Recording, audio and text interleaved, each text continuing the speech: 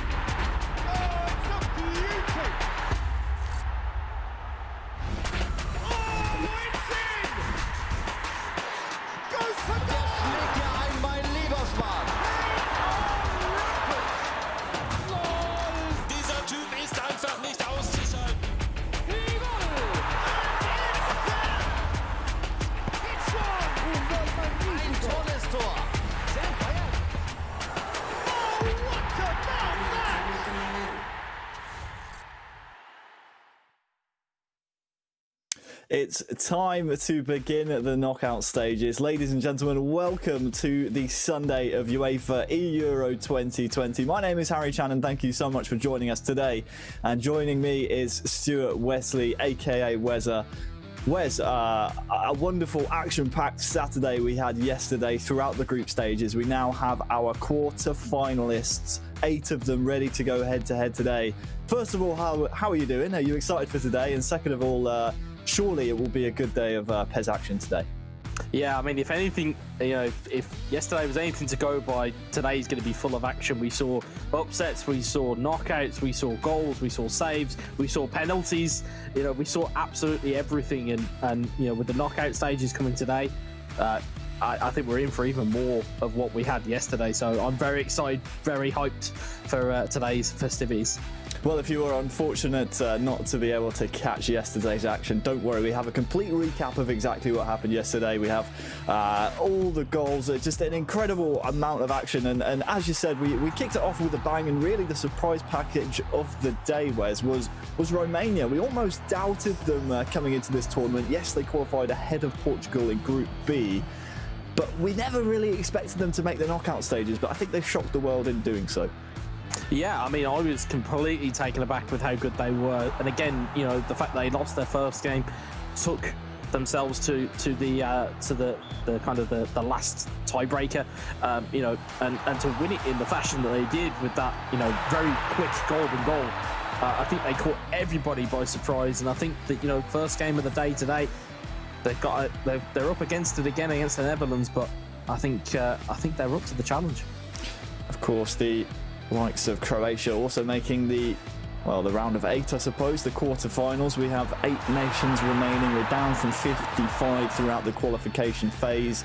All 55 nations participated. We're now down to the final 8. The likely lads of Spain were certainly there, but Germany had a bit of a nightmare yesterday, didn't they, Wes? Yeah, they did. They didn't really reach the level that they are probably accustomed to, and you know, when you meet a Spain that are in such good form and in the way that they play this game, they've been superb. As you can see on your screen as well, you know, we didn't really speak about Italy, you know, but they've got themselves through to the knockout phases as well. They did fantastically well to bring it back from a 2-goal deficit against Serbia. And yeah, there's been a lot of surprises, and I think we're in for a few more today. Yeah, Serbia also making the quarterfinals as expected, maybe not via the route that we would have expected them to. And well, that was one of the free kicks that helped Romania knock out Germany in the end. It took 90 minutes of the second game, but only 2 minutes in golden goal. They could not be separated after 2 games of pairs, went to golden goal, just took 2 minutes. So an incredible game, and really an incredible performance. I suppose a little disappointing though, Wes, for Turkey, considering we had high hopes for them coming into this tournament. Yeah, and again, it showed resiliency more from Serbia. As you can see the goal here that we picked out yesterday, the kind of teed up volley. But, you know, it took Serbia a while to get off and running. But again, as a result, it did cost Turkey. And as you can see, one of the nail-biting penalties that we saw from Dejan Lovren, and it was a huge penalty save, which saw Croatia get themselves through. And they've given themselves a pretty much a very tasty tie with France in the quarters. You see here Israel as well, that were, you know, again, they were, you know, 7 minutes away from being knocked out, get themselves an equaliser, and took it to a golden goal game. And again, that game also finished in a very lengthy penalty shootout as well. Yes, 2 sets of 90 minutes worth of golden goal, 2 nations qualifying for the quarterfinals via the penalty spot. Here are the final 8 nations we will have today battling in the quarterfinals. Netherlands versus Romania, Spain versus Serbia, Italy versus Israel, and France versus Croatia. A couple of teams there, where's a couple of nations which actually were in the same qualification group, Spain and Serbia being one of them, and France and Croatia being the other. So these 2 nations will know each other very, very well. Should set us up nicely for some good games. Yeah, definitely. It should set us up quite well for some very tightly contested games. You know, you can see any one of these games going the full distance today, and you know, and that's only the quarterfinals. We're yet to figure out our semi-final and our final. So if we've got games that are going the full length in the quarters, Lord knows how it's going to pan out in the semis and the final. Yeah, a bit of a different format for you all today. We'll talk you through the process. Don't worry about it. Now, I think it's only fair to say and to show you all exactly the Booking.com schedule for today, so you guys can plan your schedule around the matches you want to watch. All the quarterfinals today look to be jam-packed. We start very, very shortly with Netherlands taking on Romania, the surprise package of yesterday in Romania. And Netherlands, who will have high hopes to go throughout the tournament. Following that, Spain versus Serbia, 2 nations that know each other very, very well in both the eFootball Pro League and, of course, throughout the qualification campaign as well. Italy versus Israel for a chance to make the semi-finals. to face either France or Croatia. That comes a little bit later on today. So you can plan your schedule accordingly. You won't want to miss any of the games. There are some really tasty matches. And then, of course, we have the semi-finals later on today, where it's going to be, again, it's going to be a great day. Is there a particular match in there? I think I know the one you're probably going to pick out. But is there a particular match maybe that whets your appetite more than the others? Well, I think from a competitive standpoint, you know, if I was looking at a game to pick out, it's going to be Spain versus Serbia. But as we've said, at this stage, there's kind of narrative across all of these games. You know, I'm quite interested to see our first game as well between the Netherlands and Romania. Didn't really see the best of the Netherlands yesterday, but they still got through their stage. Through their group. And Romania, again, they had that power of recovery. They got themselves through. They gritted their teeth and they battled hard. And now we're going into game one of quarterfinal one, and it's going to be a pretty interesting tie. So we'll shelf the other quarterfinals for a while. We'll just talk about Romania versus Netherlands. It's our first featured match of today. I think you summed it up perfectly. I don't think we saw the best of Netherlands yesterday. Yes, they made it through the winner's side of their group, so it's, you know, relatively simple for them, but it's not the high-scoring performances we expected out of them. Do you think Irma and do you think Panias of Romania will be able to maybe surprise them early on today? It's an early game for them. It's an early kickoff. They are the first match of the day. Do you think maybe that might surprise the Netherlands coming into this match? Yeah, I think it may just catch them a little bit cold. We know the experience that the Netherlands possess in their side, but again, that Romania showing from yesterday, it shows they can score goals. It shows if they get into difficulty, they know exactly where to get themselves out of trouble. And I think that might catch them cold a little bit for the Netherlands. But, you know, we may see kind of a handbrake taken off of the Dutch bus, if you will. We may see that get some momentum and roll. I think this is a fairy tale story for Romania. I think it's only fair to you all that we show you the players who are representing the Netherlands, the players who are representing Romania. They fought so hard since all the way back in January throughout the qualification process. Let's meet them. Let's meet the players from the Netherlands and Romania.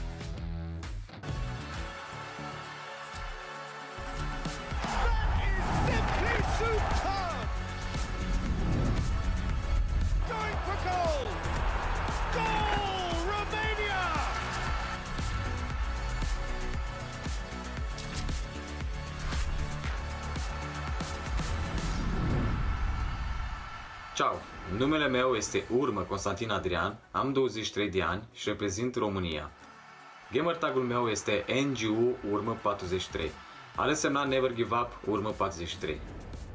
Hi, my name is Cristian Radu, my gamer tag is Paneas88 and I'm representing Romania. Joc în eSport de 10 ani și sunt un jucător profesionist din PES 2017. I played this game for almost 20 years now. My teammate is a very strong player. It's a great honor to play amongst him. Este un jucător foarte talentat, foarte bun, care m-a ajutat foarte mult în a îmbunătăți jocul meu. Drumul nostru înspre turneul final a fost unul foarte greu, având o grupă grea cu jucători foarte buni și jucători profesioniști, precum Portugalia, Slovenia, Scoția, Liechtenstein. Adrian Urma played very well. He beat Portugal 2 times. Dar datorită colegilor mei din națională am reușit să trecem grupa de pe primul loc și suntem foarte mândri. It's a very nice feeling to represent your country. I hope we will do well in the finals. Eu cred că să câștigi Euro 2020 ar fi cel mai mare vis al meu și în același timp ar fi o onoare să reușim să aducem trofeul Euro 2020 în țara noastră, România.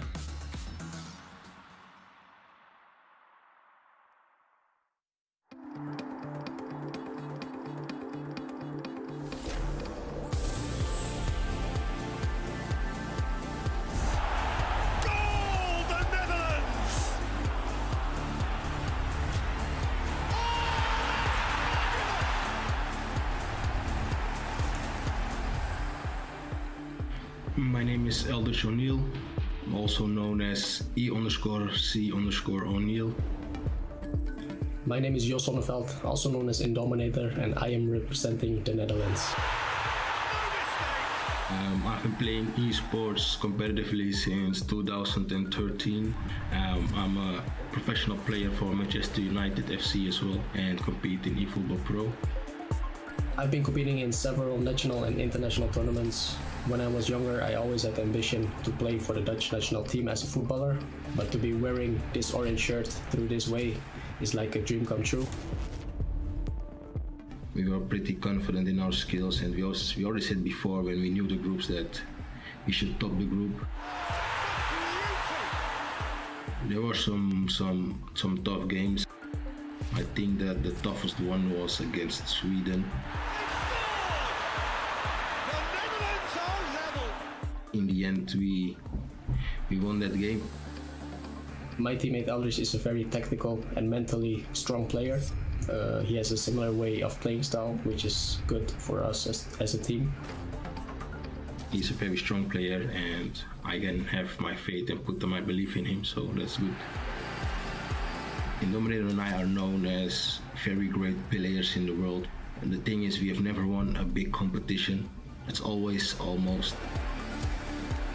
Very great if we could win the Euro 2020 tournament. Personally, I think that will be my biggest achievement in my life.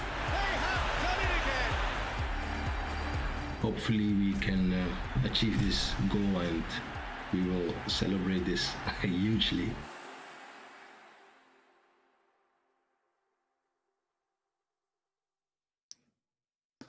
Well, there are the representative words of Romania and the Netherlands. Two very contrasting storylines. On the one side, you have the Netherlands, who I think you put it perfectly before we came back from those VTs, always the bridesmaids. You think back to eFootball Pro last season, so close, but were pipped at the post by the AS Monaco boys, who are representing France at this knockout stage of the E-Euros. And then on the Romanian side, really, it's a fairy tale story. They've already proven that they can do the giant killings in this tournament. They've already taken out Germany.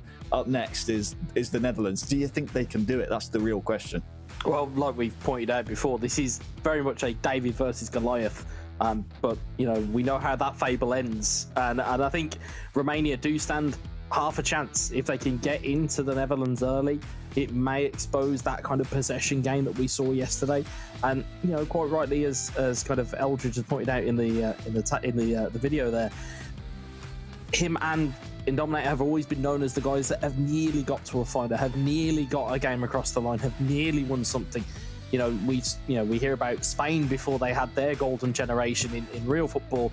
Kind of feels like we've got the Dutch equivalent of that in virtual football, and you know, it'll be interesting to see whether they can get through. You know, if they do get through, they've got a hell of a semi-final ahead of them. But let's not discount this Romania side. We've seen them pull several rabbits out of hats in yesterday's gameplay. So, you know, I think it's really up there, and I think this one will go the distance. Would you say this is a tougher test for Romania? And this is not discrediting Germany at all, because obviously the German squad, very good, solid set of players, but this Dutch setup, it's just Indominator and O'Neill. They can work in tandem. They've worked in tandem in the past. Would you say, because this is such a close-knit pairing of players, would you argue maybe that this is more of a difficult task for Romania to overthrow? I think so. I think, you know, you can have too many cooks will spoil the broth, as the saying goes, and I think with the Netherlands, they have that ability to just have one person talk to another person and be able to work on tactics and be able to get through any type of kind of difficulties that they may have. And I think it's the style of play that is the critical part here, is that Irma's strength and Panias' strength yesterday was when they had the ball, they were able to pass and move. The issue is going to be is that they need to get the ball off this Netherlands team, because they like to hold the ball, they like to keep possession. We saw 60-70% worth of possession yesterday. Granted, there wasn't a lot of damage, but they didn't really need to do that much damage. They got one goal, or they got a goal or two, and that was it. They didn't need to do much else. So I think it's going to be kind of a very much a fire and ice scenario here as to who comes out on top. And one thing we haven't pointed out to the viewers who are just joining us yet is the fact it's actually a switch up of format from the group stages. There's no aggregate score anymore, so you can't, just bank on winning the first game 5-0 and then sitting back and defending. It's a best of 3 matches. So if you win the first 2 matches of PES, obviously you switch sides from home to away in the second and vice versa. You have a chance of just going through 2-0. However, if you do win that second game after losing the first, again, or vice versa, you then have to go to a tie-breaking game. So there's no sort of aggregate score to worry about. Do you think maybe that helps or hinders Romania here in the fact that even if they lose the first game, they have a chance of coming back in the series as a whole? I think it actually helps them in a bit of a strange way. They're able to kind of throw off the shackles if they do lose that first game. They're able to throw the shackles off and go for broke in the second and potentially third game. I think it'll kind of hinder the teams who were very defensive in their play styles yesterday. You look at Israel later on today. That's where that type of change in the structure of that series, that's where that's going to come into real play. But obviously, of course, first things first, we've got Netherlands versus Romania, and I can't wait. Of course, if your eyes are wandering to other quarterfinals coming on later today, you can head on over to euro2020.com. All the information you need on your favourite nations is right there. But now it's start time for the Netherlands and Romania. They take centre stage for the first time today. It will be Netherlands attacking from left to right. They are the home nation in this first game of this best of 3. Eldridge O'Neill up first against Panias, who yesterday actually proved to be quite a worthy competitor for his adversaries. And something that you picked up from that little message from Romania is the fact that he feels, in Irma being one of the more experienced players, that Panias has actually helped his playstyle and helped him himself improve his game and really almost sharpen the sword that Romania have to bring against the Netherlands here. Yeah, and that's the strange part of this, is that these star players that we're so used to seeing, it sometimes needs a fresh set of eyes to take a look at what you're playing with and actually improve your game. I've had several sessions with other people who have highlighted to me kind of flaws in my own eFootball PES game, and all of a sudden it does make you that much of a better player. And again, the fact that Irma's highlighting the fact that Panias has showed him some key aspects to his game that he can improve, I think it's a wonderful sentiment, but it also highlights the type of player that Panias is. Well, it will be a difficult task in front of Panias here. He has the Manchester United player Eldridge O'Neill to go up against in game number 1. A great player and a strong player in his own right, but I don't think we saw the best of him yesterday. Had to play very, very possession-based against Montenegro. It got the job done, but certainly not in the fashion that maybe some of the Dutch fans at home would have expected. But it got the job done, Wes, and that's the important thing. Yeah, and that's the thing. In these knockout phases, these knockout games, you just need to get the job done. Come hell or high water, you need to find a way. And this Dutch team has found a way during the groups, as we see Van der Beek. Yeah, real chance here for the Netherlands. Van der Beek is trying to steal his way through. Shouts in the stadium for maybe a penalty to be given, but it's a bit early for that sort of nonsense, says the referee. So it was a fair play. Panias, though, continues the charge, but once again, one of his players drifting offside. It's been an eventful opening few moments here, Wes, and it's pretty much the type of game that we expected. We didn't really expect Panias to just sort of roll over and show his belly, but Eldridge with the majority of possession so far. Yeah, it just seems to try and just be getting himself into the game. I feel that there's a bit of nervous energy. They are first game of the knockout phases. Nobody kind of wants to make themselves the fool. But I don't think neither one of them really wants to give anything away here, as Panias is trying to build up through midfield. Marin. Some nervous heads in the stadium at the moment. But that relief is quickly cleared as Memphis Depay with some really nice control. He's able to retain possession. Van der Beek, who has been a regular starter for Eldridge. His compatriot in Dominator prefers to bring him off the bench, but that's where the subtle differences lie in this type of competition, with nations having so many players behind the sticks to choose from, they can differ in ideas. It's swung in, headed down. Van der Beek and Berghuis both trying to chase the ball there. De Roon. And this is good territory here for Eldridge. This will frustrate Panias as a ball is drilled in and he's brought down in the area. The referee, well, he's having none of it. That's a contentious decision. And Panias, I feel, has just gotten away with one. Yeah, he's got a big slice of fortune there that the ref hasn't given. That could have been a very early chance for our first open play penalty decision, but he's now found himself in the final third, and Panias is looking to try and really have a double sucker punch here, try and get a goal, but it's cleared away by Eldridge. And you can see from the shape that Romania are taking, you can see that their defensive midfielder is just sinking back into that, trying to make it a 5 at the back. Memphis Depay is charging down that far side. Will result only in a corner as half-time is on the horizon. It's been a good game so far. Swung into the front post. I think Virgil was the target. Second bite of the cherry here for Eldridge. And for the Netherlands, here is Van Dijk. To De Jong. This will be a free kick now. In a really promising area. It's the captain who wins it, and well, we've seen some fantastic goals from set pieces in the group stages by the Netherlands. Memphis Depay really being set piece specialist. It's him who steps up and it's off the underside of the bar, and it's not found its way in. I'll tell you what, it's a cracking hit from the free kick.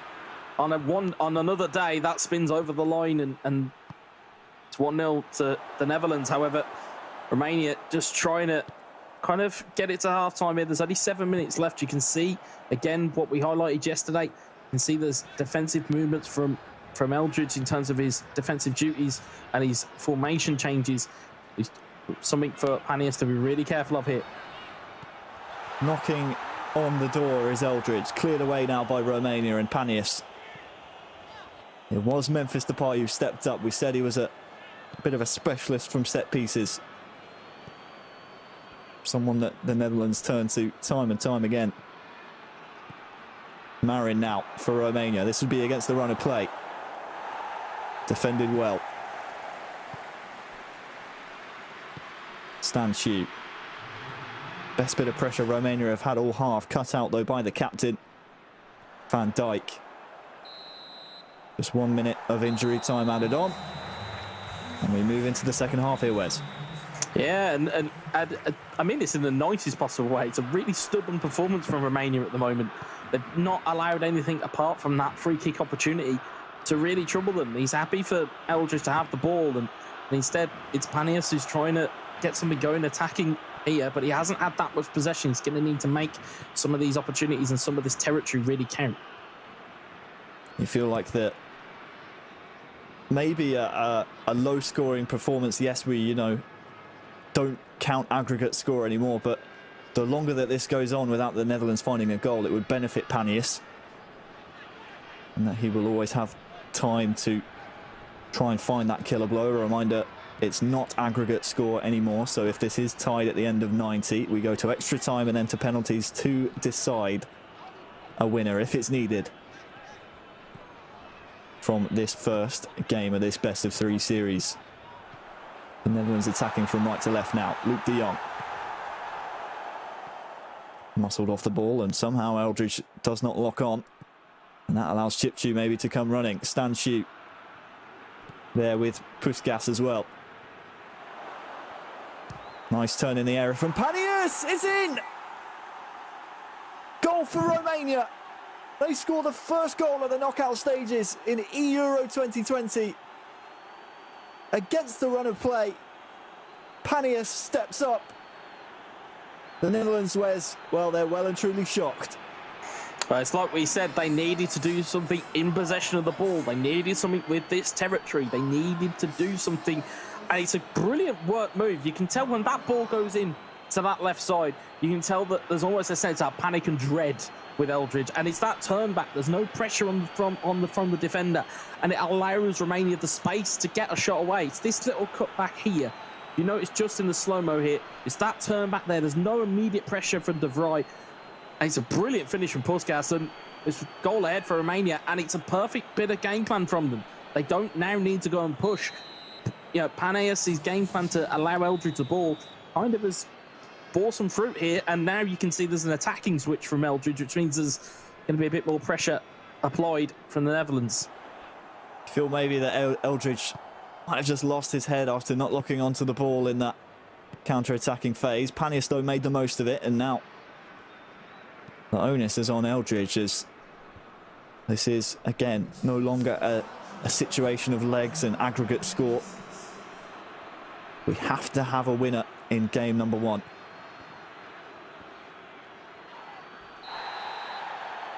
And that's a foul by Romania, maybe just to stop the counter-attack. What do you see Eldridge having a change here, Wes? I know it's always a difficult question for me to ask, and I almost feel like I'm throwing you under the bus in these types of situations, but it's hard for me at the moment to see much that Eldridge is doing differently since the goal, because obviously he hasn't had the ball as much, but what can he change here?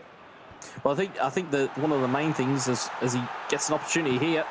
Barbel is on, free and kick I given. think this one will be a free kick again in a similar situation. A bit too close. That one could, on a different day, maybe be given as a foul inside the box, but just watch out for Memphis Depay here again. Watch out for the short. Blind, short to De Jong, tackled. We'll come back to the question, Wes. What can Eldridge do differently? Well, I think the key strength for Romania at the moment is their ability to get the ball in attacking areas, but then having the ability to turn. Eldridge needs to kind of put that attacking line under some pressure, because at the moment, as you can see here, he's getting the ball, he's getting passes off.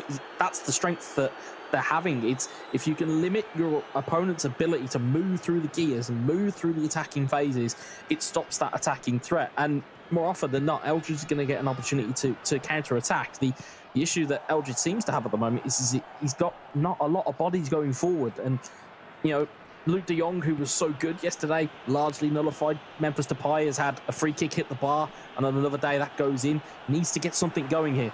Luke de Jong with a real chance here. Memphis Depay might come back to Eldridge here again. Barbel shielding the ball. Chance on that far side to whip one in. It's largely disappointing, though. As we tick over the 70th minute, now's the time where these super subs start to come into play. Steven Bergwijn introduced, as is Quincy Promes. And these are the changes that need to be effective here for Eldridge. Down 1-0 in the first game. De Jong goes for a goal. Straight at Pont-Telemont. Maybe a shot in frustration there, Wes. Yeah, and it's more positive, though, from Eldridge. He's switched to Gegenpress, which is allowing more of a press across the field, and it's bearing a bit of fruit here. As you can see, space is starting to open up here. Bergwijn in the box, muscled off the ball. 78th minute now. Blind ricochets off a Romanian player. Darun to Promes, to Bergwijn! He's taken down in the box! And the referee has pointed to the spot. He's gone down off of, well, minimal contact. And it's Promes to equalise for the Netherlands. Steps up, strikes it. And it's the equaliser in the 80th minute. The sub that we said needed to make the difference, Wes, has certainly done so from the spot. Yeah, you can see the pressure building from Eldridge. That attacking switch in tactics allowed him more pressure. You can see he's absolutely hauled down. Minimal contact. I'm not sure whether you saw just how much contact there was there. Both hands on the back of the Dutch forward. And a cool head prevails as Quincy drives it into the back of the net, and now all of a sudden the game complexion changes again. There's 10 in-game minutes. Do you stick or do you twist? I think in this scenario, if I'm Romania, I'd give it half a chance, half an opportunity. There's nothing wrong with going for a bit of a gamble here. Watch out for the kick-off attack, something Romania shell-shocked Germany with in golden goal. Real chance here for Panius, crosses it. Couldn't find a Romanian shirt there, and, well, watch out for the rapid counter now from the Netherlands. They might fancy going on to win this first game. De Roon. Ball is just behind Blind, and luckily for the Netherlands, Romania can't fashion a counter. Here's Ryan Babel! The flag stays down, and Eldridge, just 6 in-game minutes ago, was down 1-0. With 5 minutes to go, it looks like he's going to go on and win it. I'll tell you what, that was borderline, but that right centre-back of Romania just plays on Ryan Babel. You can see the hands are going up for where they should be. There's an offside call that's tried to get there. There was a bit of manual goalkeeping there, but you give Ryan Babel, you give Eldridge that type of opportunity from that distance, he isn't going to miss. And again, tie swings again. All of a sudden, you'll now see Eldridge go back to his defensive shell. And the last few minutes of an attack here, hopefully from Romania, they could potentially get themselves an equaliser, but it's going to prove very difficult now. Especially as they've given the ball away. We saw Eldridge yesterday in the group stages to secure qualification for the knockouts for Netherlands against Montenegro, against Arti. Real possession football being displayed. Here is Steven Bergwijn just darting down this near side. Make no bones about it, this ball isn't going anywhere near the goal. He just needs it away from Romanian players. The high press has to come in from Panius, but at this point, Wes, it's a foregone conclusion, barring, well, a massive mistake, and that might just be one. There's time for one last attack here for Panius. Finds the man, does he? No, he doesn't. Van Dijk steps in, and Netherlands, they go 1-0 up in the series. What a game. Yeah, I think it's a fair result given how that game was turning out. You could see the possession was king, and it was only through those substitutions. It was a smart play. We've seen it so many times in eFootball PES, how important your substitute bench is, and again, to full effect from the Netherlands, they've made that work. And I think it was a bit of a cynical foul from Romania. Maybe they sensed that goal was coming, and the penalty just kind of delayed the inevitable. But you could sense as soon as that goal went in, that kind of confidence went from Romania. And again, it was a brilliant through ball from Eldridge to make it 2-1. Well, we'll take a look at the replays from the match, and I'm quite actually excited to see the penalty decision. I mean, it started with the first shot in anger. Memphis Depay really catching everyone off guard. But for me, the penalty seemed very, very contentious. Take nothing away, though, from Eldridge. Really good for his money. This goal from Panius opened the scoring, but I need to see that penalty decision again, Wes, because I'm still not convinced.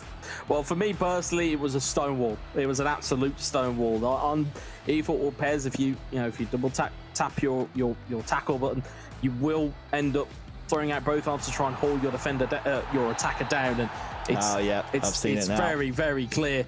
But what was also clear was how cool this penalty was under pressure. Finds the back of the net and set the comeback rolling. Set it rolling indeed. And then Babel, it's another contentious decision. Was he onside? The linesman says yes, and you can see it there. Times his run absolutely perfectly, maybe a millisecond earlier.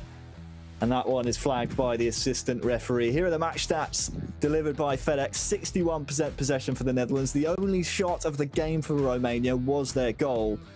So you could say, based on the stats alone, where it's probably a fair result in game one. Yeah, certainly. I think the one that kind of rings true from the match stats is just how accurate these shots were. You know, we saw so many teams yesterday being very wasteful with opportunities and not getting shots on target, whereas we've seen two teams there. Granted, Romania's was only their one goal, but again, it took some composure to get that finish on target. And the same goes for Eldridge. The amount of pressure he put that team under to have 5 shots and all of them be on target means you're testing the keeper all time. So, you know, I think that's the kind of the stat to really take home from that. And the fact that 60% possession or 61% possession for the Netherlands as well. Again, possession proving to be king at this point. Yeah, Pantilimon certainly coming under fire. Do you think, for those tuning in for the first time, just seeing Romania's performance in that one game, do you think that does them justice? Because Panias was leading for, you know, a good 60 or so in-game minutes of that match, but just fell short in the last 10 or so. Yeah, I mean, I described it in the commentary. It's a case that was a really stubborn performance from Romania. It's almost like they know what the job is, they know what they're trying to do and what they have to do, but it's executing under pressure, in game time, in game management, and I think it kind of undersold how good Panias was as an opponent. But I think Eldridge will probably tell you that's probably one of his toughest games so far. It's almost unfortunate, really, isn't it, for Panias that we don't get to see, as we take a look at some of the results at home, a lot closer from the poll, Wes, than I thought it would be. It's almost unfortunate for Panias that we're not continuing the aggregate score. You know, the rules change here in the knockout stages. It's best of 3. It's only the game wins that matter. So throw the aggregate score out the window. It's almost unfortunate for him, isn't it? Because that 1-goal deficit going into, you know, a game against Indominator for Irma, who we're about to see, he would almost fancy that game, wouldn't he? It's almost very unfortunate for Romania. Yeah, I mean, you know, we do have the best of 3 rule today, and yeah, that would be slightly unfortunate, or it is slightly unfortunate for them. But I think Irma is still going to relish a challenge against Indominator. I think that's going to be a fascinating watch. There's no doubt about this. It's going to be a tactical game plan from Indominator, but he still has to, with the rule change, I think it also hinders the Netherlands now. They can't come out and just play defensive. They have to go and score goals. They have to go and push the kind of game to get in front in the first place. So I think it kind of hinders the Dutch a little bit here, and I think we could see some fireworks in this game. Yeah, it will be, of course, a third game if Romania were to win their next match. We're just waiting to jump into it, and worth reminding you, of course, this isn't just a short-term rule change. This wasn't sprung on the players. They all knew this format coming into the tournament, so it's not like we've just thrown up a curveball to these nations last minute. Should be a really nice game, though, coming up. Let's try and set the scene for those first-time watchers of eFootball, Pez. Indominator, captain of Celtic FC in the eFootball Pro League, hasn't had the season he's wanted so far. Last season fell short with Dutch teammate Eldridge O'Neill at the final hurdle. They've been known as the nearly men of PES Esports for quite some time, and well, he comes up against Irma, who really has been the star man for Romania so far. Yeah, he really has, and you can see NGU in his username. He's said in the opening video package that it stands for never give up. He's going to need that mentality here as Depay gets through and free on the wing, cross the ball in and cleared away by Irma. Early pressure then on the Romanian side, who have switched to the home nation in the stadium. Goes for the acrobatic at the front post. Not sure that's the, well, intended type of finish that Virgil will look for. And Indominator, I mean, I've had the chance to even commentate events with him as well. He's such a great PES mind. He has a chance here for maybe a chance early on within the first 5 in-game minutes, but his mind is constantly thinking about tactics. So something for Irma to worry about here. Maybe there's a chance in behind. He snatched it away. And that's what De Jong can bring. The assassin just sneaking in behind like a ninja. The goalkeeper maybe dwelled on it, Wes, but I mean, it's a mistake at the back for Romania. Yeah, you can see, and you could see from the previous move, you can see that Indominator was looking for that inside ball, that inside trickery. And to be fair, there's 2 options and there's 2 ideas to this. You're either looking for an inside pass where the defender doesn't track it, or you're looking for an inside pass where the defender does track it, but he ends up getting a ricochet. And to be honest, Indominator has to be live to that ball, so it is a tap-in for De Jong, and it's a bit of a blow for Romania, but they're coming back quick. Definitely a defensive mistake, but you're right, take nothing away from Indominator. He forced the chance, and well, the Netherlands, they might smell blood, and Indominator really wants to prove his worth here. Look out for Gini Wijnaldum here through, pretty much, and it's a second. 2 goals for the Netherlands. And the Indominator is turning up on the big stage. We've seen it time and time again. Can the Netherlands go all the way? They had to get past Romania first, but, well, they have 1 foot in the semi-finals. But you can see the issue there. That was Romania's left back has gone out to meet the challenge. What's then happened is that defensive line has then had to shift across, which has then left so much space out on the left. And again, finds Berghuis in the middle and 2-0. I mean, it's a complete defensive collapse there for Irma. He will not be happy with it. But Indominator certainly will be. He's 2-0 up. This is pretty much his to lose now in terms of the way that Indominator will play this game. I'd imagine it will just be very possession-based. He won't want to lose the ball. And again, like we said yesterday, it's win at all costs. You know, the Dutch will happily see this out if they can. Well, it's nothing like the Irma that we saw yesterday so far. Granted, hasn't had too many opportunities to get the ball in his possession, but I think now we have to see what Irma is really made of. We've seen him blow teams out of the water. You think about his game yesterday against Bosnia and Herzegovina, winning by almost a cricket score. Now we have to see the other side, the professional side of Irma. What can he do to try and get his head back in this game number 2? He will, of course, have heard the result of the first game. Would have been watching with anticipation as his teammate has left him with quite the task to do. Indominator, though, passing the ball around very well now. Darun. Wijnaldum, who, of course, set up that goal we just saw, which made things very, very complicated for Romania. I say complicated, Wes. It's only complicated because they can't get the ball right now. The task is simple: score 2 and you're back in the game.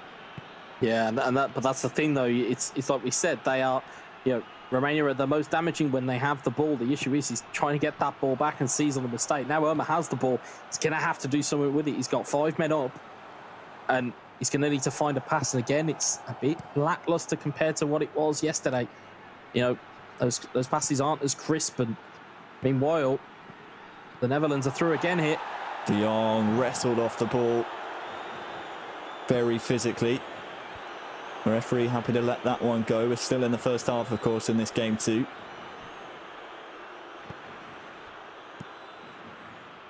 Marin, well,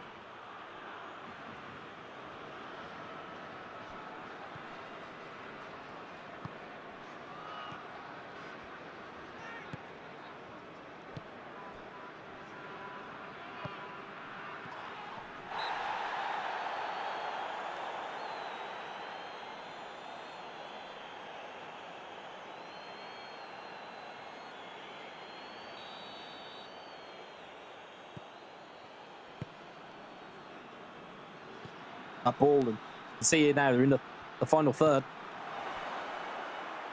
Ball asks a lot of Wijnaldum, but he gets there. Darun. Berghuis looking for De Jong. Might have just been offside, but either way, it's Romania. And Irma now with the ball. Chipchiu.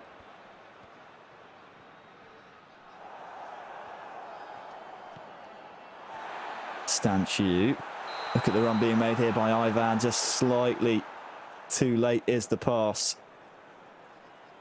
I suppose the benefit, if anything, of being 2-0 down for Irma right now, Wes, is the fact that it is still in the first half. He still has another half of Pez to play. Yeah, there's still plenty of time there to try and get yourself back in the game. We saw 2 goals in 7 minutes in the first game. So, you know, there are goals and there are opportunities. It's just a case of whether you can find the right passes at the right times. Good little bit of play there, trying to get yourself into the box, but nothing doing again. And, you know, for those at home, if you're looking at, you know, what defensive shape or what shapes that these guys are playing, you can see the radar at the bottom of the screen. It's always good to look at that during goal kicks or free kicks or set pieces. It'll give you an idea of what formations these guys are playing. And it's quite interesting to see the types of setups that we've really got going on here. Oftentimes as well, if they are playing fluid formations, you will see them have several set tactics. We saw Eldridge in the first game employ several different formations, as you astutely pointed out, Wes, as we enter the half. Most players at this tournament and in Pez in general will favour certain formations for possession, for attacking, for defending. Each possession or each formation, I should say, has their merits. And in Dominator, again, one of those players that will know the game inside and out. He's played PES for so many years. Just lacking that major title under his belt. Yeah, I mean, you know, he's an incredibly experienced player indeed. And we talk about the kind of the fluid nature of formations. It can sometimes be, even if you're not playing with a fluid formation, you have the ability to switch in-game without a pause. And the kind of the great thing that will give Jos and Eldridge is that it stops the opponent from being able to make a change if they don't have that set up. What can Irma do here? Really trying to push the pace. He needs to. Really needs to. In this second half. Some early changes here in the second half. And, well, when you look at possession, no doubt that will be an attacking one for Romania. But it's just nothing like we've seen of Irma in the group stages here in the knockouts. And, well, he needs to step it up fairly soon. Otherwise, we will be seeing the fairy tale come to an abrupt end here.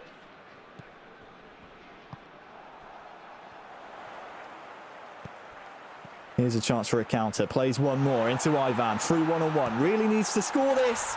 And he does. Now we've got a game on our hands. That was the goal he needed. It was really good play. You'll see here, as he starts this off, there's 3 men moving forward. And again, it's Van Dijk that is left in, trying to mark what felt like a phantom body. He completely leaves the runner, and it allows Puskas to get the ball in. And it is that man again.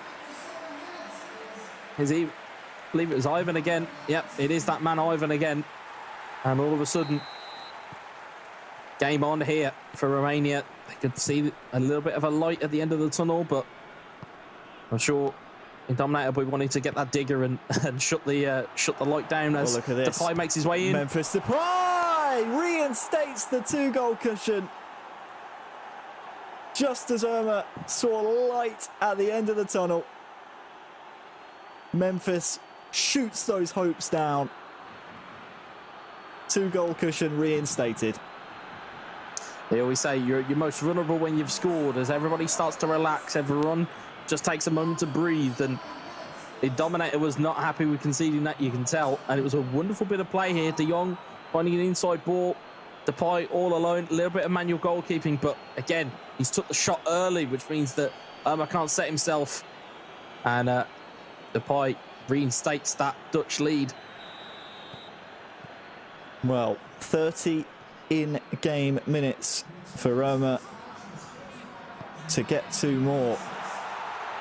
Wants an immediate reply here. Won't get it though. Or will he? Puskas has a chance here. Nothing doing. The Dominator slams the door shut once more.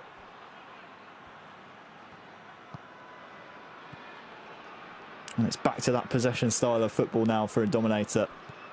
Almost losing the ball there, but well, he's lost it here once again. The press from Romania very high.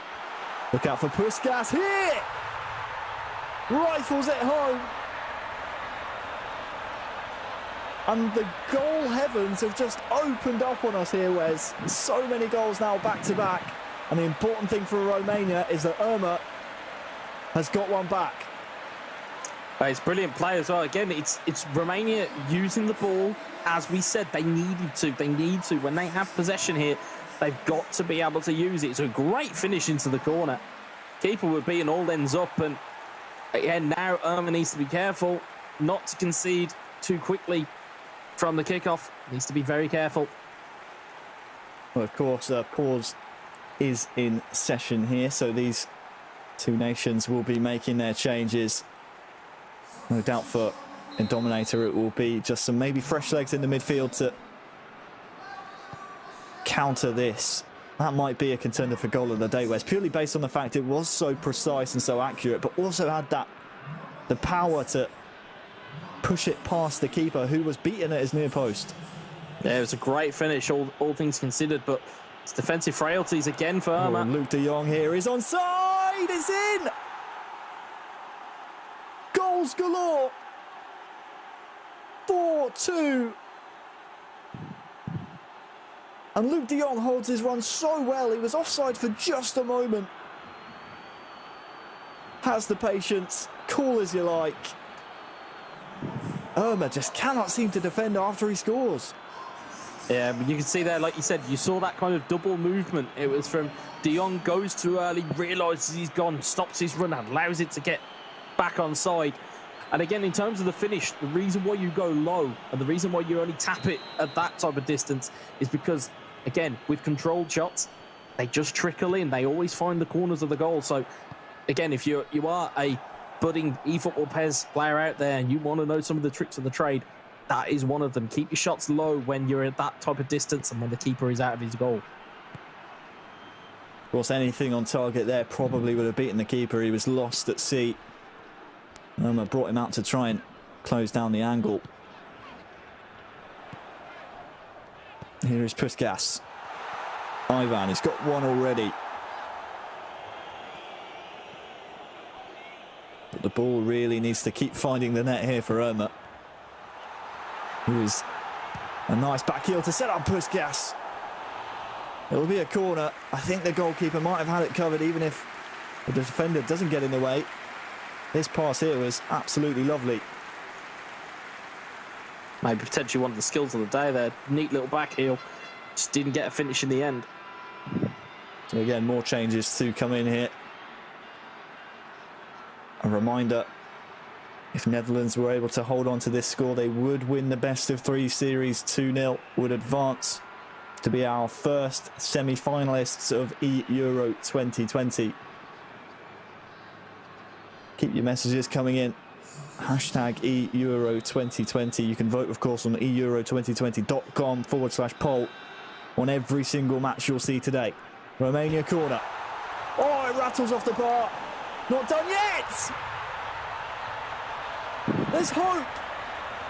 There's life in Romania yet! Ivan, the not so terrible, gets his second. And how does this one find the net, Wes? I'll tell you what, it was ricochets, it was not really cleared properly. And I go back to the first word I used to describe Romania's gameplay. They're stubborn. They won't go away.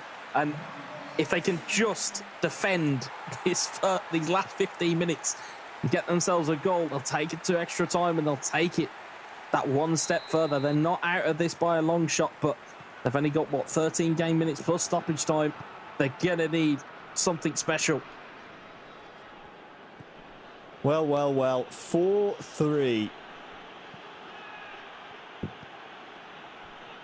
And Dominator still in the driver's seat in this series and in this game too. 53% of you thought that Netherlands would take this one and advance to the semi-finals. Right now that looks good.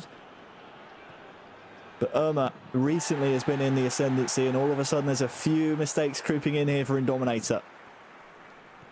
Oh, we've seen from the gameplay with Celtic in eFootball Pro that Celtic have sometimes been prone to a little bit of a late collapse. Hopefully it doesn't befell their captain here. But Irma will do everything in his powers to try and unsettle him as neat little early ball. Into Puskas. Man is here as well. Puskas! Vital block. That one was destined to find the pay dirt. But, well, that block by Virgil van Dijk might just win them the game. It's not over yet, though. Here comes the corner. Change to an outswinger note.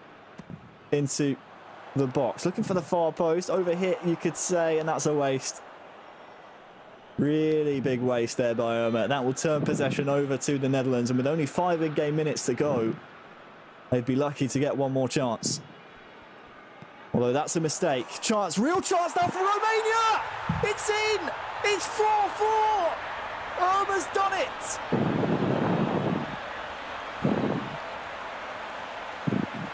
It's a mistake by the Netherlands. And it's in. There's just two things to say about that. One, it's almost comical defending from Indominator, and we've seen it before. No sooner did we say, hopefully he doesn't have a, a bad thing befall him, and all of a sudden goes and gives it away. A pretty innocuous throwing, but again, it's stubborn from Romania. It's that determination. They are not giving up. Well, there were questions about the Netherlands. Again, they are still in the driver's seat of this series. This will, though, if it stays 4-4 in game 2, go to extra time and penalties. But Irma from 4-2 down to make it 4-4. The Dutch defence is crumbling. Irma might just fancy winning this one in regulation. He may just. I mean, we talked about, in the early going, when we talked about, the Netherlands being the nearly men or being the bridesmaids. They may not even make it to the wedding at this point. Still chance for one more Dutch goal. Berghuis, Memphis Depay, De Jong on the overlap, hesitated just a moment. Blind. 5 minutes of added time, so Dominator for now can afford to go back and prevent one last Romanian chance. Look at that ball to Hateboer. Luke De Jong with a turn. The finish, too central. And Irma, I think now, will be happy to just take this one to extra time and potentially penalties. And there it is to make it official. 4-4 in regular time. We will wait for the players to resume the match. But now we move into our first extra time, I believe, Wes, if you excuse golden goal, of the entire tournament. And what that means, if I'm right in saying, these players actually get an extra substitution now. So a fourth substitution can be brought on. And when you think about the depth of subs for both of these nations, you would argue that the Netherlands should, and I say should, have the advantage there. Yeah, I mean, you look at the strength in depth and talent that's on the bench for the Netherlands. You've got to point to them as potentially having the stronger bench and the stronger opportunity to finish this game out. The ability to bring on an extra forward, the ability to bring on a midfielder to shore up that midfield. Hats off to Romania for getting themselves back to even this part of the game. And again, I'm not too sure how much Romania have got left in the tank here. I mean, emotionally, you must be drained. Psychologically, from the Netherlands standpoint, you were winning 4-2. This game was home and hosed. You were, into the semi-finals. And now all of a sudden you find yourself in extra time where Irma looks like he's trying to get through straight away. It's a free kick given. Alan Puskas. Well, the fairy tale just keeps on ticking for Romania. They're not done just yet. Into extra time we go. It's a standard extra time set of rules. Irma with the goal! It's 5-4, Wes! And Hadji has kept the fairy tale going once more. Well, you've got to look at that skill, that tiniest bit of skill. And he knew that there wasn't the right angle to shoot. He knew that it would have just hit everybody. And instead he takes that moment. It's that clear point of clarity that he's found the back of the net and he found the right angle. And again, if you're looking for players from Romania's standpoint to have in and amongst your ranks, Yanis Hadji is one of those players. What can Dominator respond with? Irma goes ahead for the first time in this match. Hateboer on the far side. Can cross one in here maybe, looking for Luke de Jong. Will almost be salvaged by the Netherlands, but the referee's going to pull this one back for a foul. Now's the time maybe to compose ourselves here, Wes. We still have a lot of extra time to come. But that must be a great sigh of relief almost for Irma. Finally going in front.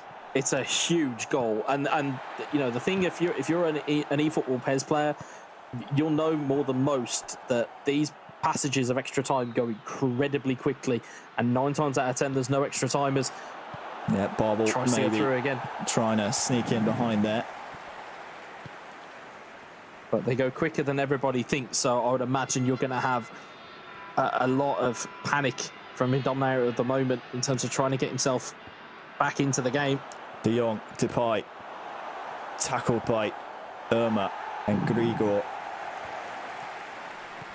We're approaching the end of the first period of extra time. Irma might just fancy a second. here in extra time. Puskas trying to go around the back of Van Dijk. The Dutch captain having none of it, but Dominator just keeps giving the ball away in these treacherous situations. We saw it towards the latter stages of the second half. 2 defensive errors from the Dutch defence and from Dominator really led to this situation. And Irma, he's pushing forward here, he's pushing the pace. It's Ivan! Saved.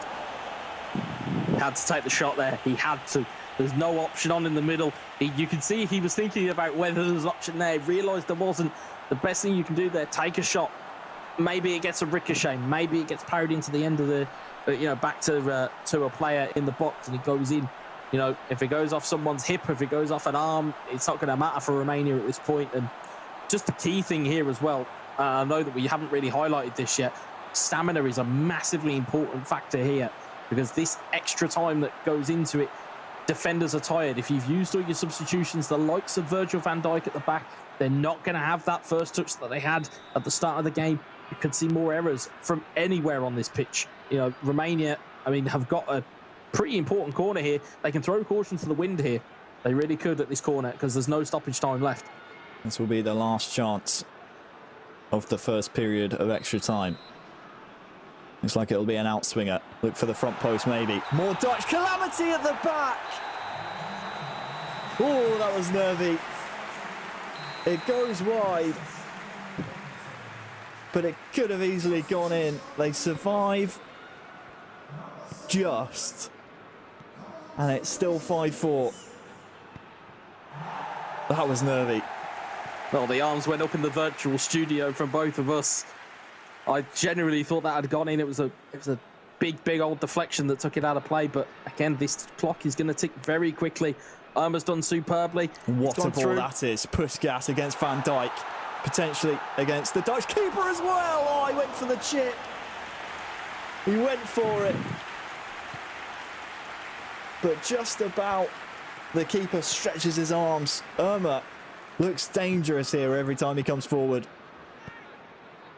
In and these the types of Dominator moments, doesn't seem to have the response. in these types of moments, anywhere will do. Any type of opportunity you can try. I mean, you know, it's audacious to be doing that in extra time, but again, it's an opportunity. Didn't have a lot on and had Van Dijk coming clear. Depay, De Jong. Romanian keepers out smartly. And Dominator won't get many more like those chances, Wes, and some of them have to be a little bit more accurate than that one. Yeah, most definitely. I mean, you're up against the keeper in Tata Rossano, that very good goalkeeper from the French league, I believe. But he's keeping goal here. Although he's 5-4 in the game, he's not had too much to do apart from pick the ball out of the back of the net. Irma with the ball now will surely just run this one to the corner. Actually has a 4-on-4 at the Dutch defence. Needs to be very wary because Dominator has turned that red bar all the way up. He's going ultra attacking. He has to at this point. We're into stoppage time of extra time. There is none. We're going to a game three, a deciding game three between Romania and the Netherlands. The fairy tale continues. It's 5-4 from 4-2 down to 5-4. Wow, what a game two. Massive and a brilliant fight back. 4-2 down. You know, the stats will obviously tell the story. We'll see some highlights here, or we will in a moment, but it was chock full of highlights. There was so much, and again, just showing resiliency, you know, from Irma to get himself back in the game, to haul himself up by his bootstraps, whatever type of analogy or saying you want to come out with, literally dug himself out of a foxhole and got himself over the line. You know, it was eerily reminiscent of that golden goal yesterday against Germany. It was very quick in extra time, and he managed to just recover from some calamitous errors at the back. You know, and for the openness, as you can see, the line shift from that defensive line just allowed Wijnaldum to have the space to put it into Berghuis to make it 2-0. And we, you know, in the back of my head, it was dead and buried. It was gone. But resiliency all around here. It was a brilliant little ball in there. And it's that man, Ivan, who's been the thorn in many team sides. And again, it just looked every time that Irma would score, Dominator goes up the other end and would continue to score. And it was only after he'd arrested that slide did Irma get himself back into the game. It's a wonderful game to watch. The good thing for us, Wes, I'm hearing in my ear right now that the deciding game 3 will be a rematch between Indominator and Irma. So we get to run it back, we get to see it once more as we look over again some of the highlights. And that was the goal to make it 4-2. From then on in the 70th minute, 4-2, a 2-goal advantage really should be made certain. You can argue this one unfortunate, maybe Indominator never really had control of this situation based on how his defenders reacted, but the resulting goal to equalise, it came from a Dutch throw. He really should be doing better here. He just hesitated, didn't he? And unfortunately for him, he played it straight into the path of not one but 2 Romanian players. And then this, just 2 minutes into extra time, was the difference maker. It's that dummy. It's that key dummy just to allow himself an angle. If you look there as well, 12 shots from Romania, 90% shot accuracy. Again, tested the keeper to the absolute hilt. And again, although possession was there for Indominator, we've said it time and time again, and we will continue to say it time and time again, possession counts for nothing if you don't put the ball in the back of the net. And although we put it in 4 times, Romania very much took a Kevin Keegan-esque approach to the game and just wanted to outscore the opposition, and that's all Irma could do. It was just score more than Indominator. And now we're in game 3. It's a completely different set of circumstances. You know, you could argue, as we're kind of seeing from some of the other casters, we're back to 0-0. We're back to square one. There is no going to be any pressure on Irma to try and win a game. It's now just a case of, can you beat Indominator? And vice versa for Indominator. There's no more, I have to defend the lead. It's go out and win the game. That's all you got to do. Is the pressure on Indominator more than Irma here? I think so. I think if you look at how Romania have conducted themselves, if you look at the way that they are looking at this tournament, and in terms of the route that they have travelled, I think they are looking at this as a free hit. They're seeing this as one of the games of the tournament. They're looking at this as just, let's see how far we can get. We'll put our names up in lights. We'll get it. You know, we'll get our names on the map, so to speak. Whereas the Netherlands, we forget that the Dutch Federation came out and chose Jos and Eldridge. There wasn't a qualification procedure. There was just those 2 guys getting picked. There's a lot of pressure on those 2 boys. We want you to. We went out, we handpicked them. Obviously, the Manchester United player Eldridge O'Neill, the Celtic FC captain Indominator. Right now, are staring down the barrel of a gun. I mean, it's fair to say, you know, at this point, it's just a best of 1, and both teams are even. But it's almost not like that at all, based on how Irma was able to come back in that game 2. The psychological advantage here in this tie-breaking, deciding game 3 is most certainly in the favour of Romania, and we could be about to witness, Wes, another giant killing from Romania. And the thought of that in my mind is just thinking back to the draw show where we said that, you know, the nature of the Euro competition is we might see these minnows come through. And this is, you know, not calling Romania minnows or calling Irma, because we know how experienced he can be, you know, a new face in the scene by any means. But it's just the potential to have knocked out Germany and then within a game of knocking out Netherlands in the knockout stages. They're definitely the surprise packages of the tournament. Yeah, and without doubt, they have been the surprise package. You know, I started off yesterday's broadcast by calling, Bosnia will probably take them out and that'll be that. Completely turned every type of form book on their head, and now all of a sudden we're in this scenario where we are staring down the barrel of another high-profile knockout. I mean, it would be, Wes, technically the 3rd team, because if you think back to the groups, they were drawn in a group with Portugal, and Portugal couldn't beat them in groups. Yeah, and that's it. I mean, we've seen just how good and resourceful this team can be. You know, they don't really have a star player in their ranks. You could maybe argue Yanis Hadji, but they don't really utilise him. Now you can see from the poll. Look at this, Wes. You can see there the whole swing of momentum. You know what that is? That's recency bias, is what that is. They haven't seen the first game with Eldridge, but look at that, the swing. It was 53% of you at home, and don't forget, you can head on over to euro2020.com/poll. You can vote on all the games you're seeing today. 56% of you now. It was 53% in favour of the Netherlands. 56% of you now at home think Romania will go on to win this deciding game 3. And to be honest with you, I don't blame you. I know it's a bit of recency bias, but I don't blame you based on the way that game 2 went. Yeah, because it just, if anything, for Irma, and I'll try to talk about this on the kind of the mental standpoint. For Irma now knows that if he goes goals behind, he knows that he can get those goals back against Indominator. For Indominator, he knows that if he takes a lead, he's got to be ultra careful now because he knows that Irma can strike back. So you've got to think there's wind in the Romanian sails right now, and the Netherlands could be flagging a little bit. And it is the pressure of the tournament. It's not just, it's not just turning up and playing. We said this yesterday, it's all well and good. You don't just get sore thumbs, you get tiredness, you feel pressure, you feel fatigue. And these guys are no different. And I think Irma here is going to have a big old job on his hands. You can see he's gone ultra defensive very, very quickly just to steady the ship. He may even try and take this extra time or even penalties. We just don't know yet. Well, here we go then. The first match of the knockout stages goes to a deciding game 3. The winner of this match takes it all. It's Indominator of the Netherlands attacking from left to right. They will be the home nation in the stadium, so they'll have the virtual crowds backing. But Irma will not care about that one bit at all. Here comes Indominator to start off the first half quite brightly. And would you say early attacks here, Wes, mean a lot? I know we just saw, Irma come back from both 2-0 and 4-2 down, but would you say Indominator, a key start for him, would be huge? Here is Berghuis.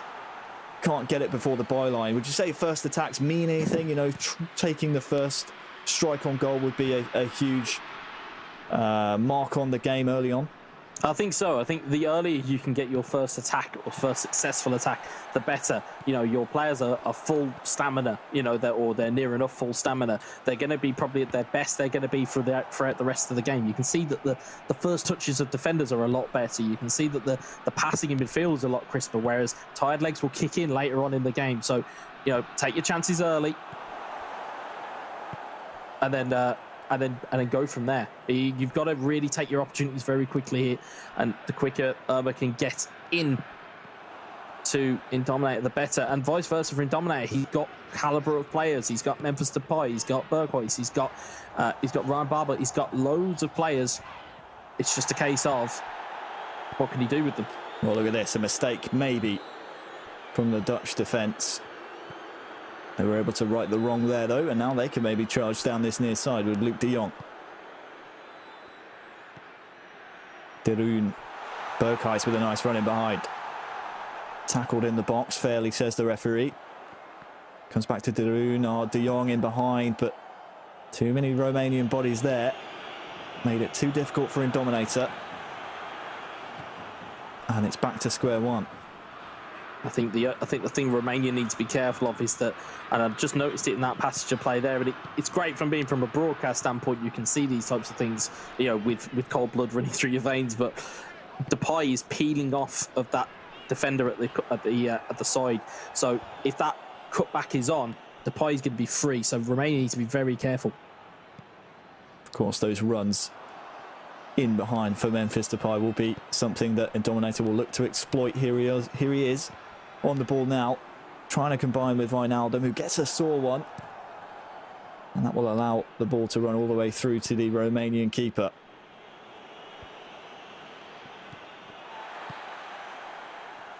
But Irma has not started this game 3 as he might have hoped.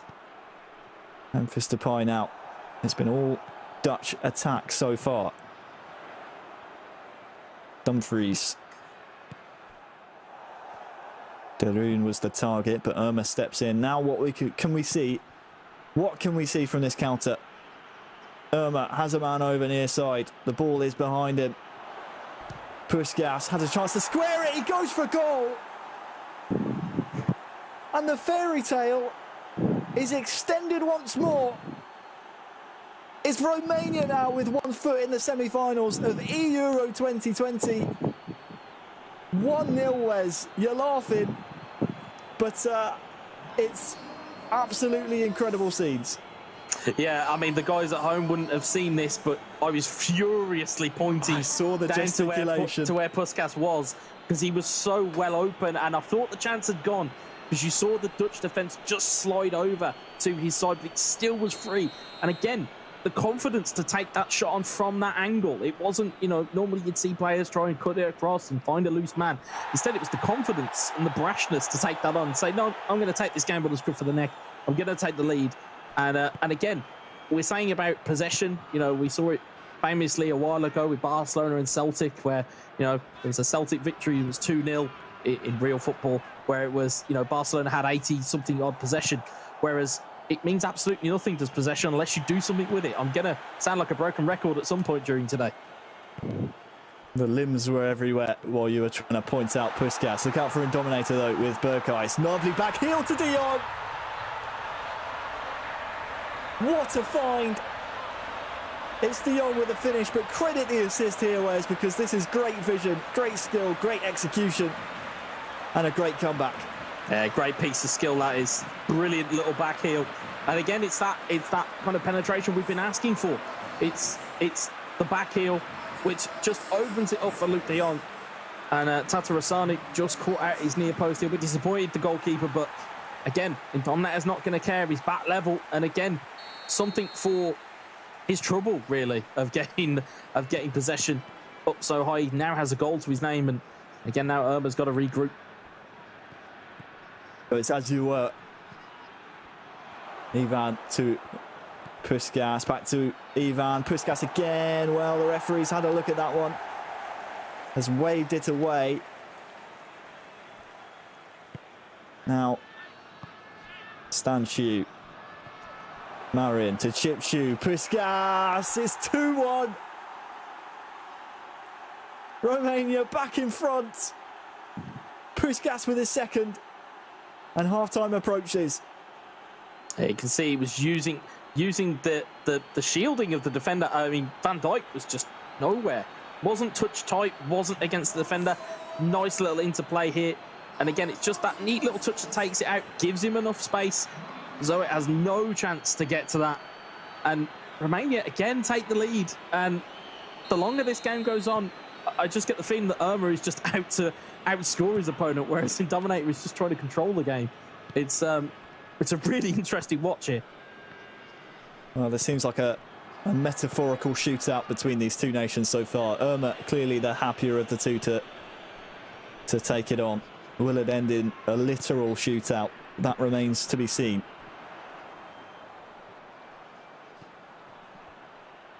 Maybe just expecting Van Dijk to step across his man to prevent that chance even happening, but just a bit of hesitation once again from the Dutch defence. They've been less than impressive, and look at this, Ivan's in once again to make it 3! It's 3-1! Romania are shocking the Netherlands here in the quarter-finals. Indominator with a big comeback ahead of him here. Is it possible, Wes? I don't think so. That's the thing about this game. There are such things as timing and precision. And he could have just played that ball immediately. And we've seen Irma do it where the ball hasn't quite gone through to the man. It's then just bobbled out and it's just gone for a throw. It hasn't really been a chance. Instead, he waited. He waited for the run of Ivan. And all of a sudden, finds himself 3-1 up. And what a time to score as well. Added time at half-time. He's only got 45 minutes virtually, and they're in the semi-final. And he gets the kick-off in the second half, so no chance maybe even for Indominator to try and get an immediate response. He will get possession back here, but because of the second half kick-off being in Romania's favour, that will certainly play on the mind of Indominator, who just seems to be forcing things here. Needs to settle down. The same rules apply to Indominator that applied to Irma in game number 2. He still has a second half to get 2 goals back. He's proven he can score at the very least 4 against Irma, as he showed in game number 2. So this one is not over by a long stretch. Here is De Jong, tackled by the Romanian defence. Van der Beek, nice to find De Jong. Huge block. It was a tight angle. It was a good block. Headed in. Good touch by Babel, but he is offside. The Romanian bodies on the line at the moment for Irma have just been absolutely relentless and impossible for Indominator to find a way past. Well, he's starting to build his own yellow wall here. There's only 55 minutes on the clock here. He needs to be careful he doesn't go too defensive too early. But at the moment, seems to be in control, but slide tackles are starting to come in. Needs to be careful. Don't want to lose your defensive shape, not at this time. And just managed to get the ball free and clear. And surprising for me that Matthias de Ligt is not playing. I suppose it's Nathan Ake is the preferred option to go with Virgil van Dijk, but it's quite surprising he's not in the starting lineup. I suppose it's a bit late to be thinking about those kind of changes at the back, as the damage has already been done for Romania. But one thing I have noticed for Irma, no nonsense defending. If it's in a troublesome situation, he gets it out, gets it up the other end of the pitch. It really is no nonsense. Yeah, you can see he's just starting to throw in little challenges around the place now. Starting to just stop, right, using that physicality that we've always talked about with stat balance players. Just finding the right ways to get about it here. Is a nice little dummy in through to Puskas. Lets it run. Here is Puskas with one to find. Can he find him? Goes for the chip, actually, I think. Not sure if that was a cross or a shot. Either way, it trickles out of play, and you say, I suppose to use the terminology, Wes, he's making a bit more of a scrappy game of eFootball PES here. Would you say that benefits Irma and Romania here being 2 goals up, or do you think that might lead to more opportunities for the Netherlands? Well, if he's engaging in the dark arts, he needs to engage in it at the right part of the field. You know, if it's in Dominator's half, you throw in a tackle or two. You know, if you're at the back, you make sure you don't throw in a challenge. Instead, use the body. You know, use a body.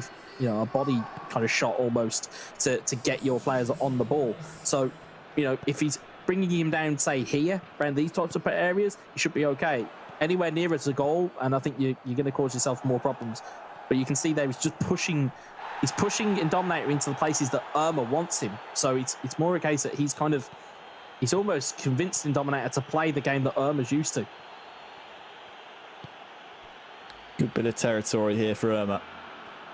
Dominator trying to press, and well, smartly Irma is just going to play this all the way back, and now Irma can start to frustrate Dominator and maybe start to pull and, well, force mistakes such as those by the Dutch backline. Maybe Dominator putting that out on purpose, do you think, Wes, maybe to change some things formation wise, purely based on the fact of pause is cued here as well? Yeah, I mean, I think he's got to change something. He's got 19 minutes, and we are in a shootout scenario. He needs 2 goals, or his country are out, and he's got to do something.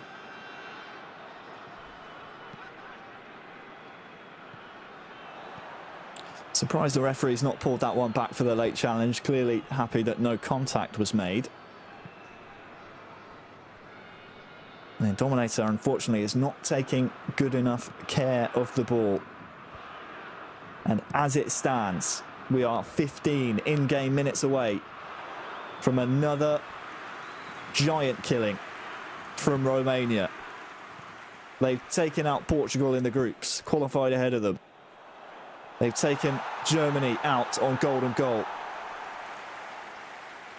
And they are on the brink, Wes, of knocking out the Netherlands. That's 3 massive e-footballing nations dispatched by Irma and Romania, and they come here once again. Van Dijk finally stepping in. You can see the interesting thing at the bottom of your screen here, and Dominator has gone all-out attack, meaning that an additional centre-back goes up and opts as a kind of an auxiliary centre-forward. It's going to leave a gap, though, as Dominator cuts it out again. And you can also see on the flip side of that, Romania have gone all-out defence, which means that they're just going to sink back into a defensive shell, which, again, it's gonna be a very interesting last 5-10 minutes here. Well, it's going to afford the territory, Wes, to the Netherlands, but because there are so many bodies back, they might find it hard to break down the yellow wall. Barbel finds De Jong, it's in! You say that, Harry, and lo and behold. There's hope yet for the Dutch team. Still much to do, but De Jong now on a hat-trick, in Dominator just the 1 goal behind. And you can see it's good play. It's patient from Indominator. And again, it's the pressure from Irma. He's pulled the centre-back out of where they naturally sit. So he hasn't tracked the runner. It leaves De Jong wide open. You can see De Jong's movement just pulls out to the left-hand side of your screen there. Wonderful outside of the boot finish. And 5 minutes for a very nervy end to this game. Well, Irma, how's your nerves? Cannot afford to give the ball away here, because a player of Indominator's nature will know that there's still one last chance available in this game. If Irma makes a mistake, if Irma slips whatsoever, there will be a chance for Netherlands still to keep their Euro 2020 hopes alive. As it stands, Romania going through, but there's the mistake we're talking about. Yeah, we can see there it's just creeping in. It's a terrible touch by Depay though, Wes. Time's not on his side. 1 minute added on. I think Romania, they've done it. The Netherlands out in the quarterfinals. Romania are into the semi-finals. It's another giant killing by Romania. From 1-0 down in the series, they come back and win the best of three.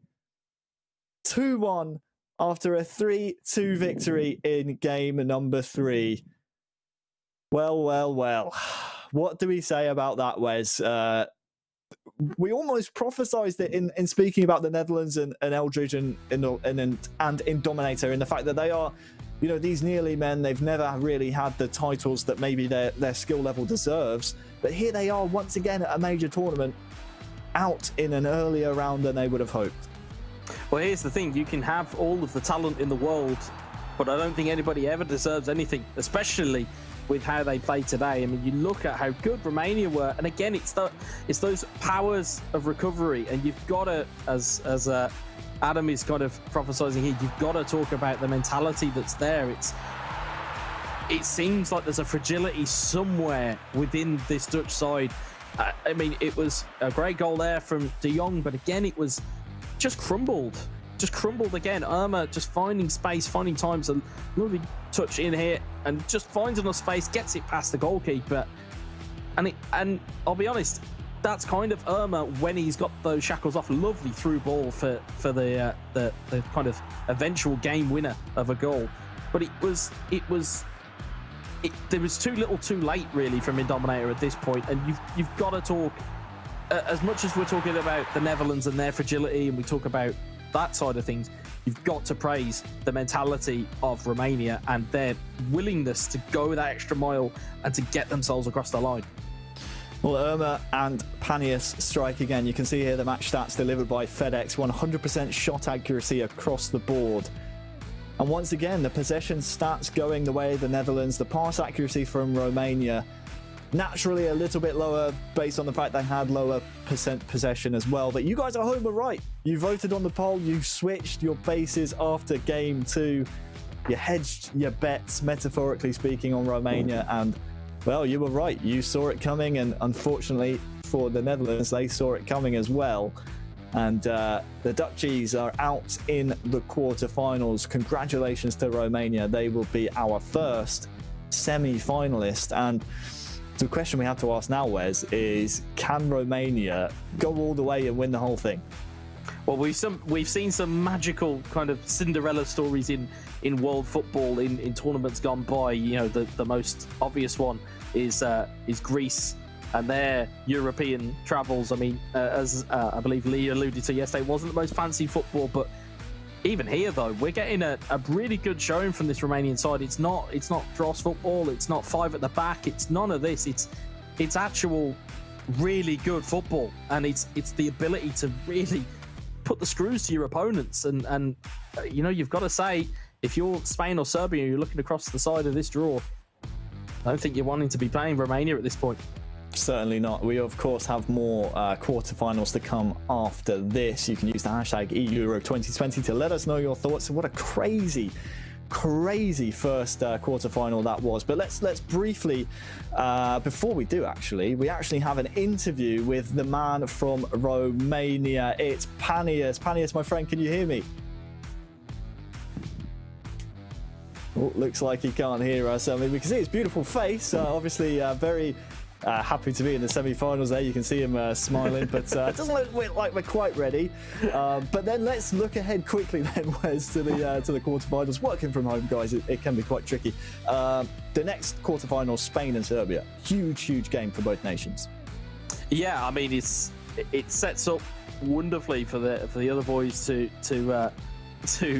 review and to take care of. But Spain versus Serbia, it's got that heavyweight clash of it. I think anything that involves Spain is considered a heavyweight clash. But you look at the Serbian setup and the way that they've conducted themselves, they managed to get themselves off the floor.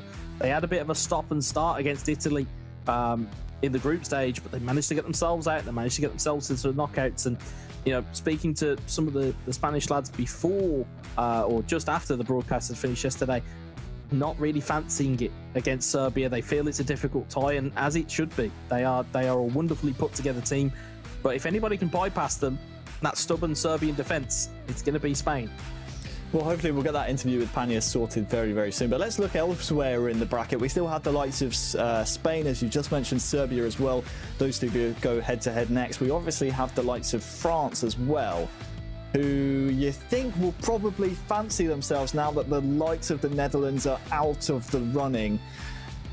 I mean, we can't count out Romania, of course. They are our first semi-finalist, but France now must be thinking, as Adam actually brought up at the top of the show, or the end of the show yesterday, I should say, their side of the bracket, less of a shark tank than that top side of the semi-finals.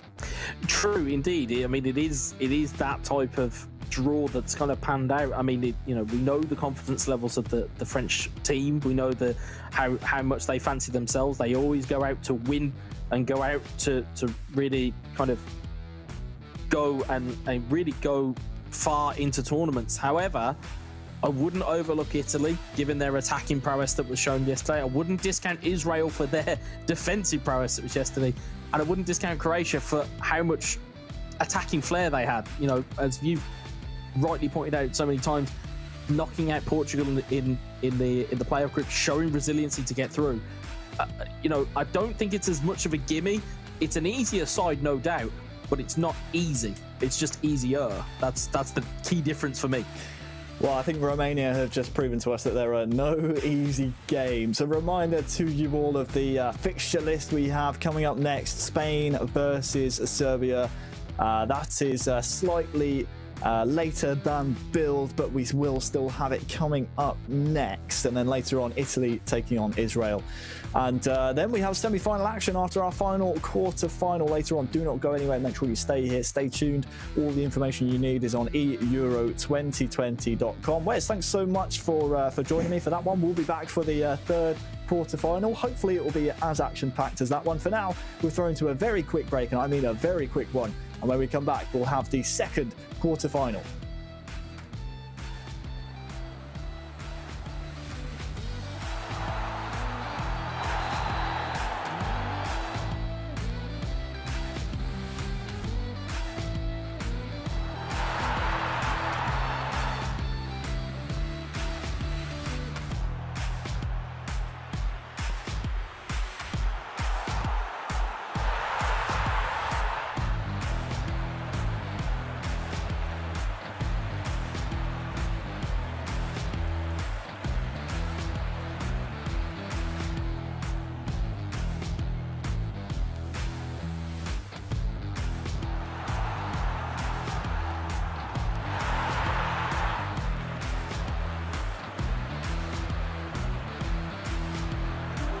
Players, many of them friends, some foes during the league season, now united for a single cause as they carry the hopes and expectations of a nation, the most unbearable, thrilling of emotional roller coasters.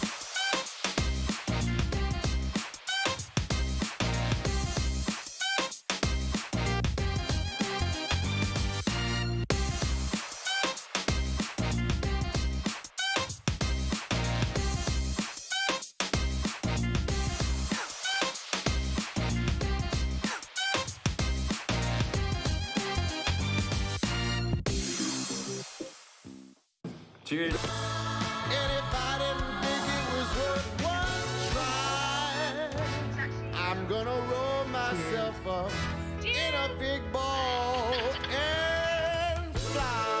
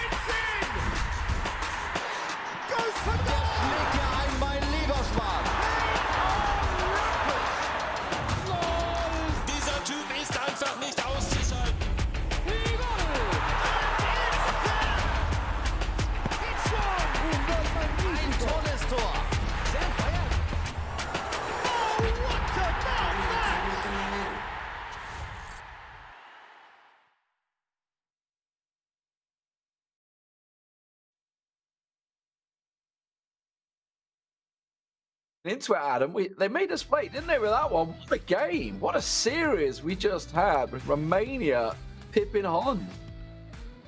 Yeah, it's going to be a difficult one to go next on, to be honest, because that was an absolute barnstormer, wasn't it? Well, luckily, we have an absolute cracking game coming up. It is going to be Spain versus Serbia. Potential for a lot of goals. There's a lot of history already in this tournament between these teams. They did face each other in the qualifying groups originally, and it was Serbia that came out on top. And Spain are going to want a bit of revenge for that, because they were forced to go through the entire playoff series because of that single defeat back in March. And Adam, I think there's a bit of revenge required for this one.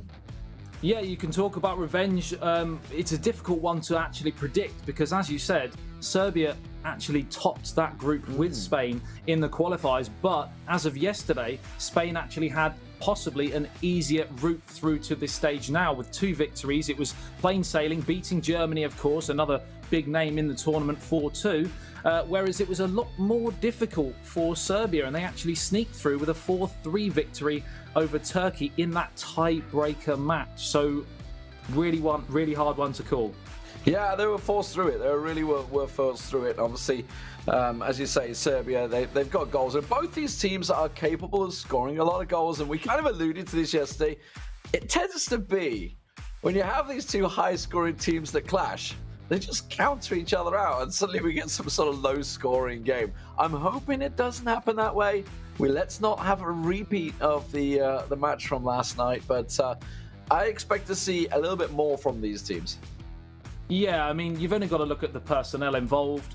From the Spanish point of view, you've got the 3 lads from Bayern Munich in eFootball Pro, of course, in Mestre, Alex Alguacil, and Jose as well, who's been in tremendous form in qualifying, and the Palmer as well, who plays for Barcelona. So, you know, you've got huge names on the Spanish side. And we touched on yesterday the Serbian contingent with the likes of Roxa and of course Kepa, but you know, another couple of players who haven't actually played as of yet in Baskovac and RM Raka as well, who we are yet to see really what they can bring to the table. Possibly they may get thrown in. It certainly would be a deep end to be thrown in at against Spain, but you never know. Yeah, and that's it, right? Because obviously Kepa is, say, the best player for Serbia. However, he lost both his games yesterday 3-2, and it was Roxa that ended up stepping up for it. And that's just the whole thing, right? This is a best of three. It is a team game. It's not all one person.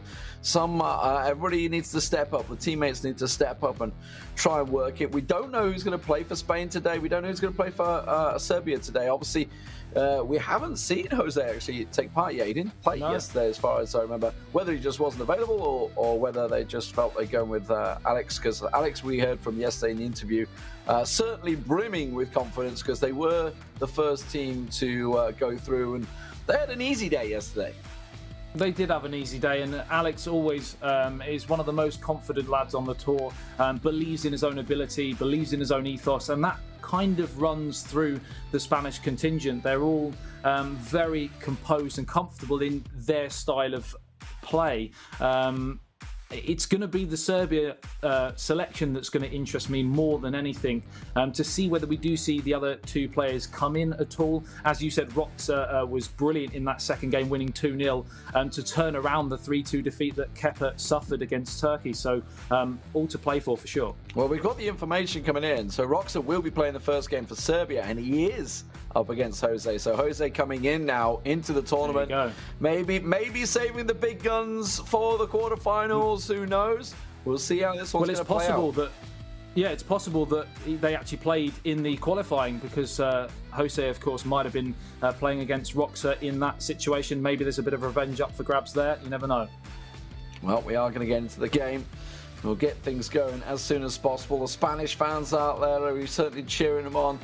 Next to France, I would say, certainly favourites within this tournament, and now looking obviously at the brackets, just seeing Holland going out. They're going to be very nervous because they have this history. They have lost to Serbia before. Serbia is certainly very capable coming into this tournament of causing an upset, and Roxa was the man that did it for them yesterday. Yeah, he was indeed. Roxa, of course, playing for FC Nantes in the eFootball Pro, and Jose for Bayern Munich, as touched on already. So they have huge, big tournament experience between the pair of them. But it's an early chance here for Jose. A stunning fingertip stop there from the goalkeeper.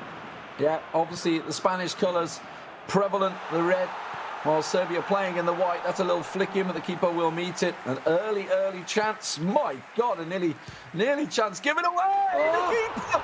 Oh my word! What a disastrous start for Serbia. I'm just wondering what the keeper was doing there, and that is a moment. Well, we touched on whether Jose would come in to the Spanish team for today after not playing or not featuring really at all yesterday, and well, he's shown what he can do. What a stunning opening 5 minutes from him, and he's had Roxa completely shell-shocked here. I don't even know what he was thinking. I mean, obviously there was the danger of the player next to the keeper, right? So he didn't want to pass it close, which is what he tried to do. And then he's like, I need to clear it. Panic, straight to the man in the middle. I mean, that's some volley. Yeah, hit it first time, no messing. So Spain will take the lead, 1-0. Jose, just about the dream start. He can have this one for Isco. 6 minutes gone. We were talking about the early goals yesterday. They can be punishing. Let's see whether he can turn things around. He did start off ultra defensive. Obviously, we're going to see the Spanish player doing the same from the kickoff. That's a great through ball. The defender meets him. And this time, it's a clean clearance for Spain. Indeed it was, and we're only in the second game of today. Plenty to go in terms of those 90 minutes of action, but we could have just seen the Sokar goal of the day already. It was some hit on the volley after a real defensive mix-up at the back for Serbia. 10 minutes gone here, and it has been pretty much all Spain. Roxa needs a big response now. Yeah, the cheeky little flick. Almost got the intercept, but Spain will keep possession. And this could be the story of the game. We'll find out, of course. Last time they did meet in March, it was 3-2 in the first matchup to Serbia, and then 2-2 later on in the month. So plenty of goals to be had. Don't expect this scoreline to stay stagnant at 1-0. And that's a great through ball. Spain are already away. He's got the pace. Has he got the legs? Can he get the finish? No, it's just come back off the post. No. Oh, it's just gone wide. A hair's breadth away from a second there for Spain as Morata burst through the rear guard, and it was a great stop in the end, tipped onto the crossbar by the looks of things, and then the follow-up coming in, headed just the wrong side of the post, and Serbia living incredibly dangerously right now, but they've got a chance for an instant response from that attack down this left-hand side, and it will be Kolarov to possibly swing it into the danger area. That he does, in towards the far post, but headed away brilliantly. I think there's PK in there. And now a chance to counter. This is end-to-end, ebbing and flowing. What a great game so far, Lee. Yeah, both looking deadly on the counter-attack, that's for sure. As Roxa will now have to slow things down and work it down the wing. Left wing worked out for him once. He's just given that ball cleanly away. Now Rodrigo looking for Morata. We saw Morata doing massive things for Alex Aguasil yesterday. Getting, I think, a hat-trick for him. This time, though, it will be a simple clearance. As I say that, the keeper just can't seem to clear his lines at the moment. The Spanish putting a lot of pressure on. A little nudge in the box, nothing given.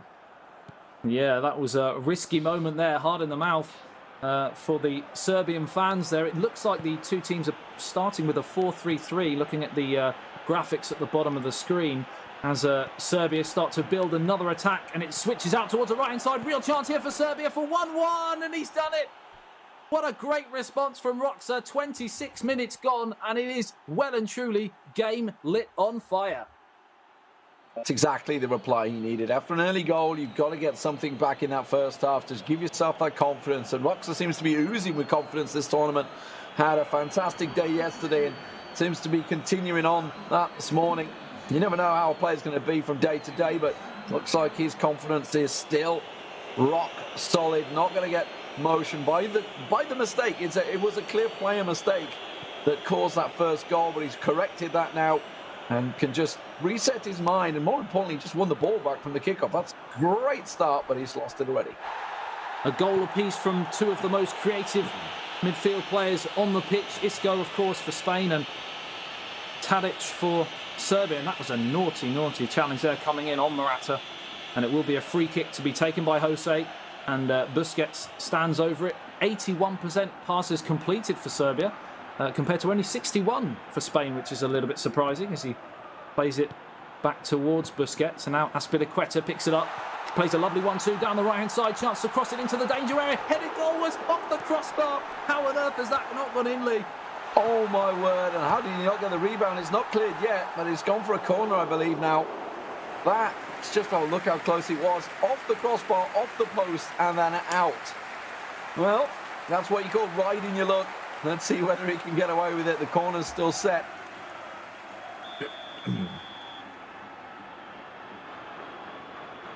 What's he going to change here? Just had a little change of something, which is why we're seeing the screen going black. That's when he's just adjusting the take-up. So it's going to be an in-swinger. Cleared by the first man, though. No messing. Serbia have got a couple of those big lads in there. You've got to hit it well to get past them. And now Mitrovic will play it forward. Milinkovic-Savic for Roxa through the middle. Should work it well at the moment, but it's looking good. The build-up play here for Roxa. He's definitely got his confidence back. Yeah, he has, and they've got another chance here. Just overhit on the pass. Something that, of course, Serbia utilised a lot yesterday was the physical attributes of Mitrovic up top. Be interesting to see whether they continue with that game plan. I think you picked out, Lee, a couple of moments with the long ball over the top, and he was certainly the target man. We'll see whether it continues. There it is, sends it. Tries to put a stamp on it. Didn't quite work out this time, though. Has to just recover. Maybe reading into the almost direct play that the Spanish player Jose is working. The keeper's got to be quick to that one, and we'll beat Morata in the chase as it's launched back upfield. He's not hanging around here. He's starting to send it. I think he's starting to realise exactly how the Spanish play. Obviously, we've had almost a halves game, so he stopped doing the short defensive passing and build-up. Instead, he's sending it to the big men. Yeah, there's certainly no risk-taking after that early goal conceded, after that pretty horrific defensive error But yeah, he certainly shored things up a bit at the back, and going forwards also looking much more promising since the equalising goal. It's definitely far more even now as we tick towards the end of the first half after a very fast start for Spain. I mean, it is one thing I would say that the Serbian team will have going for them within this game is obviously we have the stat balancing going on, and the physicality is the difference. Well, there never has been a lot of physicality on a Spanish team. They've always been fairly short but very athletic players. But Serbia, absolutely, they got some big boys in there, and I think Rox is realising the potential that he has. Yeah, it's something that Barcelona possibly suffered from in the eFootball Pro. Similar sort of players, similar sort of gameplay as well. When they go up against the likes of FC Nantes, believe it or not, who Rox plays for, as the ball gets played in and headed away. It looks like that might have gone out for a corner. This is a big chance here for Serbia, for the big men again. Seeing if he can pick out Mitrovic in there, or where's he going to go? Switching it out was Tadic. Who's going to take it this time? Kolarov, of course, with that left foot. Swings it in nicely. There is the header. The keeper matched it. Oh, and he's very unlucky there. Lalic almost on it. And it hasn't been cleared yet. Milinkovic-Savic, the man from Lazio, trying to work it through. Was he Lazio or Napoli? Damn it, I can't remember now. I've actually questioned myself now. But either way. I zoned out anyway with your commentary, so I wasn't really paying attention. End of the first half, and it was it was quicker than we usually get, Lee. He is Lazio. I was right. My first choice. Always go with the gut. I know, right? I was thinking, hang on, it was definitely light blue. Anyway, Roxa, after the first sort of pressure, and honestly pressure he put on himself, has certainly got himself back into this game nicely. And you've got to argue he's starting to look the more dangerous as this game is progressing. In this second half now, he's attacking from left to right. It is going to be Spain, Jose, though, that will win the ball back, but instantly loses it. And Rox are starting to apply that pressure and turn the screws. Yeah, 50 minutes gone. As you said, it was all Spain for the opening 10 to 15 minutes or so in that first half. But since then, Serbia have really come on strong and are looking like the dominant force here. And Jose's got some questions to answer here. Well, that's a really bad position to lose the ball. He's got the big man in the box. There's another one arriving. He can just go for the cutback. That's what he's looking for. Oh, he tried to go straight for goal in the near post. And, well, the keeper wasn't going to get beaten in that tight an angle. But you've got to respect the chance he went for.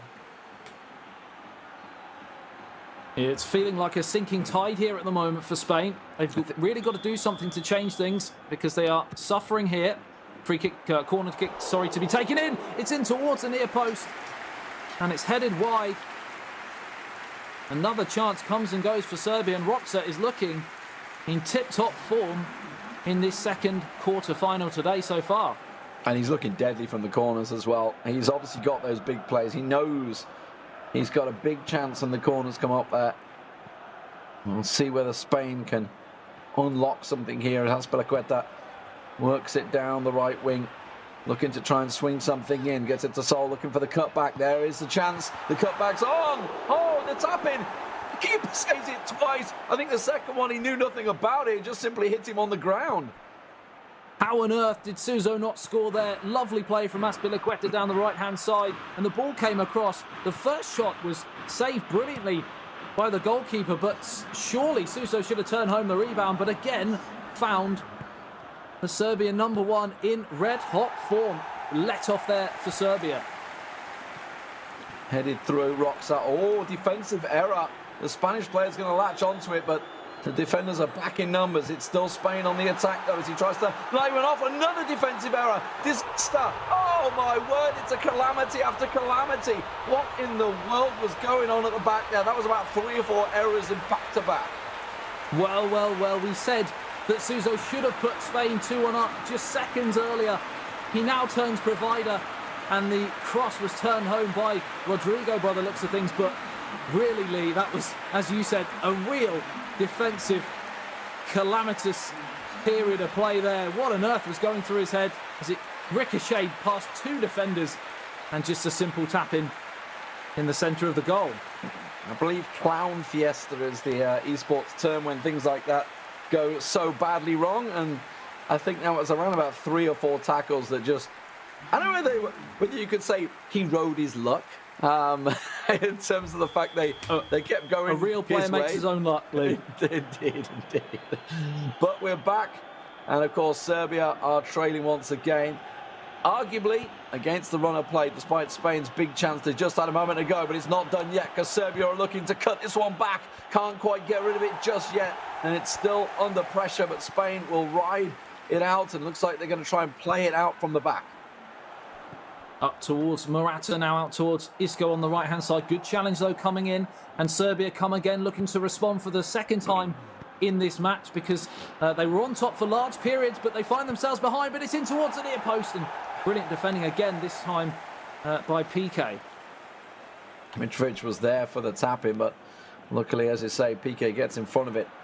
Cut through once again. Is still really working that left wing at the moment. Trying to get something through, maybe go through the middle. Try a cheeky chip in there. Oh, for the header! The keeper came to collect. It was a massive goalkeeping error there. There was no reason to come off his line like he did. And Luka Jovic will just tap it in. The Real Madrid man. Well, this is a game of mistakes so far, as the goalkeeper came to collect. Didn't get anywhere near it, but the defender as well left it for the goalkeeper. They were both in no man's land, and it just dropped onto the head of the Serbian international, and he powered the header into an empty net, and it is all square again. What a great game we've got here. A quick reply as well, much required. Again, though both Spanish goals have come from big Serbian mistakes by Roxa. So the fact that he's still kept himself in this game is a credit to himself. Like to shake off that mental berating yourself effectively when you make these errors, to get yourself back in there, and you can just like, I'm right, it's now I got a chance, now I'm back in it. I've managed to fix these errors, but we are seeing tied legs on the back now, so keep your eyes on those fitness bars, because we're starting to see some very tired players out there. There's a real strong challenge in the box comes through, but it will simply go for a goal kick. No messing with the shoulder barge. Yeah, and you mentioned tired legs, and that is of course the cause of a lot of the bad touches we're starting to see creep into the game, and those bad touches cause errors, cause goals, cause drama, and potentially almost another one there, as Serbia, of course, went more attacking for that second goal, but it seems to have evened itself out a little bit here now, as we're all back to square one again. Chance for a break for Spain, but it was quickly dealt with, and Alcacer's going nowhere there, as he goes back to Dimitrov. Oxo, nice little bit of skill there, reading the interception, just sidesteps it, and now Kolarov, oh my god, Kolarov is dead to the world. He's got nothing left at all. The bursts of pace he's been giving down that left wing are gone. That was a solid 2-footer from Rodri. Counters on. Spain counter. It's out towards Isco on the left-hand side, plays it into Asensio, now tries to sneak it through, good defending in the end. Just managed to get a stud to the ball to divert it away from the Spanish striker. Busquets finds Isco again on the halfway line. Now Mitrovic picks it up. He's got numbers to the left and right. He goes to the right for Jovic, but going to go all the way through to the goalkeeper. Chance goes away. It looks like we might be destined for the first draw of the day in this one. I think he just saw the run a little too late, and in the end, Jovic just checked his run to make sure he wasn't offside. You could see what he was going for. Just a couple of moments remaining in this game. It's been a lively one, that's for sure. But Roxa has met the challenge of Jose coming in as one of their star players. And now, with a final chance, you know what? Fling it all out there in the dying moments. Leave it on the field. Don't come into this game thinking you should have done more. Well, I guess he's going to be thinking that, because obviously the errors that he created, but he has corrected those errors. Both players were defensive for a brief moment there, so it looks like they're happy for a draw in this game. Of course, it will go to extra time penalties, which is what I think they're both looking towards now. Yeah, they'll be happy with that. To get to extra time now, they can go again, almost completely afresh, and I believe they get an extra substitution as well. And there you go, Tadic coming off, and Divkovic coming on for Serbia. Doesn't look like Spain have used their substitution yet, as Asensio picks it up and he looks to turn towards goal. It's a free kick in a fairly dangerous position, and Lee, I believe we saw a goal from Pjanic yesterday from a similar sort of range. This is Bosnia range, wasn't it? This was the goal of the day yesterday. In fact, it was literally right there. Let's see if he fancies it. It was top bins yesterday. It's Busquets. He's just going to play it short instead. I don't think Busquets really had it in him to go for a belter like we saw yesterday. Bit of an anti-climax there, Lee. But there may be a fancy finish to it nonetheless, as Rodri tries to work it in. Rodrigo couldn't quite manage to get it through. And now the danger's on. Serbia on the counter. Zivkovic has to just hold things up at the moment. Isn't such a physical player, but Matic absolutely is. Now the left wing, well, Kolarov was there, but Kolarov's dead to this world right now. I'm surprised he didn't get substituted off, because he's already in the red. Not a lot left. And this is a beautiful little through ball. Just goes wide. Oh, what a chance. You mentioned Kolarov. Fatigued. He is a mere passenger at this moment in time. And Spain came again down that side. It's come off the outside of the post. And much like David Alaba was used yesterday for Austria, they've utilised Kolarov almost too much. If you go into extra time, you're then going to struggle, as we see the Spanish change now coming in. I think Thiago, the man to be withdrawn. And it's going to be interesting to see whether Spain actually look to attack down their right-hand side to utilise that fatigue from Kolarov. I think, was that an individual instructor I just saw for Kolarov there to remove tight marking on Isco? It looked like it. It looked like it. Yeah. And, it makes sense. It does make sense, because if you go too tight with, when your energy levels are low, you're going to get turned very easily. And it's gone all the way out of play for a goal kick. Yeah, certainly something that the players will look to do as the tired legs creep in. Yeah, I mean, Wes has pointed out in our internal chat, obviously Kolarov is being kept on because he is the free kick master. So if there's a chance, and we have seen some wonder kicks, that he's got a wicked left foot, that man. Absolutely. But this is a chance for Serbia building just after half-time, sorry. Just before half-time. I get my words out correctly. I was right the first time. I keep second-guessing myself today. I don't know what's going on. That's a great ball through, but the keeper's there. I hate to harp on about it, but if I'd gone with my gut with 3x3, we would be all right.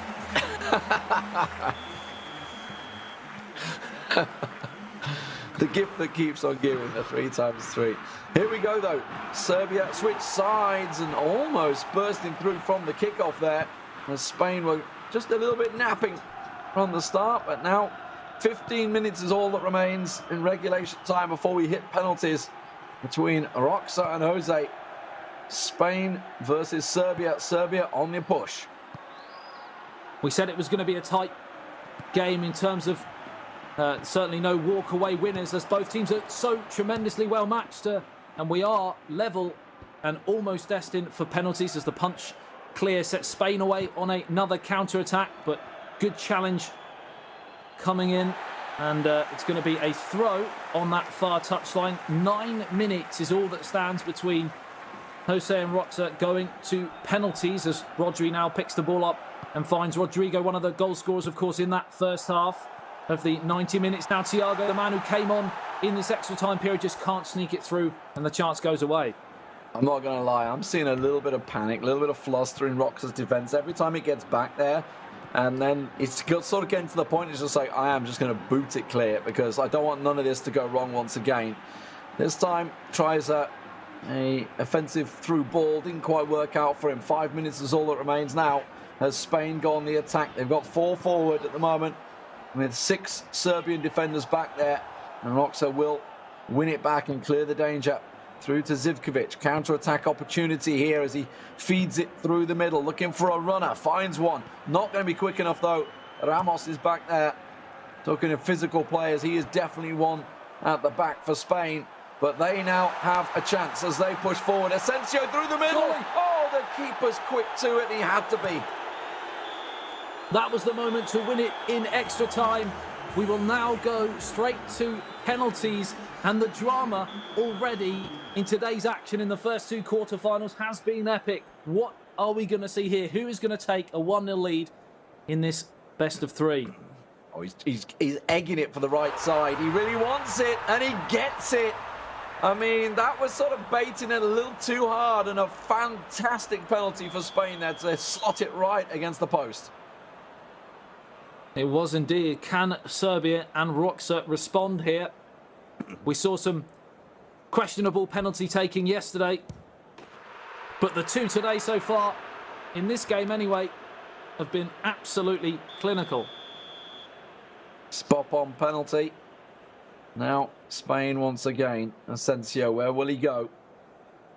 This time Roxa, no funny business, but my word, you don't save those, do you?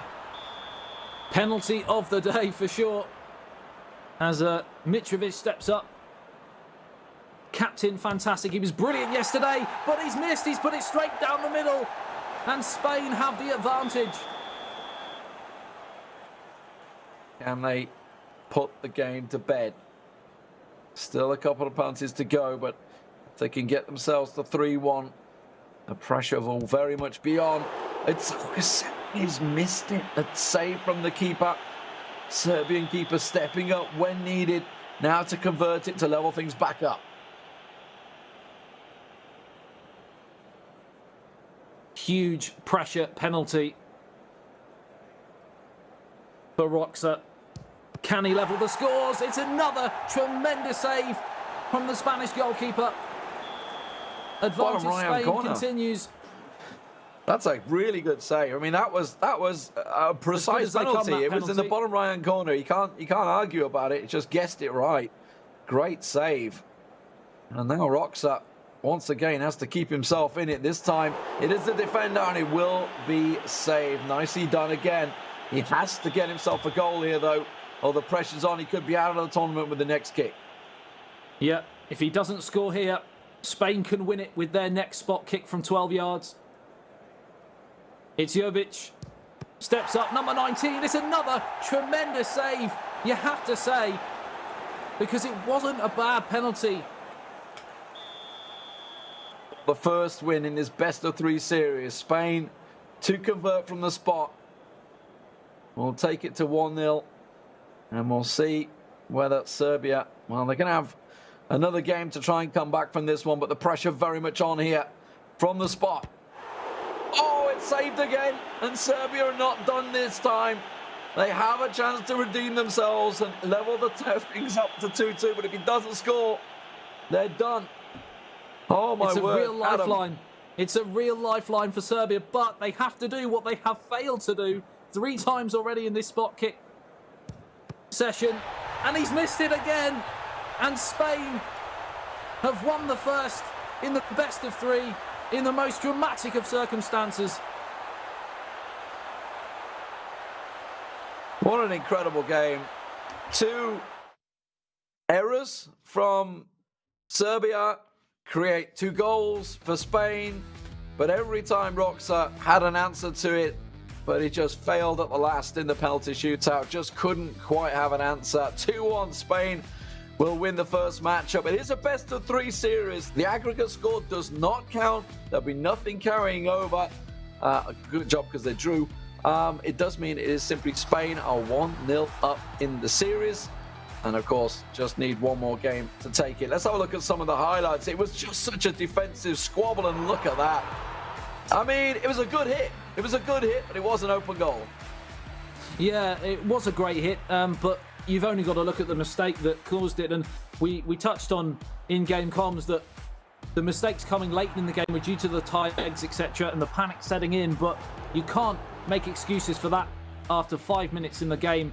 But he responded well, Roxa, and he obviously drew himself level on the 25th minute. A lovely flowing move, and a great finish with the outside of the left boot there. In Spain, they hit the bar, they hit the post, they hit everything. They tried the best to put the game to bed. This one, I couldn't believe it never went in. Double save from the keeper. We got another moment in a moment where it just comes off the post and the bar. It's flicking off everything.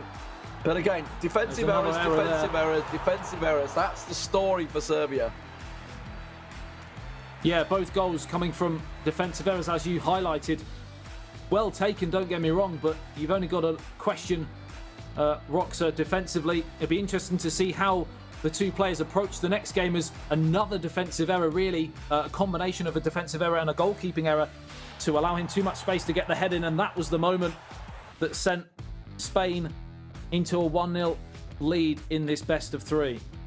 Well, the FedEx stats of the day shows that obviously it was a pretty entertaining thing. 16 shots between the two teams, 70% accuracy as well for Spain with those 10 shots. So they're going to be pretty disappointed that they didn't. They actually went to a penalty shootout in the end because of the amount of chances they had.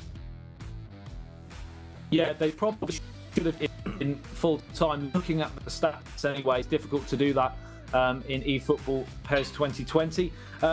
Like I said, it'd be interesting to see who the two players are chosen next. I would imagine we're going to see Kepa for Serbia, and I also would imagine we're going to see Alex Alguacil in for Spain as well. But you never know. As I said, we've got the likes of the Palmer and Mestre as well for Spain, and yeah, let's wait and see. Yeah, we'll see who's going to step up for them. Obviously, it is a best-of-3 series, so you know what? If Serbia come out on top of this one, we could have a Game 3, just as we saw in the Romania-Holland game. If you missed that one, an absolute cracker coming out from Romania, knocking the nearly men out the tournament, bless them. Holland, once again, bow out in the quarterfinals. You know, as an Englishman, we can feel you, I can have a bit of sympathy with them, to be honest. Yeah, we certainly can. We've been the nearly men for nearly 100 years. So, yeah, even I'm not old enough to remember the 1966 World Cup. It's been that long since we did anything. It is going to be Kepa starting out as we expected for Serbia, and he will be up against Mestre. So it's the two we expected. Maybe we're thinking Alex Alguacil is going to come in here, though. I would have expected that to kind of get the job done in two. Maybe they're looking, if it does go to that third game, then they'll bring Alex in for that all-important tiebreaker. But, I mean, don't get me wrong, Mestre is still a fantastic talent for Bayern Munich. But I would have thought Alex would have come in for this one.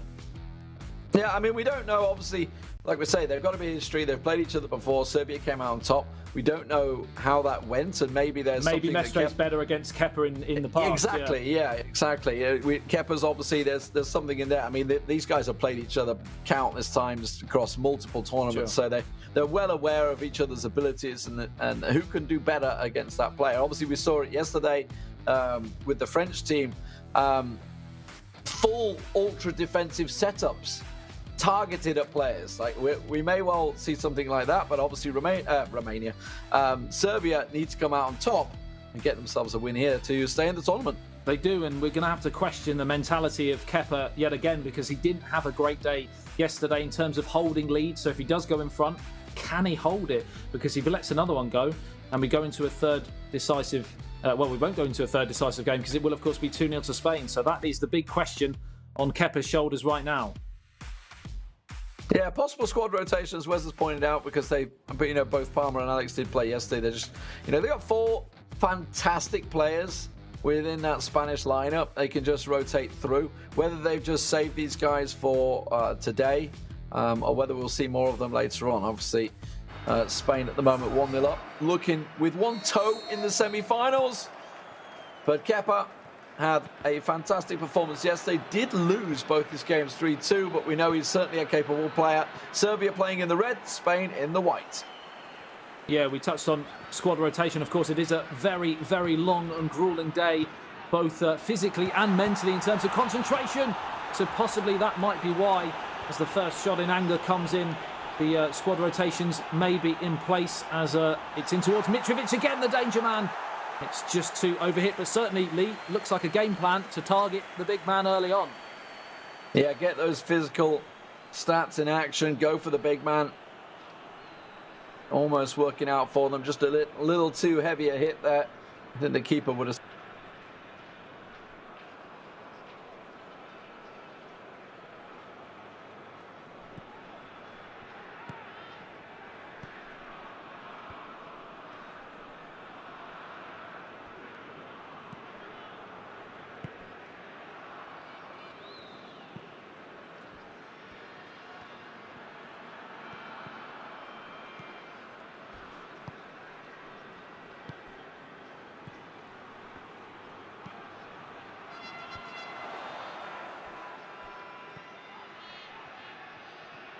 Extra looking to work the angles down the left wing. He's got a big chance here just to go for the cutback, but nicely shepherded out by Kepa. 10 minutes gone here. Serbia 0, Spain 0. Of course, Spain winning the first game. It went all the way through to a penalty shootout in which Jose was the victor. Now it's Mestre's turn to turn the screw and try and win this one.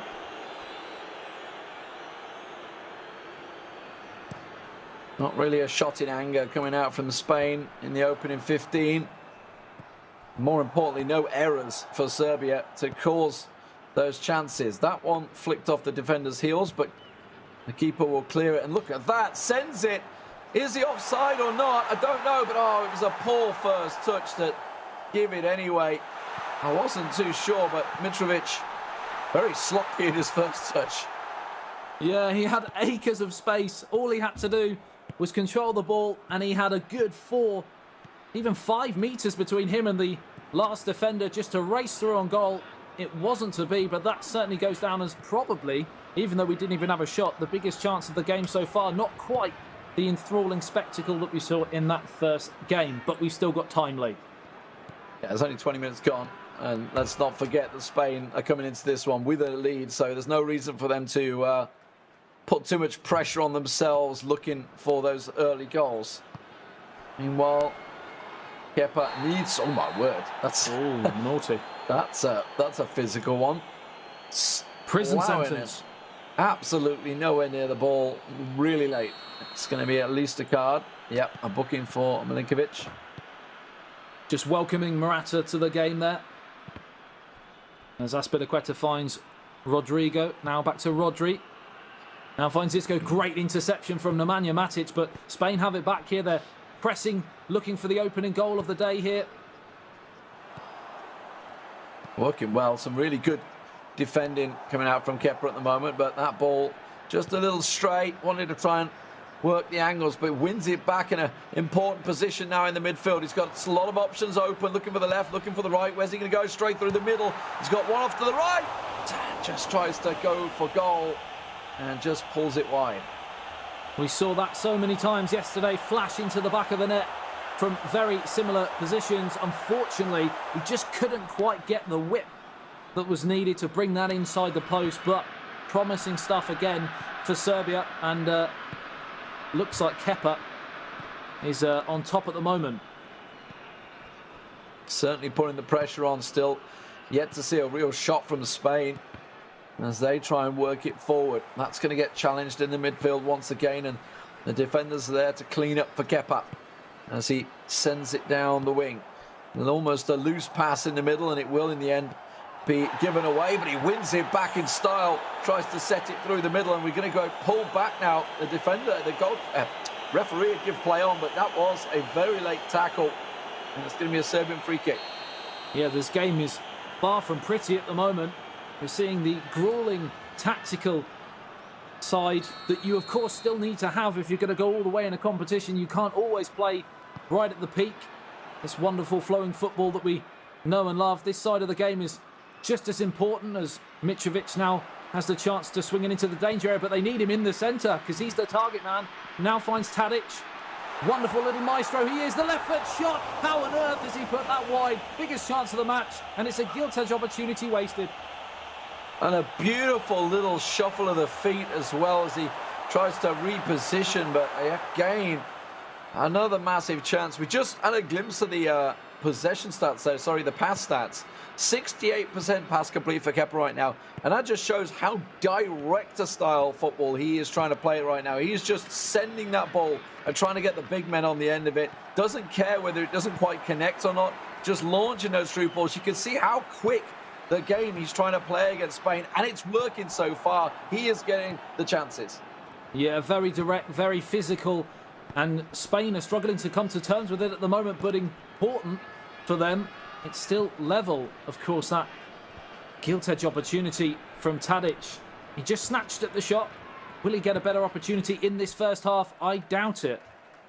I just wonder if it's purely down to how confident he is that he will win the ball back, because so far we've seen Kepa being fantastic in the midfield and defence at getting that ball back at the moment. He's just trying to draw the Spanish players towards his defenders as he now goes for looking for that counter-attack, but the back four is solid as you like for Spain. That is, if there's any physical players, they're all at the back for Spain, and that's where he needs them at the moment as Serbia continue to put the pressure on, but Spain finally look to build an attack of their own through the middle. 1-0 to Spain in the best of three. This is the second game. We are deadlocked at 0-0. This is so hard to call at this moment in time as the referee brings the first half to an end in this stalemate second game. It's had a lot of action, but not in front of goal. You know, I think I figured Kepa's defensive tactic out. My players are bigger than yours. I'm just going to run into you. And mine will stand up, yours will go on the floor. That seems to be how it's going. It seems to be working, Lee. So hard to complain with that.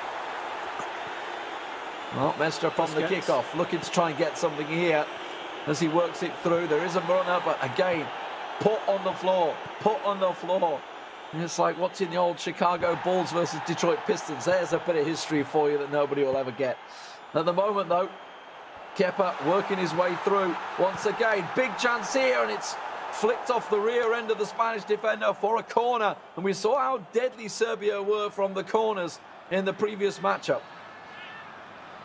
Yeah, with the result of this game, questions will be asked about squad rotation, of course, as Serbia haven't utilised the other two players in their team, whereas Spain seem to be sharing the responsibility across the tournament so far. And it seems to be the main man, Kepa, or the main men, should you say, Kepa and Roxa as the header comes in. The collar-off cross was not dealt with defensively from a Spanish point of view, and really, it's another chance that on another day, Kepa scores. Keeper had to be hot on his heels there, De Gea, making sure it's clear. Let's have a look at what Kepa's going to do this time as he swings it back in. This time it's dealt with, no problem.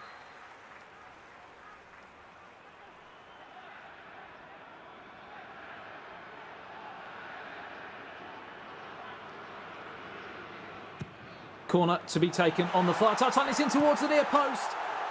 Great defensive header. He just put everything on the line to block the attack as Tadic now picks it up. Plays it in towards Mitrovic again. How many more chances are Serbia going to spurn? Spain are living dangerously. They're living on the edge. Just flicks up out of position. Wasn't quite able to do it, but the corners are causing so many problems right now. And you can see there's no Spanish players there. When it gets cleared, it's only going to a Serbia player and it's coming right back down their throats. Finally, Spain will get the ball away, but, well, it's not really getting any further, is it? The physicality working well for Serbia right now as they keep the pressure on Kepa. But all this pressure has still yet to get himself a goal. It's eluded him so far. Will this be the chance? Again, it goes wide. Oh, it's starting to feel like one of those games for Serbia, and you've got to start to wonder whether your luck is just not going to be in. And we know in eFootball PES 2020 that momentum can be a huge thing. If you do not take your chances at this level, you bet that the opposition is going to get at least one chance between now and the end. And I wouldn't be surprised if Spain were able to overcome this task because of how, you'd have to say, poor in front of goal Serbia have been. Yeah, they've had the chances, but they've squandered them so often. But this direct football is working well for Kepa. That tackle, though, works through. And I think for Spain, he just needs to get a hold of the ball, get a bit of passage and play going, which is what he's trying. You know, the tiki-taki that the Spanish teams are fabled for just hasn't been really able to get going because Serbia, oh, that's a late one. That is a late one. Okay, it's a little far out possibly for a shot though, I think. Well, based on yesterday, you never know, Lee, but that was certainly taking one for the team. You have to say there, from a Spanish point of view, as Nemanja Matic is up over the ball, plays it in towards Mitrovic again, who's been ever present in this game so far. And now Rodrigo turns and tries to set Morata on his merry way, but it's just breaking down every single time, and wave after wave of Serbian pressure. Can they finally make it pay, or will Spain manage to sneak something on the counter? Morata pops it off to Koke, but it breaks down again. I think it'd be a real sucker punch if Spain were to come out on top in this match so far. That's a great ball through, just offside a fraction. No, he'd strayed well off. He had strayed well off. He wasn't a clear chance, but of course you will be if you're that far ahead of the defensive line. 70 minutes gone. His time running out. Pressure on Kepa now. Obviously, it is classed as 0-0 this matchup, so we'll go extra time and penalties regardless. But currently, with Spain leading 1-0 in the series, he's going to want to do it in regular time. Yeah, I touched on the mentality of Kepa and whether we possibly might have to have questioned it after yesterday and the leads he let slip. But this is a mentality question of a whole different ball game, because he's had so many chances and he's not been able to take them. Is he now going to start suffering from why am I not in front? Indeed. Well, Maestro, big chance opening up here down the left wing. Man in the middle looking for Morata. Can't get it across. The defender's there. This time it is cleared. No defensive errors for Serbia. And now a direct counter themselves, but it's picked up in the midfield by Spain. It's possible yesterday's playing on Kepa's mind, which means that he's snatching at shots that he'd usually just calmly stroke home. But they come again here, Serbia, through Mitrovic. Back to Jovic. Now Busquets picks it off him, but can't find Morata. It's a late challenge. Referee waves away the appeals as Rodrigo twists and turns. Can't get away from the Serbian defender, but that's another mistake. Is this another calamitous goal here? What a save from the goalkeeper. It looked for all the world to see it was going to sail into the top right-hand corner. Not to be. It was just opening up, and you just thought for a moment, are we really about to see a Spanish goal against the run of play? It is still a corner. As you can see, the players just going to be adjusting exactly what's going on. Expect to see some substitutions coming in here for both teams. Some tired legs start to show. We'll see exactly what's going to change. Yeah, it was a lovely dummy that to get the shot away, but we talked about momentum, and that momentum has well and truly shifted back in Spanish favour. They've been under the cosh for large periods in this match, but now with only 8 minutes to go, they look like they could be on top. Oh, and Kepa steps in. A counter from the corner, possibly, as they try and break down the left wing. Milinkovic-Savic can burst through. He's got to switch the play, though. Lends it down the left wing. Jovic's going to run it into the corner. And now the Spanish players are getting back. It's just going to go for a throw, which will reset the play. But Serbia, they hold on after a small bit of pressure from Spain. It's actually a free kick, I mean, you know. That's a problem. There's a lot of big men. Yeah. Look at them sticking out. Yeah, it was a cheeky little flick on the ankles of Jovic, and the referee gave the free kick. Nothing doing so far, but it's ricochet back, pinball, and fired up. Just 4 minutes remaining. Are we going to see a late dramatic winner here? Controls it, keeps it. Spain struggling to get out of their own box at the moment as Kepa once again puts the pressure on for Serbia. It's a corner once again, and the big men are going to be stacking out in the box. 88 minutes gone on the clock. Can we see a dying header in regular time, or will we be going extra time? Will Kepa be able to put this to bed? He's put so much pressure on. Oh, he's deflected. Clear. Oh, just about gets out, scrambled out by the Spanish defenders to the halfway line. The camera angle there had us all fooled. It looked like it was going to pop back out to Mitrovic just to turn home into an empty net, but what a stop that was, right at the death. A goal then would have surely been the winner, but as it stands, we have just 4 minutes of added on time thanks to the fourth official down on that technical area, but it looks like we are heading for another extra time here. Too close to call, and we called it, Lee, at the start of the day. It's not quite done. There's a couple of minutes remaining. And she's going to put the pressure on, but now that's it. The Spanish clearance. It's full time, final whistle. But now we have 30 minutes of extra time. It's not golden goal. It is going to be a straight extra time. Chances for goals. Oh, we've just had one penalty shootout. Will we be leading to another? Kepa's put so much pressure on in this matchup, but just couldn't find the net. Well, well, well. Where do we start from a Serbian point of view? Because they had wave after wave of attacks, and the chances just came and went. And you'd in any other game, you'd think your luck's out, and it can only be one winner, and that's the opposition. But we just haven't seen really anything from a Spanish point of view. Yeah, I mean, they had the shot in the, 75th minute.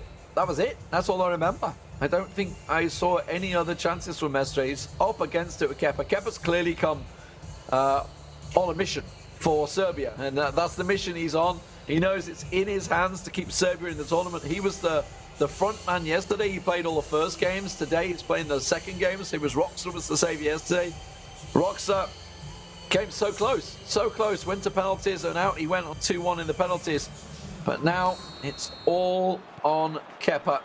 The physicality of Serbia was working well, but the question is, what have they got left in the locker? Because Spain have been defending for so long, they haven't been making those bursting runs. They haven't drained themselves physically. As another one spins wide, I don't think that's spun off the heel of a defender, possibly. Let's have a little look at the shot. No, I think he just spun it wide. You asked the question, will we see Spain come out in extra time with fresher legs? And the answer so far has been business as usual. It's been Serbia dominating, but Spain, of course, now have the ball through Sal, and out Rodrigo picks it up, plays it through in towards the penalty spot, but hacked away. We just need to see more from Spain going forwards. They seem to be, I know they're 1-0 up, of course, and maybe the game plan is to stifle the game and try and nick it in a penalty shootout or the odd mistake. You never know. Well, we're seeing mistakes there. Serbia finally struggling to clear the lines, but Spain putting a bit of pressure on from the kickoff. Didn't quite work out as he wants it, though.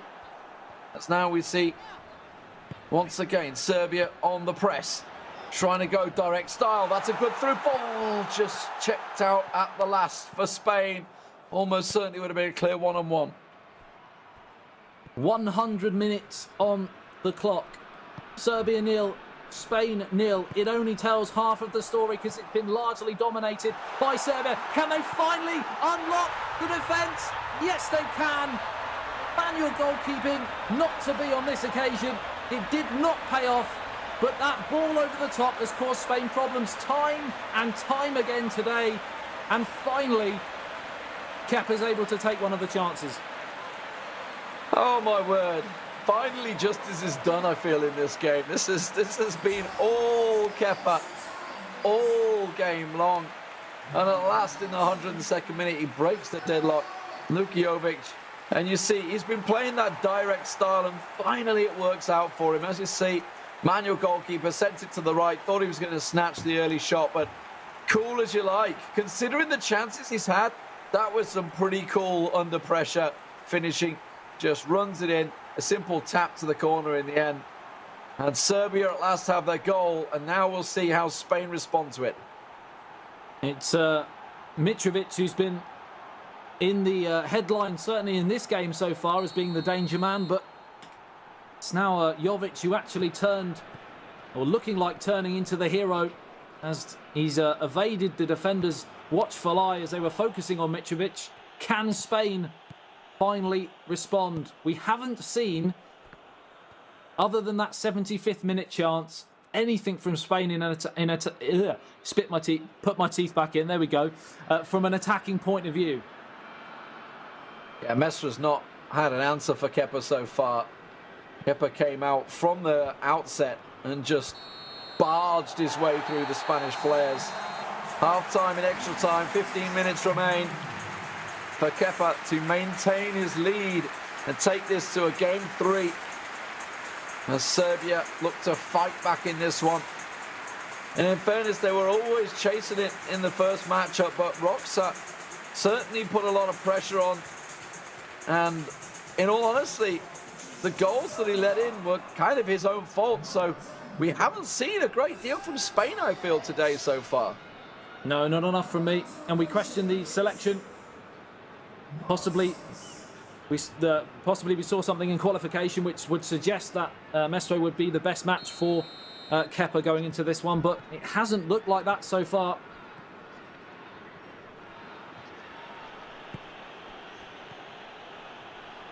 From the outset, Spain, there's a massive chance on the left wing. Oh, it's gone wide. Did the keeper have hands with? Did it come off the defender? I couldn't tell. But Spain have to be scoring that. I think it just flashed all the way wide. Oh, it's a big chance. It's a huge chance, Lee, and he hasn't had too many. So he may not get a better opportunity.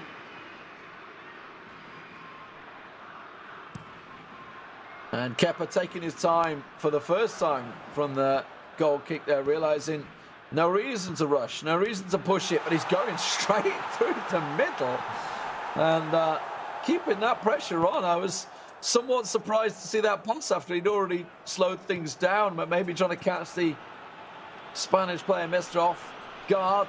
And again, look at that, just how cleanly and easily he's winning it in the midfield. Yeah, it's far too easy right now for Serbia. And as soon as Spain get the ball back, it's wrestled off them again. I just wonder, Adam, think of yesterday, think of Kepa. He had 2-0 leads and he was giving it away and losing 3-2. I'm just thinking, you know what, I probably shouldn't play defensive. I should just keep playing the way I am, because every time I try and slow things down, it goes wrong for me. Yeah, absolutely. And almost a horrendous error there at the back, and that would have been some turn up for the books. As Serbia were looking like for a split second there, like it was going to be 2-0. My word, that would have been the howler of the tournament, that's for sure. That's normally reserved for England goalkeepers. We'd have to invent a new award for that one. Oh my word, De Gea just having a moment there. I mean, he had a moment like that in this season, right? He had a bit of a moment, but I think some changes are afoot, and Mestre's going to throw caution to the wind and go for it. We're just waiting to see exactly what changes will come through here. What do you think he's going to do? Is he going to? I mean, he's got to go attacking. He's got to go all out attack. Well, you'd expect him to go attacking from that sense of it, but he needs to change the personnel, because whatever he's doing at this moment in time, it's not paying off. We've seen nothing in that attacking third. He needs to get some more physicality up top. I'm trying to think of who's on the Spanish bench, to be honest, because as you alluded to at the start, they're not blessed with huge height and physicality. Morata's probably one of their best, but he's already on. He's won it. He's won it back. Kepa has kept a hold of the ball. He can lay it off. Have a shot into the top corner. De Gea saves. It's still not dealt with. Finally, it goes to the hands of De Gea. He's got to send it. He's got 3 minutes remaining here, but it's instantly Kepa that wins it back, and that is the story of the game. Every time it touches the midfield, Kepa gets it, and Mestre can do nothing about it. Yeah, of course, we are all doing this from our respective homes, so when we are in studios, we can usually see what's going on tactically, formations and personnel. But unfortunately, without that information, we can't see what's going on. It is just a pause. It has finished here. 1-0 to Serbia. And it is well and truly honours even. Where do we go from here now, Lee? Yeah, I mean, I'm almost certain we're going to see Kepa playing once again. He looks like a man on a mission right now. I think the fact that it was only 1-0 is somewhat surprising. The chances they had throughout that. I mean, if you think of the amount of chances that he missed, that he really should have scored, and Mestre looked like a a rabbit in the headlights. I hate to say it, but he really did, because Kepa was just on a mission that game. Yeah, as I said, it could have been 5-6. He missed some, not just half chances, he missed some huge chances, and you felt like it was going to be one of those days where he was going to get sucker punched, he was going to let in a last-minute goal, and a mistake due to fatigue from all that high-intensity pressing game that he was playing. Just never materialised. I'm really surprised for a player of Mestre's ability that he just offered nothing in an attacking sense. Yeah, and I think we're seeing the clear game plan, and now obviously you guys at home are starting to vote with your heads maybe and not the hearts. I don't know. 57% now thinking Serbia will come in. Maybe as Harry said earlier, it's people tuning in and seeing Kepa's act.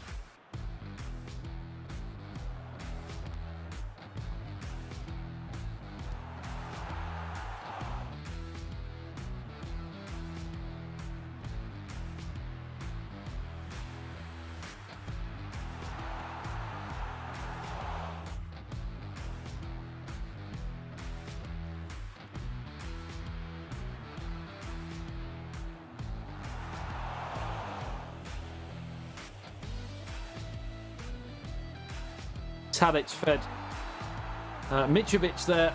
Another chance came and went, and as we said, it got to the 60th, 70th minute, and we started to think it's just not your day. And he was able just to nick it in extra time, as Spain had one real big chance and a huge save from the goalkeeper. I think Morata was the player taking the shot, and another chance came and went right at the death, and we thought that rebound was going to come back out to the onrushing Mitrovic. Wasn't to be, and then into extra time. Interesting that he didn't play Asensio from the start, went with Suso instead. Maybe a question there, but again, that was the goal in the end, and it was a long time in coming, but it was taken coolly. He could have snatched it, could have rushed it, considering the chances he'd had and chances he missed. 13 shots to 2. My word. Yeah. And that and 80% accuracy, that went up a lot, considering he was playing such direct football. That just shows the dominance that Serbia had in that game. I just wonder who they're going to put up against Kepa in this third matchup. I'm almost certain it's going to be Kepa and not Roxa playing. Yeah, I would imagine so. And I'd have to look at Alex to come in, because they need something, certainly. And interestingly about that goal, we touched on in comms the manual goalkeeping side of it. Sometimes it works, sometimes it doesn't, but the best players often can tell from an attacking point of view when manual goalkeeping is going to come in. And if he sort of came across to that near post, he just waited, delayed the shot, it left the whole goal wide open, just a calm finish in. And that goes to show, especially considering the chances he'd missed, and he snatched it a lot, he did really well on that occasion.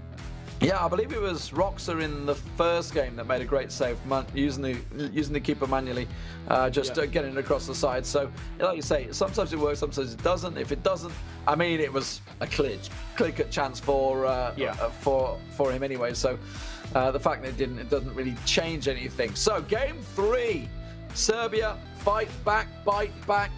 And the first game went to a penalty shootout. I just wonder who is feeling the more confident right now. Kepa certainly is going to be brimming after that one. He just dominated, manhandled Mestre. I don't think we're going to see Mestre up against him again. I think he wants to have a break and a shower after that one, because he was sweating bullets trying to defend all those shots. Yeah, he was in a real battle for sure. And it's weird because he looked a little bit out of his depth almost. And I'm not too sure. Because I'm seeing the third matchup here, and it surprised me. I'm not going to lie. Mestre's back in. Mestre's back in, and he's up against Roxa. I mean, that's left me, as well as you, considering our faces are on screen, a little bit perplexed, because I wasn't sure about. Possibly, I can see the Roxa, coming in, because he was probably the better out of the two players yesterday, actually.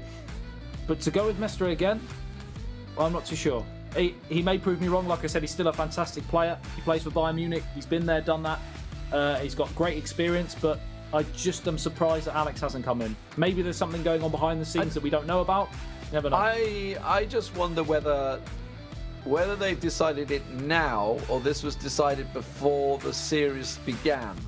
And now they're thinking, oh, damn it, Kepa's really hot today. I don't know. I mean, maybe we'll get fed the stats, some information. We'll sort of probe League Ops to see if we can get any of that information away. Yeah. Because from our perspective, you got to be thinking, you just saw that match thinking, why the hell is Kepa not playing? Yeah, it might still stem back. We keep touching on it. It might still stem back to the qualification when Serbia actually toppled Spain. Maybe Mestre did something. I don't have that information here. Maybe he was part of the reason why in that matchup, maybe he did something that was great, and equally maybe why Roxa has been chosen there. Maybe he was the reason why they topped the group. You never know. Well, it's definitely going to change things, and you guys are voting on the poll. Maybe that'll change. Maybe the Spanish fans will be back in there going, we got this, boys. But do not discount Roxa. If you think to the game that he lost on penalties, he came back from a goal down every time 2-2. And those both goals were really his defensive errors rather than the other players' fortunes sort of benefiting from it. So Roxa certainly is a man that can do it. He did it yesterday for Serbia when required, when Kepa couldn't. So absolutely has it in his locker to come out on top against Mestre. Yeah, and you've got to remember as well, from a Spanish point of view, one of the benefits of playing again straight away is that you are, even though you lost the game, you are still fresh, you're up to speed, you don't have to rely on the opening, because often they can get caught cold. Coming in the first 5 to 10 minutes, we've seen so many times how many early goals we have because they're not quite at the races at this highest level. Maybe that's another reason why they've gone with Mestre again. Yeah, who knows? Who knows? We could debate it all day. We're just going to wait for the game to get ready. Let's keep debating it. Keep debating it. I'm just very surprised that Kepa isn't playing. Yeah. After 13 shots to 2, you got to be thinking, oh, let me go again. Or maybe he just threw his all at that game and he's got nothing left. I don't know.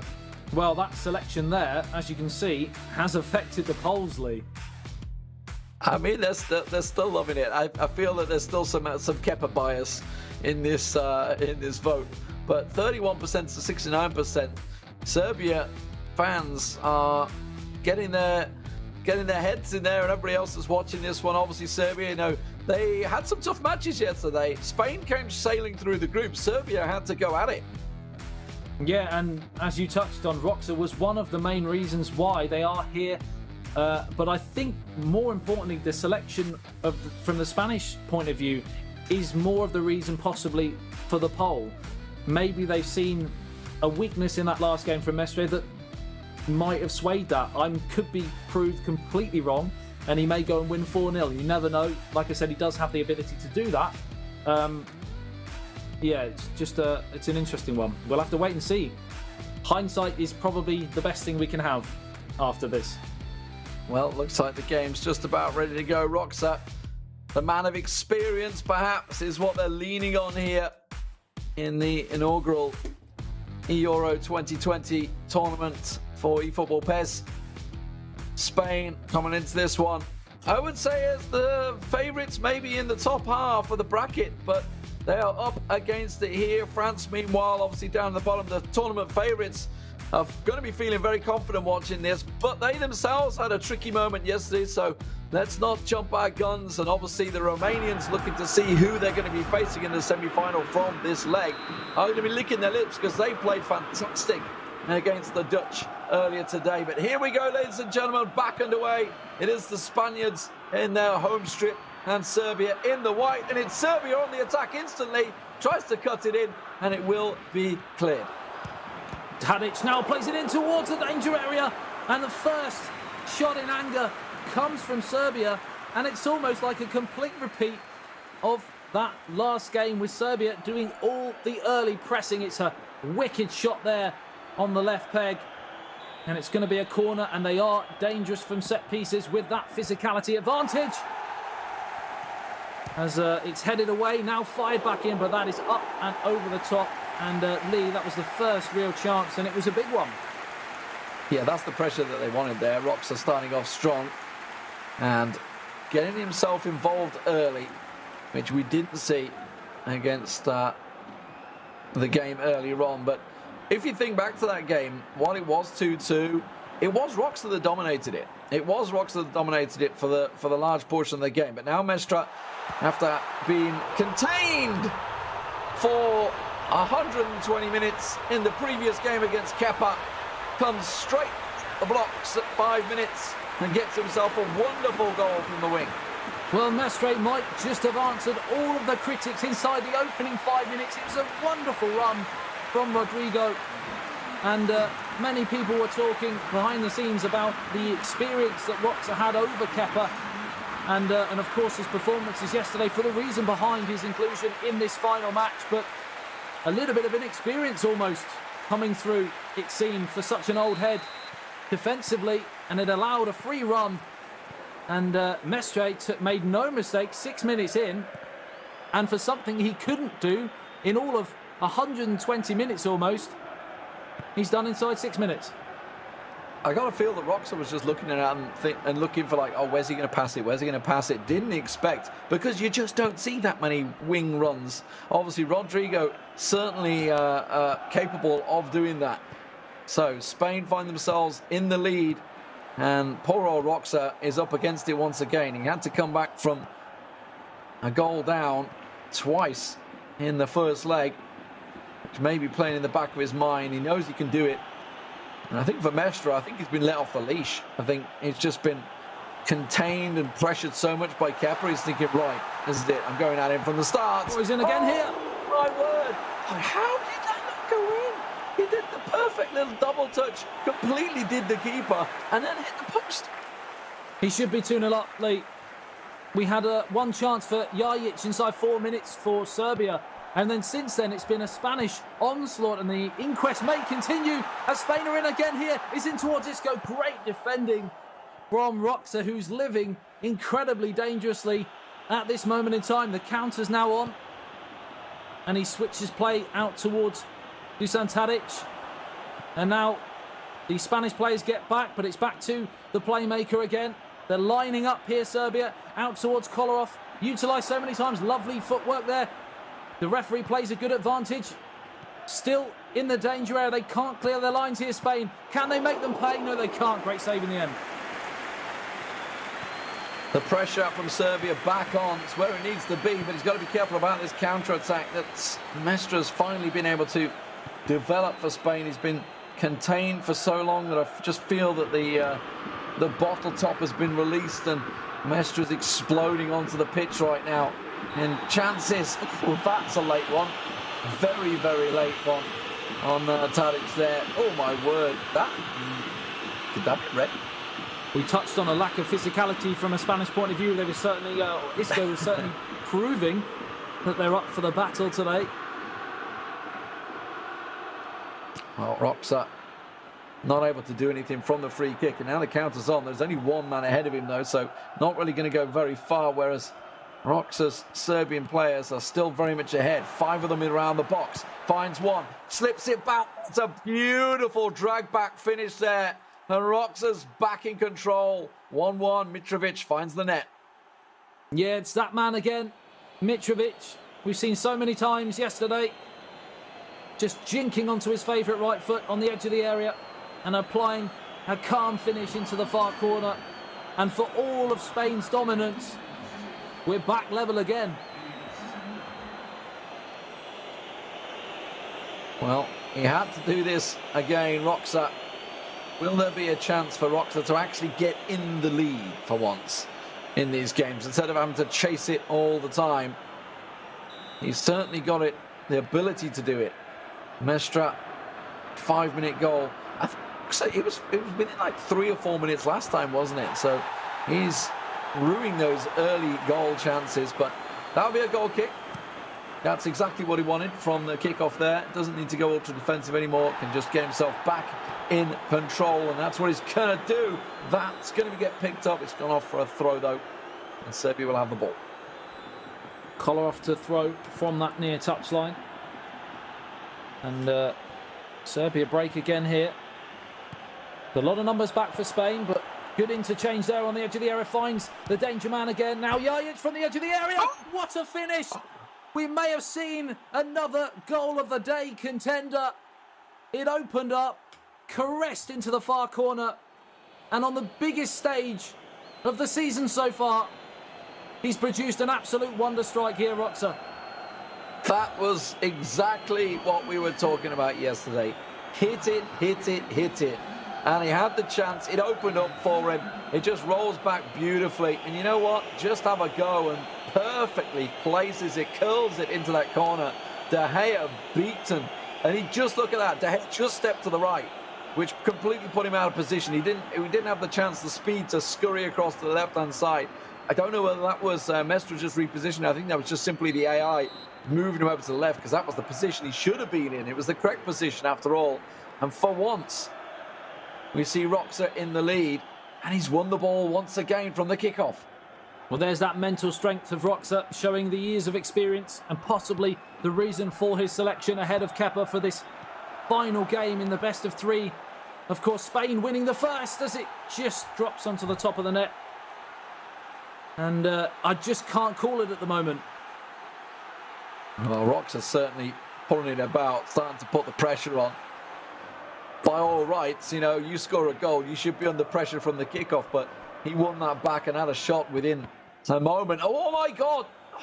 Oh, he got a little lucky there, did Mestre, because Roxa win the ball back. That's one of those chances you see happen when you first start playing the game and you just can't clear the ball and you're like, oh, I just gave the ball straight away to whatever person you happen to have queued up against, and you're just like, well, I'm not playing anymore.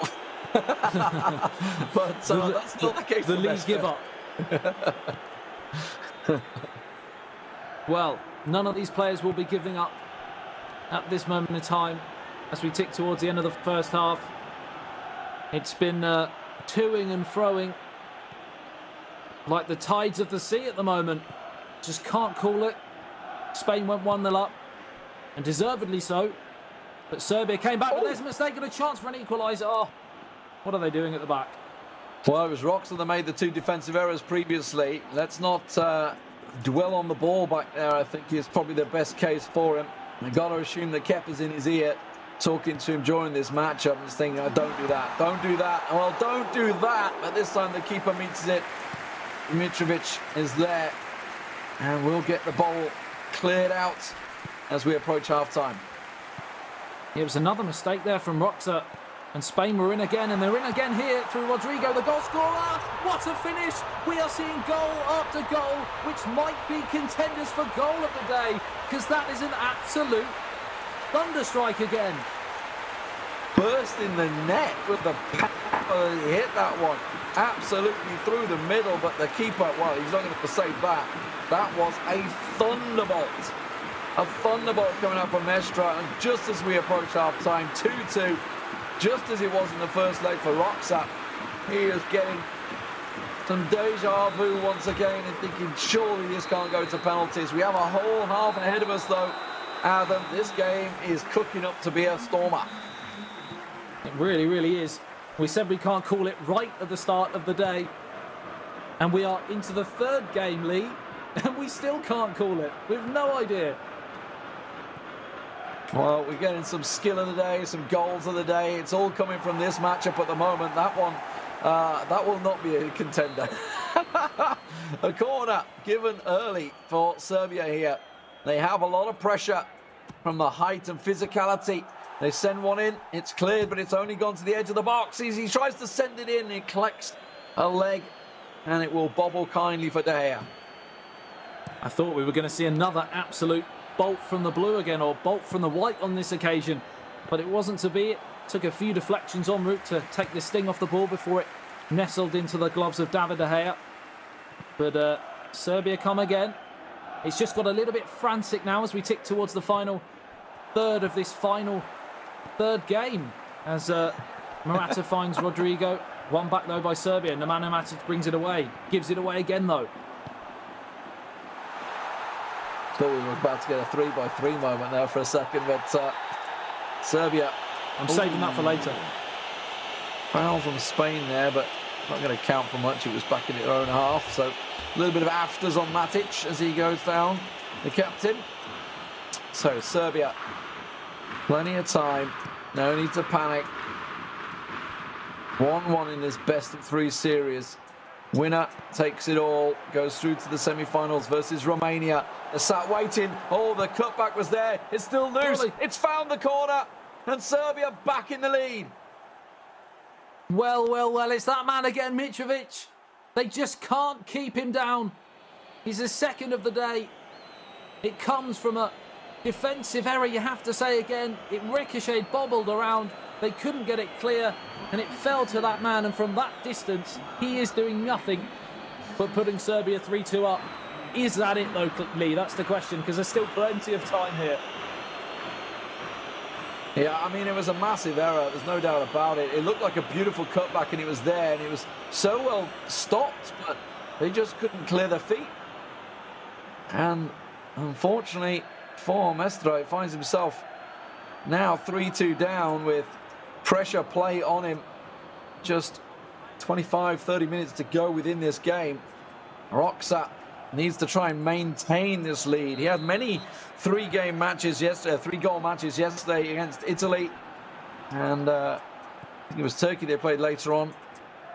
I may be wrong with that one. I can't remember. Yeah, he did. He won 2-0 in the second game to win 4-3 on aggregate. As they're in again here, though. Yeah, he's got to do what Kepa couldn't do and hold a lead yesterday.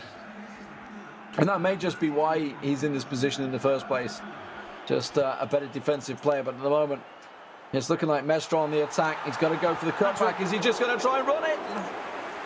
The hat-trick chance, but I think after running it from the wing at the start of the game, he's thinking, I can just do that again. I can just do it again. It's always in the back of your mind. It's like, what worked last time? Right, let's try that. This time, though, Roxa met him. It's a corner for Spain. Yeah, just wonder whether he could have pulled the trigger. He did the dummy shot in the end to try and fool the goalkeeper, who was not fooled. Had he pulled the trigger, we might be a different story, but it's gone in. It's an own goal. It might be an own goal here. Real drama. The referee looks to have given it. Or is he giving a free kick on the goalkeeper?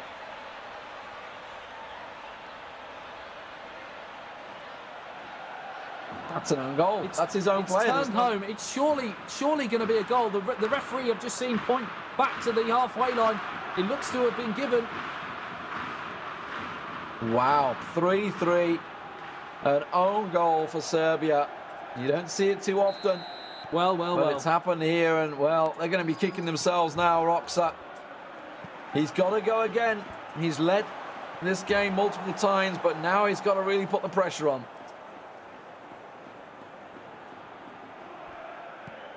.64 minutes gone here. 3-3. Are we going to see any more goals to possibly win this game, or are we going to go all the way through to extra time and possible penalties? Mestre in control. Let's see what he can do as he tries to drive it forward. That's a great ball forward, cut out well, but it's gone straight back to the Spanish player. Gets himself a bit of space, just a small tug on the shoulder, I think, was what did him in the end. And Roxa still struggling to get it clear, and it's getting very messy in the middle of the park, Adam. Kolarov can't get anywhere near Rodrigo. It's played through. It's a real chance here for Spain to win it, possibly. Oh, he's just taken too many touches, and it's gone all the way through to the goalkeeper, and that's far downfield. As you said, Lee, it's got very frantic now. Both teams know that a mistake here could be curtains for their tournament. Well, the goalkeeper, bit of panic moments there, and to head out for a throw-in. Just 18 minutes to go in this game. Launches it down the wing. Inside, Roxa looking to cut it through. That's a great little turn. Finds himself space. Looks to lose the man. It goes full spin. Oh, he swung a leg at it. He's put it wide. How on earth has that not nestled into the back of the onion bag? Because the defender tried to make the block, but he left space open at that near post. And David De Gea is a very happy man. Just 15 minutes to go for extra time and penalties. This game will be concluded. 10 minutes of real time. Mestre for Spain on the attack. Started off with a beautiful goal from Rodrigo. Can't quite muscle it through. And Serbia once again on the counter. Down the left wing, as it's so often been with Kolarov. Working it into Mitrovic, who looks dead on his feet right now. They've got to look towards the front men. They can't get past that Spanish defence. Resolute for probably the first time today from a defensive point of view. But now they turn down the other end. Oh, it's a late challenge. The referee plays a good advantage, though. It's Rodrigo. Now he brings it back, I think, for that earlier infringement. Another nasty challenge. Rodri had nothing there, I could see. Even when he went down, it's based on the fact he's just dead on his feet right now. absolutely run ragged. 10 minutes to go. Chance for a real supreme effort from Spain here. I think he's going to play it short. Looks like he will do. Finds his man. That's Azpilicueta, but that's well cut out by Serbia. And now they can try and set some counter down the left wing. Jovic tries to lay it back there. Gets it forward. The keeper's come. Oh, had to come off his line, De Gea, because Jovic was clean through. Yeah, did really well there, the goalkeeper. Right now, these players have just got to get the ball into the danger areas, because with all the fatigue that's running around through the two sets of teams, heavy touches will be ever present, and they may gift you just that one chance to nick it right at the death. None of these teams want a penalty shootout lottery. Can Serbia win it in normal time? It's off the foot of the post. Should that have been the moment? Well, De Gea is stepping up when he needed, because for all the world, you just thought when you saw that little flick in, it had to be nestle in the net. Near post was where he went. Don't know whether he could have gone for far post with a header, but it's a corner. There's still pressure on them, Serbia. Get the big men forward, start stacking out that box. Look towards the man on the penalty spot as well. May well aim towards him and see if he can launch something in there. It's going straight in. De Gea gets an arm to it. It's still cleared. Tries to get a clear shot. The headed clearance. It's a panic clearance, but it works out well. Serbia still have the ball, though, on the attack. A goal will surely be enough to see Serbia into the semi-finals. 4 minutes of added on time. It looks like they're just recycling it one more time for this last chance, or are they happy to? It looks like they're happy to go for a penalty shootout here. They do not want to play this game out in an attacking sense of the situation. They want to go all the way to penalties. He's going to go all the way to the corner here. Kolarov wins a throw, and the lottery of the penalty shootout is just seconds away. Well, 4th minute, will he go for the shot? Extra time beckons. Will try and flick it in. The header's there. It's fell for him. Oh, the massive save from De Gea. Almost the final kick of the game. I don't know whether they're going to get a corner out of this one. A real big chance falls for him. Little flick control, but what a save from De Gea. This is turning into one of those performances, if they can get through it, that the fans will remember for many a year. David De Gea proving why he's one of the greatest in the world. A fingertip stop. The goalkeeper's up from the back for Serbia. Yeah, the drama everyone's in the box. continues. They know this is the last chance, and they've given it away.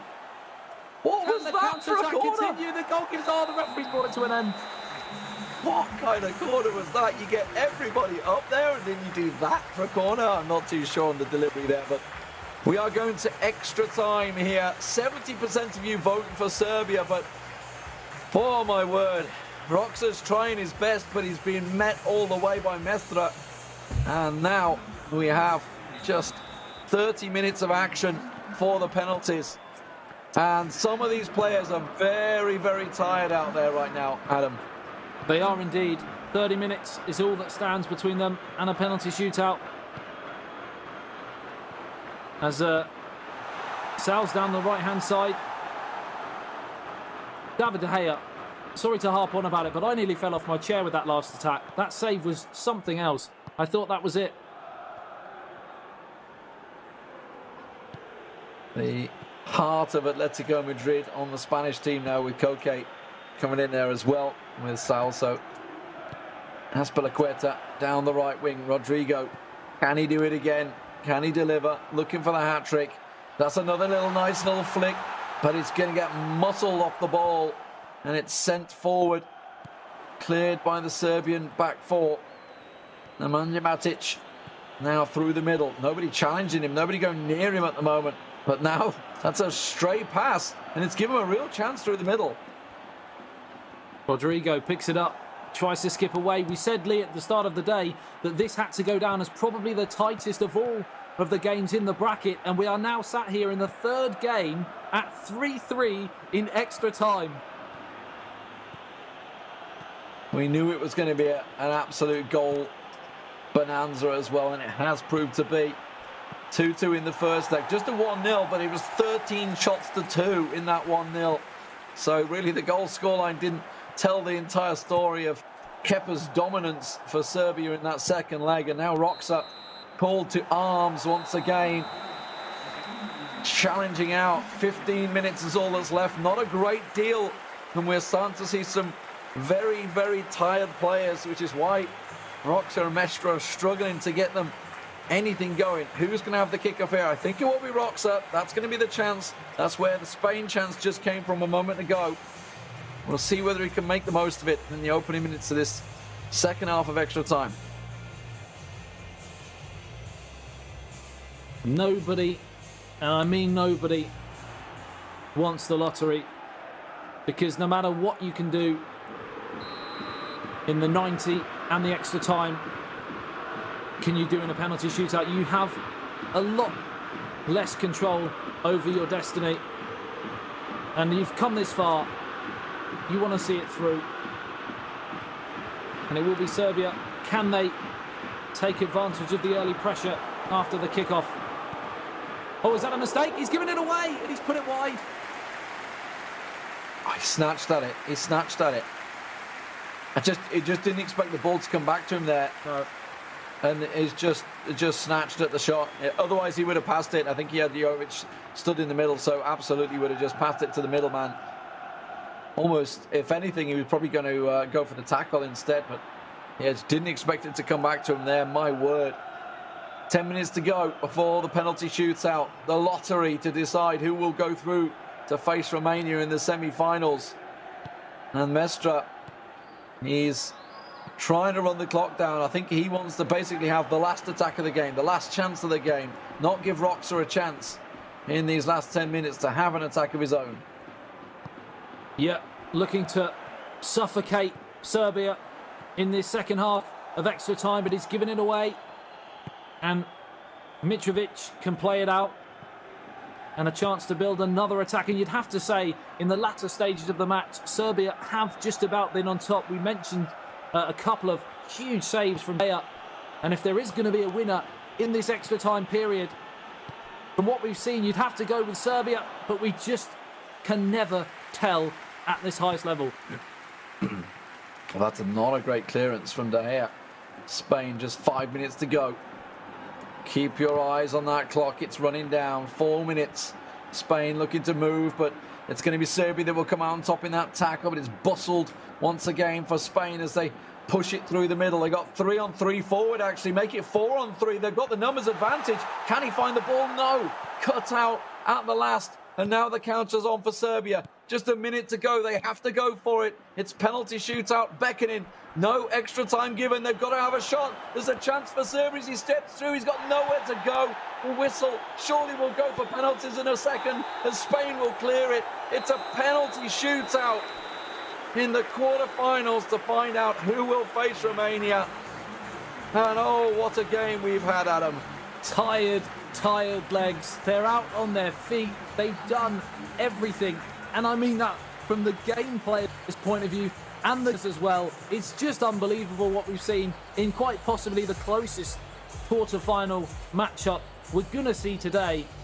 It's gone all the way, and it's now going to be decided on a penalty shootout. It's going to be heartbreaking for whoever gets knocked out here.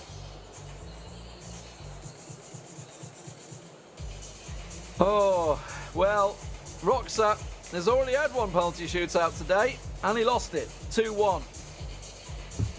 I don't think he's going to be too impressed about having to have another one here. Oh, my word. Mestre, though, this is the first time for him. The pressure. I can imagine the adrenaline dump these players have at this situation to keep your country in this position. Yeah, it's a lot of pressure on their shoulders, the whole weight of the nation. Here's the thing about the selection about Mestre.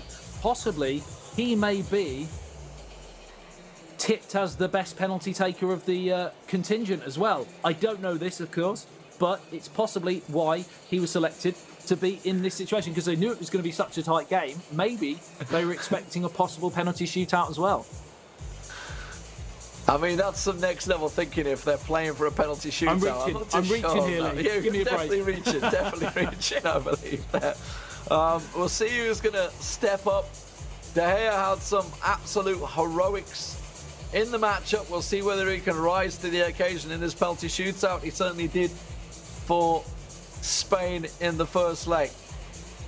If you just tuned in, well, you've missed some belting games. Romania taking down Holland in an absolutely explosive matchup in a best-of-3 series. That went all the way, as well as this one. We had a 2-2 score draw in the first game between Spain and Serbia. It went to penalties. That was won by Spain 2-1 in the end. It was a close penalty shootout. And then Kepa in game 2 took it 1-0. And now we're back to the penalties. And it's starting off with a fantastic save for Serbia. Advantage Serbia if Roxa can score here. But he's up against a man who has been in tremendous form today. David De Gea in the sticks. He's put it wide. Oh, he was baited. Absolutely baited by Mestre, who set his goalkeeper to the right, pointed to the left and said, yes, stick it there if you can. And he puts it wide. What a disaster. This time, Mestre, where's he going? Down the middle? No, slots it in. It wasn't a well-hit penalty, but it goes in because it was guessed the wrong way by Roxa. Well, here we are. 2 down for Spain, 1 on the score sheet, 1 down for Serbia. Can they level the scores? He's baiting him again here. Pointing to the bottom right, but leaving space to the left. Is it going to be second time around? No. Tadic fires it in. Was not phased in the slightest. The mind games. That's what this penalty shootout's about. Mestre, no messing. Powers it home, 2-1. That was some hit. Now, can he level the scores here? This time, side to side goes David De Gea.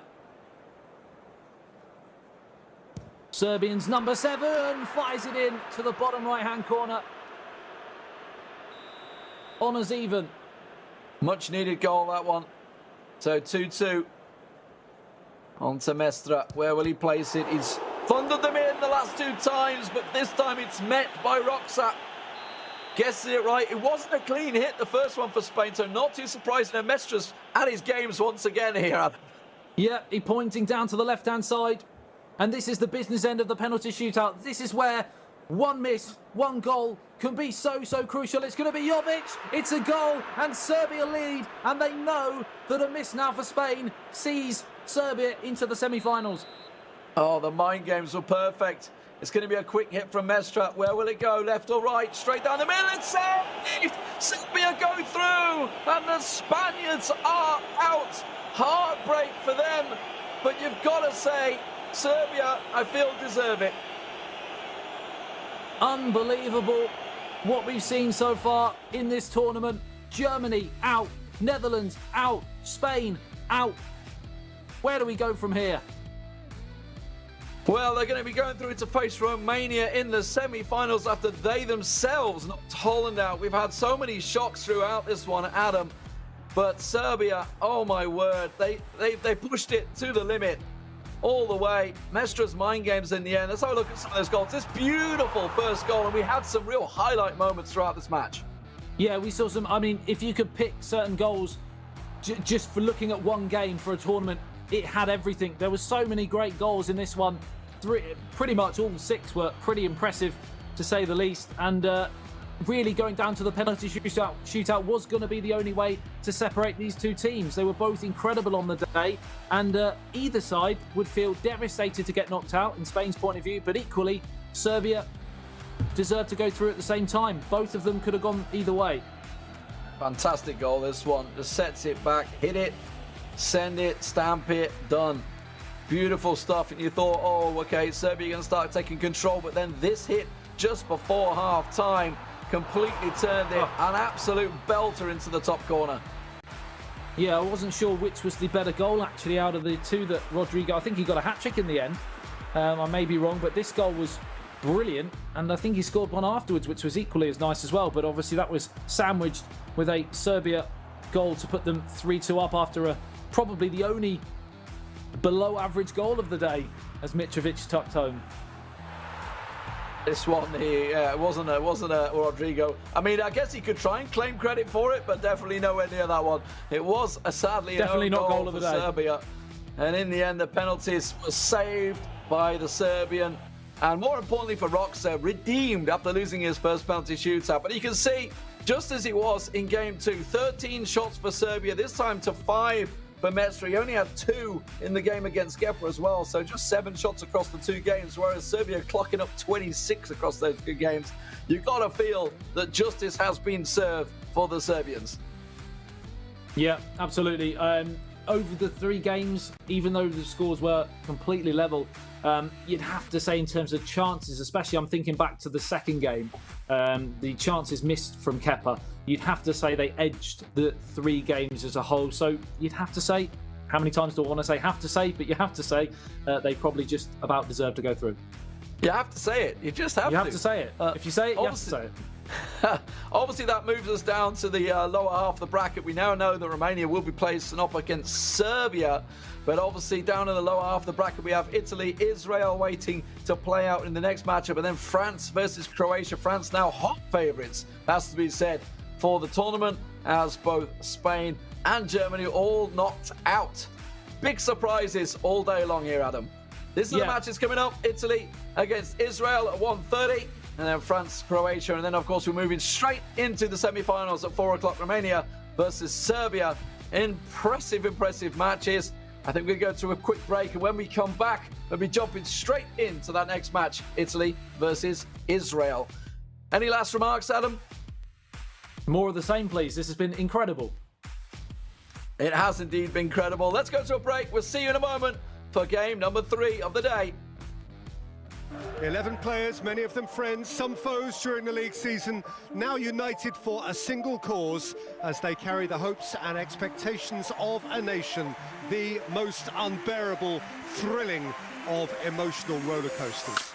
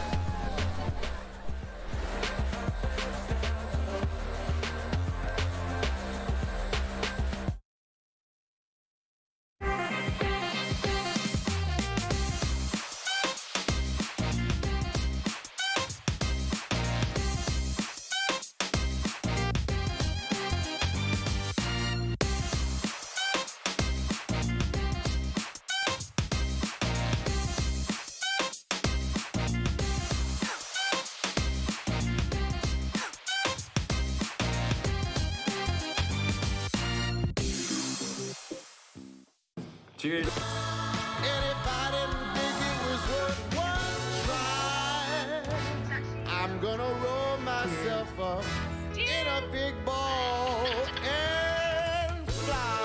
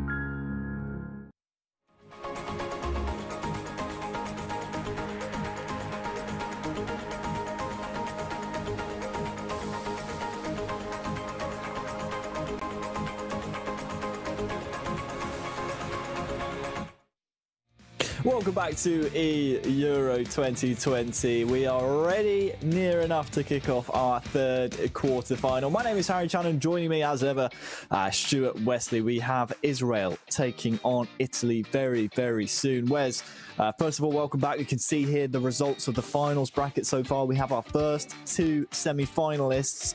A couple of shocks, it has to be said. Now it's time to find our second two. And we think these might be a little bit more straightforward, don't we? Yeah, I think the way that Israel set out their stall yesterday was a little bit more defensive, a little bit more cagey to get through in their tiebreaker game. But that might have just been, a bit of a product of circumstance. I think it might have just been the case that the situation really needed that. And Italy were quite free scoring at sometimes. And to be honest, they showed that they've got some goal scoring flair within them. And but I think that Israel are not going to have enough to take this past Italy. I think Italy will find themselves in the semis, but I think Israel will make a game of it, given the way that they have been playing and the way that they can play. I mean, we've been really impressed with the way that Italy have played so far here at the Euro 2020 finals. We almost doubted their pedigree, but Italy being such a strong footballing nation, it's translated well into the e-footballing world as well. We have Oreld, who we were able to speak to yesterday, representing Israel. Obviously went undefeated throughout the qualification process. They scored one loss in the qualifying group, so they're not completely undefeated. Italy, though, I believe, have yet to lose a game in the Euro competition themselves. So really tricky opponents here for Israel, Wes. And, well, Alonso Greyfox here early on with Bonaventura trying to push in to the box towards the goal. But this will be a tricky game, really. And also, on the flip side, maybe a potential banana peel for Italy to overcome. Well, we've seen a couple of upsets already. We'd arguably say that the two kind of underdogs, if you will, have made it through to the semi-finals already. We may see a third here, but I just think Italy are going to have enough here. They've got enough physically around the team. They've got some skillful players as well. Again, if they use kind of Ciro Immobile as a little bit of a lightning rod up front and make it a bit more joy out of this Israeli defence. However, of course, you've got Zahavi on the other side, who's going to make try and make short work of Chiellini and co at the back. So it's going to be interesting to see how this all really plays out as the ball goes out of play for an Israeli throw. A lot of interesting personnel on both sides. Obviously, the Italian stars, the likes of Dabur, who will actually get onto the ball here for Israel.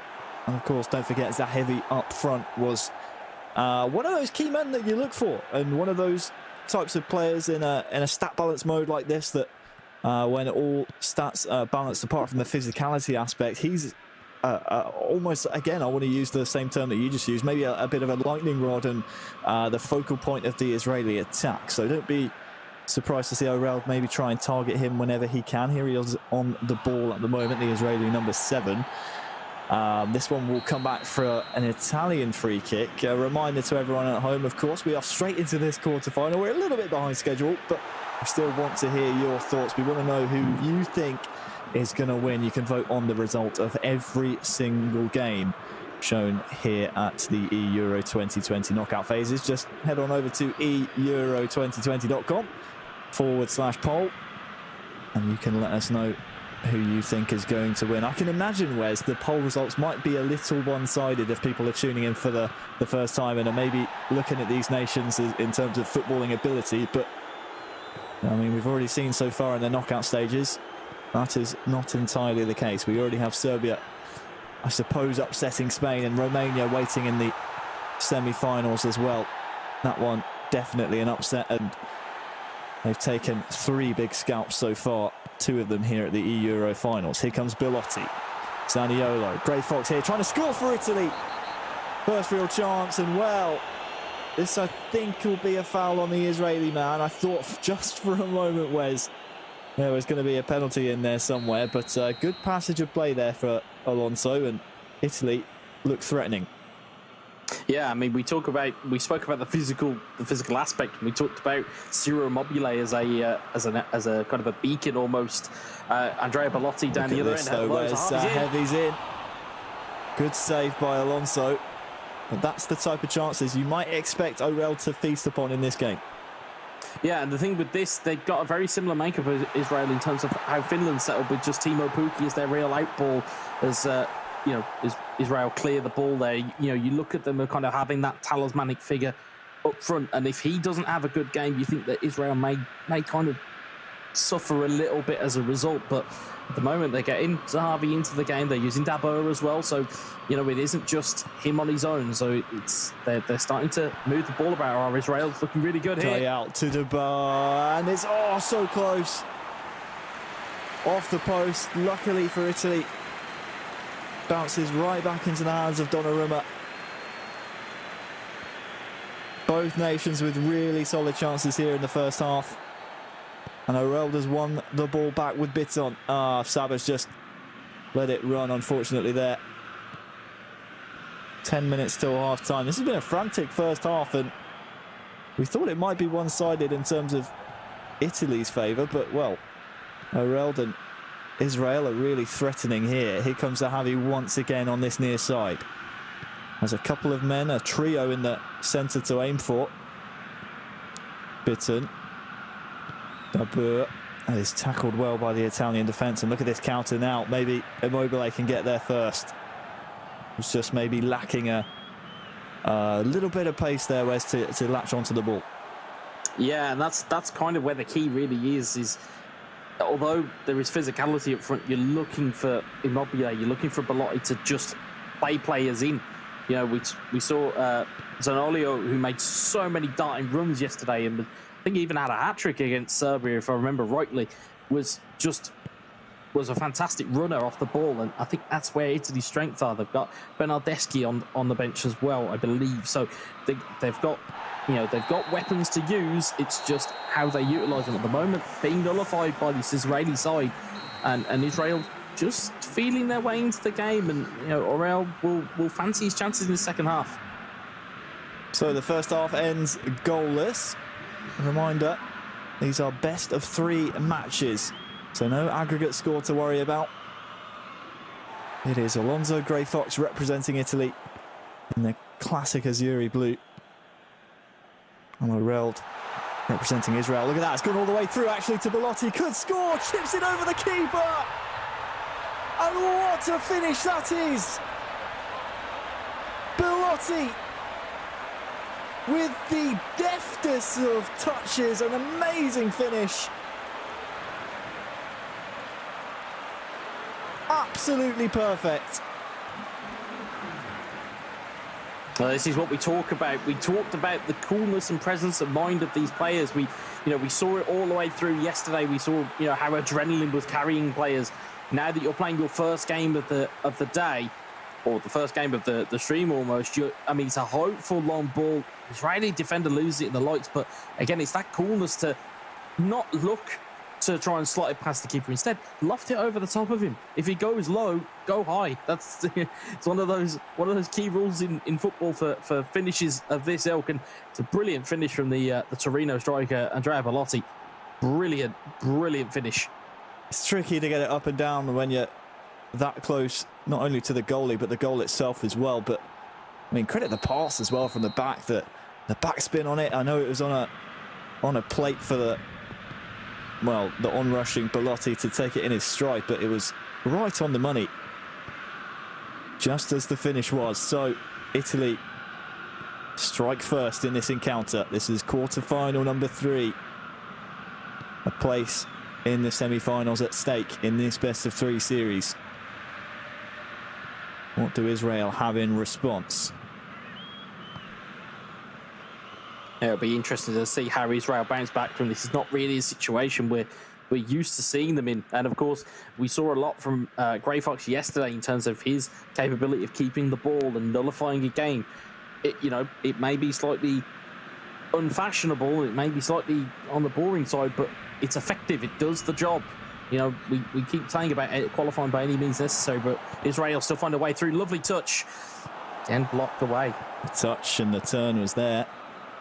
The finish only met an Azzurri defender. Bonaventura now maybe can bring the ball forward. But credit to Orel, he's responded fairly well.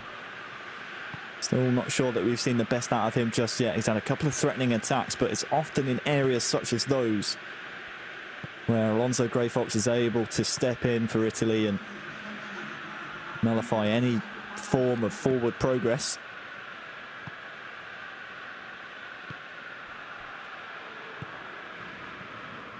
Florenzi.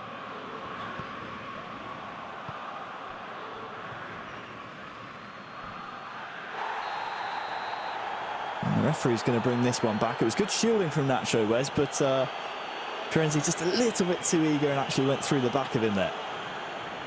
Again, it's a tackle just to stop any real threats coming down that left-hand side. It's 25 minutes left though, so it's going to be time for changes soon enough. As we see Bernardeschi coming on for Florenzi, so Florenzi takes a booking and he's immediately substituted. So you can see the kind of method in their madness. They don't want to go down to 10 men. I don't believe we've seen a sending off yet in the tournament, at least on the stream. So it's it's a tactic they seem to employ where it's just take one for the team and then sub them out, and you can go again. Fair play has been at a paramount here in the virtual competition, of course. It's good to see. At the same time, you are at a disadvantage with 10 men, so it's not something that you particularly want to aim for. Italy under a bit of pressure by the high press of Israel. Grey Fox got to be careful here, playing possession football. And it's one back by Israel. Hemed finds Nacho. It's a bit of space here, loves it. Nice little layoff there to Solomon, but the chance is gone. Zahavi is able to win the ball back though. Look at this, Solomon on the ball once again, fresh on the pitch. Lays it off to Cohen, might look for a shot here soon. And the chance once again goes begging. You're just looking for maybe a shot there. O'Reilly coming forward once again, Zahavi. Nacho. Solomon the target. Alonso steps in and survives another attack. Yeah, there were a couple of chances there really to take a gamble. It seemed like the chance opened up for a shot at goal, which, to be fair, given the defending that we've seen, most shots are normally met by a block. So opportunities on to test the goalkeeper, you really want to at least give it half a chance. But Oriel again looking for that additional pass where it wasn't necessarily needed, and Grey Fox just trying to dummy his way down the wing. But again, it's recovered by Bitten, and again, Israel looking to just grow into this. Only 8 minutes left here. Hemed out to Cohen. Chiellini across. Noreld, I think there just maybe thought that his player would lock onto the ball. Hadn't quite locked onto it just yet, so that allows Chiellini to step in and look at the blue bar in the bottom right-hand corner of your screen, all the way down to the bottom for Italy. And this one's a cynical one from Cohen. He'll go into the referee's book. Nowhere near the ball. Just wanted to slow the forward progress of Alonso in this one. Whereas with just 5 in-game minutes to go, looks like it's going to be advantage Italy in the best of 3. Yeah, they've done. I can only describe as the absolute bare minimum here, and that's all they really need to do. 1-0 is one of the best score lines in football. You come away with a victory and you get yourself across the line regardless. But you can see here Israel going all out attack here. So again, there's that additional centre back that goes up as an auxiliary forward, and as you can see there, it's starting to get a little bit crowded up there for Israel, which means that they've got more options to play with. Zahavi in behind. Looks to feed Solomon, who is rushing onto it. Only finds an Italian defender. We're into the first of 2 added minutes, and Zaniolo, with lots of running to do, takes it around the keeper. Well, the crowd is screaming for a red here. I'm not sure if it'll happen, Wes, but it's certainly going to be a free kick. No, it has been a red. It has been a straight red for the keeper. So we were calling for it. Well, we weren't calling for it. We were respecting the fair play. But in the 92nd minute, it's our first red card. Bernardeschi. Italy want to make sure they have the final attack of the game now that the result is certain. And late drama will not contribute towards the result, but it ends Italy 1, Israel 0 in our first game of this best of 3. Yeah, you could see the last-ditch challenge from the goalkeeper fell into the category of getting there as fast as he could. There was no way that he was going to relent, and with it being last man, it didn't make much difference, of course, because it was very much the last minute of the game. But yeah, it's a solid a solid industrial performance from Italy. It wasn't too flashy. There wasn't too many kind of moments of brilliance apart from the goal. There was a decent kind of set of opportunities here, but it's a beautiful pinpoint pass. You talked about that backspin, hits the ground and spins back up. It's a lovely deft finish from Andrea Bellotti, and Alonso Gravefox will be very pleased to have that one going to the back of the net and carries 1-0 lead into the second game. So be interesting to see who steps up for Italy now.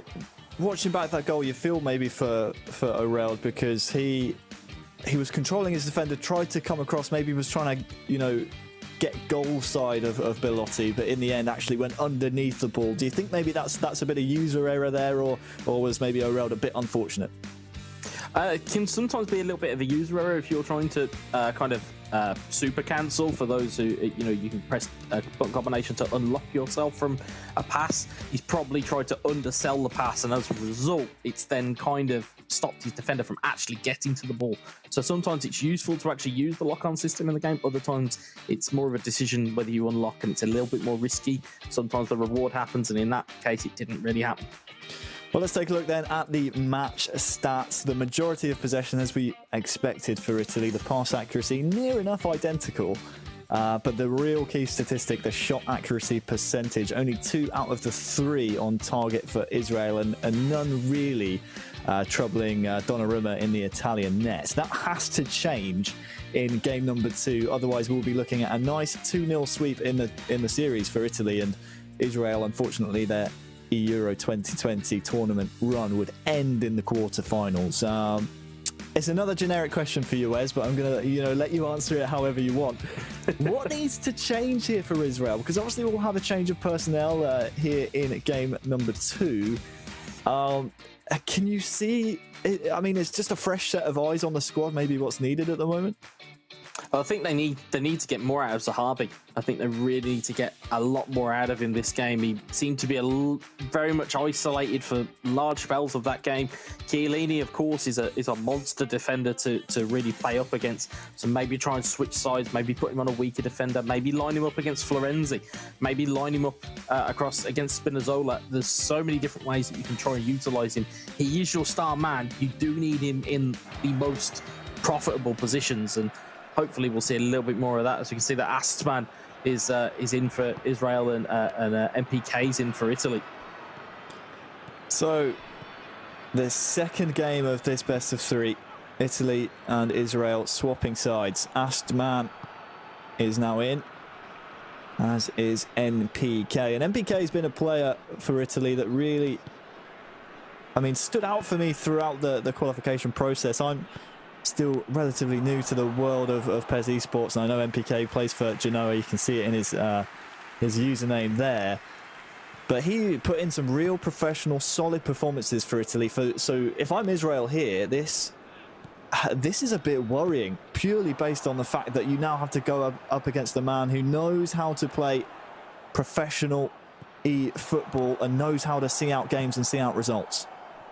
Yeah, in one sense, you would look at it on paper and go, "Yep, this is a bad match." Oh, that's a mistake. Touch. Big mistake. Zaniolo's in. He's taking it around the keeper, and it's a defensive error. A really poor touch by the Israel backline makes Astman's challenge in game number 2 so much more difficult. It's 1-0 to Italy. I was just about to talk about the fact that it could be a hindrance, being, a pro player seen as on paper, you're a pro player versus somebody who isn't a pro player. As we've seen in this tournament, pros have been struggling. But MPK, though, finding a route to goal, and it's making it, or it's taking an advantage that he knows that these Israeli defenders are weaker than any other types of defenders that are around. In terms of the first touches, the touches aren't fantastic, and he's benefited brilliantly. Dummied it round the goalkeeper that was a manual goalkeeper as well, kept his composure, and Astman has really, really got a hill to climb here. So 1-0 then to Italy in the opening 10 minutes. And MPK now can just play his game, knowing that, well, if he carries on like this, Italy will be into the semi-finals. Here is Sabado for Israel. Can he get in behind? Dabur just beaten by Bonucci. That Italian defence is going to be so difficult to break down. The likes of Bonucci and Chiellini. Difficult defenders to get round. Romagnoli now going out to meet Zahavi. Referee's played an advantage here. MPK, I think, wants this play to stop purely based on the fact that Kayal, who is controlling currently, was threatening to get in behind. So just watch out for Kayal on this near side. Zahavi the target, a little too central. You can see, again, Italy here. And MPK have gone defensive, happy to sit back. Doesn't need, really, to commit too many bodies forward. But when he does, look at this. Bonaventura across to Quagliarella. 2-0. Defence into attack. Quagliarella doubles Italy's lead. You can see it's the experienced head of Quagliarella that gets into the box, takes that gamble. It's a decent passing move from Italy to get that opportunity. You can see that MPK has worked very hard with this team. He gets a slight bit of luck. The keeper lets it go through his hands. And Quagliarella will say thank you very much. And Italy well on course to qualify for the semi-finals of Euro 2020. Israel staring down the barrel of elimination here in the Euro quarter-finals. They went undefeated in the group. Asman trying to fashion a chance early on in this second game, but 2 goals down is always going to be a difficult scoreline to reverse, especially when you consider the strength of the Italian defence that we've hopped on about endlessly throughout this this final competition. Back in Group E, Israel 22 points out of 8 matches, 7 wins, 1 draw. But you feel maybe they haven't faced the competition levels that they eventually have met here in the Euro 2020 finals. A goal before half-time would give Astman a little bit of hope, though.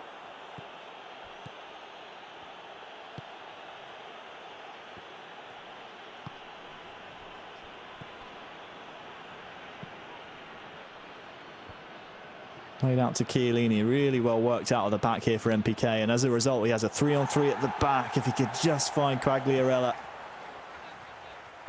There was a man over on the far side. Instead it comes the other way. Zahavi off to Sabat. The closing down by Italy. Very strong. Nice turn there for Florenzi. Unfortunately can't keep possession. Chiellini steps in once again, the enforcer at the back. Just looking for runners here. And there it is, Quagliarella will not get there before Harouche. And with just 5 in-game minutes to go for half-time, Wes, Italy look like they are sailing through to the semi-finals. Yeah, and it looks like they've pretty much nullified the attacking threat of Israel as ball goes just offside. And Italy looking dangerous on pretty much every attack here, and it's not a lot of hope down the other end for Israel. But you know, we've seen it with the likes of Romania. We've seen, you know, comebacks of a different kind, but can't really see it coming from Israel right now. Just lacking that little bit of fizz at the moment in the attacking sense. Quagliarella, however, the old man has been looking very, very promising. Look at this, Zaniolo's in. The flag stays down. And we thought it was Israel looking for a goal before half-time. We completely forgot about this man. Zaniolo, NPK, Italy. Name a better trio. It's 3-0, a trio of goals. And Israel, their task is near enough impossible. Yeah, well, we talked about those late runs from Zaniolo, and you'll see it here. Just waiting on the penalty spot, completely unmarked. Leaves all of the work for the Israeli defense to do. It's a lovely outside of the boot, flicking to the middle, and Zaniolo says thank you very much, and off we go. Nicolo Zaniolo for Italy. His second goal on the day. We spoke about all the hard work that Bonaventura and Quagliarella have been doing. We almost forgot about Zaniolo. That's his continuing contribution to the national squad, the virtual national squad, which has absolutely starstruck the Israeli squad at the moment. You can see the subs have come in at half-time. Something has to change here for Israel, because MPK and Italy look like a real force. And we have to look ahead now, Wes. Obviously, unless Israel can show us something in the next 15, 20 or so in-game minutes. Again, we can't completely write off a comeback, but I'm going to ask the question that I'll be asking you after the game as well. But do we think Italy maybe could be a nation that could challenge the likes of France or Croatia, who are both, actually, I should say, in the last quarter-final we're going to see following this game? Well, I think they've got enough about them to challenge, most definitely. In terms of the caliber of players they are, sure, they may not have the same kind of tried and tested quality, but in terms of a squad itself, you look at the physicality, as we constantly mention, but it is such a deciding factor. You know, they may have the likes of Immobile to challenge the likes of Rafa Varane, to challenge the likes of of Kramaric and co, to really kind of bully some teams. So we may see that from Italy going into the semi-finals. Well, Israel struggling to get anything of conviction going their way in the attacking third. MPK, he's on easy street right now. He knows his teammate before him has done the job. He's doing his job. And if Astman and Israel want to continue their journey, goals have to start coming in. That's a good start. Here's Sabat. Sprays it out to De Boer. A little bit wide. Is the chance gone? Oh, great save. Donnarumma called into action for the first time really in this game, and that very easily could have been 3-1.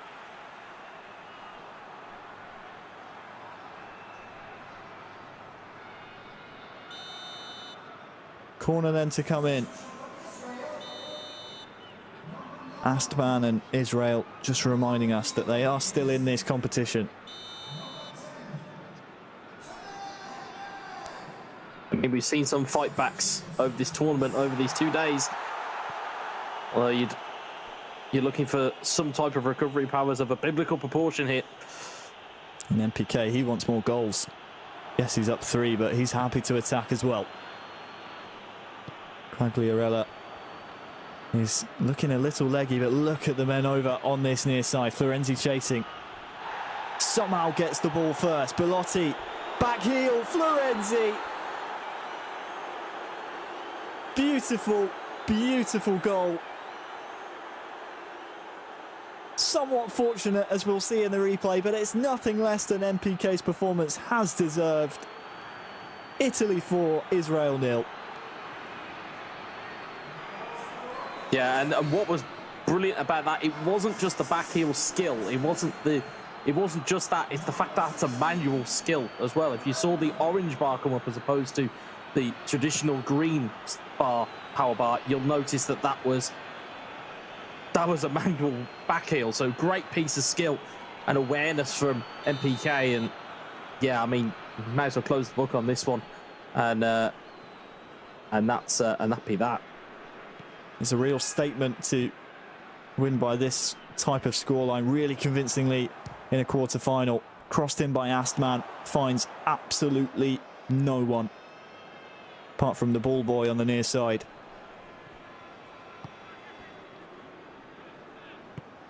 This has been a real professional performance. I can't think, other than that one time that Donnarumma was called into action, that Israel were able to fashion the types of chances that we are so used to seeing them produce throughout the qualification groups, throughout even the groups here at the Euros. They were able to fashion some types of shots, even though they weren't able to always convert them into goals. We just haven't seen the output here in either match from Israel. Yeah, they've just not really been able to get Zahavi into the game and really put any kind of pressure on the Italian backline. The Italian backline just appears just too strong. You've got Romagnoli out on the left-hand side. You've got Chiellini in the middle, and you've got Rugani, who's the younger player from Juventus. And of course, you've still got Bonucci knocking around in the Italian squad as well. So these guys have been seasoned and canny operators. It's it's a really experienced squad, and then you've got some youthful players to bring in as well. And it'll be interesting to see who really comes out of that last quarter final and provides a task or at least a challenge to Italy. Solomon for Israel crosses in, headed away. The ball will come straight back at them though. Here is Saba looking a little leggy. Bitten. Zahavi touches. Safe hands from Donnarumma. That was a real chance to maybe get a consolation. He'll have another chance here. Real gets to the byline. Once again, Donnarumma not phased, and the strength and depth of this Italian squad in terms of defence allows so many different formation possibilities. I'll come back to that as Zahavi might have a chance here for a goal. Blocked by the Italian defence again. But when you do have that strength and depth at the back, you can maybe start to play 3 at the back or a 5 at the back. Allows different tactics to maybe unlock your opponent if you do come stuck, which is, well, something we might need to keep an eye on as Italy, no doubt now, will be progressing to the semi-finals. Astman, can he get a consolation? NPK says no. He wants another crack at maybe a 5th. Quagliarella hoofs one to Zaniolo. But this one, Wes, is in the history books. Unfortunately for Israel, it did not go the way they wanted. They will be out in the quarterfinals. Commiserations to them. And of course, congratulations for making it this far. But only the strong survive. And Italy are through in a convincing fashion. That one was a quick one. Yeah, I suppose out of the 4 quarterfinals, it was the game that we probably expected to be kind of out in 2 games. I wasn't really expecting it going all the way. Again, it opened up with a terrible error at the back, and again, defensive frailties again showing themselves and bringing to the fore. Lovely bit of skill from Zaniolo to make it 1-0, and again, just MPK moving through the gears, really, through here with lovely passing moves, spots the man open, it's Quagliarella, and it's 2-0, and from there, it just, it went from being a small hill to an absolute mountain to climb for Israel. A lot of the things you're seeing in this replay package here, Wes, it just, for me, screams out the contrast in the 2 defences. We saw constant Italian compactness and really stout defensive work. The Israeli defence here just seemed too spread out, too far apart, and it led to so many goal-scoring opportunities, which most of the time were taken by MPK. Yeah, I mean, you look at that type of goal there, it's, you even looked at the bottom of the screen. Italy were in a defensive mode. Israel were in an attacking mode, and it allows you just more space to play in. And again, you can see there the clinical nature of Italy. 4 shots, all on target, all were goals. They took every single chance, and that seems to be the message today, is that if you're going to come and you're going to represent your country, or you're going to play a game of e-football pairs, you have to take your chances when they're there. If you're on top, you need to finish teams off, and Italy very much resourceful, and potentially if France and Croatia go through to a 3rd game, they play 1 less game, there's less fatigue, there's less mental, they can sit back and they can kind of rest up a little bit and put their feet up for a little bit longer. Well, with Italy through to the semi-finals, we only have 1 more semi-finalist to find. Earlier on, Romania upset the Netherlands to set up a semi-final matchup with Serbia, who took down Spain, who, I mean, They bested in the group. They've now definitively beaten them, Wes. I don't think there's a question anymore, considering Serbia pipped Spain to automatic qualification. And you can see now the updated schedule here. We will be starting France-Croatia very, very soon. We are slightly behind schedule. That is not a semi-final, even though it says semi-finals. It's a quarter-final. Don't get ahead of yourselves here, people. There aren't 3 semi-finals. But that quarter-final, France and Croatia, will be coming up fairly shortly, followed by the 2 semi-finals. There will be a draw before the first semi-final to decide, as we move from best of 3s to best of 5s, who will be hosting the majority of the games, which will give the virtual players the home field advantage, of course. So, Wes, thank you very much for joining me for that third quarterfinal. When we're back, we will be covering the first semi-final. Do not go anywhere, because when we come back, we will have the final quarterfinal between France and Croatia. Don't go anywhere.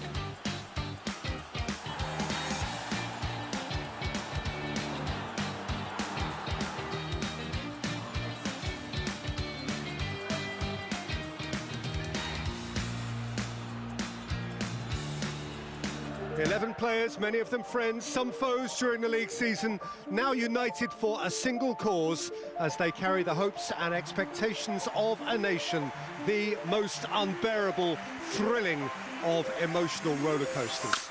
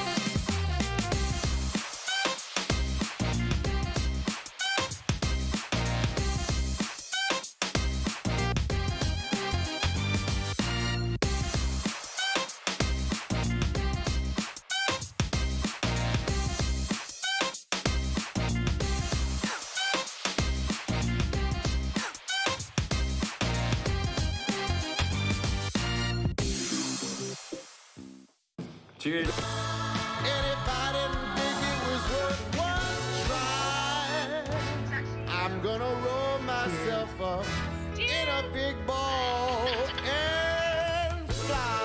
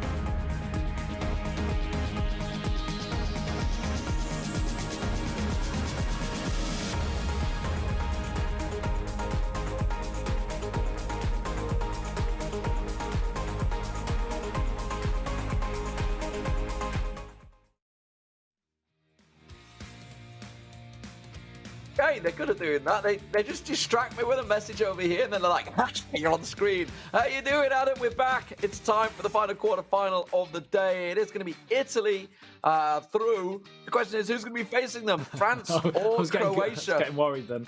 I thought Italy again. Recovered myself well. I recovered myself well. It's because I had Italy on my mind. We were expecting Alfonso, but it looks like he's not appearing. Yeah, we've got France and Croatia coming up next. Possibly, you'd think on paper, one of the easiest of the quarterfinals to predict. But of course, we saw France struggle against Austria in the group stages. But Croatia certainly struggled as well getting through. They snuck through against Montenegro, I believe, on the 5-4 sudden death penalties in the last stage. So, yeah. Yeah, schedule for today, of course, we're about to start this one. We are about 10 minutes behind schedule, but that's fine. France-Croatia will be kicking off in just a moment. And then we'll be jumping into the semi-finals starting at a hard time at 4 o'clock and 5 o'clock Central European Summertime. And, of course, the grand finals at 6:15, which will be a best of 5. Then the semi-finals will be a best of 3. We're still in best of 3 territory. And, of course, let's start talking about what are and what were, from the very beginning, the tournament favourites, France. We've just seen a couple of other tournament favourites, the likes of Spain, getting blown out in penalties. Yeah, Can we see Croatia cause an upset? I'm going to say I think not, but we have seen, just due to the fact that the level of talent on the other side of the bracket I felt was a little bit higher. Having said that, you can't ever write any teams off. They're here by merit, of course. They have got through, beating Luxembourg and Montenegro, like I said, and they only lost 3-2 to the Netherlands as well in their opening fixture. So they're still certainly a team to be considered up there.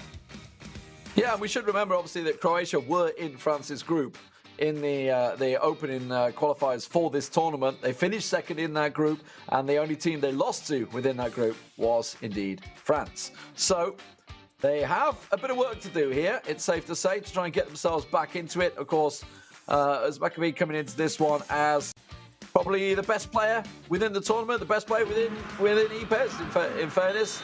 And he is going to be playing the first game against, is it Zana? Zana, isn't it? Zana 18, yeah. I think it was Jana, I think is what Wonderboy was referring them to.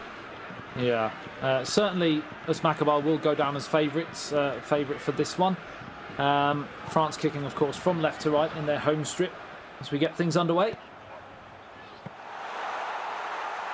Well, they're already getting themselves a chance early on. Of course, as you mentioned, Croatia, they went through, I think it was like the 9th or 10th penalty in a bit of a crazy matchup. No nonsense tackling there.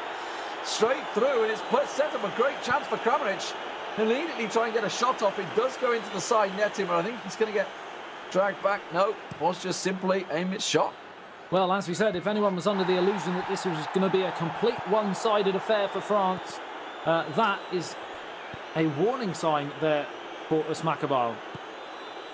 Now, I wonder how the style's going to work here, because as we saw previously against Özmakabal, that they were basically playing ultra defensive, and I am seeing a fairly defensive setup from Croatia here, but as it starts, well, they do have themselves a good couple of chances, the opening couple of chances in the first 10 minutes here, and they're still on the go.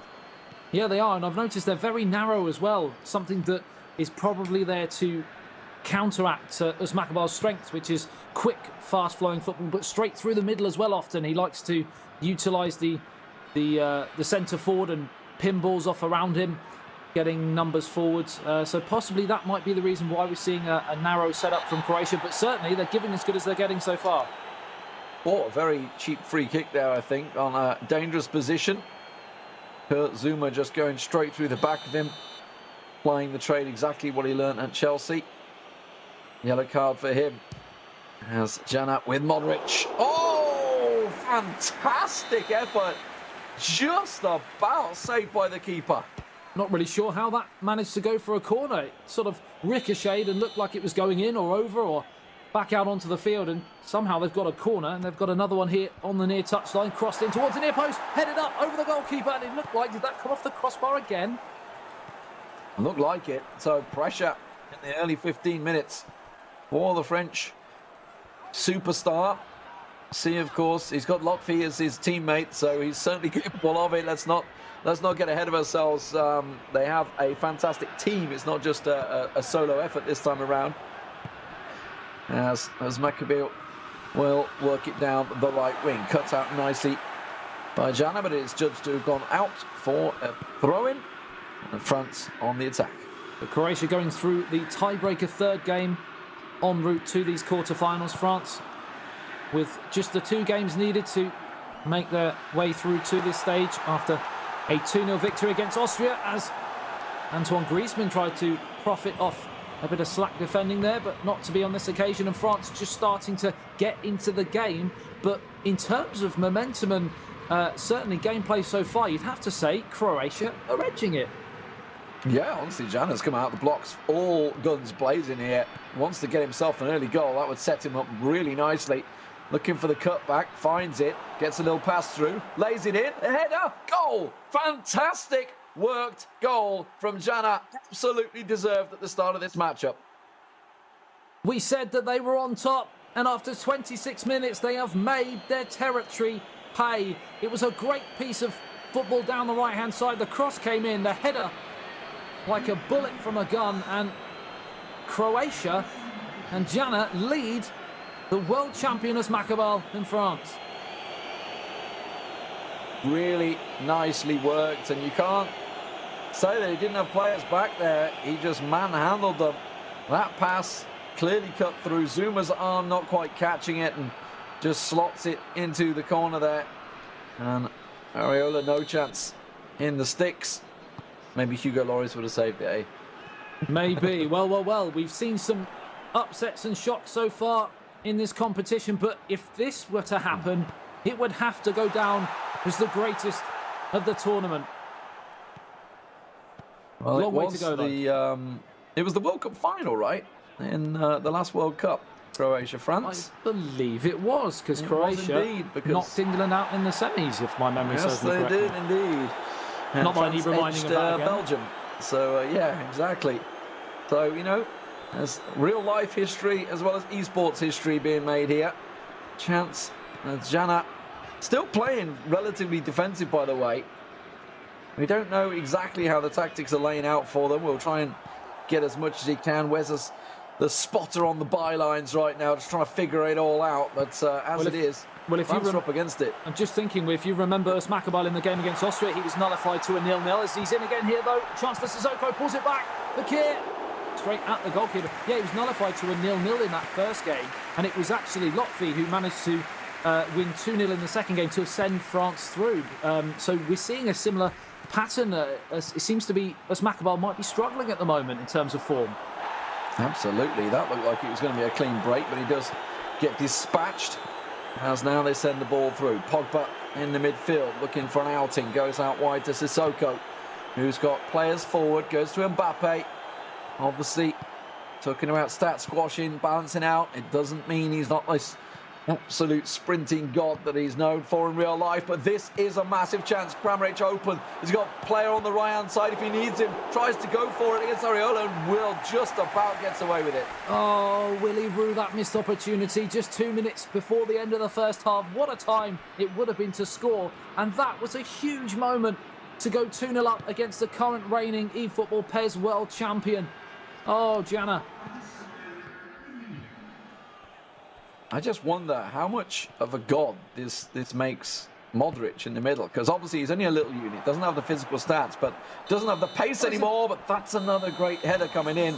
Croatia, of course, they've got the big men up front. They've got the wizard of Modric in the middle, who ordinarily would be a fairly slow player these days, because obviously he's, 36 now. He's going to have pace. He is indeed, and of course, as Maccabeel playing for AS Monaco in eFootball Pro, a different set of players completely to France, and possibly taking a bit of time to adjust here.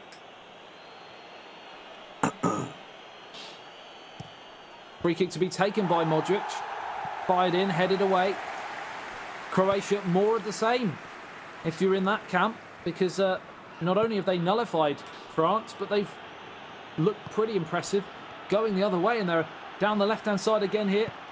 Barisic in towards Kramaric, now pulls it back to the edge of the area, but just can't quite pull the trigger. And a first real chance to counter for France, but again, he's giving it away. Oof, that's a vicious tackle. Been given, play on, and he's going to take it. Fekir down the wing, looking to cut inside. Oh, he tried to catch the one. It's going to go for a corner. So first real bit of pressure. As Maccabil will... Oh, is he going to drag it back to the free kick? I think he's going to drag it back to the free kick. No, it will be the corner. I think it was just showing just the booking, yep. So corner drifted in, headed clear. Not very clear though. Chance to try and send it out to the right wing, maybe. No, goes back in the end and just recycles the ball to try and keep that pressure on. A lot of players forward. Will win it back into goal. Finds the player in the middle. Stabi, and it will be. The equaliser comes. Mbappe in the middle. Was Maccabil. France are back in it. And that is why he is world champion at this moment in time and playing for France in the Euro 2020 tournament, because he's been not at the races at all. He's been nowhere. He's created absolutely nothing. Yet he gets one chance, one sniff, and it's 1-1. Lovely finish in the end from that man, Kylian Mbappe. Drills it home, just needed one chance, one sniff, and it's a goal. And all the pressure that Jan has been putting on him, undone. So Jana, once again, the young lad who was looking to make his mark here against the world champion, and to get his team through to the semi-finals versus Italy, who will be sitting on the edge of their seats waiting to see who they will get. They would certainly want Croatia. They wouldn't want to face France, I feel. Although they've been scoring goals for fun at the moment. Italy just had a very one-sided game against Israel. They scored goals for fun in the group stages earlier on as well. They were also through in the top of their group along with France. Now, of course, with the top side being Romania versus Serbia, we waited to see who will be the final semi-finalists. Croatia certainly would be a shock, I think. It would, and under a normal set of circumstances, Italy would want to avoid France in the next game, but I don't think, as I said, I've seen France, and especially these two players, as Maccabil and Lotfi, look so ineffective. Having said that, he has got the goal. His tail is up, and it's a chance here for Griezmann to get the crossing, but whacked away. And you think Croatia are probably happy with a draw, possibly in this first game. Yeah, keep the pressure on. Time. Maybe. It will be still France on the attack. 20 minutes to go in this matchup. Remember, it goes extra time and penalties. It's not aggregate score today as it was yesterday in the groups. That's a loose pass once again, but he gets away with it. Now he can set it up in the middle as runners.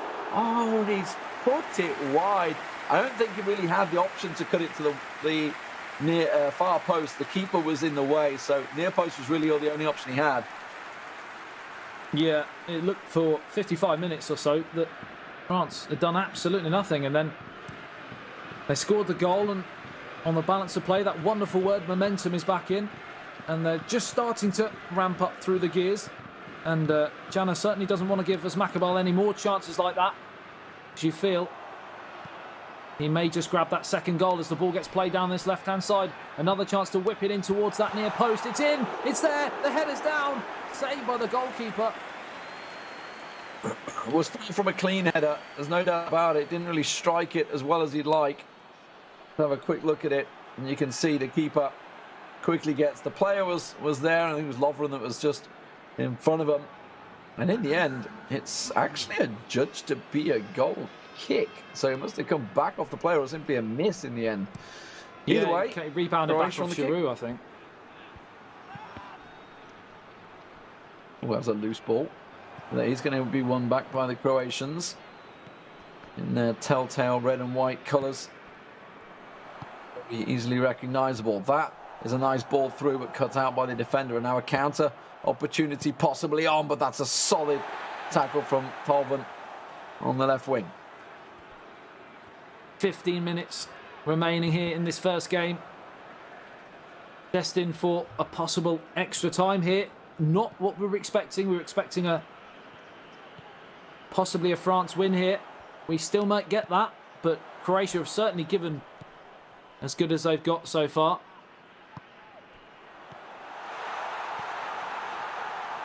It's in towards Giroud though. He plays it across. A real chance here for France. They just can't quite find that killer touch, which has been eluding them for large parts of this game. But time running out to find a winner. It is France who are knocking on the door. Keeping the pressure on. Croatia struggling to get out of their own half at the moment. And you can see it's coming straight back at them. They keep the pressure on. France happy to just play it across the back four and take the final chance of the game.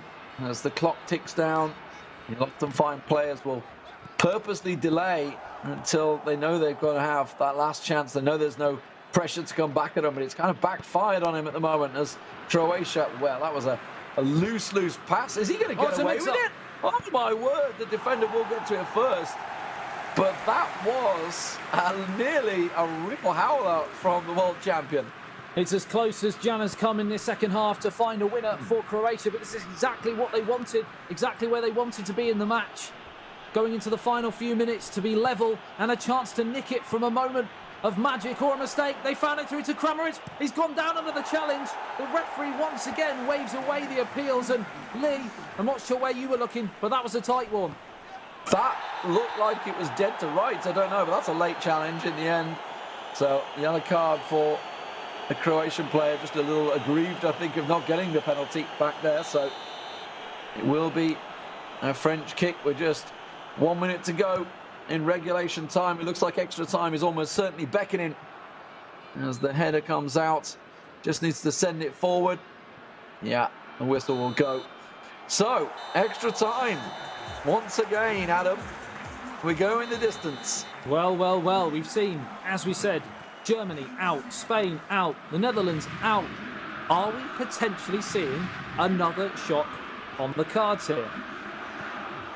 Well, it was Jana that came out on top in the epic penalty shootout versus Montenegro in the qualifiers, but that's a tipped header, just stuck it over him. Oliver Giroud just beats the keeper in the air. The big unit that he is, tips it into the corner.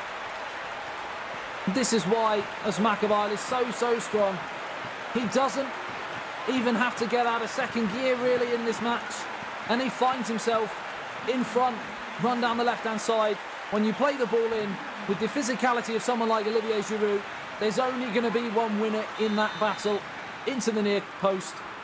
Advantage France. What can Jana do? Can he come back? He looked so good at the start of this game, but he's wilted a little bit under the pressure of the Frenchman, the world champion, starting to step his form up when it really counts, when he's called for.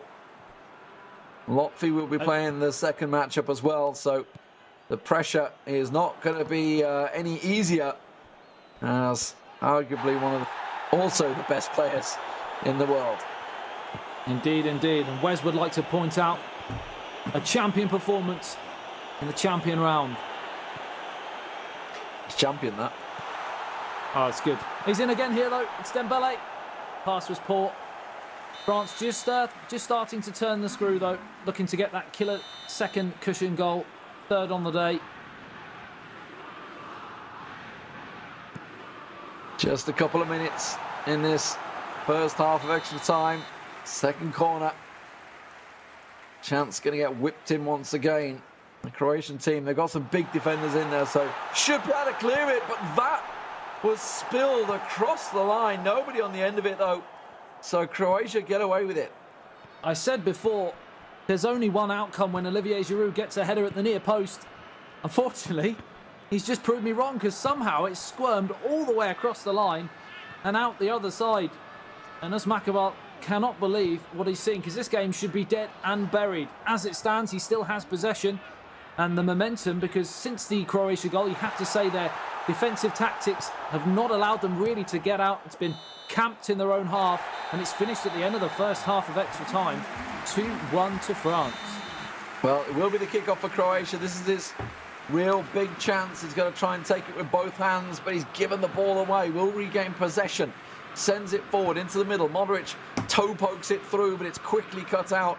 And now Nabil Fekir finds himself a beautiful through ball. Olivier Giroud is on his own. He's got the power, he's got the muscle, but he's caught out the two players in the end, wrestle him off the ball.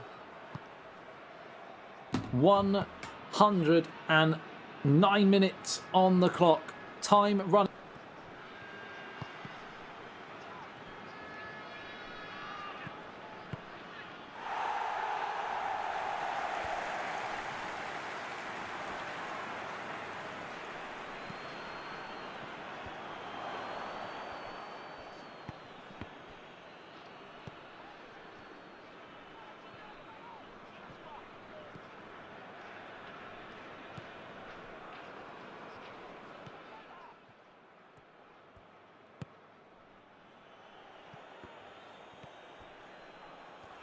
In extra time, 5 minutes for Croatia to do something, but right now they don't have the ball.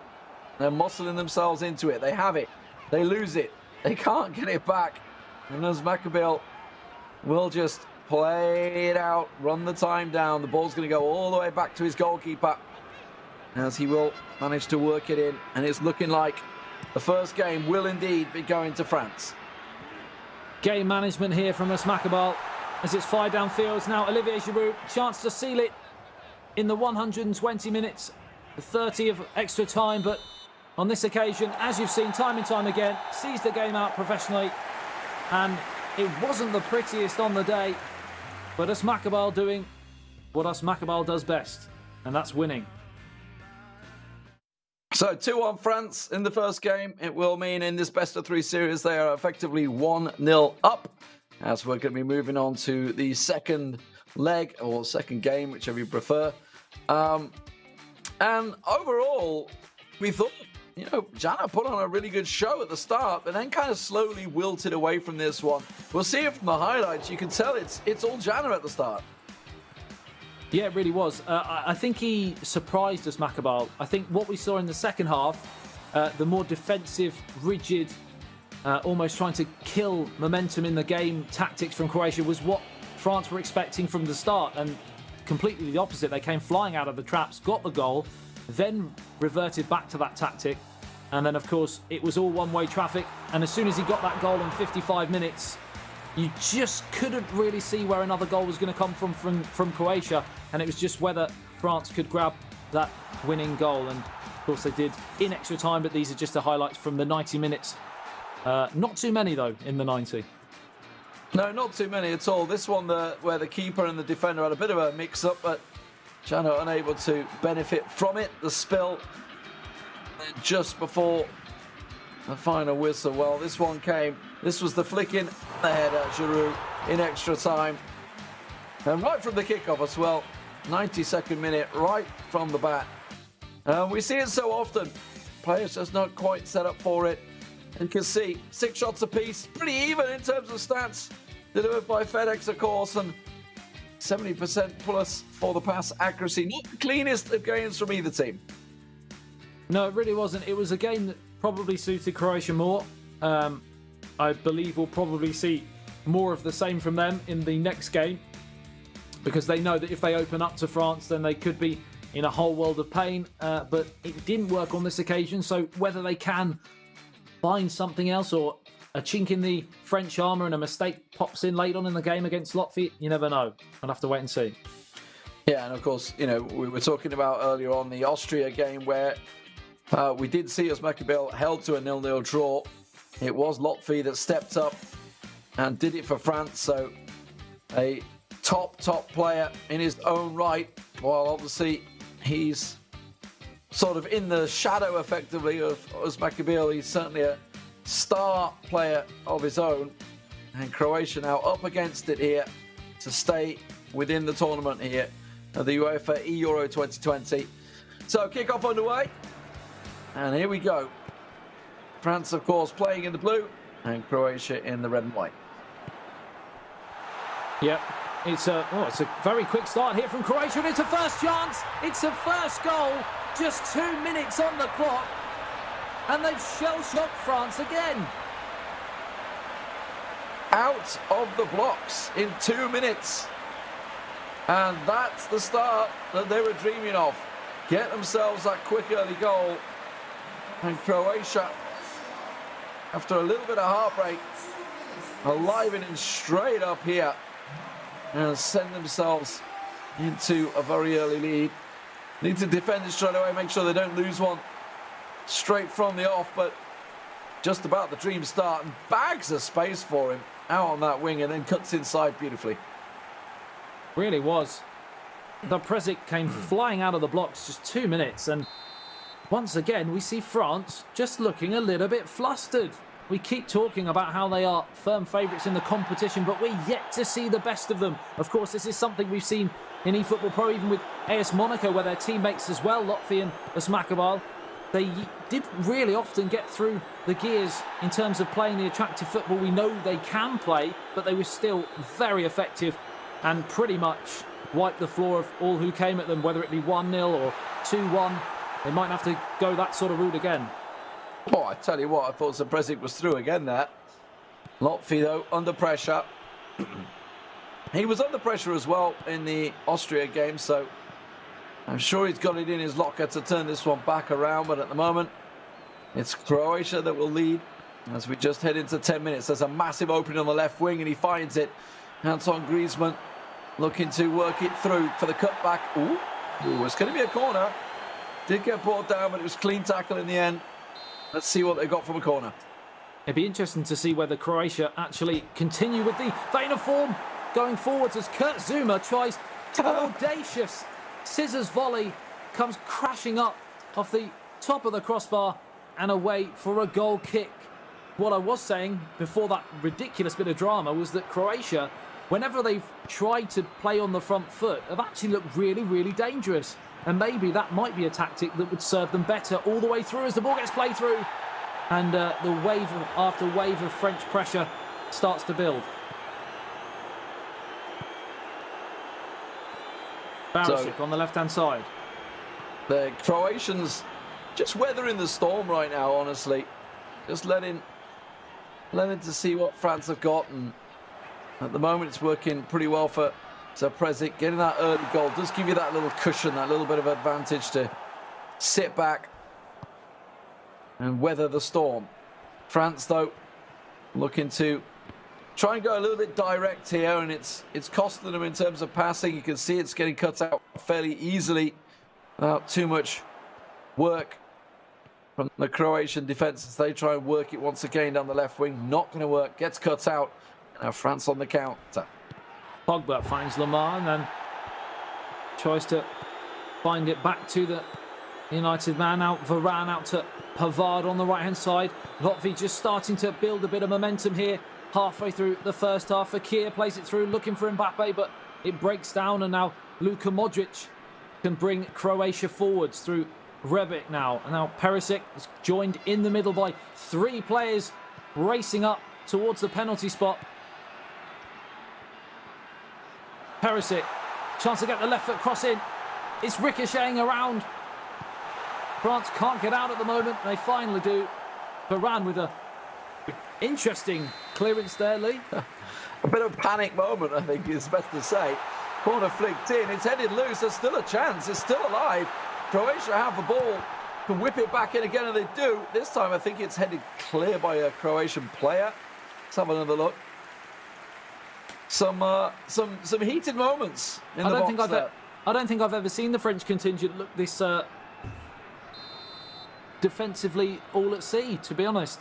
They're looking flustered at the moment, and we're not giving Croatia enough credit for their route to this play so far, as it just goes into the side netting, because you can only beat the teams in front of you. They may not have had the big name dropouts of Spain and Germany, etc., but they beat Luxembourg, they beat Montenegro. They can only beat the teams in front of them.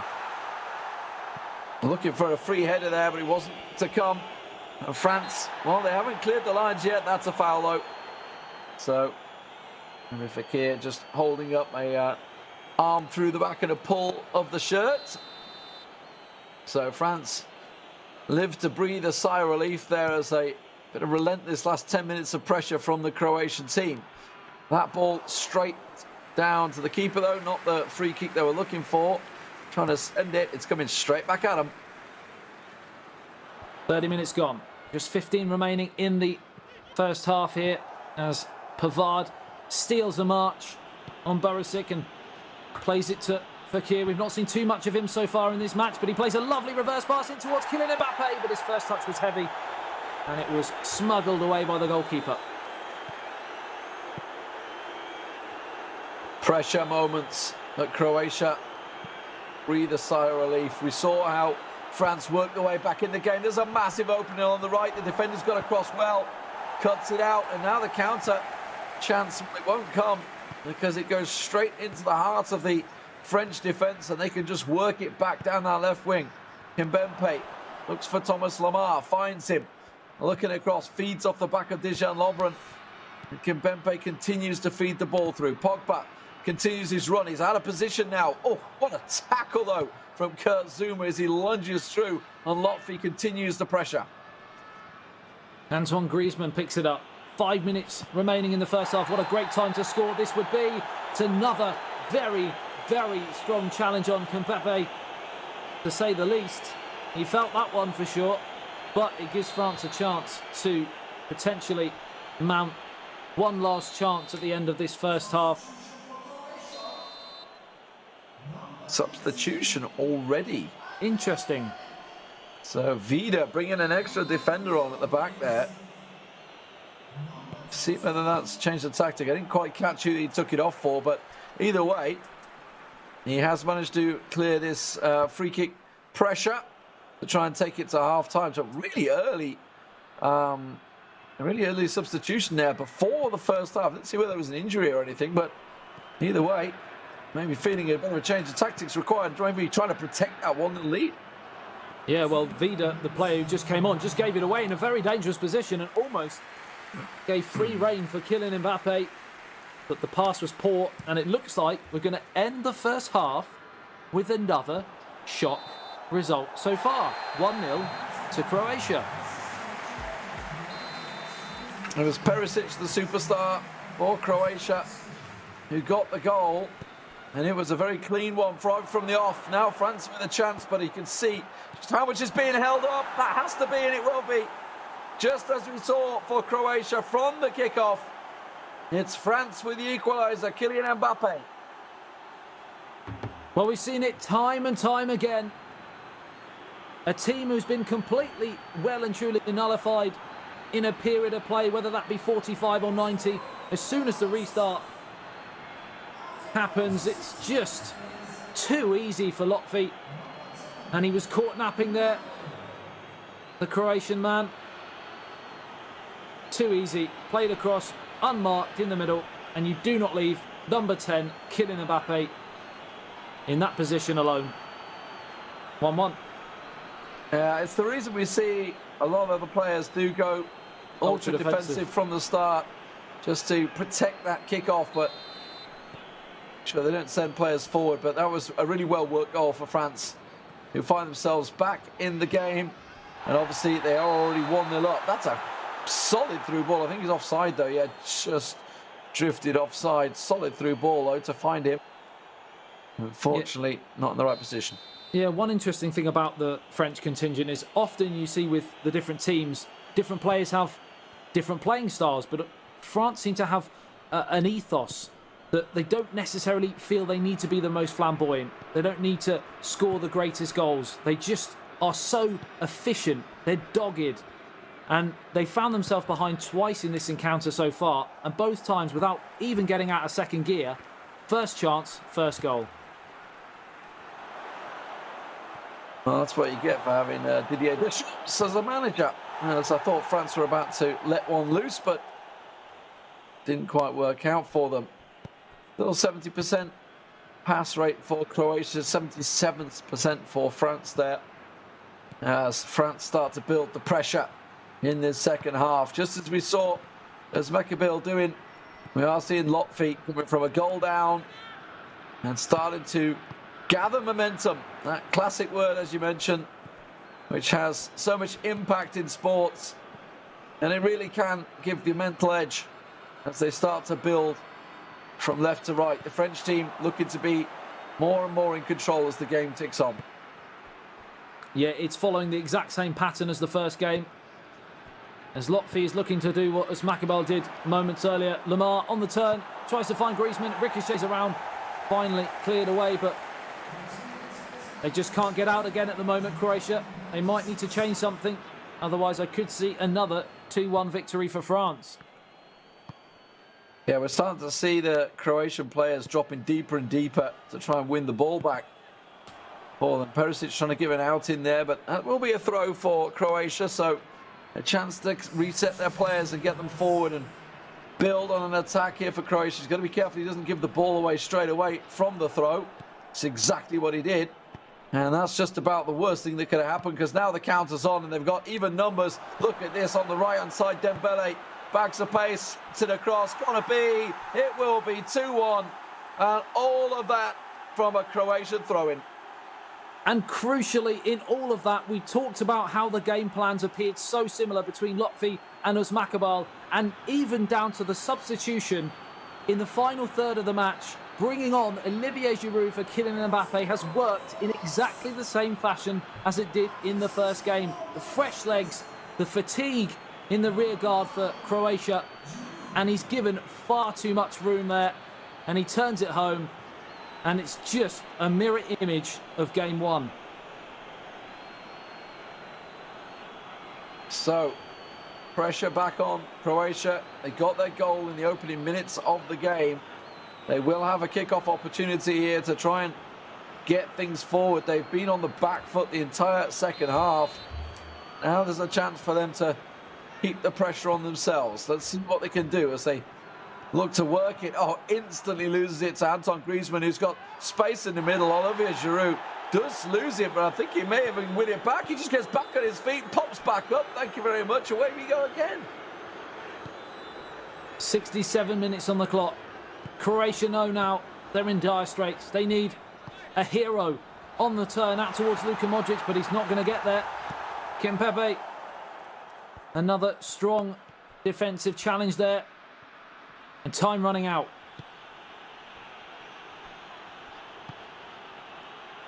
Great it's Griezmann. Ball. Oh, it has to be 3. It just slots it across for Mbappe. And it will be 3-1. Sorry for Dembele. 3-1. Mbappe was subbed for Giroud, so it couldn't be him.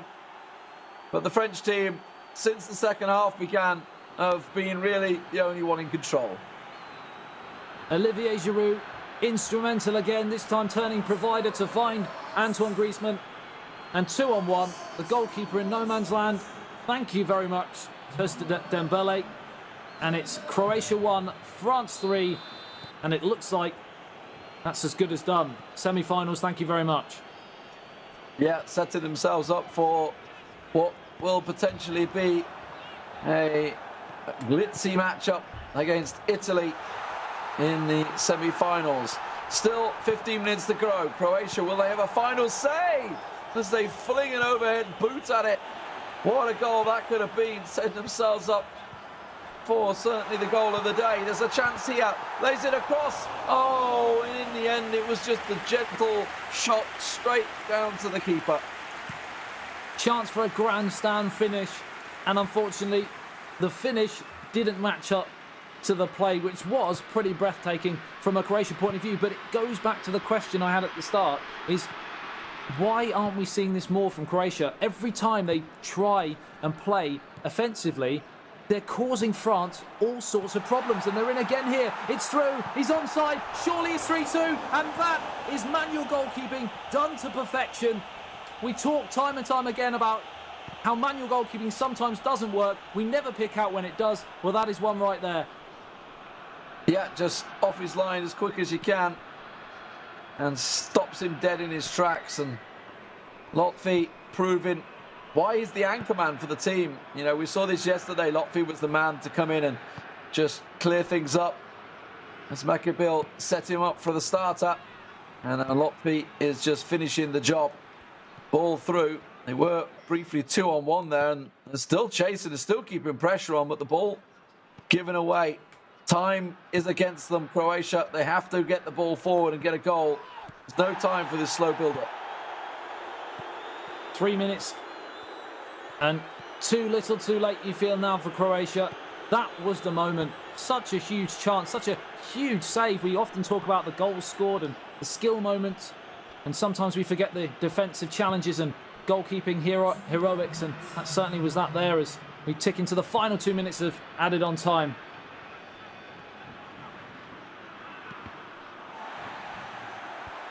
Just 1 minute to go. Job done. France will go through. 3-1 in this game, 2-1 in the first leg, making it a solid 2-0 start for them. Last chance saloon for Croatia, but they're not going to be able to get a second goal. It looks like the keeper best to it. France best to it. They will go through to face Italy in the semi-finals. We have our final four, ladies and gentlemen. Croatia, sadly the has-beens here. They put up a solid performance, scoring in both legs and putting pressure on France early on, but the big favourites, the reigning favourites for the tournament, held strong, held the nerve, and came back both matches. They did indeed. France joined Italy in the semi-finals, and you'd have to say just about deserved it, simply due to professionalism, clinical, almost robotic, you could say. And it's just a shame, as I said, that Croatia didn't try and produce a little bit more offensively, because they did cause France some problems when they did. Absolutely. Let's have a look at the highlights. The early goal from Croatia sort of set things up. Just 2 minutes, and we see this going in. Beautiful finish, to be fair, from Croatia. Just curls it nicely into that far post, outside of his boot. Yeah, it was caressed into that far corner, and you thought, here we go, another potential upset, and then that was dashed within seconds of the restart. Happens time and time again. Players just switch off, and then the rest was history, really, other than that one late chance for Croatia, as the super sub Olivier Giroud scored one and set the move rolling for number 3 on the day. A great 35 minutes or so for him on the pitch, as you see that pass there, and then Antoine Griezmann feeds Dembele, and that was game, set, match. Thank you very much. We'll see you in the semi-finals, Italy.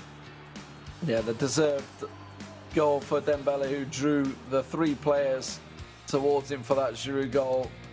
And there was a final moment for Croatia. You thought there was a chance, but as you say, the manual goalkeeping coming out from Lotfi there, pushing himself out. Pretty even match overall. Obviously, the scoreline 3-1 to France, but you can see that Croatia did have the 5 shots. They had a good return rate on accuracy as well, but it just wasn't to be today.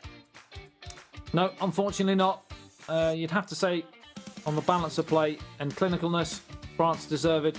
But Croatia, by no means let themselves down. They've done brilliantly well to get to the quarterfinals, and if you're going to go out to anyone, you go out to France. I think it's safe to say. So let's just have a quick recap. Obviously, we've had all the quarterfinals today, Adam.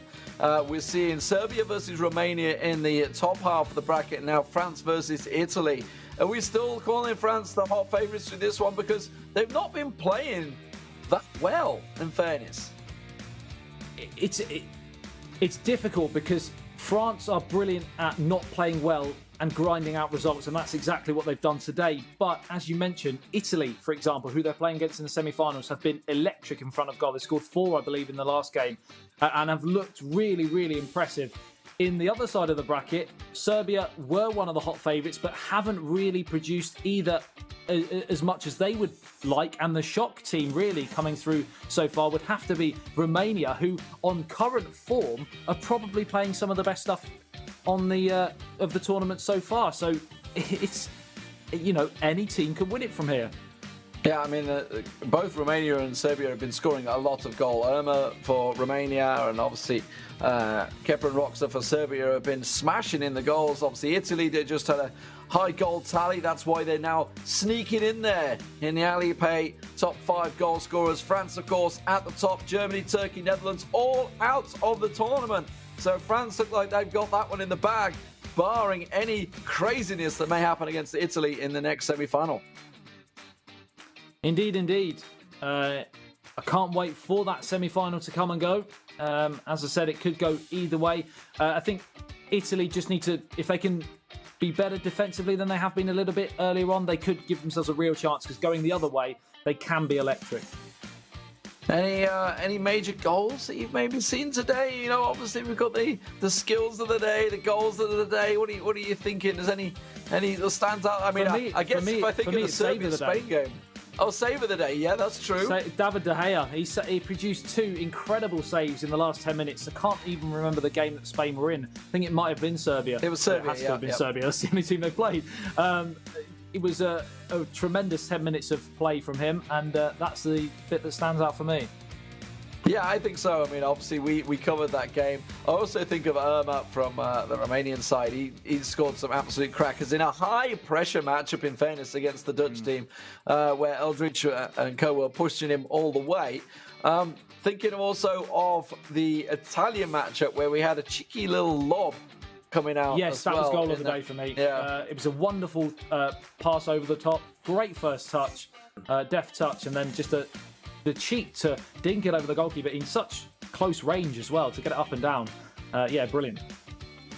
Well, we're just waiting to see. Hopefully we'll get an interview in a moment. That's why we're just waiting to see whether we can get somebody on the screen for you. It'd be lovely to hear some from these players. Obviously, as much as you love our talking beautiful heads faces. and our beautiful faces on the screen the whole time, which, you know, may be looking a little weathered at this stage after 2 long days of broadcast, but it's fantastic that we actually got this tournament going in the first place. Adam, obviously we're all in different places around the world right now. You guys all within the UK, myself in Germany, but we should have all been there, as you guys at home would be watching this tournament playing out, as the Euro 2020 will become the Euro 2021 next season in real life.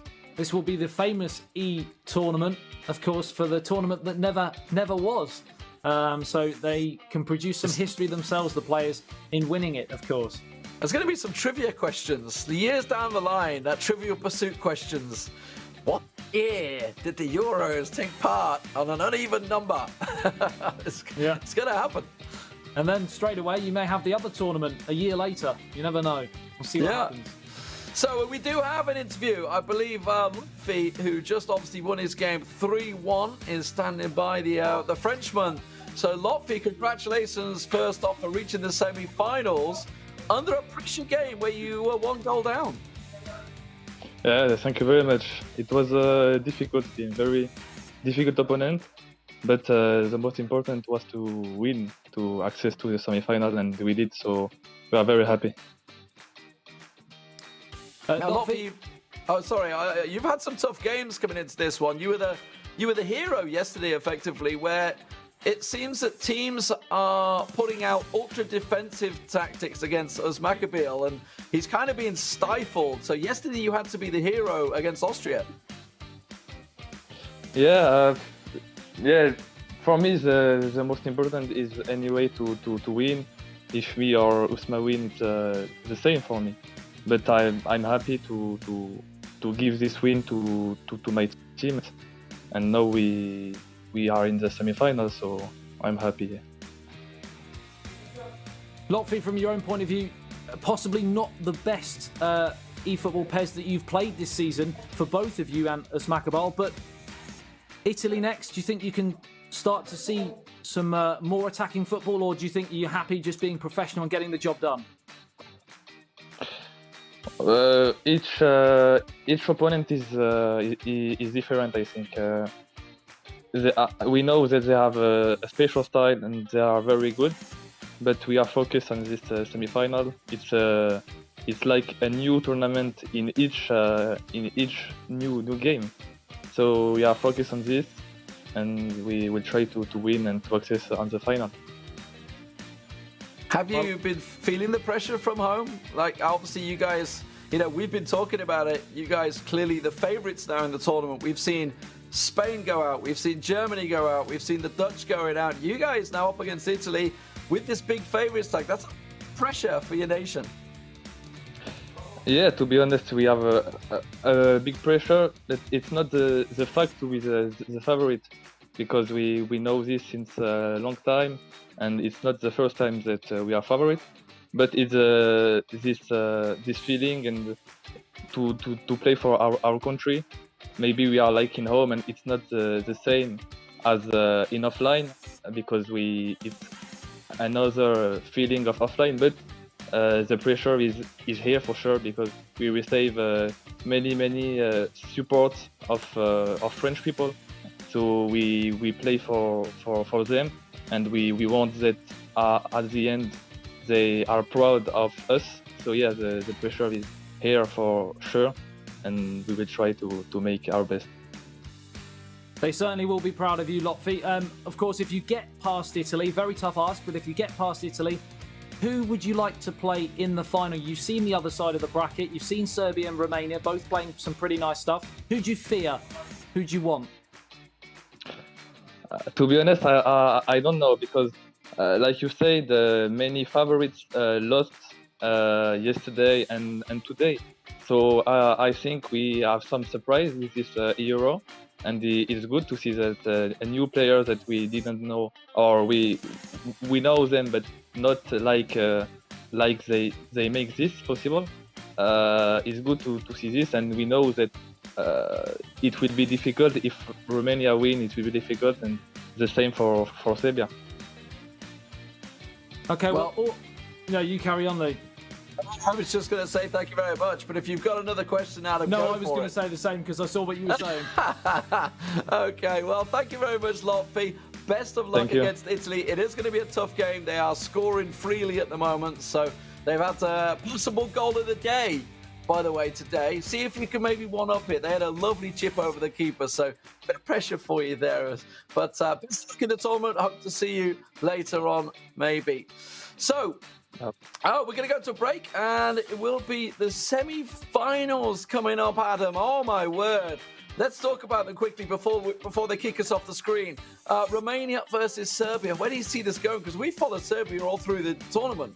You know what? I'm going to go with Fairy Tale continuing.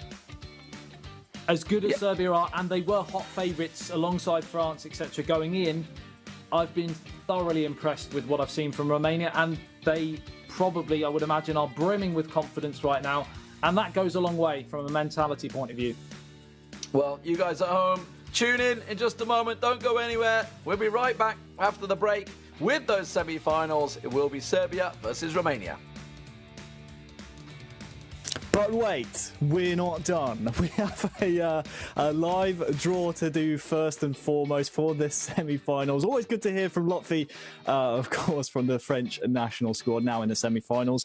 We have to draw the teams for the majority of the home legs for the semi-finals. So we have Serbia and Romania going up against each other, and of course France going up against Italy. First and foremost, in these two balls right here, we have Serbia and Romania. So in they go. And we'll swirl them around. Serbia, of course, having a tremendous tournament so far. Really playing very well. This will be, my friends, around the world for the home squad for the 2 out of the 3 legs. And upside down, it is Serbia. So Serbia will have a choice of whether to host 2 or 1 matches as the home team. And just for confirmation on it for you at home, as we do this draw, that the other team in the other ball was in fact Romania. So Serbia then in semi-final number 1 with the chance to decide whether or not they want to be home for 1 match or 2 matches. And then next up to do the exact same thing for Italy and France in semi-final number 2. We'll see exactly what happens here. France, of course, who we just saw besting Croatia. They did it throughout the groups to make it here and to force Croatia to qualify through the play-off groups. And it will be France with the choice of hosting 2 or 1 of the matches as the home team. And just confirmation for you all that the other team in the other ball was in fact the Azzurri. So there we go then. It makes it official. Italy as the other team. So semi-final number one, we have of course Serbia versus Romania. Italy versus France will be our other semi-final. We'll take a quick look at the bracket just to confirm that and to show you all at home exactly the routes that these four nations, I should say, took throughout the playoffs to get here. So when we come back, we will have more Euro 2020 action on eFootball PES 2020. My name's Harry Channon. Thanks so much for joining us. And when we come back, we will have semi-final number one.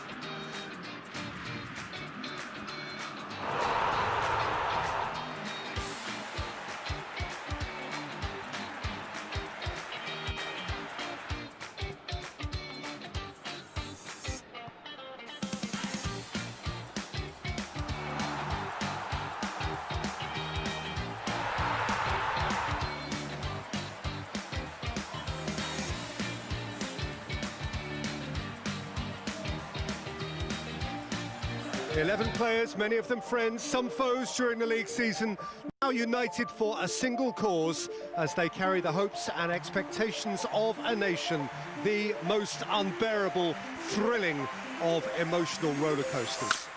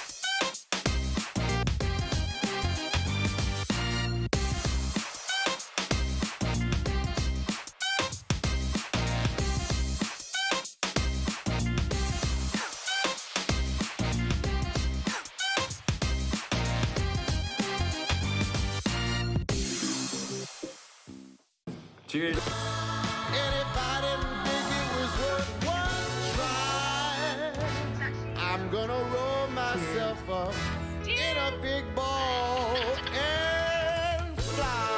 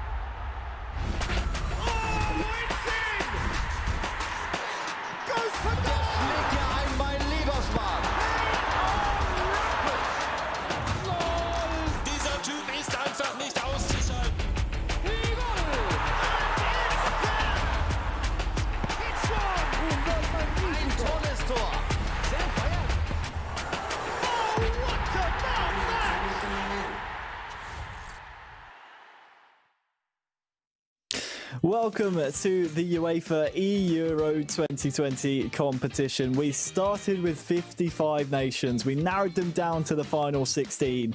From 16, we narrowed it down to 8, and today we've narrowed it down from 8 nations down to the final 4. Welcome aboard. My name is Harry Chan, and joining me as ever, Stuart Wesley, aka Wezza, to cover all the games today. Wes, we're already, in full swing today, but for the people joining us for the very first time, we are now up to the semi-finals, and what a day's action, what a weekend's worth of action we've had here. We can take a look quickly at the bracket to see and fill everyone in who might just be joining us for the first time exactly how we got here, but we're starting now with semi-final number 1, Romania taking on Serbia.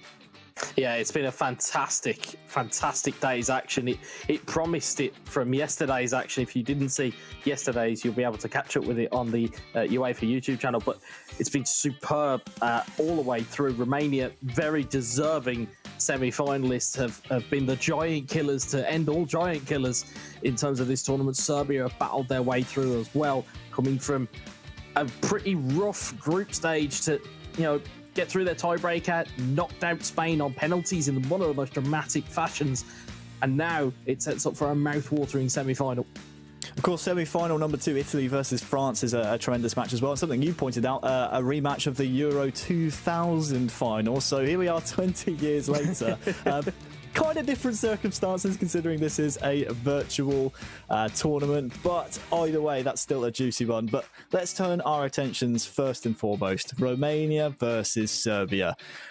It's a Cinderella story. Nothing less is worthy to describe Romania's route to the finals. They got drawn in a group in the qualifying round with Portugal. Many nations wrote them off. Many people around the world wrote them off. They won the group, qualified for the finals. They knocked out Germany to make it to the knockout stages in golden goal. And here they are now, after besting the Netherlands in the round of 8 in the quarterfinals, just a round previous. Here they match up against many people's dark horses in Serbia, and this is going to be a different type of test, you feel, for Romania. But I swear we've said that a couple of times now about this nation. It almost feels like it's the recurring trope of this tournament, is that we always seem to, I always seem to write off Romania, and they seem to just shut me up every single time. So this time, it's not happening. This time, I genuinely feel that Romania could hit Serbia, although Serbia, we know, have got professional players in their ranks. They've got Mitrovic up top. They've got Lalic. They've got all of these types of players that they can call on. But there just seems to be something about this Romania side that is like an untapped quantity. It really, really just sets up to be a fantastic semi-final. Well, you can't call it, Wes. Let's see if the people at home can. Don't forget, you can head on over to euro2020.com/poll and vote on the expected outcome of the remaining games today. 55% think Romania are going to take this. I mean, it's fair enough. They have the giant killing pedigree, I should say, behind them. So clearly, Romania have won a lot of fans over at home. Yeah, it's all aboard the Romanian hype train as it seems to be rolling through these semi-finals, and who would bet against them? You know, everybody's been going against them, and it's almost that siege mentality from Romania.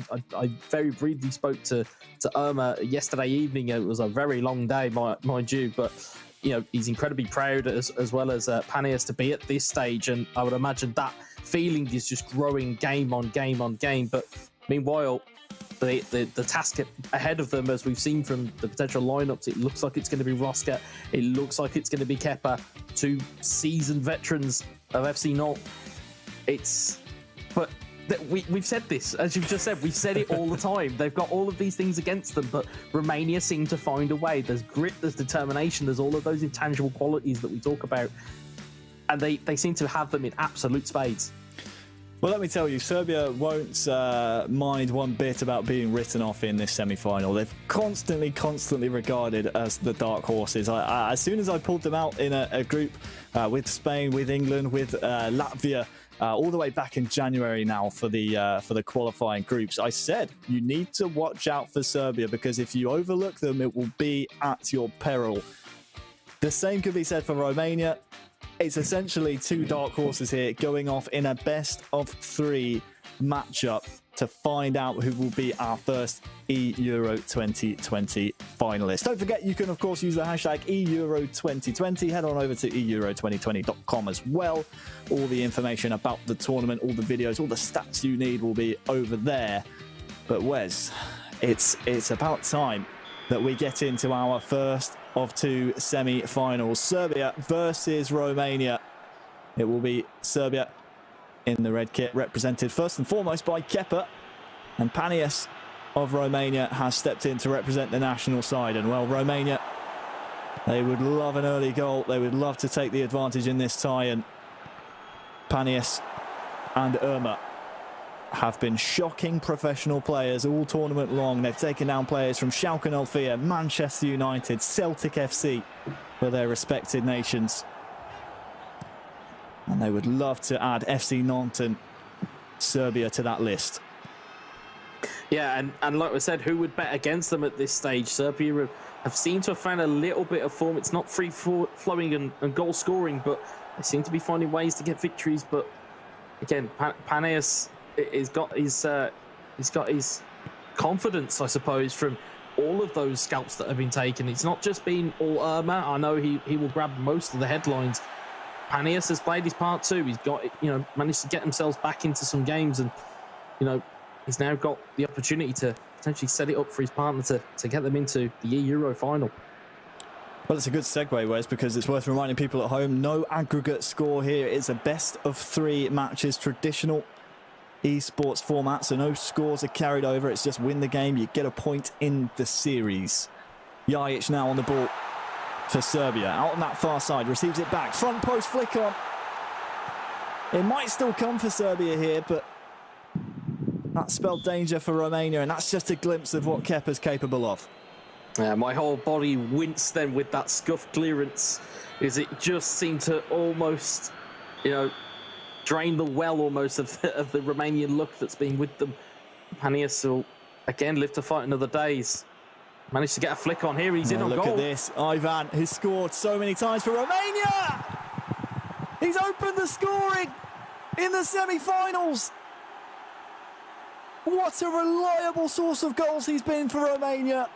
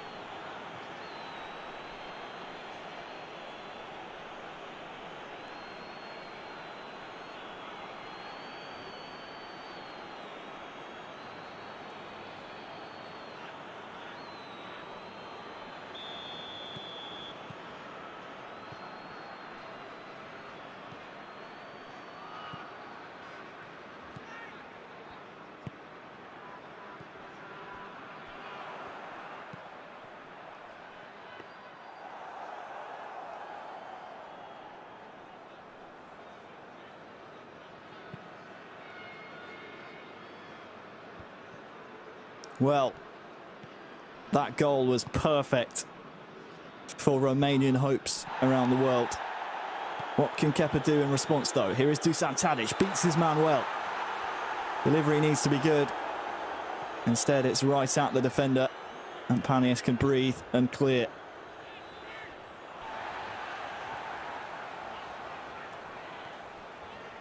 Spajic inside to Adam Jajic. Prijovic gets the shot away. And what a mighty fine effort that was, not only by the goalie, but also by the defender to deny the corner. Still on here for Kepa. Chance here, Mitrovic saved. Pantilimon does well twice in a row.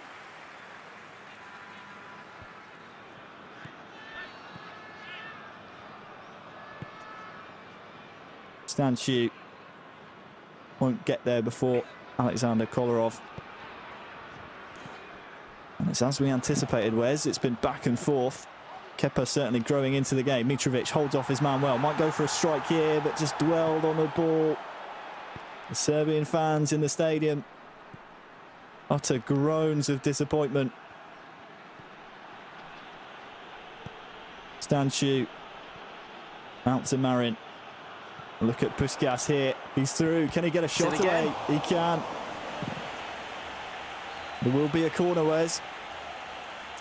Yeah, and Romania providing every bit of impetus, and you just feel that through these last 2 days or last day and a half, they've grown in confidence more and more, and we've seen this be a little bit susceptible from Kepa in terms of his kind of psychological side of things. It seems like when a goal goes in, it seems to affect him more than it does Roxa. So I think it'll be interesting if there is a switch in the following games. But Panias, again, showing that quality that Irma had alluded to.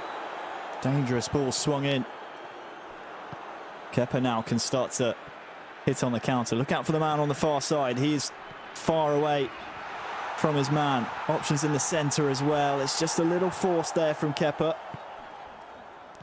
Possession, though, retained. It's a chance only wasted. Momentarily, yeah, real chance wasted there. Yeah, you could see that the move kind of opened up for him, and it was a one defensive lapse from Panias, but it's Kepa on the move again here. Tadic out to Jajic, has a real chance here, fake shot, his teammate gets in the way. Tadic, Prijovic was the, well, intended recipient. Serbian discomfort and confusion in the Romanian box means Panias and Romania survive for now, and they're just moments away from half-time. Prijovic, it's just not going the way that Kepa wants to at the moment.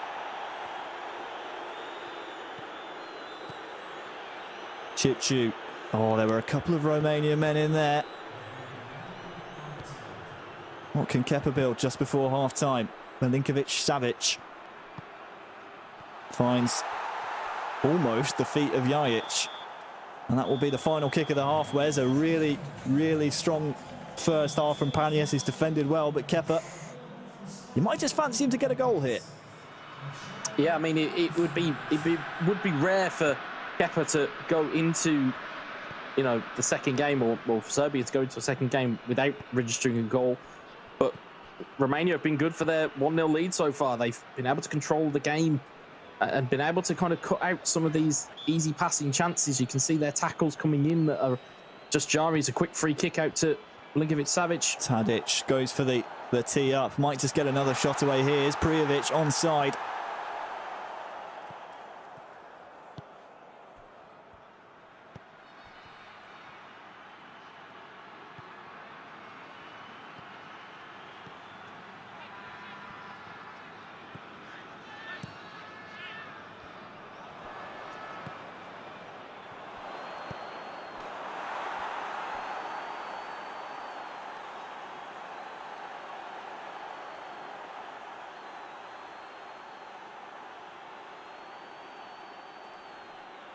The second goal for Romania, Wes.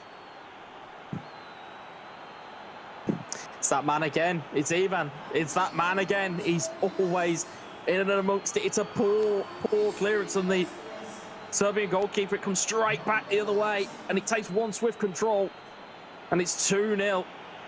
And Kepa staring down the barrel of sending potentially Serbia into the game, needing 2 victories. But Romania in the box seat now. Ivan, again, he's just been a pain for everybody to defend against. Well, if there was questions about this Romanian challenge and the pedigree and the metal they have behind them, it was probably on Panias's performances so far. Kepa forces a corner, but Panias has passed the test with flying colours. He's been a real star for Romania. And Irma, I'm sure, will be grateful if it stays this way for 2 bites of the cherry in game 2, and if he loses game 3. Hadim Yajic is off. Real chance here. Linkovic-Savic chasing the ball. Stanciu in defence this time. I was just going to say, we talk about narrative and we talk about the way that, you know, the kind of the buy-in of the fact that Romania have got this far. Is that playing on the mind of Serbia? Are they looking at this saying, well, we really should be winning this, as Romania find their way through again? Ivan with some great control. Calamity at the back for Serbia. Worries just for a moment, not convincing. Zivkovic. Mitrovic is just unsuccessful in his passing attempt, and the more that Panias is able to quell the danger, the more the disbelief might start to set in here for Kepa. Yeah, it seems like that when the spotlight's the brightest, that Serbia are looking to kind of wilt like an ice cream in the sun here.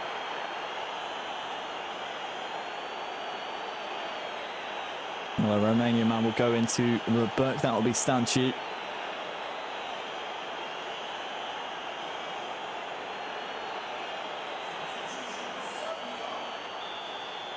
So then, 63 minutes gone into the final third of the match. Romania leading by 2-0. Luka Jovic, great save again. Pantilimon. How is he doing this? That's His second world-class save.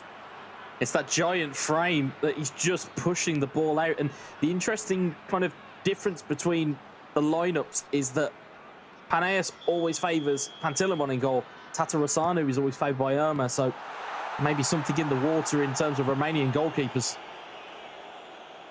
Time ticking down for Serbia to get a real foothold in this game of Pez. Zivkovic maintains possession. Kolarov to swing it in. Headed away. The Romanian defence breaks the siege for now. Or should I say, outlasts the siege. And look at this, Ivan has the legs to run at the Serbian defence. Milenkovic comes across. Does the job, but that's a little warning sign there for Serbia. The more they chase the match, the more gaps will open up for maybe Ivan to run into. Yeah, well, the thing you've got to look at here as well is this matchup with Ivan. You don't, if you're Romania, you don't want to get into a physical battle with these Serbian defenders, as the strength and physical contact they have on these guys is going to be significantly better than what these Romanian forwards are going to have. So if you're going to get alongside them, you want to run alongside them. You don't want to get into a jostling match with them, because they will just wrestle the ball back. And I think that's where Romania are having such joy at the moment, is they're getting away from that physical battle. 15 minutes there or thereabouts in game to go. And we said we might fancy Kepa to get a goal here for Serbia. Those chances seem to have dried up recently. Panias has held his 2-goal lead very well. And I think there's a bit of an identification here by Romania that they need to take some time off of that clock, because 10 in-game minutes is very, very easy to get 2 goals back, especially with a player of the calibre of Kepa. We've seen it many a time in this tournament so far. Zivkovic, Mitrovic, Dusan Tadic! Great save once more. Manual this time from Paneas. Pantilimon, for me, has been the man of the match. That was a huge save for Romania. And again, the manual goalkeeping of Paneas comes to his rescue. 4 minutes left. The longer this ball stays in play, the more that clock is ticking. Nemanja Matic goes for Zivkovic. Flag stays down, and it's 2-1. Zivkovic, the first goal scorer for Serbia in this semi-final. But has he left it too late? Well, it's good work here from Kepa. Manages to work the ball, and you can see when he passes that ball off, he's held L1. It encourages your player who you're playing the pass with to run on. The defenders haven't tracked that run, and it's Zivkovic who just nods it past that humongous frame of Pantilimon. But is it too little late? Is there enough of a fight back within Kepa? Are Romania even going to allow him to play? Is the key question here. Is Paneas going to be able to lock this down? Name of the game now for Paneas. Keep the ball. You can see the red shirts trying to press as high as they can. That one will dribble all the way through, though, Wes, for a goal kick. Yeah, as a wise man once said to me, you've got to game the game in terms of you've got to play the way that this game will allow you to play. So if it is a case he heaps the ball up the other end of the pitch, it's great, but you don't want to be giving the ball away here. Kolarov wrestled to the ground. That's good enough for the referee. And Paneas will take those all day long. Headed down as well. Tries to loft up to the huge frame of Puskas. Ball has to go forward here now for Serbia. Zivkovic is in the final third. Chance here for Kepa. Dusan Tadic, will he cut it across? He can't find a Serbian shirt. Ball still alive. Romania get the ball back. And it's advantage. Romania, they are one game of PES away from the Euro 2020 finals. Unbelievable performance there from Paneas. It's fantastic. It was exactly as you'd want from your kind of lead-off man in an Euro semi-final. You want to be able to have a base to go into that second game, and as you quite rightly said in commentary, it gives Irma potentially 2 bites at the cherry. And as we saw there, it was a basic goal. It was using the strengths that Romania have at their disposal, which they have all day. It's a physical knockdown. It's a pass back to the attacking midfielder, which gives Ivan the space to run forward, gets past that last defender, doesn't get into a physical battle, launches it into the back of the net. And it was pretty abject from Kepa. It was a terrible clearance, which goes to Marin. Marin finds a lovely through ball into Ivan, and again, it was 2-0. And from there, there wasn't really too much of a fight back from Kepa. It was more of the same. It was, you were looking for some type of inspiration. It just didn't come. I mean, they got a small consolation for Serbia.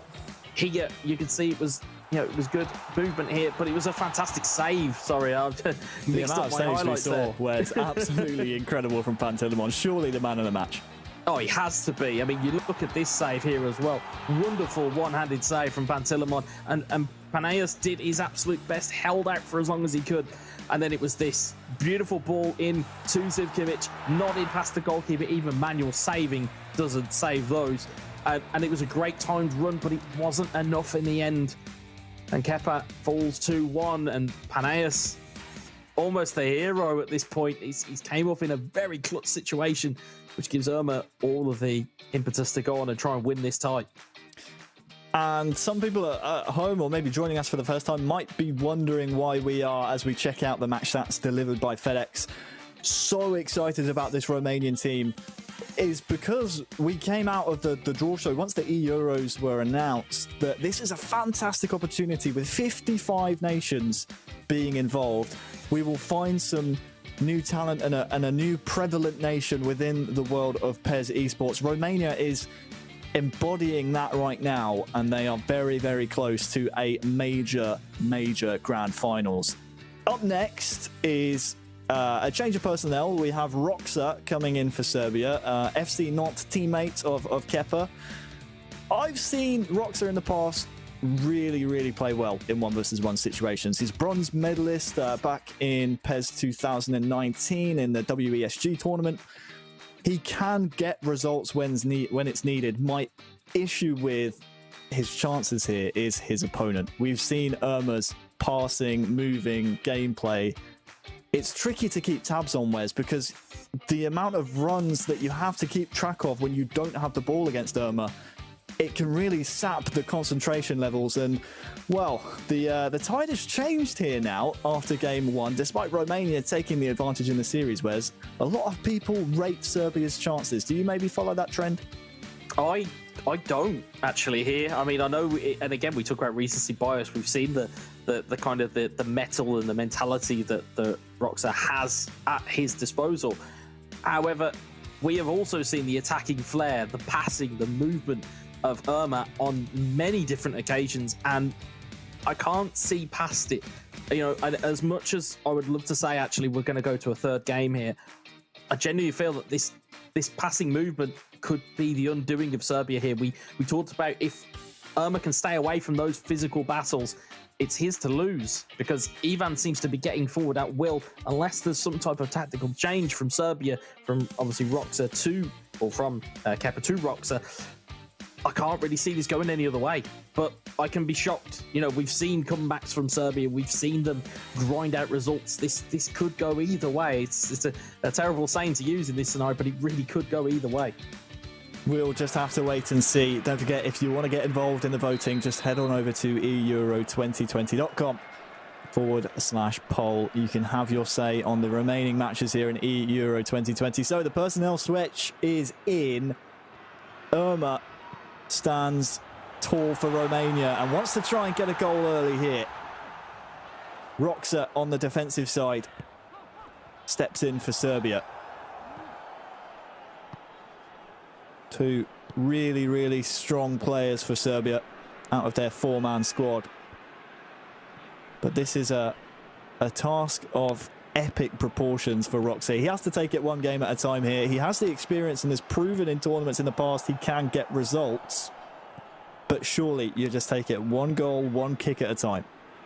Yeah, this is a different type of situation for these guys. And it's Roxa has kind of been in this scenario a lot today. It's been trying to kind of mop up the mess as he tries to get free. It's been mopping up the mess of Kepa in terms of the results being lost. And Irma's kind of finding himself in a different scenario because he's been filling that role for Panias at quite a few moments during this kind of tournament. That's very true. You've got to see how both teams are going to react here. You know, it might be a case Irma gets one goal and just tries to sit on it, whereas you're going to see Serbia be a little bit more aggressive as the impetus is on them. If they don't win this, they're out. Look at Prijovic holding the ball up. Can't contend with two Romanian players, though. I would like to see Roxa just let loose. It's so dangerous to do that, though, against a player like Irma. You mentioned NGU in his player name, stands for never give up. That should tell you the amount of tenacity and tenacious personality about the Romanian representative here. Yeah, he's exemplified that all the way through the day. Prijovic trying to use the physicality there was Roxa, but Serbia lose the ball. Ivan, he's a danger man. This time Mitrovic is able to step in before any real damage is done. Here he is holding the ball up once again. Ivan. Irma has bodies forward. Ivan gets the ball. Chance here for Chipchu into the top corner. That is unreal from Chipchu, from Irma in the semi-finals. What a hit.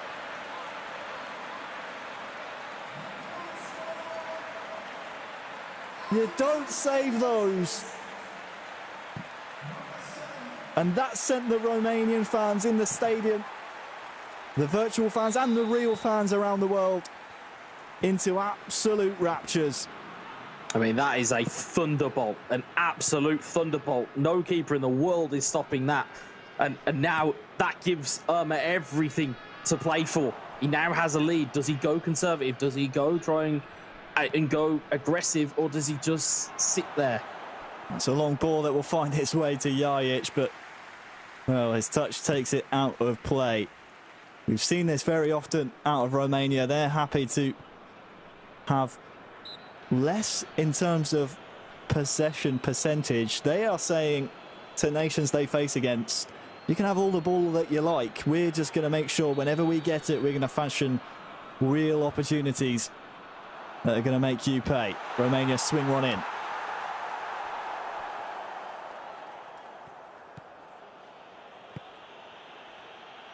Mitrovic lets it run.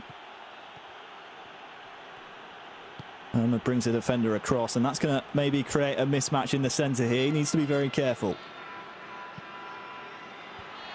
Milinkovic-Savic was the target, and luckily for Irma, the defensive rotation was a good one. Yeah, you can see the general play style of Serbia is to play that ball back, get a runner going into the box that they've kind of not accounting for, and they're hoping for like a missing marking opportunity to get themselves in. Look at this, Adam Jajic on the near side. And there's Mitrovic there as well. Is he onside? The ball goes into the net, and he is. The equaliser from Mitrovic is the goal that Serbia and Roxa really needed, because this one threatened to get out of hand. The flag stays down. It's the finest of margins, Wes, but Mitrovic just almost lazily walking towards the goal. That's a bit of a lapse in concentration maybe by the Romanian defence.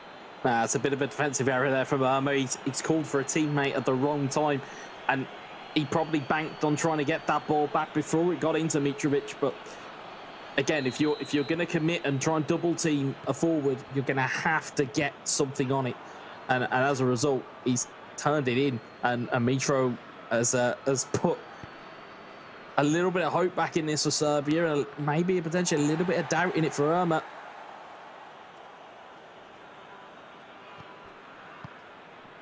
Serbia back in it then before the half, which is rapidly approaching. Roxa wants another goal. Adam Jajic here with a chance. Maybe Prijovic can stick it home. Serbia into the lead. Prijovic with the improvised finish was all that Roxa wanted. Into the back of the net. It's 2-1. It was a neat 1-2 that set that up. And again, it was, even though it was a bit of an unstable finish, he still managed to find the net, and it's a wonderful finish. And again, tide turned on its head. We are back to 2-1. And again, we talk about doubt from Irma. I mean, you know, we've seen Romania's powers of recovery. They're going to need every ounce of it again. Well, before the half, Roxa has managed to get two. Irma here chasing, and Roxa doesn't want to dwell with the goalkeeper too long. We said at the top of this match, Roxa can pull out results when is needed. He's doing it on the bigger stage here for his nation. Here is Zivkovic, has a couple of men maybe to aim for. Ball just goes away from him momentarily. Irma now maybe has a 3-on-4 at the back. That's struck a very sensitive area there of a Romanian player. Milinkovic-Savic now could cross one over. Dangerous area for Irma. Half-time cannot come soon enough. He might fancy one last attack in the half. Loses the ball though. And well, there was maybe one last chance there, Wes, but the referee's blown the whistle. Yeah, I mean, it feels like after those two goals, or at least after that first goal that Irma conceded, it feels like he's kind of playing into the hands of Roxa and playing Roxa's kind of game. And he needs to get back to what got into the dance almost. He needs to get back to that passing, moving, and, you know, mentality that he had. At the moment, he looks like he's mentally reset here. He's looked to try and dummy past the defender, but he needs to evade those physical tackles. Although he does get the ball back there, it's unsuccessful. He really needs to focus on keeping the ball for a bit. It's just missing that signature Irma play style, isn't he? He has the ball here coming forward with Chipchu, but you think back to the game he won, was it by 4 or 5 It was a long time ago. Romania will have a free kick here, but some of the goals he was able to produce, the first touch, pass and move play style has been non-existent here. Well, they've been lethal from free kicks of Romania. It's whether they can have another one out of the Will he go for magic hat. goal? Goes straight into the wall, was aiming for it.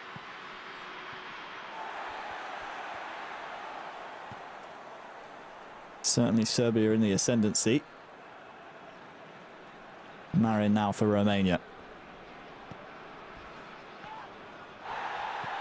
That's a strong challenge, but a fair one. And time maybe to call in the subs, Wes. What do you think? Maybe give it 10 or so in-game minutes until you start changing some personnel here for Romania?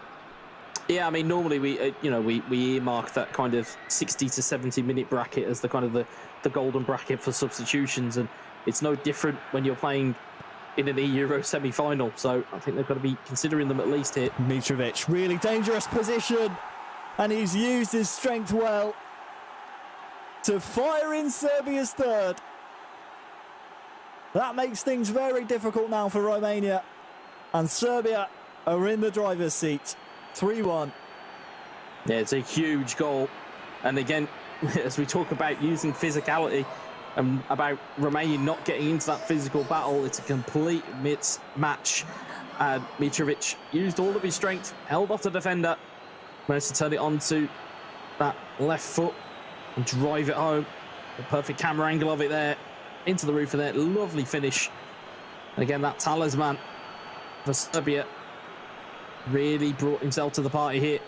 So we see a pause being cued. Of course, it has to come in now, and this is where we start to see the personnel switches, whereas the formation switches come in for Irma. And I'm trying to think off the top of my head. I can't really think of anyone that he relies on as sort of a super sub. And we speak often about the likes of the depth of squad that maybe Serbia might have in advantage over Romania. But looks like he's brought on Hadji and has brought on Puskas, who has proven that he can score goals here for Romania. So maybe the depth of squad isn't quite there for Romania, but obviously Irma has been able to make it work in the past. Yeah, it's very much been the sum of their past performance for Romania. Meanwhile, Serbia have a super sub in Luka Jovic. Seasoned PES players will know that, with player traits and player cards, that super sub is quite a vital card to have, and Jovic is one of the best out there. So to have him in the lockout, Serbia have got a very potent striker there. Puskas. Oh, the ball was just needing a little bit more power there to find the man over on the far side. Instead it comes the other way. Tadic tackled early.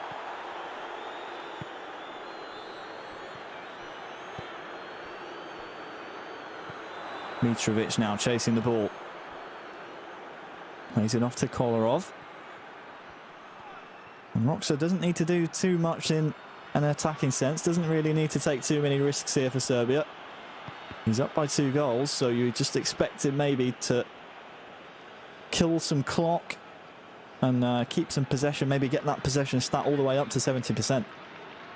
Yeah, and the thing is, you can kill the clock very effectively on PES. You are able to just lock a game down. We've seen it time and time again. I mean, the Italians probably, in terms of recency bias, is probably the team that comes to mind in terms of being able to kill the clock effectively. The more the ball stays in play, the more that clock is ticking down, the less time that Irma has to work with. And you may start to see some cynical fouls from Irma just to break up the clock and to break it down a little bit. But see there, he does recover the ball fairly this time. Well, the earlier he gets the first goal back will make things much easier for him in the rest of the match. Dusan Tadic, though, has the ball up the other end of the pitch, looking for an ambitious ball in behind. It was a good idea to Luka Jovic, but, well, Irma gets there first. What can he conjure up now? This one will be brought back, Wes, for a foul. Yeah, and interestingly, I believe, if our details are correct from what we've been hearing, is that if it does go to a third game, I believe it's a rerun of this match here. So, again, may need a bit of revenge if Irma can't close it out here. Even more importantly, it'll give Roxa every bit of confidence going into that third game, but there is still 12 minutes here. We've seen 2 goals in 7 minutes from the Netherlands earlier on today against Romania. See whether we can get the same thing from Romania against Serbia. Well, as Serbia lead Romania 3-1, a reminder to everyone at home. No aggregate scores. It's just traditional best of 3 matches. Romania were able to win the first. Looks like Serbia will strike back here, which means we will go to a deciding third match. If we're still tied at the end of either this match or the next, we will go to extra time and then penalties, as is tradition nowadays in the footballing world. I'm trying to remember back to Euro, not Euro, just Euro 2000 between France and Italy. I think that one was settled by golden goal. We had that in the group stages. And now this is a mistake here by Romania for the score for Serbia. Mitrovic with the match ball. Serbia with the match as a whole. And we will, Wes, go to the deciding third match. Well, that goal there from Mitrovic may as well be a golden goal. That pretty much seals it all. We will go to a third game. I don't like to call a game before it's done. It's not the nicest thing to do, but looking at the scoreline, looking at how long is left, and looking at the opponent, that's pretty much curtains for this game. So we'll have to lick his wounds and come back fighting for the third game. But see, there a lot of confidence from Roxa at the moment. He scored at will here. That may be the reason why they've opted to have him as their final player of the game, because if he does go to a third game, he's known to close games out. We've seen him do it in a penalty shootout in the most dramatic of fashions. He may have to do it again here. Maybe a consolation here for Romania as Irma tries to force his way into the Serbian net.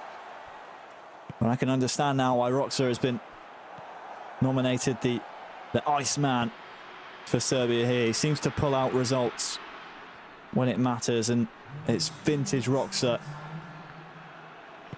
It's the bread and butter of his play. Get to the byline, cut the ball back in front of goal. We've seen that a number of times throughout the Euros. Here's Ivan maybe for a consolation for Romania. And it won't affect the result as a whole, but maybe a warning sign for Roxa going into this third game that Irma, on a different day, might just snatch a result. And for me, where's that goal sets us up perfectly for game 3. Well, it's the quick feet of Hadji that finds the through ball, and it may give a bit of a reminder to Irma that he does have weapons in the locker, you know.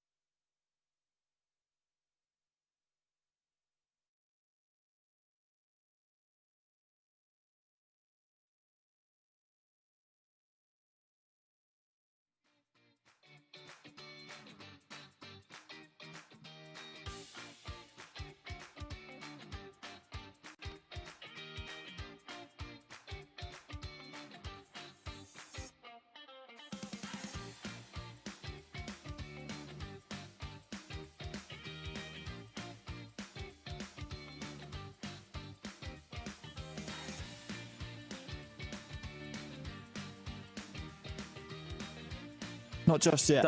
Don't adjust your screens. They are not in the final. We are going to a third game, and I think it's kind of, a sum of all of the games that we've seen today from these two nations. Both don't want to lose. Both are kind of really tough opponents to go against, and you know, I said I didn't really see it going any other way in that second game, but again, Roxa just showing up and doing what he does best, and has kind of nullified that attack from Irma. It was an early lead, don't forget, from Romania. A wonderful hit in the end. Great strike, and we were calling for maybe a potential goal of the day. I think maybe the end result might have taken the sting off of it a little bit, but still, it was a tremendous finish. Yeah, it was a great finish and one to really be called out. But again, it was the passing prowess here. It was that double team. It was that double team there that allowed the option for Mitro to get in and score and equalise. And again, it's good build-up. It's finding where your opponent's weakness is and exploiting it. And again, the same thing happening here. Good little 1-2, allows a bit of space.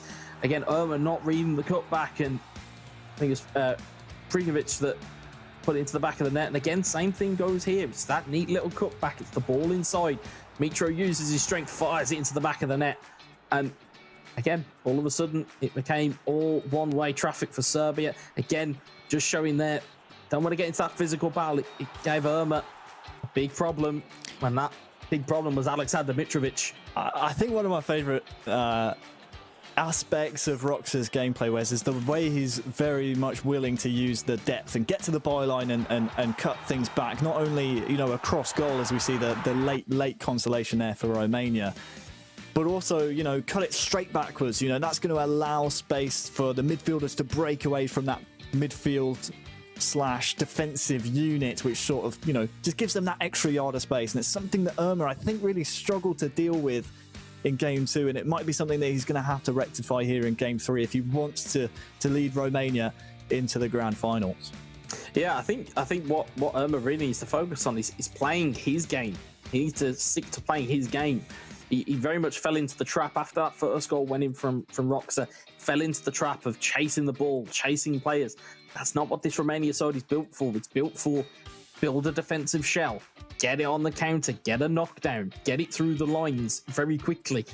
And we didn't really see enough of that from Irma in the second game. So I think it's all to play for here now, and it's all really for Irma to show up and get his game back on track. And for Roxa, it's more of the same. If you can hold up the ball, if you can use Mitrovic, if you can use Luka Jovic to great effect, you'll be finding yourselves in the finals. I think once again we come back to that questioning of Irma's mettle, and earlier on we were asking questions about Paneas a little bit. I think he's proven that he is well and truly deserving of being at this level. Again, it comes back to us circling around Irma and seeing if he can close out games and get the results like Roxa can on the Serbian side. Yeah.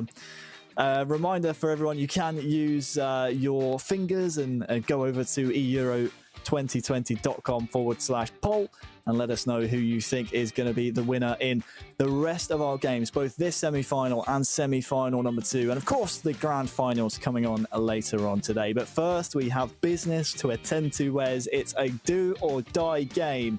One game of eFootball PES 2020 for Romania and Serbia to battle it out.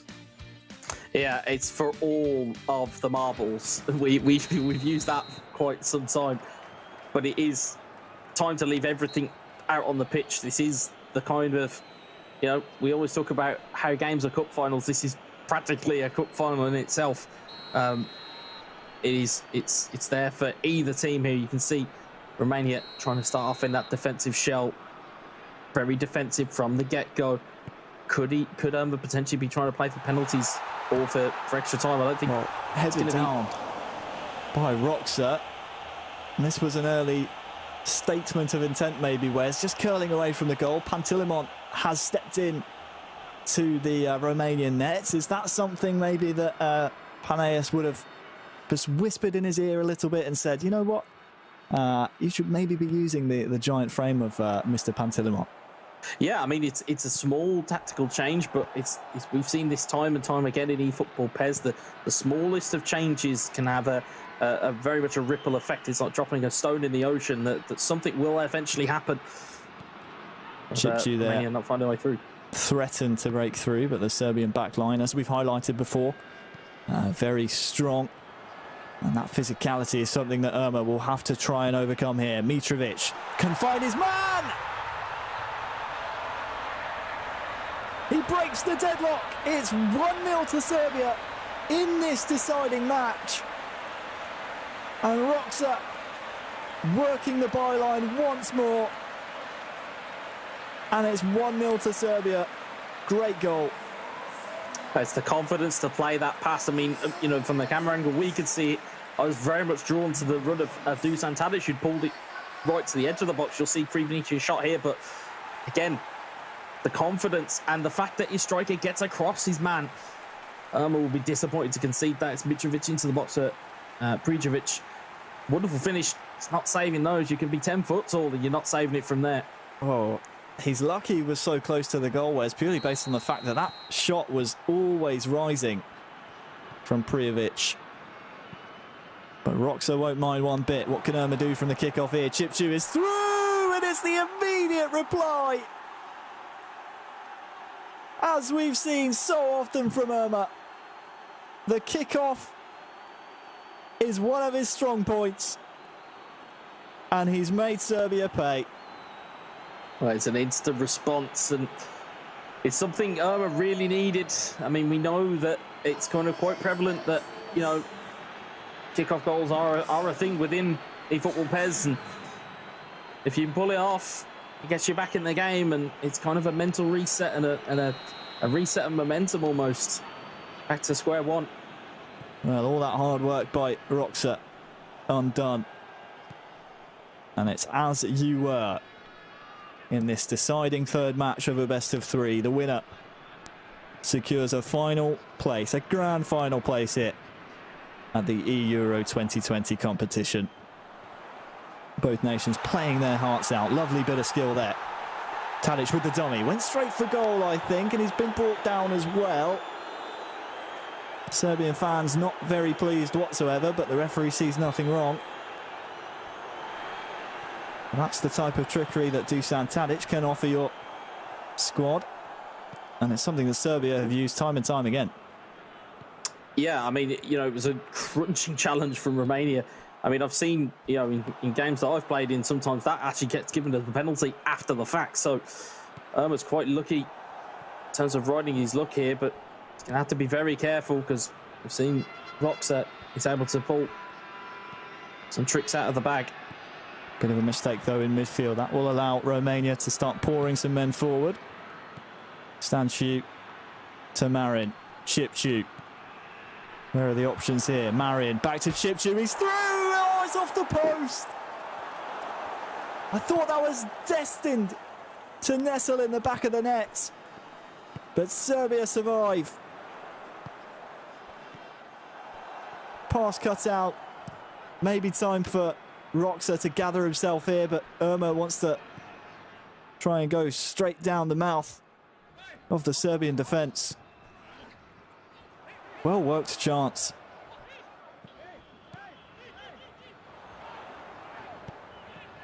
Well, Roxa trying to advance himself now. Here's Prijovic through a goal! The lead reinstated by the man who scored the first. Gets his second, doubles his tally.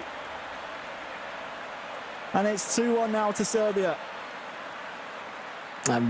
I'll tell you something, Irma will be kicking himself. If you flash back just a couple minutes ago, we saw that opportunity. There was a man over. Instead, he goes for the shot, hits the post, comes down the other end, and Roxa works superbly to get it in to the forward again. It's Prijovic who will get the goal.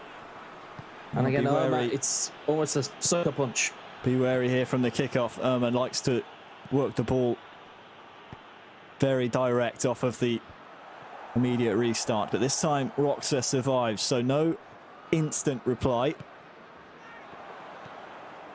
So back to the drawing board now for Irma. It's proven that he can fashion chances, but well, what can he do here? Here is Ivan. Pass incomplete, looking for Chipchu. Inside to Prijovic. Look at the Serbian men joining the attack now. Mitrovic on that far side. We've seen this so many times. Romania get the ball clear. It's that move time and time again. Roxa trying to work that far side. Does so very successfully. The cutback this time not working out for him. Yeah, you can see Roxa trying to strangle this game, but it's a poor pass. Again, it's that physical battle that you don't want to get into with the Serbian players, because they are physically dominant of these slightly more skillful Romanian players as it ball goes into the box. Chipchu looking for Puskas, and it's bounced in! Oh no, it's a calamitous own goal for Serbia. It's a horrible way to concede. What happened here? Just miscommunication maybe, Wes. Well, they won't like me saying it, but I've had flashbacks to Boa Vista. They will not like me saying it, but there's flashbacks. It's a pass back. The goalkeeper just doesn't react to it. But it's a bit nonchalant at the same time. It's a bit of a chip ball back to the goalkeeper. You really don't want to be doing that, especially at this stage, and especially under this amount of pressure. But it gifts Romania a kind of a way back into this game. Watch out, Serbia, from the kickoff. Here comes Adam Jajic. Advancing up the pitch. Denied by Irma. And was that maybe just a queued up input from Roxa that was forgotten to cancel? We'll never know. Either way, it's game on here. 2 goals apiece.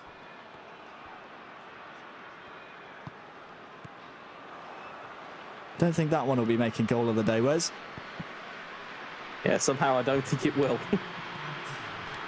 Just 1 minute of injury time added on here in the first half. Can Irma maybe steal another? Ivan trying to get through the middle.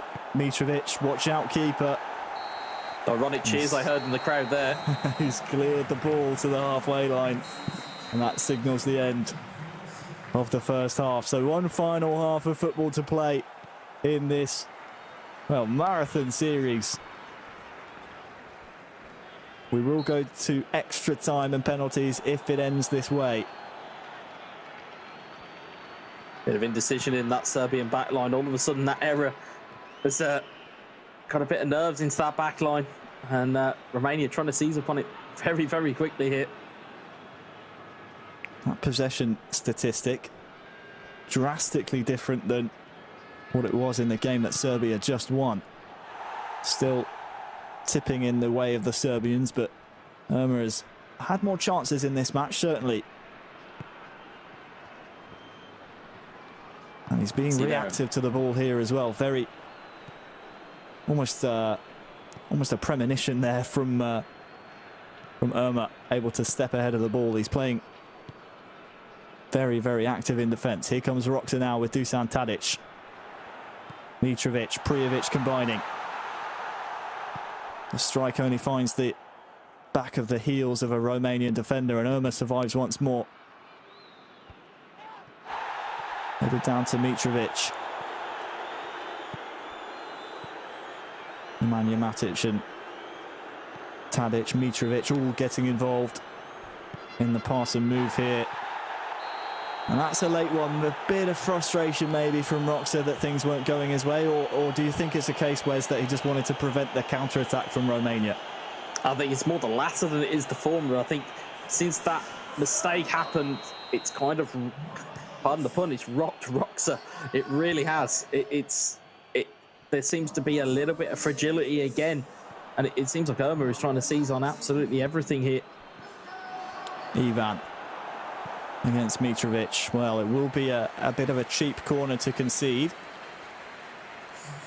Watch out for the front post here. Roxa for Serbia will bring the man across to prevent that being a possibility. That's why we see so many changing of the corner kick takers, to try and get the jump on the man coming to the front post and preventing the cross coming in. So we're into the golden timing of the match. 60th minute now. This is where you'll start to see substitutions come into play. The super sub traits being potentially the difference maker.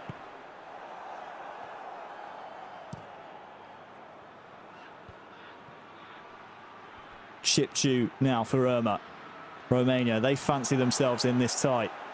Tries to play a little bit too direct down the middle. You're shaking your fist there, Wes, because there was another option to be laid off to, but Irma keeps coming forward here. Chipchu goes for the fake shot.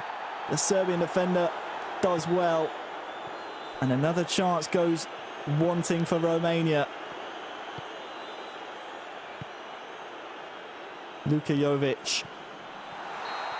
Tadic held his run, but, well, let's think back just moments ago, just seconds ago. Irma really had a good chance there, Wes. Yeah, it was very much angry old man yells at cloud, very much at that point in time. He had so much room down that left-hand side that he could have used. Instead, he tried to go back inside, be a bit cute about it. And again, it's just getting away from Roxa at the moment. Maybe the nerves coming into play for Irma there. Yeah, I think he's kind of emotionally invested in this so much that I think any errors at this point may crush him. But he's still got time on his side. He's still got impetus on his side. It's got a man in the middle here that's been peeled away. Look at this. It's Hadji for the goal. Great save. Punched away. And it's another opportunity that Irma maybe should have taken on first time. Serbia surviving. Not done yet. Stanciu trying to shield the ball. Great hassling from Kolarov. Rewards Serbia with possession now. Luka Jovic, I think, is offside, and the linesman agrees. But what another great chance for Romania. And it has to be said, Irma, since conceding the 2 goals, hasn't really had a blip in defence. It's just the attacking sense. He seems to be hesitating slightly. Matic looking for Zivkovic. That's a wonderful pass. Zivkovic now maybe could be the difference maker. Mitrovic. Kostic! Oh, he's blasted it.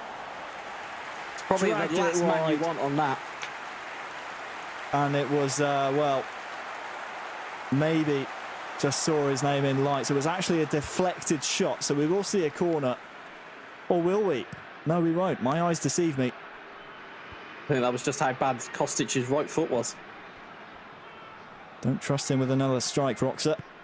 Here he is on the ball, trying to make amends. Luka Jovic now. Mitrovic with the attempted back heel.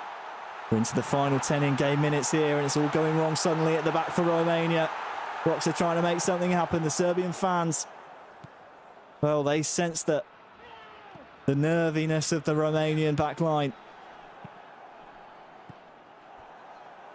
Irma's trying to play too direct right now. He seems devoid of ideas and maybe senses Roxa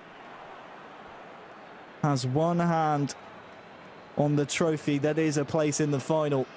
Not quite the real trophy, but the metaphorical trophy. Still needs a goal here. 5 in-game minutes remain.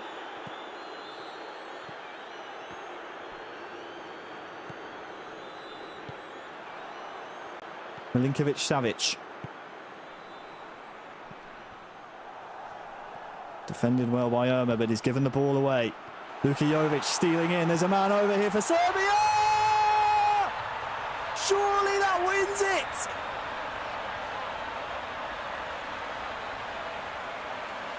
Mitrovic, the star. Roxa. Has he done it for Serbia? I think so. It's Serbia 3, Romania 2. And you just sensed it was coming. There was foreshadowing left and right. Irma looked nervous, and it comes from a mistake from the Romanian backline. Yeah, I mean, not since the likes of Steven Gerrard have we seen such a slip be so costly. But it's a wonderful, wonderful bit of vision. And it's Aleksandar Mitrovic one more time. And that could be the end of the fairy tale. He's pushed and pushed and pushed. But Roxa, again, showing that fight back, showing that mettle, showing that determination. And just showing those just tiny bits of skill just at the right moment. And Serbia look as though, especially from those celebrations, look as though they feel that they are in the Euro 2020 final.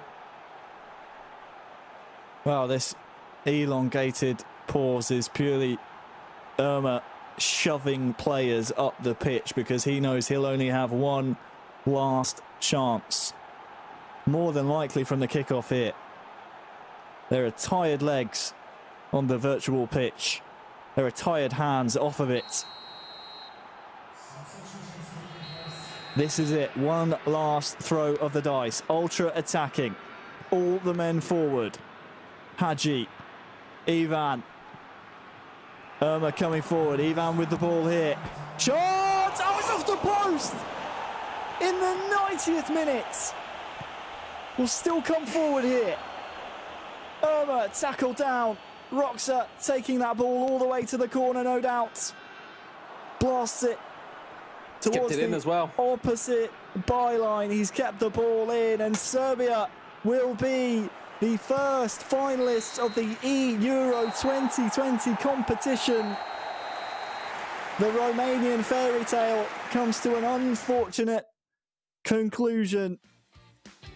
We thought they could go all the way, Wes, and well, they almost did, but for an 88th minute winner from Serbia. Serbia advanced to the finals. Romania, their journey ends here. Yeah, I mean, it's a fantastic fight from Romania to fight Serbia every inch. But it was, you know, it looked, for all the world, it looked like it was going to go to extra time. And I'm sure we will see back the error from Irma. But it's a lovely finish to start us off. 7 minutes on the clock. And all of a sudden, almost straight from the kickoff, we can still see the titles there from the previous score. It's a long ball, gets through. It's a harsh one to concede, isn't it, if you're Roxa? Yeah, it is. I mean, you know, we know they're quite prevalent within eFootball PES 2020. But, you know, we see that and those types of moments. We saw the cutback that was on. And again, with cold blood in our veins, we'd probably make a different decision. But as you can see it, right down the other end. And Prinkovic will find it again.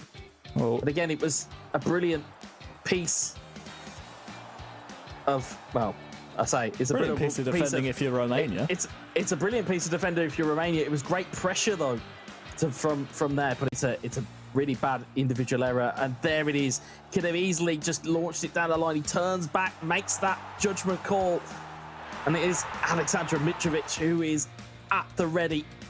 And then right in the dying embers of the game here. The second time in the game, Wes, in the 91st minute. Any other day, that maybe bounces off of the back of the goalkeeper into the net. But luck just seemed to be on Roxa's side. And Serbia, they have done so well throughout the qualification process. They got drawn in a group with Spain. As we take a look at the final match stats, we say goodbye to Romania. But Serbia's journey, lots of people expected them to qualify, certainly as a strong e-footballing nation. But I don't think anyone really expected them to pip Spain to the post in their qualifying group. They did so with flying colours, and the qualification route for them since to the knockouts all the way through to the finals has been, well, fairly plain sailing, apart from that scare against Romania. They took down Spain once again in the quarters, and now we just have to wait for the Euro 2000 rematch in semi-final number 2, France versus Italy. It was a golden goal that separated them that time, Wes. No golden goals this time around, but surely will be another tremendous match in the semi-final number 2. Yeah, it's a mouth-watering tie. I mean, between those two nations, seasoned veterans of European competition, and then you mix all of the PES players that are playing with these teams. It's going to be a cracker. Oh, it really will. And when we come back from the break, we will have semi-final number 2 for you. It will be Italy taking on France. Do not go anywhere. 11 players, many of them friends, some foes during the league season, now united for a single cause as they carry the hopes and expectations of a nation, the most unbearable, thrilling of emotional roller coasters.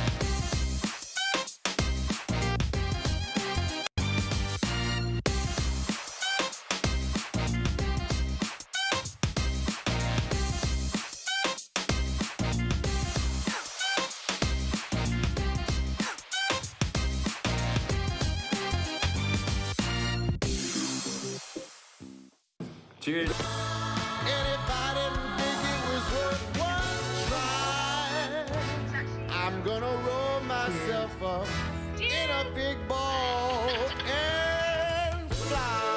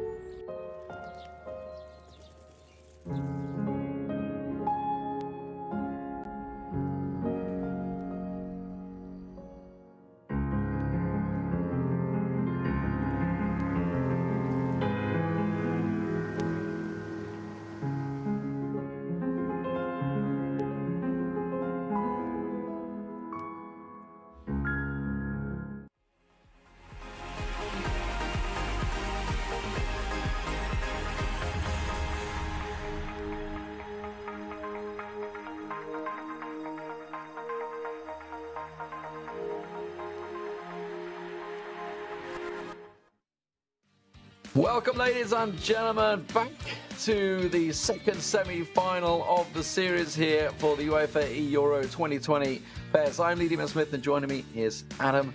And Adam, we have an absolute cracker. It's Italy versus France. It's the old guard all over again.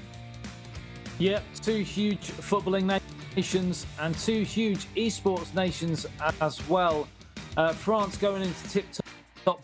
Italy have played tremendous stuff along the way. You cannot write them out at all. We've only got to look at the first semi-final that's already been and gone to know that there are many twists and turns before the day is out. And France coming into this one as tournament favourites, as you say, and they are also the only team to not drop a game yet. Italy, of course, lost a game back in the groups, the opening qualifying groups for this tournament, but France, they 10 wins, didn't even shrug anything off. They are now the leading goal scorers remaining in the tournament as well. So we're expecting to see this one looking pretty explosive. Yeah, and the scary thing is, as we kept mentioning earlier in the day, they've not even hit top form yet. Yeah, that is the scary thing. You can see 84 goals for them. Germany, of course, out along with Turkey and the Netherlands. Italy on 73. Going to have to go great guns to try and catch France here. But you know what? It's a best of three. Anything's possible. We'll see whether they can start slotting those goals in. Sport to you by Alipay, of course. And France, 84 goals. And as you say, had not really a high goal scoring, certainly from the playoffs onwards. As soon as we hit the group stage finals and the finals today, they've not scored that many. No, I think the biggest goal cushion they've had is 2. I can't remember the last time. I think 3-1 was the best victory they've had today. They're just such a formidable force. So they're so professional, even when they're not playing well and the chips are down, they find a moment of magic, or they just manage to break them down, the opposition, and they get the goal that's needed. And the great thing about it is that Lotfi and Uzmakabal both have that similar ethos. They don't panic, they don't flap, they just get on with it and get the job done. And for Uzmakabal, he's kind of been targeted for different tactics. Everybody going full defensive against him, just trying to close down his attacks, if anything. But both players in the quarterfinals up against Croatia found themselves a goal down. And obviously that's something Italy will certainly be looking at to try and get a positive from. Yeah, if I was Italy, I'd be looking at that game, especially that game against Croatia, and how when Croatia turned it on, France looked a little bit wobbly at times. And I think if Italy, knowing what we've seen already today in terms of their attacking prowess, if they can really turn the screw, get a goal in front and keep pressing, they could get a lot of joy. And if they can get a 2-goal cushion, it could be very, very interesting.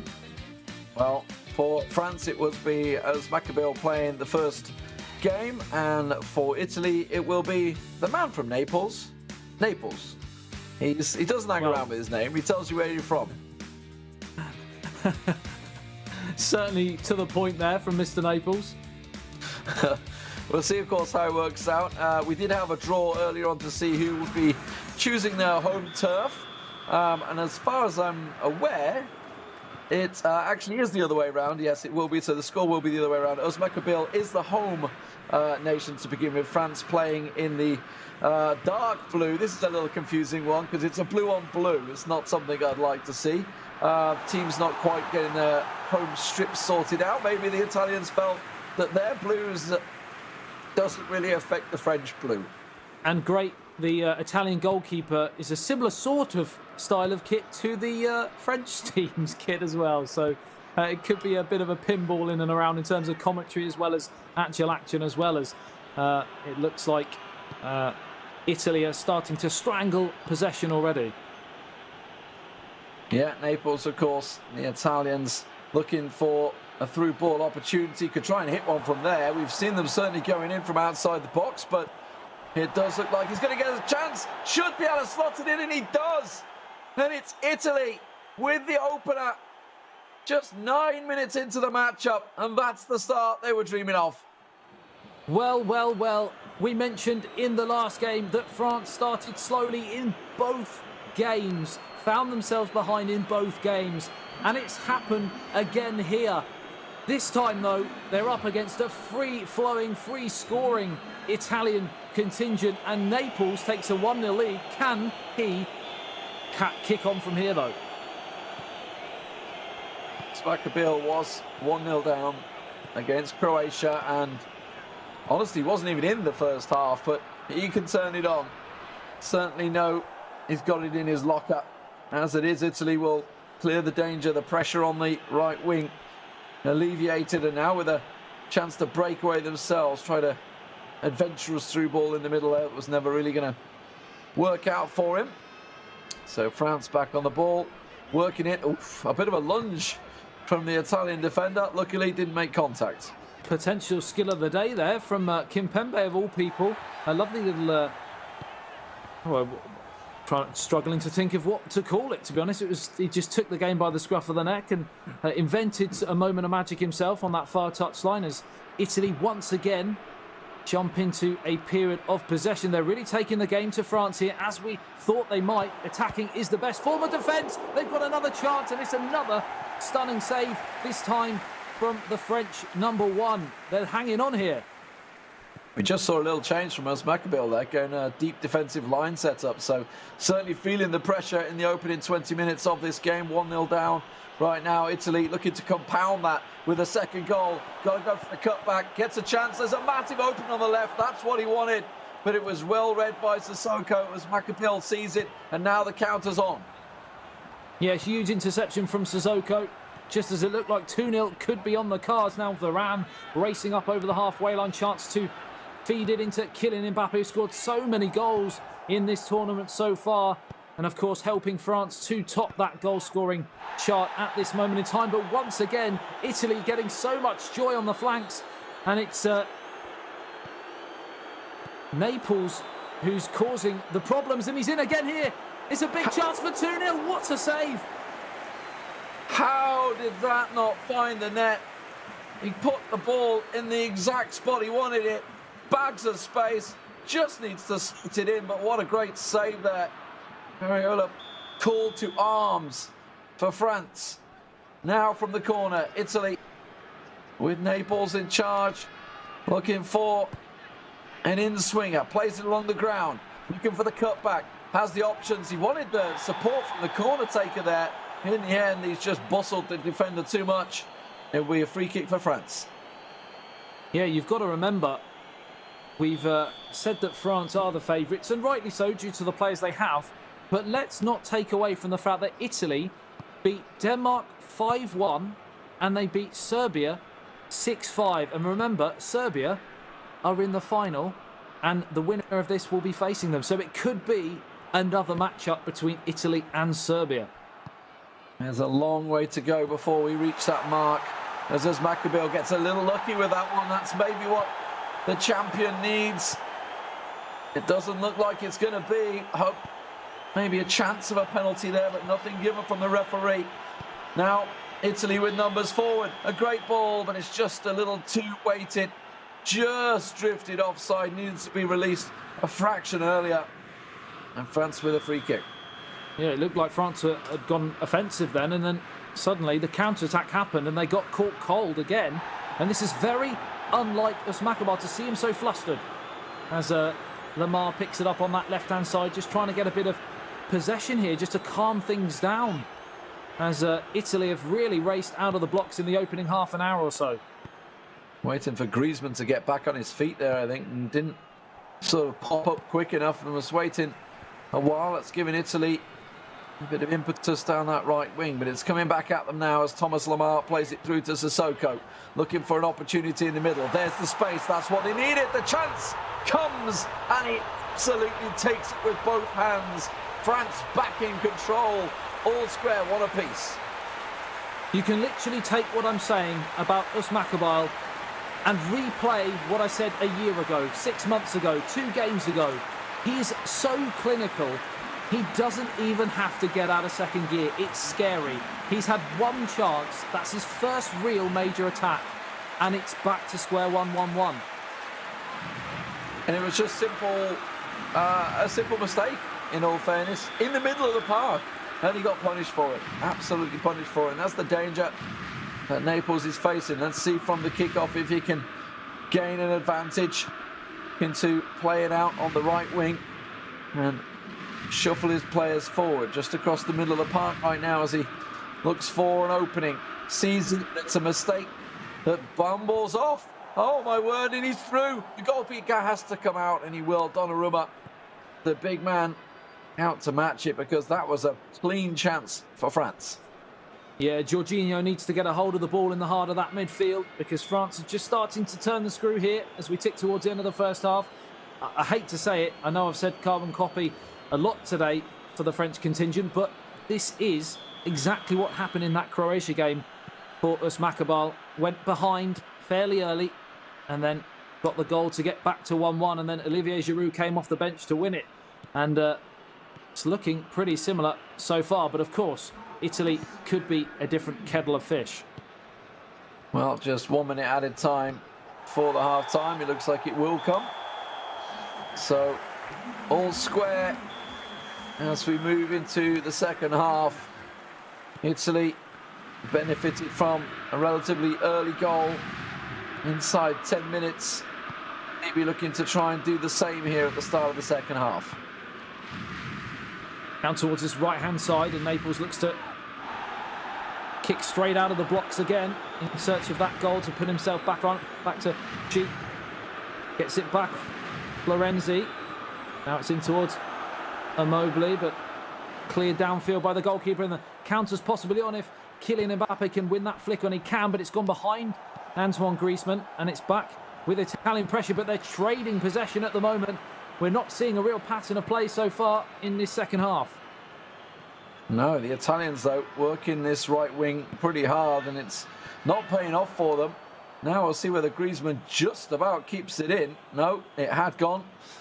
Linesman hot on that one. Italy with a throw-in. 58% possession for the Italians. Now we see Belotti coming on for Immobile. So just a quick change. Bit more physical player is Belotti. Getting slotted him up front for the quick winger. I'm waiting to see that change for France as well, from Pay to Olivier Giroud, which is usually the one around this sort of time, but he may get another chance to turn provider before that happens. And it's fired away.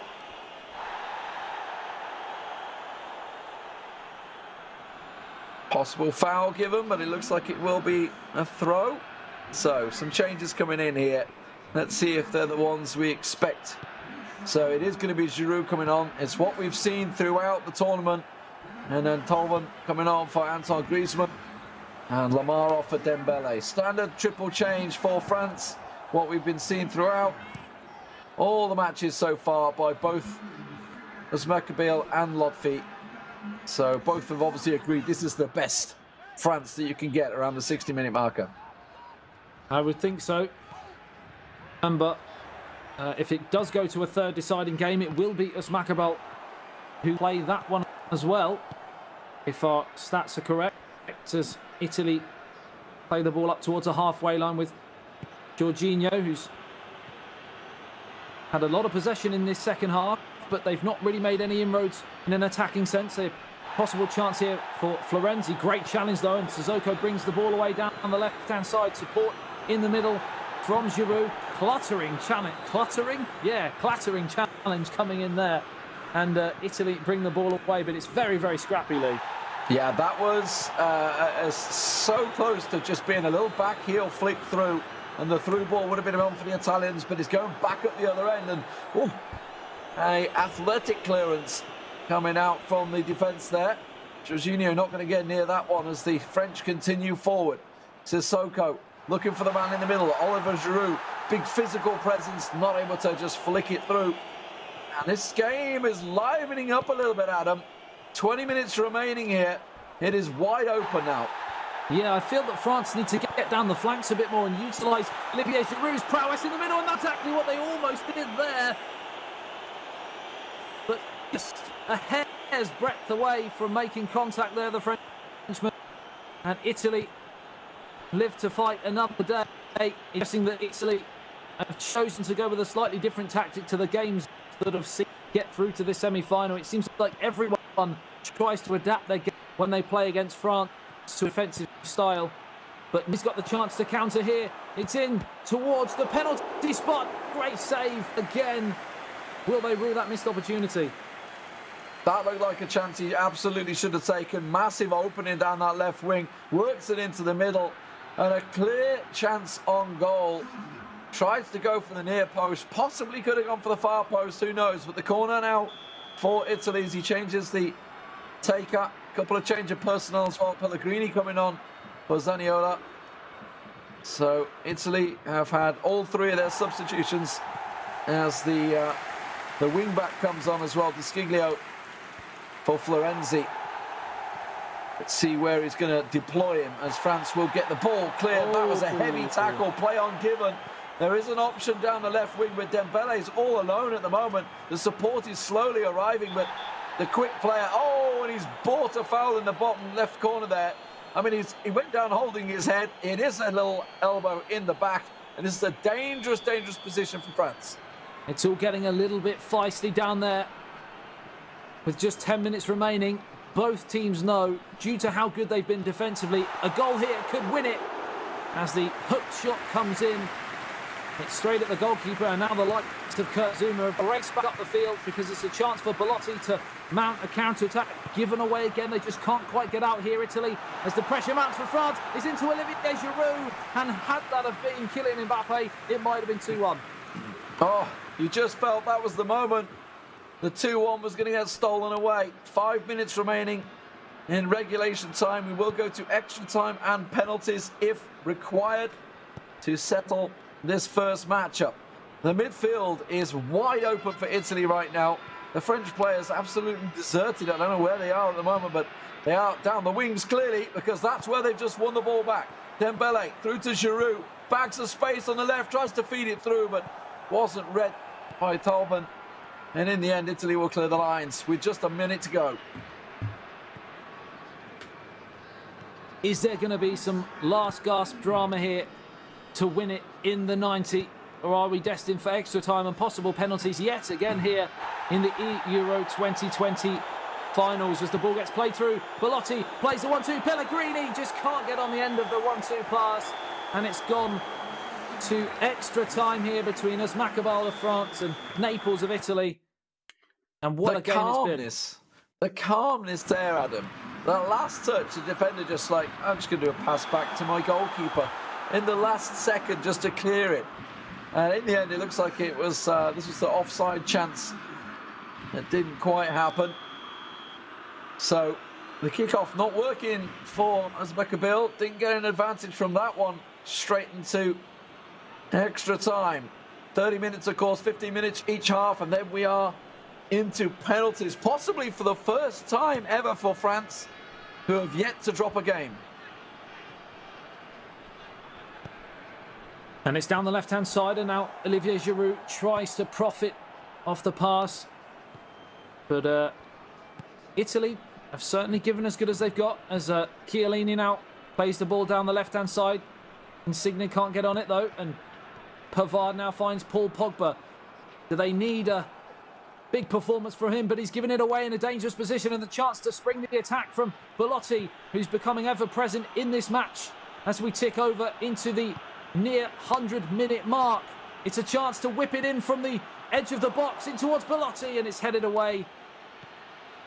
But the pressure is not done just yet. It's in again towards the edge of the D. Now it's a chance to turn and shoot. We've seen lots of goals today from that sort of position, but it's been turned over, and now we're on an edge-to-edge, or end-to-end, should I say, moment in the match as Olivier Giroud has a chance to play it across. It's Dembele, biggest moment of injury time, or extra time, should I say, so far, and he's blown it.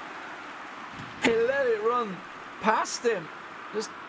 I can't believe he didn't have the pace. Dembele quick to that one, but nonetheless, France end-to-end match here. Everybody looking for that goal right now.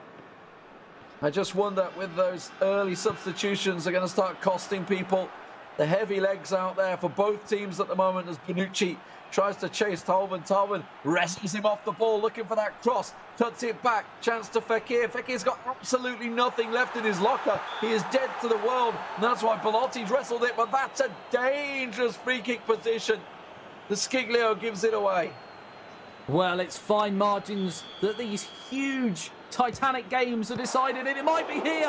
What a save. It went straight through the wall. The left foot shot came in, and it's another very, very solid save from the Italian number one. Where do we go from here, Lee? Because this is on a knife edge.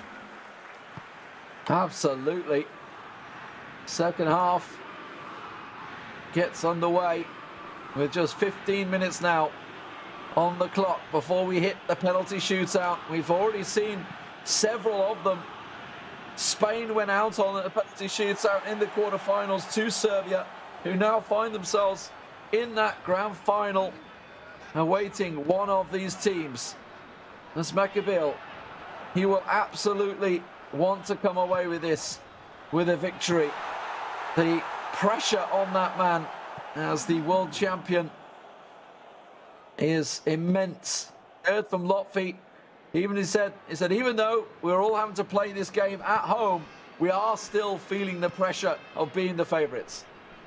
Yeah, it can't be easy for almost every tournament you go into, for club and country, to be classed as the favourites. At some point, that is going to rest heavy on your shoulders, especially as we get deep into the competition. They know one mistake either way could be curtains for the competition, as Verratti there is caught late from Varane. And another chance here for the Italians to bring the ball forward. And Naples has certainly produced a very, very strong performance so far. Absolutely, still all square. One apiece. 5 minutes remaining before the penalty shootout. Pellegrini down the right. Lays it back to De Sciglio. Has to just buy time. He's trying to look for that final moment, that final chance, and not give Özmekabil a chance to score. Gets it into the middle of the box, wrestles it free. It's managed to find back to him. Oh, it's gone back. He just put his foot through it, and it's in. Italy have maybe just stolen away the first game as Pellegrini letters it into the net. Just 3 minutes from time, and Pellegrini has possibly smashed Italy into a 1-0 lead here. The second goal to make it 2-1 in game. And the world champion of eFootball PES from last year, the reigning world champion, is behind, and he has little to no time to do it. In off the post, an incredible finish, and the drama just raises and raises and raises as the games go on. He just couldn't get it clear. You can see it was back and forth, and then at the point, I think Naples just said, you know what, I'm just going to hit it and see what comes out of it. And what a hit it was.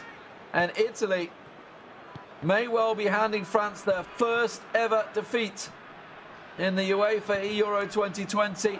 All of the matches they've played so far, unbeaten. Oh, and the ball, it goes loose. And the goalkeeper will hang on to that one and hoof it up the field. It is it.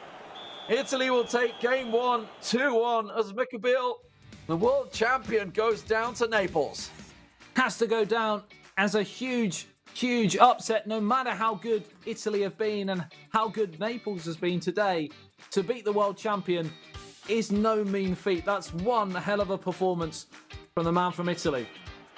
Phenomenal. Let's have a look at some of the highlights from that game. And of course, it all started off so well for Italy as well. Just inside 10 minutes, taps it past him. Although it took him another 100 to get the second goal. Yeah, Osmakoval's goal was bookended, really, by the 2 goals right at the start of the first half and right at the end of the second half. And it was a very, very tight game. We said time and time again in the second half, the longer the game goes on, the goal could be all crucial, and it was, as we're just seeing a highlight reel of Osmakoval's goal there. Lovely touch from Kylian Mbappe, and there was a chance, I remember, in the second half for Olivier Giroud, and I said at the time, as the final goal goes in right at the death in the second half of extra time, if had it been Mbappe, it might have been another goal for France. As it wasn't, and it went down the other end into extra time, Italy taking the plaudits. 100% shot accuracy, 5 shots. These stats brought to you by FedEx. 60% possession as well for Italy, and it tells the story of the game. It was a solid matchup for Italy there. And I just wonder now, with Lotfi coming in, he's going to be playing Nikeldan as well. And for Italy, actually, you know, obviously they're a team that has 4 players representing them throughout this tournament, whereas France are just using the 2. It does look like that Italy want to use all of those players, because if we were to go to a game 3, and I got to be honest, I feel that it might be a possibility now after seeing that first matchup go to Naples. Then Lotfi has got a lot on him, but if we do reach that final game, then NRK, who played earlier on today, will be making another appearance. Yeah, it's something that certain teams have done. They've sort of mixed up responsibilities and others haven't. Of course, France only have 2 players to choose from, 2 of the best players in the world, don't get me wrong, and Lotfi is certainly right up there, but he's got a big ask ahead of him now after his teammate has suffered what is a shock defeat. So, Italy back in the way. I'm going to say it again, but they're playing in the blue, and France are playing in the blue. It's a bit of a clash tactic. I thought the players might figure this one out. You know, there is a home and away for a reason, but it didn't seem to happen. And it is going to be Italy on the start. They've started off with a plum, and it's another opening goal for the Italians. Zaniolo. I just can't believe what I'm seeing. I've never seen France and these 2 players look so fragile defensively. Usually they're so calm and composed, and they don't give anything away early doors. And they've conceded early goal after early goal after early goal, and it's almost a carbon copy of what happened in the last game. Like a knife through butter, into the edge, lovely jink away from Varane, and the left foot shot caressed into that top corner. And Italy, yet again, a 1-0 to the good. This little switch of the foot there, shuffle it over to his left foot, slots it home past the keeper. And Lotfi, well, he himself had to come back from a goal down against the Czech Republic players. See what he's got in his locker. We heard from him earlier on. He's certainly very confident, young lad. Expecting to get an instant reply, and does. That is exactly what the doctor ordered, Lamar, for France. Well. It's just a broken record. Rinse and repeat for what I'm going to say, because it's exactly the same thing. Lotfi did this in the game against Croatia, went behind early, just got himself back up off the ground, scored the equalising goal. The only difference is, of course, can he now go and do what Osmakoval couldn't do in the last game? And that's go on and get the second goal, as opposed to letting it go to extra time. And then, of course, in that, it's a bit of a lottery itself. Fatigue sets in, mistakes set in. He wants to get this done in normal time, in the 90 minutes. Serbia are going to be watching this and loving it. They themselves had a really tough match against Romania. Came out on top in that one, sitting in the finals, waiting for their opposition. Will it be Italy? Will it be France? There's a long way to go, I feel, before we manage to decide that one. Whether it will be decided in this matchup with Italy taking a 2-0 victory, or whether France have one more say after their first ever defeat in the Euro 2020 tournament. It's certainly highly possible that we've been giving Italy a bit of a disservice here, because We talked about how Eterito, for example, wasn't selected, but the 4 players, they may not necessarily have been in and amongst the big tournaments in the last couple of years in eFootball pairs, but let's not take anything away from the fact that the selection process was incredibly tough. So for them to get through in a very, very strong nation that is Italy, they must be great, great players. And he's in again here, and Italy are back in front in the blink of an eye. This game is ebbing and flowing like the oceans of the world. It's Belotti for Italy. So Nico Dan's going to start with him. He's obviously, you've seen him coming on as a substitute throughout this one. But Belotti just edges the keeper and slots it past him. Fraction of an inch. Puts it underneath Areola. Yeah, just comes out to it. Can't get down quick enough. And Italy now 2-1 up in the second leg. France, though, what can they do from the kickoff? Belotti once again proving why his selection is so crucial for Italy. Time and time again, they've managed to find him in good areas, and they've utilised him well as well. It's a fascinating encounter now, because Lotfi is very, very good when he's in front. But when he's chasing the game, it's a bit of a different story. It's not to say he's bad, but his game plan is to get an early goal and sit on it and play very, very cautiously. Well, that's exactly what we're seeing from the Italian here. 20 minutes in, he's already keeping some possession football as they play it around the back 4. Now they set themselves an opportunity. There's a runner down the right wing. Looking at Belotti, wasn't able to get it past him, and now the throw-in given. 25 minutes gone in this one, Adam. Italy, I tell you what, I don't think we've seen too much of Nico Dan, but he is looking a solid, solid player. But yeah, like I said, I think we've done them a disservice in this competition. They had a pretty hard qualification and they got through that well. It's Immobile, he's in again! Oh, the left foot shot, that could have wrapped up the tie to get a 2-goal cushion so early in the match. And he's blazed it wide of the target with the goal at his mercy. Possibly just that little shrug, I think, from the defender that put him off there. Maybe looking for that quick to pull it to the right, pulls it wide in the end, and for all the world you felt that was going to be a goal, and a 2-goal cushion may well be what he needs against Lotfi, because he is certainly capable of making some big comebacks. That's a great through ball. He's got another option on the right hand side. It doesn't matter. Zaniolo can go it alone, just muscles off the defender. Still got himself the control of the ball, but now it's gone for a throw, and well, Adam, what a game. That is a huge, huge challenge coming in. I couldn't see from here whether it was Varane or not, but the slide tackle came in. Italian pressure. It was like siege mentality, but now it's gone down the other end, and it's a chance here for Antoine Griezmann. He's hit the inside of the post, it's come back out, and the goalkeeper saved it with his feet. What a chance for France. Gets his foot down low. Certainly wasn't going to be able to make it with his feet. That's one's with his hands, the second one with his foot. Just sticks a toe out and keeps it clear, showing why the young superstar's getting paid what he is. Now, though, Lotfi for France with the corner.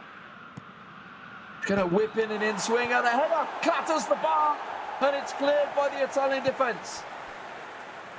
When your luck is not in, it really is. Oh, it's a penalty, surely.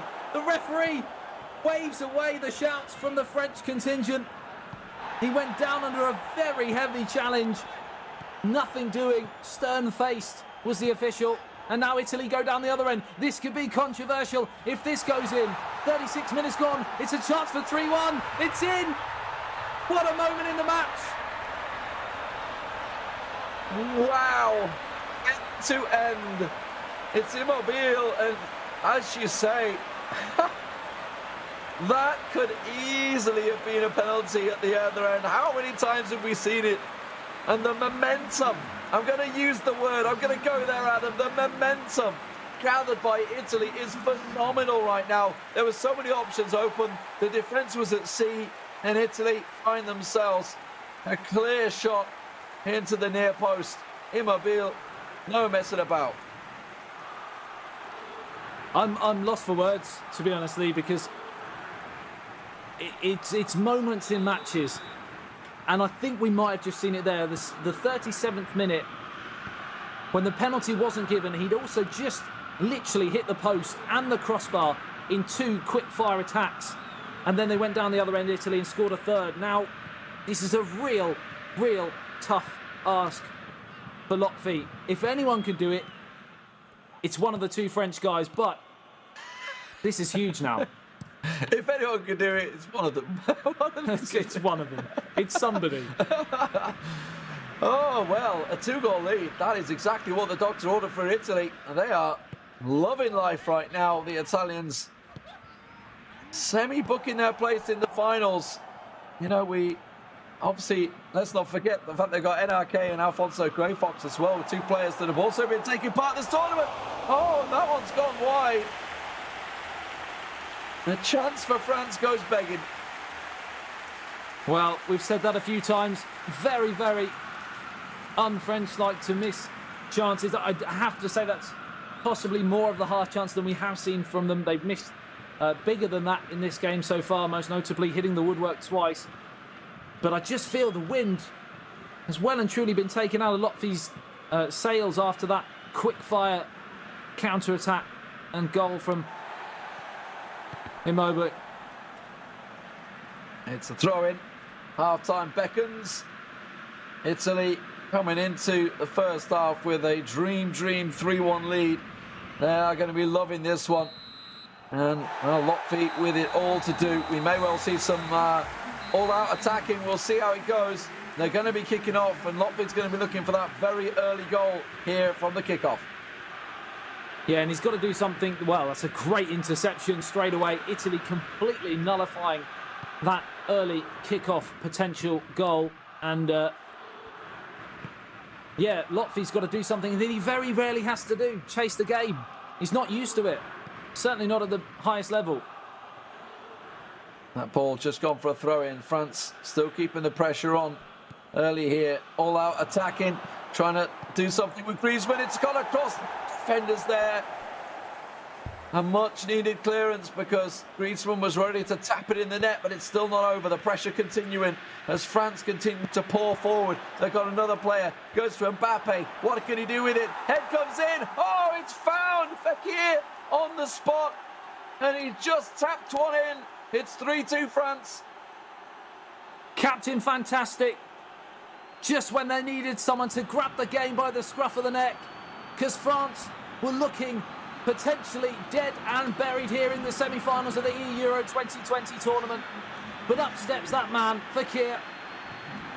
You have to say, plaudits go to Kylian Mbappe, I think it was, who won that flick on up against possibly a player larger than him. So to get that header down was very impressive.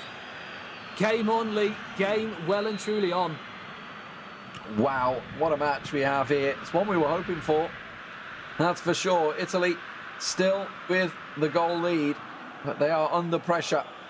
And we just thought once they'd won it back from that kick-off at the start, but you could see the relentless aggression coming out from the French, just pouring forward, making sure they kept the pressure on.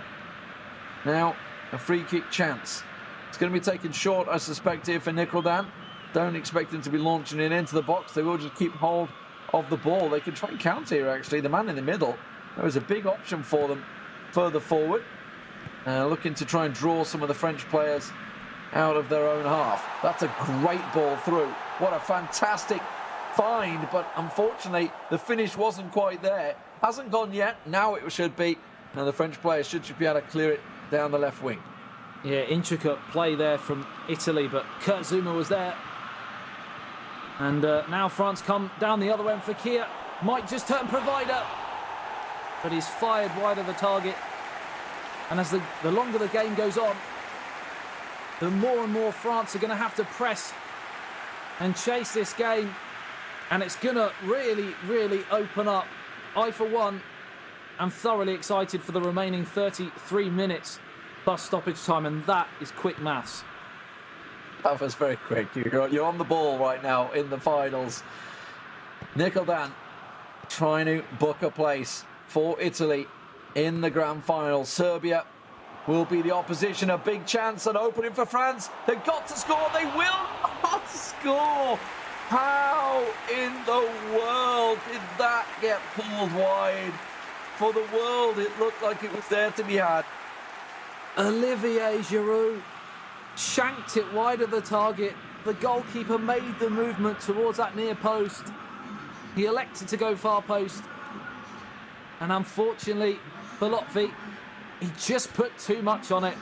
And it's as simple as that. Even the best players in the world can overcook it. But France come again.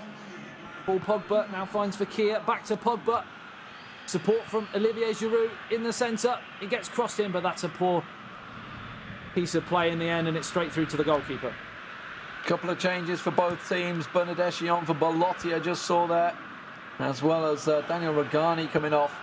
So defensive change as well for Italy. Obviously some of the players starting to get a little tired on their feet out there. There's been a lot of running going on. Fekir playing it down. Romagnoli, the big Milan centre-back, bringing it forward to Florenzi down that right wing. There's acres of space for Bernardeschi. He's just come on. His fresh legs, looking for the cutback, can't quite get past the defender. And I think he actually bought a goal kick. He did. Really nice defending there. Yeah, brilliant. Round of applause from me there for Kurt Zouma. Did really, really well to shepherd the ball out of play. And now Italy come again here. Of course, another goal for Italy to get that second goal cushion back with only 20 minutes to go. Might just be the nail in the coffin as it goes out towards the right-hand side. Bags of Italian players in the box right now. He's managed to come out on top. That's a free kick. Not quite the dangerous spot they're looking for, because I don't think they're going to go for the cross. You never know. In terms of height, generally the French players are stronger. Let's see if he whips it on or whether he try and pull it close. It will be a drug back. Now is an opportunity, looking to try and get it to the byline. Any cutbacks options? No. He's getting muscled off this ball, and the French will force him away. But time is against them right now for France. 17 minutes on the clock, and when they lose the ball like that in the middle, that's a disaster. Italy come again here. Florenzi, support on the edge of the area. Oh, it's a crunching challenge coming in from Sissoko. And now they come away with it again. Fekir, the goal scorer. Varane. How far forwards is he? This could be one of the moments of the season so far. Fekir for 3-3. What a sensational chip from the captain again. He's dragged them from the dares of despair. The dares of despair. Don't even know what that is. I'm that excited. Because what an incredible counter-attack that was. And with the goalkeeper so close to him, he was able to lift it over him. Sensational turnaround. Truly down in the depths, I believe, right there. And yeah, a second for Fekir. And a chip that I don't know whether the keeper really should have had that one. Didn't quite come off his line. It's down to obviously Nicodem to try and run him a little closer. But now with 12 minutes to go, Italy on the counter, on the break from the goal kick. It's cut out. They tried to leather it into the middle. It wasn't to be. Two of them looking for the header. One of them will come out on top. Zaniolo back to Florenzi into the middle. Zaniolo waiting, but he's lost it. He was all too casual. And now France are on the break. Oh, Dembele dragged down. Free kick not given. It's going to be time given. Tolman looking in the box. Where's the captain? That's what he wants. Here he comes. He's through. Oh, slides in, but Donnarumma this time will check the run and collect the ball. Just 5 minutes away here. And honestly, you just can't call it. What an incredible spectacle we've seen. France 3-1 down. 2 goals for Fekir has made this game level. Can they now go and snatch an incredibly unlikely winner? It's in towards the danger area. Left foot shot, saved by the goalkeeper. That was the moment, Lee. Could have snatched it. Oh my word. Well, you've got to hand it to Latvia. He's certainly making the comeback here. A little chance. Oh, and it just came off the arm. It wasn't even the glove. It was the arm of the goalkeeper. That was the tackle earlier. We're going to see a card for Florenzi there. It's a clinical, cynical tackle. So, corner It's not over yet. Just a couple of moments before we go to extra time. As France will look for the in-swinger. Fekir swings one in, headed clear, but it's gone straight back to the French player. Muscled off it. Just going to win the ball back and try and take it back to the corner and recycle. They've still got a chance here. They will keep hold of the ball. The cameraman's getting excited. He's dragging away, but France are still on the attack as they pull it back. See if we can get it from the corner. The clock is against him with just 2 minutes to go, Adam. Can we find an unlikely winner now? Time ticking away. This will surely be the last attack of the match as France recycle the ball, pump it forward towards the captain. Fekir can't get it. And what an incredible spectacle we have seen in this third game between France and Italy, potentially coming up because we're level here now. Extra time. Well, the kickoff is for Italy. What sort of resilience has Nicholdan got? A 3-1 lead given away. Finds himself in this situation. Absolutely can score them goals. The question is, have the players got the legs to help him do what he wants? Bernardeschi on that left wing. He was a fresh face at one point, but he's already tiring. Zaniolo's got bags of energy along with Pellegrini. But it is still Italy in possession as they drive it forward. There's a space, an opportunity. It has to be just offside. Just a little too soon. And while the ball's nestled in the net, it will be disallowed. Yeah, it was great defending just to step up at the last moment to play him offside. And Lotfi over the years has had his fair few challenges, but this really has got to be one of the greatest he's had. He's been taken right to the wire. And it'd be interesting to see whether he can actually come through at the other side as Dembele plays it forward towards Olivier Giroud. Because Nicholdan has been absolutely breathtaking today at points. This is really, really opening up now. France really starting to get their teeth into this game. They're looking for an opening as they slide it through. Well read by Tolven, but it's one back. But it's going to be a goal kick for Italy. Just 5 minutes this half. 15 minutes in the second before we go to penalties. And nobody will want that. That's for sure. Chance for France. Goes on through. Italy should be able to get members back. Oh, that was a shrug in the back.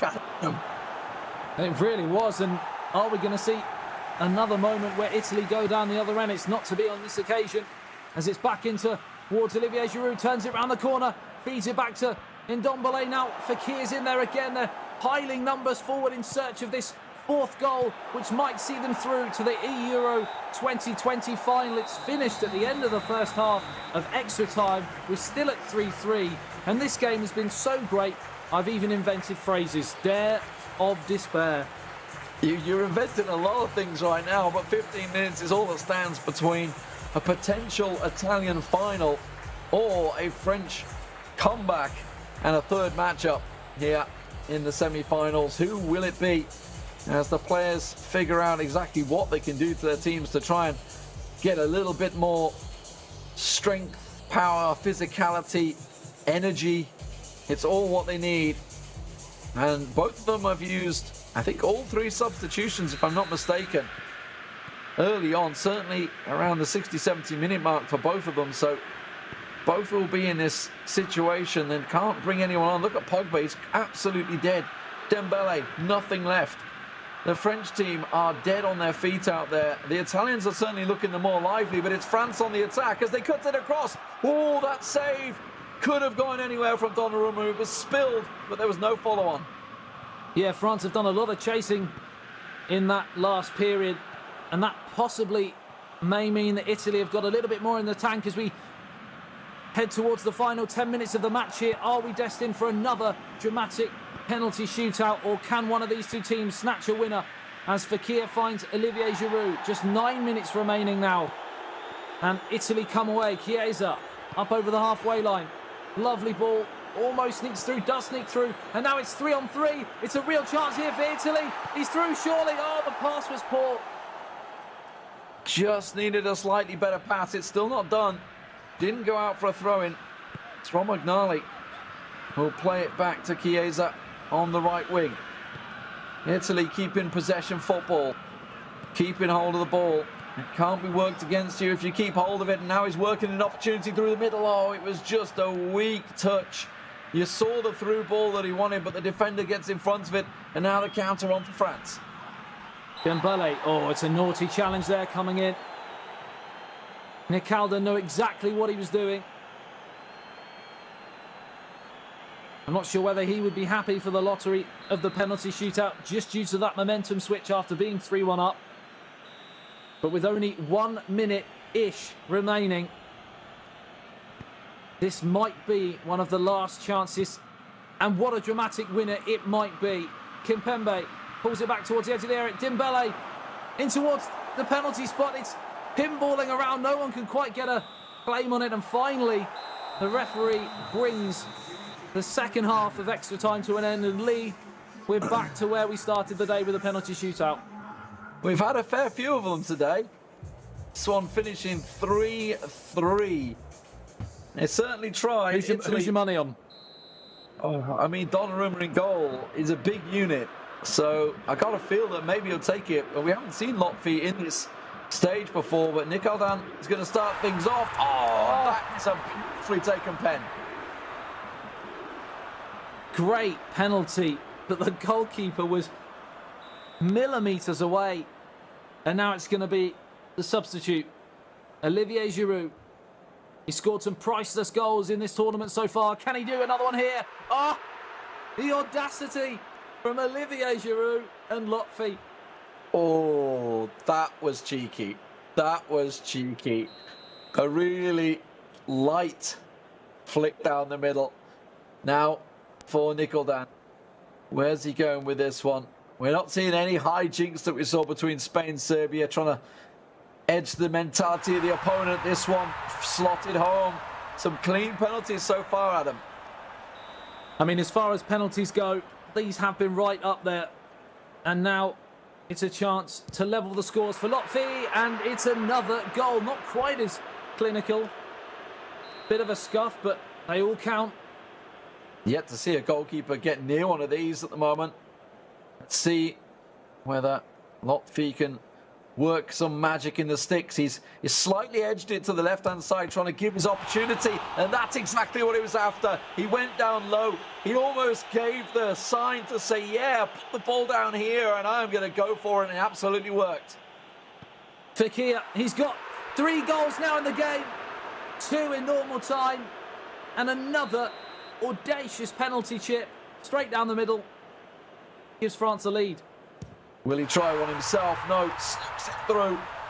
And now, I mean, this is the mind games, right? Does he just stand there in the middle? Does he leave it? Does he dive? It's Pogba from the spot. Oh, he saved it. He absolutely needed it. And we're on the square once again on the 5th penalty, 5-5. And this is to win it for Italy. They are 12 yards away, 1 spot kick from a place in the Euro 2020 final. And he steps up, and they've done it. Now it's all on France. Surely. They have to score. They have to score.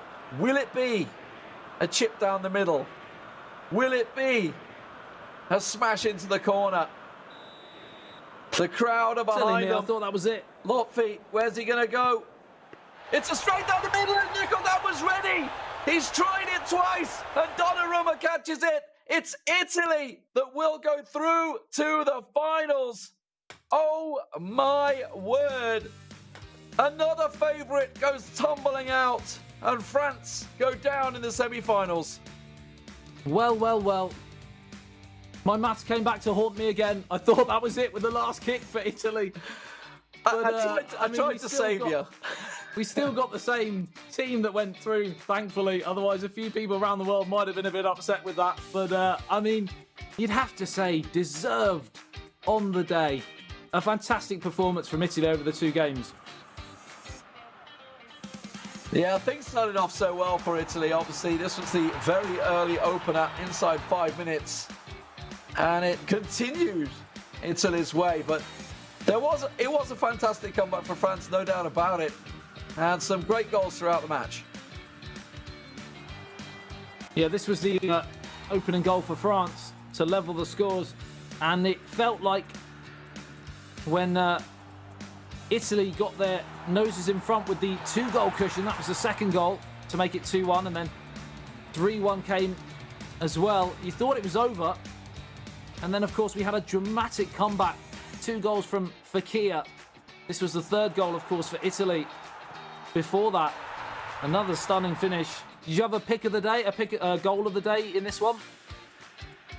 I got to be honest, I think it was when Mbappe won it just here. The strength of it. I mean, yes, it was a tap-in, but considering it's literally 2 French players with about 7 Italian defenders around him, it's not a goal he should have won. Yeah, it was great desire. And then, of course, this was the moment where another incredible chip to make it 3-3, and it went to penalties. And that was the moment that I thought had sent Italy through. But it was, of course, the miss that came in with another chip down the middle. I mean, it's an audacious chip at the end there to go for it once again. But as you can see, that is now the finals. Serbia versus Italy in a best-of-5 bonanza. Both teams have been scoring goals left, right and centre. And it should be an absolute belting final. It's a repeat of the Group B game, 6-5 to Italy. Yeah, so I mean, goals. That's what we're expecting to see from this one. And now, Adam, I mean, who's the favourite coming into this? Because we've covered both these teams throughout this tournament, and both have been fantastic. Yeah, we keep saying it's very, very difficult to pick, but Serbia would have been one of the favourites going into the competition, as were France. And Italy have dispatched to France, as you've seen, and in 2 games, didn't even go to a 3rd game. Equally, Serbia have come through a very, very tough ask with the sort of Cinderella story of Romania crashing out in the semi-finals. I'm going to sit on the fence. I'm going to be very, very boring on this one. After all that, you sit on the fence. I led you to believe I had some magical words of wisdom, but no. Well, I'm glad you wasted all of our time. That's what I do best. Let's get into the next match. Before we do, we have to go over to Harry, who is ready with the draw to find out who the home teams will be. Well, thanks a lot, Lee. I wouldn't feel too hard, my friend. I don't think I've ever been able to pin Adam down on a particular prediction for a final. Well, it's time for our final formality of today. We've got final on the brain. We have Serbia, we have Italy. It's now time to do the draw, because this is now a best-of-5 match, which means one team has to be the host team and the home advantage team and nation in 3 out of the 5 games. So now it's time. The first nation drawn out of the pot here will have the virtual home field advantage here in the grand finals. Will it be Italy? Will it be Serbia? Let's find out. As the pool I've just drawn, will it be Italy? It will be. So Italy, I don't know if you can see there as my camera finally focuses. Italy, the first team out of the pot. And just to confirm that the other team in the pot was the other finalist team. So Italy hosting 3 out of the 5. And here's the other nation. It is Serbia. So Italy hosting 3 out of the 5 in this best of 5 final. It's been a tremendous day's action. And after the break, the grand finals between Serbia and Italy, they've been fighting so hard throughout the entire E-Euro campaign. It all comes down to this. Do not go anywhere. 11 players, many of them friends, some foes during the league season, now united for a single cause as they carry the hopes and expectations of a nation, the most unbearable, thrilling of emotional roller coasters.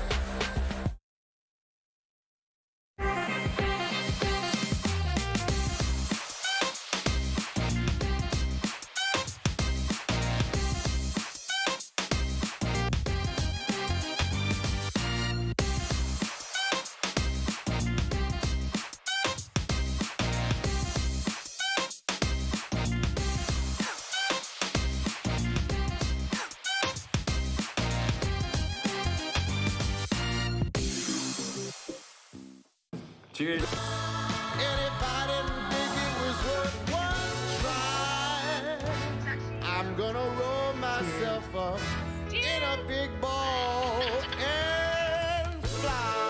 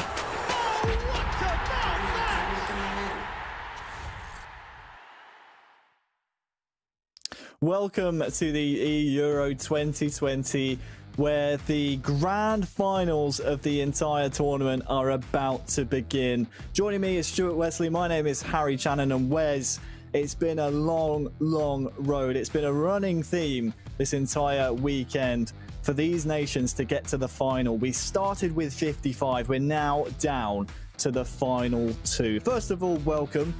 Second of all, try and put into words what a tantalising prospect of the final we have ahead of us.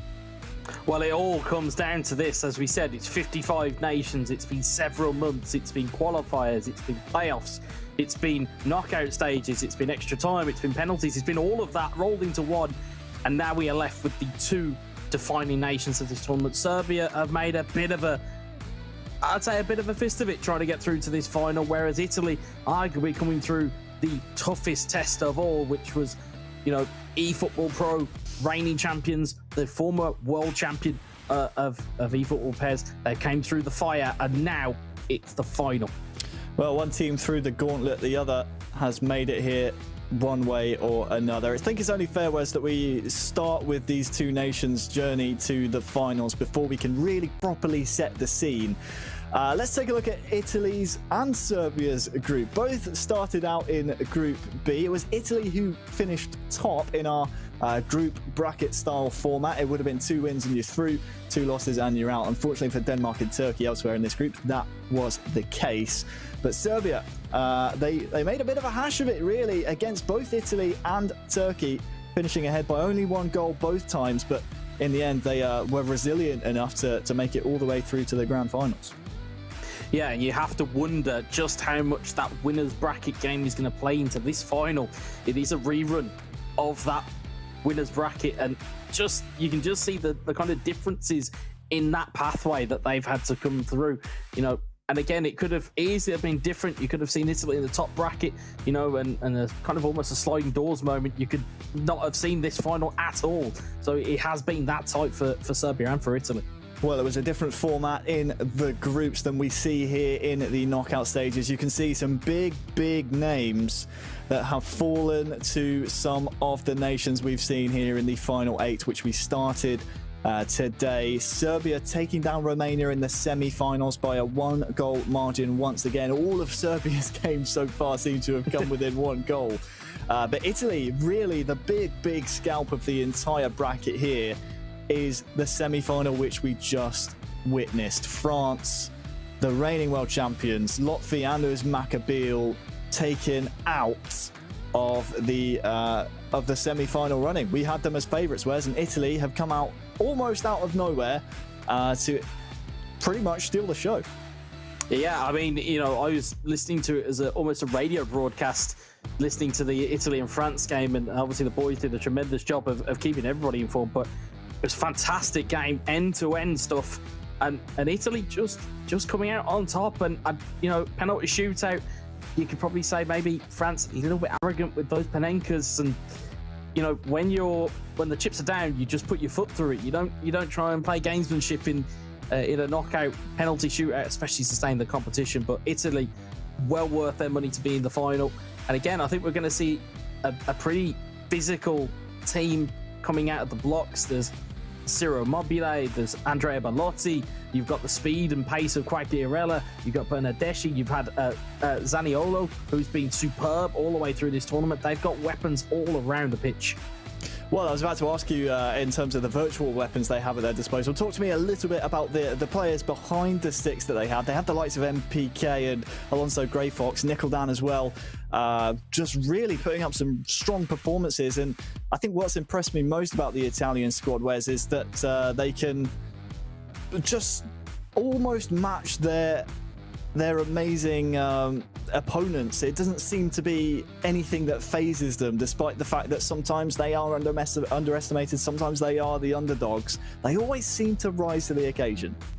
Yeah, and I think, you know, you look at some of the pathways for these teams being created in terms of you've had some federations that have been chosen. Italy, they had a training camp. They had their best 4 players. They had, as we've said before, steel sharpening steel. They had that kind of national pride that they pushed these 4 guys forward. MPK representing Genoa in the ECR.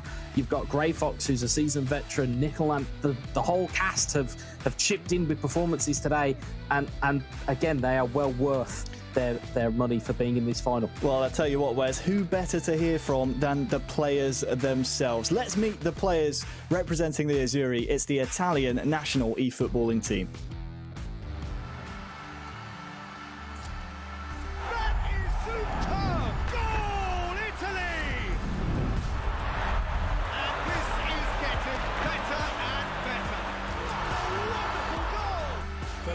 Of step, the sharpness of movement, the certainty of finish. Ciao a tutti, sono Carmine Naples 17X Liuzzi e sono giocatore della nazionale italiana. Hi everybody, my name is Alfonso Alonso Grifox Mereo and I'm an official player of first Italian in national team. My name is Nicola Lillo, Akan Galdan and play for Italy. I have been competing in eSport for 12 years. Hello, my name is Rosario Enrique Accurso and I play for Italy. I'm a competitive player since 2019 and I'm feeling proud to represent my country. My teammates are very solid people. They are all from Naples, a city that I love. My teammates in national team are excellent players. They work hard in training, where a good friendship was also born. I miei compagni di squadra sono veramente in gamba e oltre che essere bravi giocatori sono veramente persone eccezionali. Abbiamo legato fin da subito. The journey was hard. The toughest spot was against Montenegro, where we lost a crucial match, but we had the mentality to get on and achieve the first place.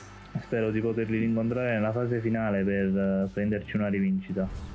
My most important moment was victory against Ukraine with the result of 8-0.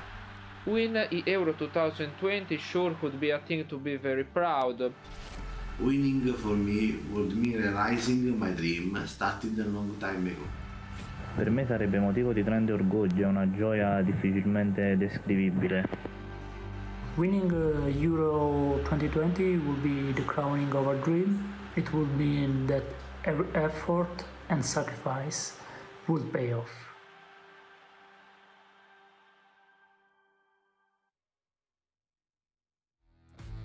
you heard what it would mean to them, Wes, and there were questions, weren't there, about the Italian national squad, about the absence of some really notable figures representing Juventus in the eFootball Pro season, but this group, these lads here, have absolutely stepped up for the Azzurri.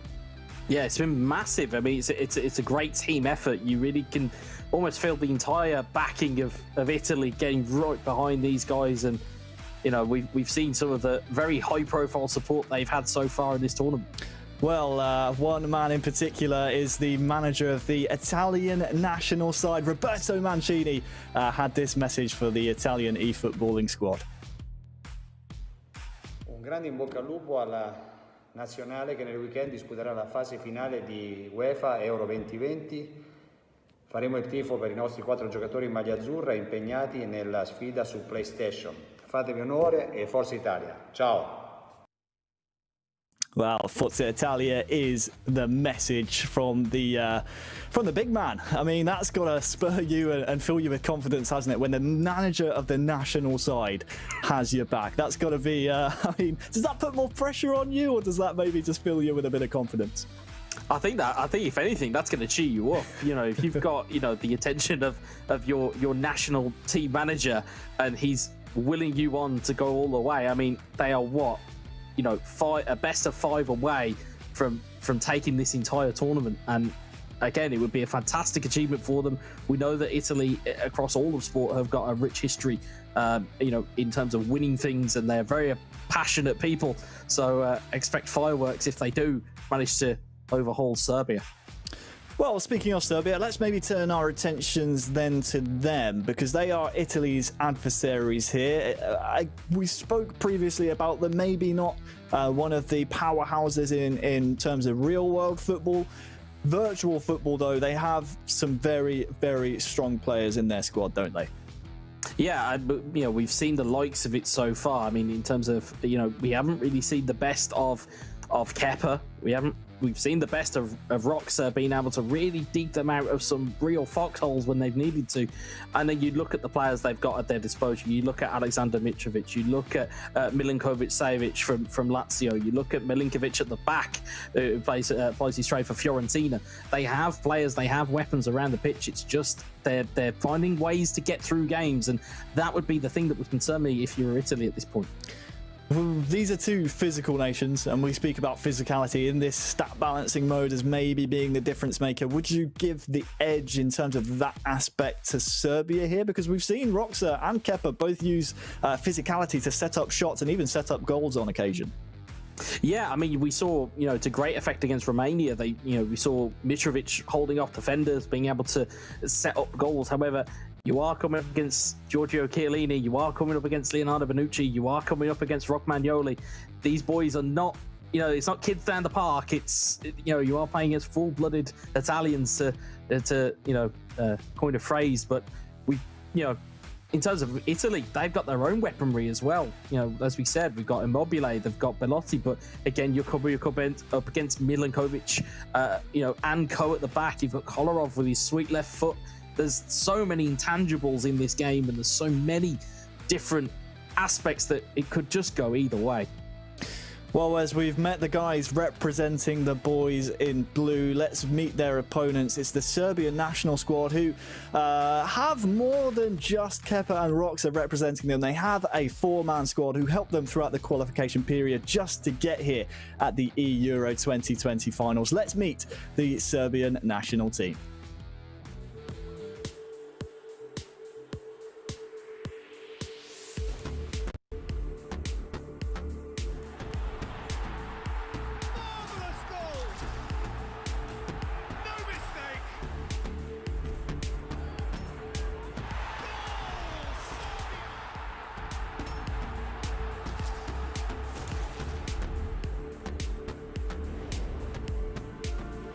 Hi, my name is Filip Panic.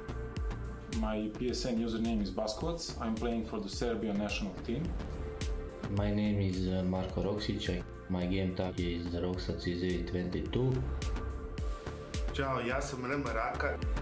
U taci imamo igrače sa velikim iskustvom, pored toga sjajni su prijatelji i funkcionišemo odlično kao tim. My name is Stefan, nickname in PES Kepa, and I'm playing for Serbian national team. It's a big pleasure for me. I think it's good opportunity for me, for my team to show what we can do. We have two pros in the team, which makes us very strong. We are confident, we know each other for a very long time, and there's a great connection between us. Our group was a group of death. Before starting qualification, we think about finishing the first two places, but we want to finish first. Serbia are back in business. Spain was our biggest rival here. Win and a draw with them secured the first place in the group. We managed to win this group without loss, so yeah, that was a fantastic result for us. Osvojiti evropsko prvenstvo je san svakog igrača, a za mene bi značilo vrhunac svega što sam postigao u PES-u. People in Serbia believe in us, so I hope we can win. It means a lot just to represent my country in this event, but winning it would be the greatest. Our goal is to win trophy. I believe in my team.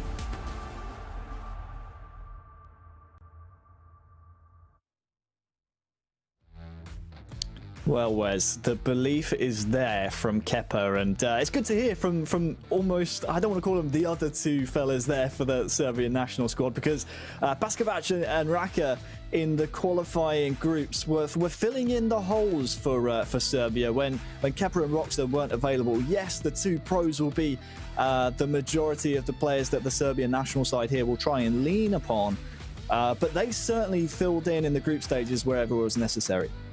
Well, that's the thing. I mean, it's, you know, you've got two headline players in Kepa and Roxer, but we cannot forget the rest of that Serbia side. They did incredibly well to qualify out of the group stages or out of the qualification stages. You know, we've documented it to death that they knocked out England. Wow, we're really upset because we didn't have a team to root for here. No bias here, Wes. There's no bias at all.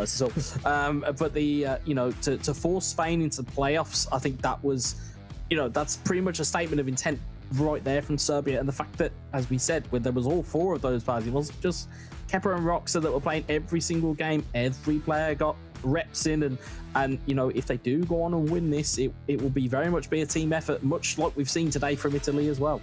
Yeah, all of the Italian e-footballing national side chiming in so far this weekend. I've only really seen Kepa and Roxer, and it has to be said the former doesn't look to be at his very best so far this weekend, at least from what we've seen, Wes. Do you feel like maybe that has to change here in the grand finals if Serbia are going to lift the trophy at the end of it? Well, I think you have to. You have to have some type of kind of shot in the arm. They need some type of confidence boost, especially with Kepa just being off of song. He needs something. He needs something to give him a bit of a boost. Well, we'll see if that something is a bit of a word of encouragement from a Serbian national team player. Let's throw to a quick message from one of the lads from the national team. Selekcija Fudbalskog saveza Srbije u subotu od 13 časa i 15 minuta igra svoju prvu utakmicu na Evropskom prvenstvu u PES-u. Nadamo se da će naš tim biti uspješan kao što je bio i u kvalifikacijama. Podržimo zajedno naše momke u borbi za prvaka Evrope.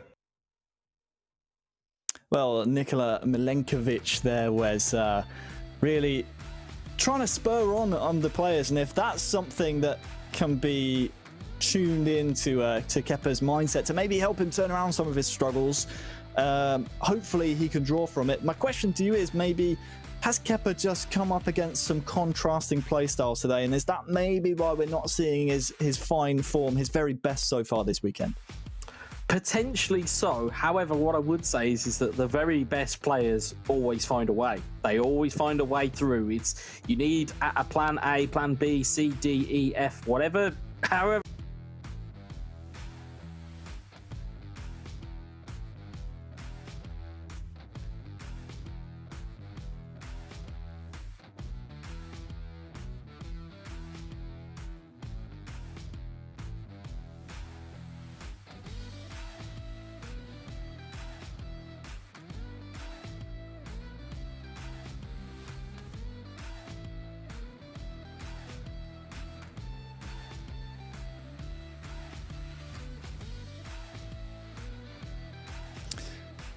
Well, here we have the Alipay top 5 goal scorers of the competition so far. France, Germany and Turkey all out of the competition, as are the Netherlands. So if Italy were to take the top goal scorer mantle off of France, Wes, it would take a large goal swing. And this is a best of 5. So the longer that this series goes on against Serbia here in the finals, the better chance Italy have of maybe knocking France off of that top spot. True. However, if you were Italy, you probably want to get out in 3 and just get the job over the line. I wouldn't be looking for a goal scoring record unless it was absolutely certain. Unless it turns into, a pedestrian game where Italy are steamrolling Serbia, then I wouldn't be looking for a goal scoring opportunity. I'd just be looking to just secure the game. You can see there from the poll just below, overwhelmingly with the Italians on euro2020.com. Yeah, I don't know how you feel about that, Harry. Over 3/4 of you at home think that Italy will take this one. I think they'll be hard pressed here, Wes, to be honest with you. And don't forget, you can, of course, change your votes if you need to. Just head on over to euro2020.com/poll. We've seen that a couple of times this weekend, haven't we? When Romania started to get a couple of games back, people were like, hang on a second, these guys are actually pretty good. So we're just moments away then from kicking off the grand finals. It will be Serbia taking on Italy, and it's a tremendous affair we have in front of us. And again, we have to hop back, Wes, to this long road to the finals. It all started back in January with the draw for the qualifying groups. 55 nations were involved in that, and of course, even before that, we had the national governing body qualifications to even choose the representatives to represent each nation themselves. So we are just about ready then to kick off Serbia versus Italy. And if you were watching just before we ended the second semi-final, you will know that Italy will have the virtual home pitch advantage for 3 out of the 5 games if it goes their ways. I think that is going to be the difference maker in this. I personally am predicting Italy in 4. However, none of my predictions have really come true this weekend, so I completely ignore what I'm suggesting here. So we kick off then the Euro 2020 Grand Finals. Strap in, it could be a long one, as this could go up to 5 games of eFootball PES 2020. Italy, represented by Alonso Grey Fox. You know the strip colour already. And it's Roxa for Serbia. And he is a strong player to field first here for Serbia, and that's taking nothing away from Alonso Grey Fox, because he's proven some great shocking results himself so far this weekend. Zaniolo now for Italy. They want to strike first here in the finals. Dealt well with by the Serbian defence. Roxa, calm as you like. But if I'm Alonso Grey Fox here, Wes, I maybe have to worry about Roxa. He came out with a vengeance, didn't he, in the semi-final to turn around the result against Romania, to break Romanian hearts. And here is Kolarov trying to get something going for him. I mean, you would be scared, wouldn't you, after that semi-final performance by Roxa? Yeah, it's one of those things where you'll see a name flash up on screen, you're like, oh great, I've got to go and play Roxa now. It's one of those ones, and especially when you know the capabilities that these players possess. I mean, let's not discount Serbia's goal-scoring ability. They've had 67 goals overall, and they've scored 29 of those in the groups and the finals. So they're not without scoring goals, Serbia. So I'd expect this to be high-scoring. And despite this being played on a virtual pitch, Wes, I very much expect this to be a physical affair. Both nations possess very, very strong, statistic-wise, physical players. They are well and truly happy to play physically, as well as both of these nations have displayed so far this weekend. Thanks for joining us wherever you are in the world, whatever time it is. You can use the hashtag EURO2020. Let us know your thoughts. Who do you think is going to be crowned the champions? Look at this. It's Immobile in behind here for Italy. They'd love an early goal in the opening 20 minutes. That's the best chance so far. It will be an Italian corner. And Roxa defensively, well, that's just way too much space to afford. Yeah, I mean, you can see there that the closing down was quite quick from Serbia. Well, he has only run out for a corner. Looks like it's Florenzi lining it up. It's short, though. It's a bit surprising corner. Immobile, well dealt with. Dimitrovic was it's very well thought out corner, but also great alertness from the Serbian keeper as well. Full of trickery are Italy, and maybe that might have helped them get to the finals themselves. Dispatching of France in the previous round in 2 games was a shocking result that will be felt around the PES world, and that's a mistake. Mitrovic here could have a chance here for Serbia, maybe to upset the Azzurri. It's the first goal of the finals, scored by Serbia. Is Mitrovic with the heroics once more.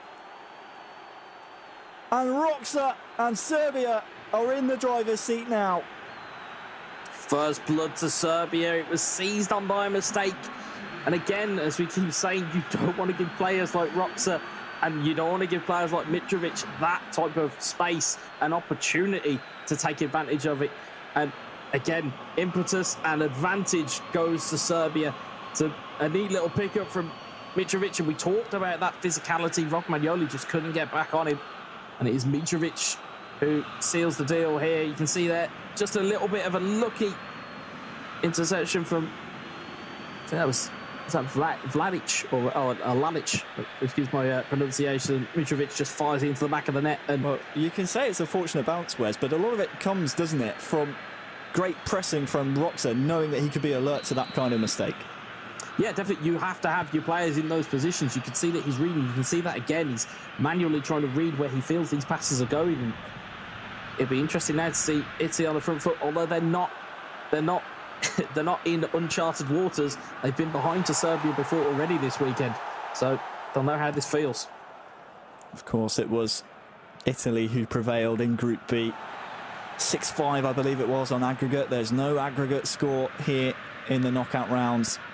And that doesn't change for the grand finals. It's just straight up game wins that matter. Adam Jajic down this near side. Rugani does well to keep that one in play and will turn possession over to his side. And one thing I do like about the Italian national side setup, it doesn't matter who's playing. They all like to just have that attacking bar. You can see at the bottom of your screens that white bar will turn either blue if they go defensive or red if it's attacking, and Alonso Greyfox might get one back! Italy have equalised! Ciro Immobile with a vital finish that gives Italy a lifeline here in the first half. To steal another commentator's line, what a hit, son, what a hit! Finds the corner of the net when no one was expecting it. And again, it's a pretty hopeful ball down the right-hand side. It's a great little cut inside. Immobile gets around the back of the defender, holds off that defender and slams it home for 1-1. And Italy, again, like we said, they like to have possession of the ball. They took their time to get it forward. They didn't just rush it. And all of a sudden, Immobile, cute finish, batters it into the back of the net. And all of a sudden, the Azzurri go crazy. That one will feel good for Alonso Greyfox. Coming up against the pro player in Roxa, representing FC Nantes in the eFootball Pro League alongside national teammate Kepa. Well, that sets this one up absolutely perfectly. What was it? 78% of you at home thought the Italians would come out on top. The early goal from Serbia might have proved a lot of you very wrong, but Alonso, well, he's not giving up. Look at that ball over to the top to Immobile. He'll actually get there, and he lifts it over the keeper. And Italy are in front. It's Immobile again. It's Italy again. What a finish. It's a moment of magic from Ciro Immobile. Again, bit of a hopeful over-the-top ball. However, the key point here is that Serbian defender is sticking out like a sore thumb, and Greyfox spots it, spots the run, spots the man, and it's a wonderful finish. again, doesn't panic under pressure. Well, seems to be the key trait of Grey Foxes. Can't wait to see this replay purely from that pass. Look at it, from his own half. Alonso Grey Fox. To pick that out, Wes, is some vision. We'll see it here again. Yeah, and it's Jorginho, it looks like, from that very much quarterback kind of position, which I'm sure Adam will tell us all about as a Chelsea fan. And it's a lovely chipped finish from Ciro Immobile. And there goes the Klinsmann dive. And all of a sudden it's back. That pendulum swings back into Italy's favour. The turnaround from Italy here in the first half, just reminding Serbia that yes, they have the pro players, but the Italians have the fighting spirits. They have good history in European Championships, do the Italians. They would love to try and replicate that here on the eFootballing stage as well.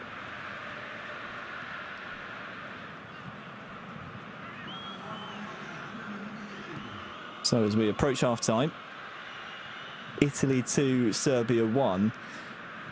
I have to ask the question, Wes, is that a fair result? Roxa might get the ball back here for Serbia, so we'll put a pin in that question for now. Would you say 2-1, is that a fair representation of how this eFootball PES game has gone so far?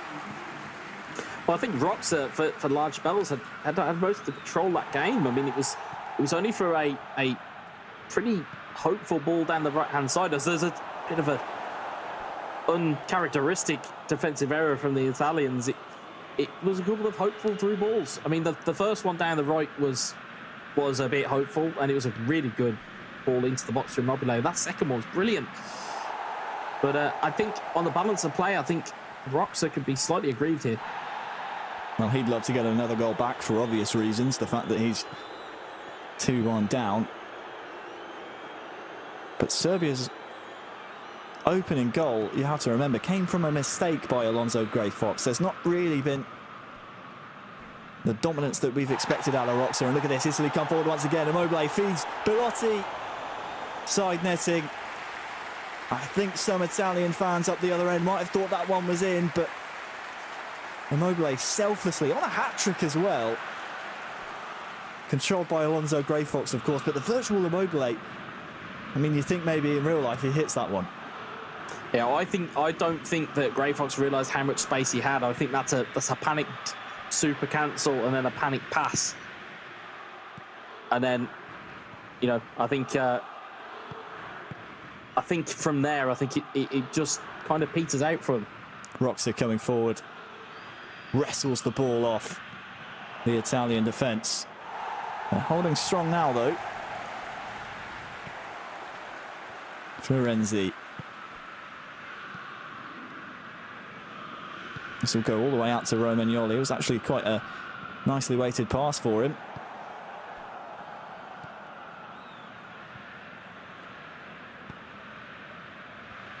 Adam Jajic.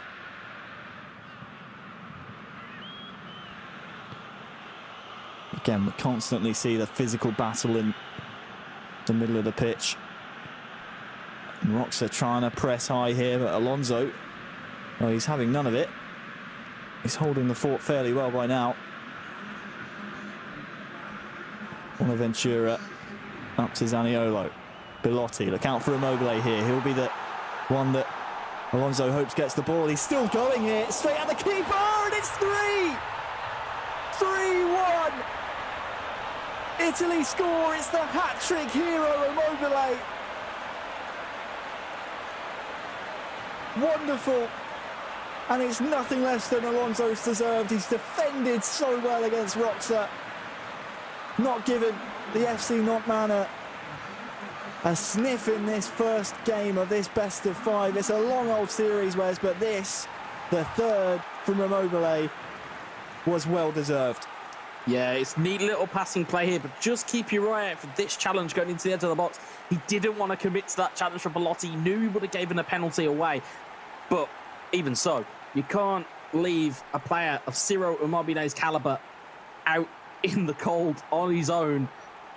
And Serbia will be annoyed to see that one go in. All of a sudden now, every piece of momentum is now with Italy. It's going to make it even more difficult.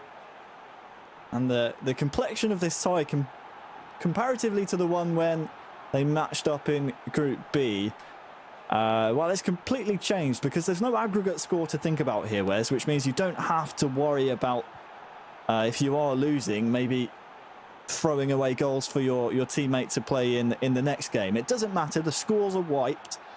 So does Roxa now maybe go for a bit more of an aggressive strategy here? Well, I think if he has to just try and regain some foothold in the game. There's 26 minutes plus a bit of change in the first game left. And I think Roxa has got to start looking at his subs bench if he hasn't already. You can see Italy bringing in the changes, and you can see there Kostic now on. I'd imagine, yeah, Luka Jovic has now come on as well, so that super sub trait very much in play. It's whether, again, Grey Fox will allow him to use it.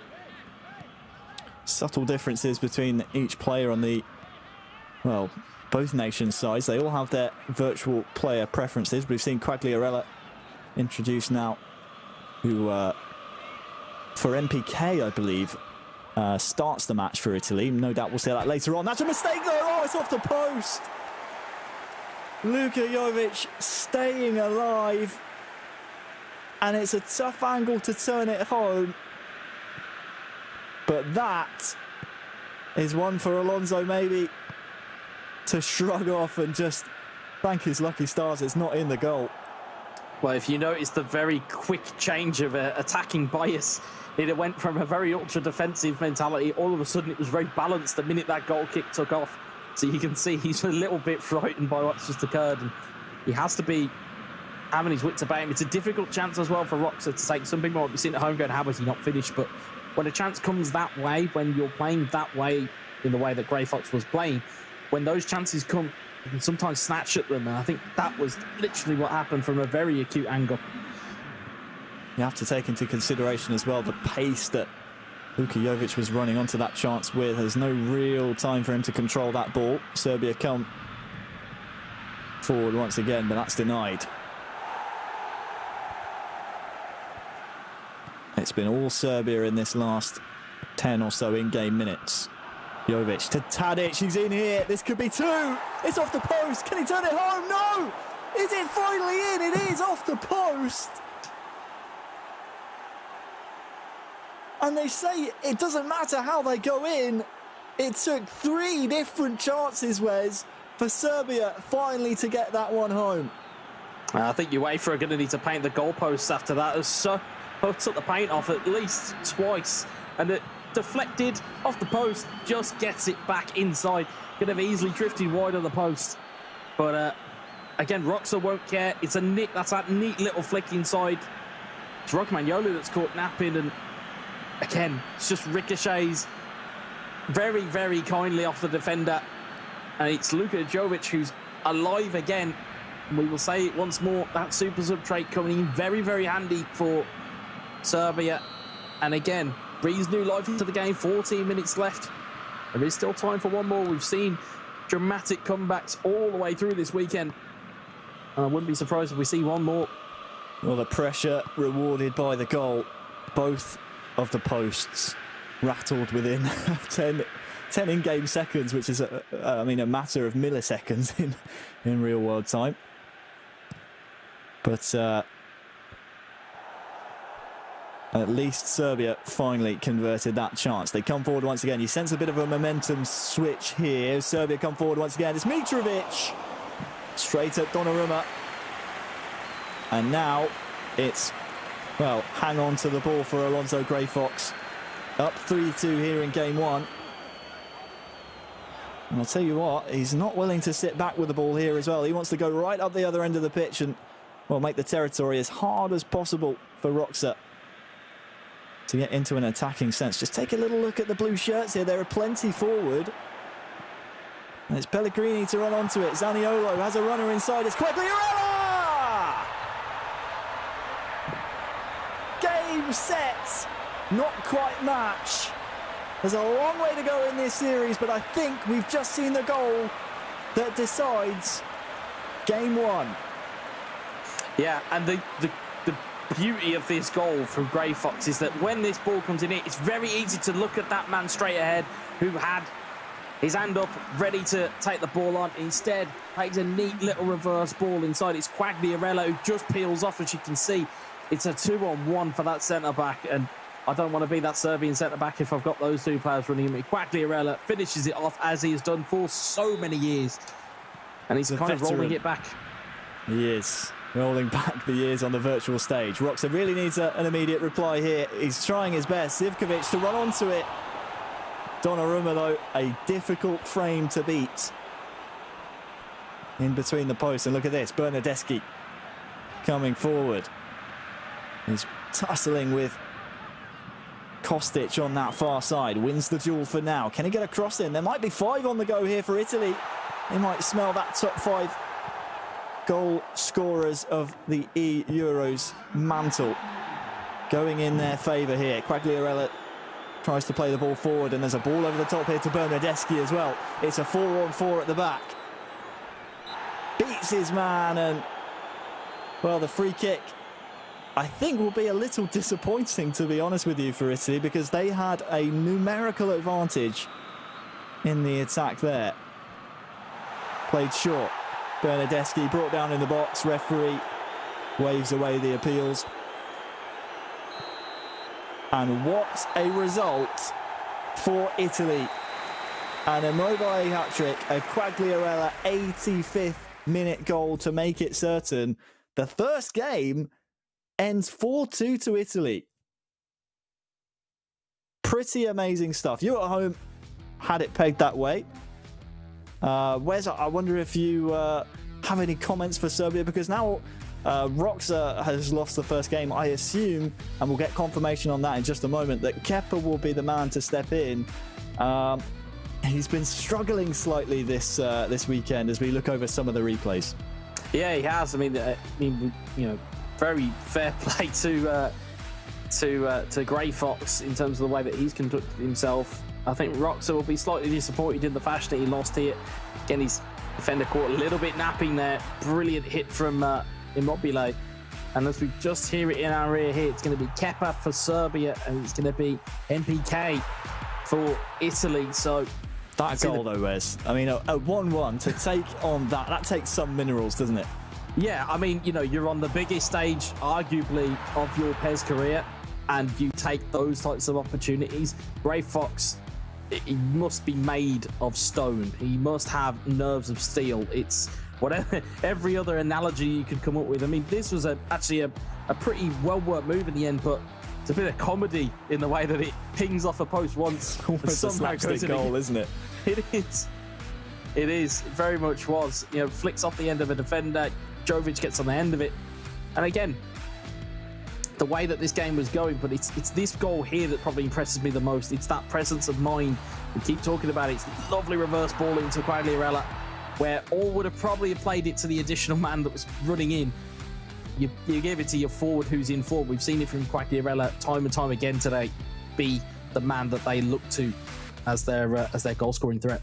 I mean, it's a great pass, not only because it finds the man who wasn't being covered by Roxa, who was obviously controlling a different defender, but also the fact that the power on the pass put it on a plate. It was right on his foot, didn't need to take a touch. It was slid right into the corner. We'll take a quick look then at the match stats.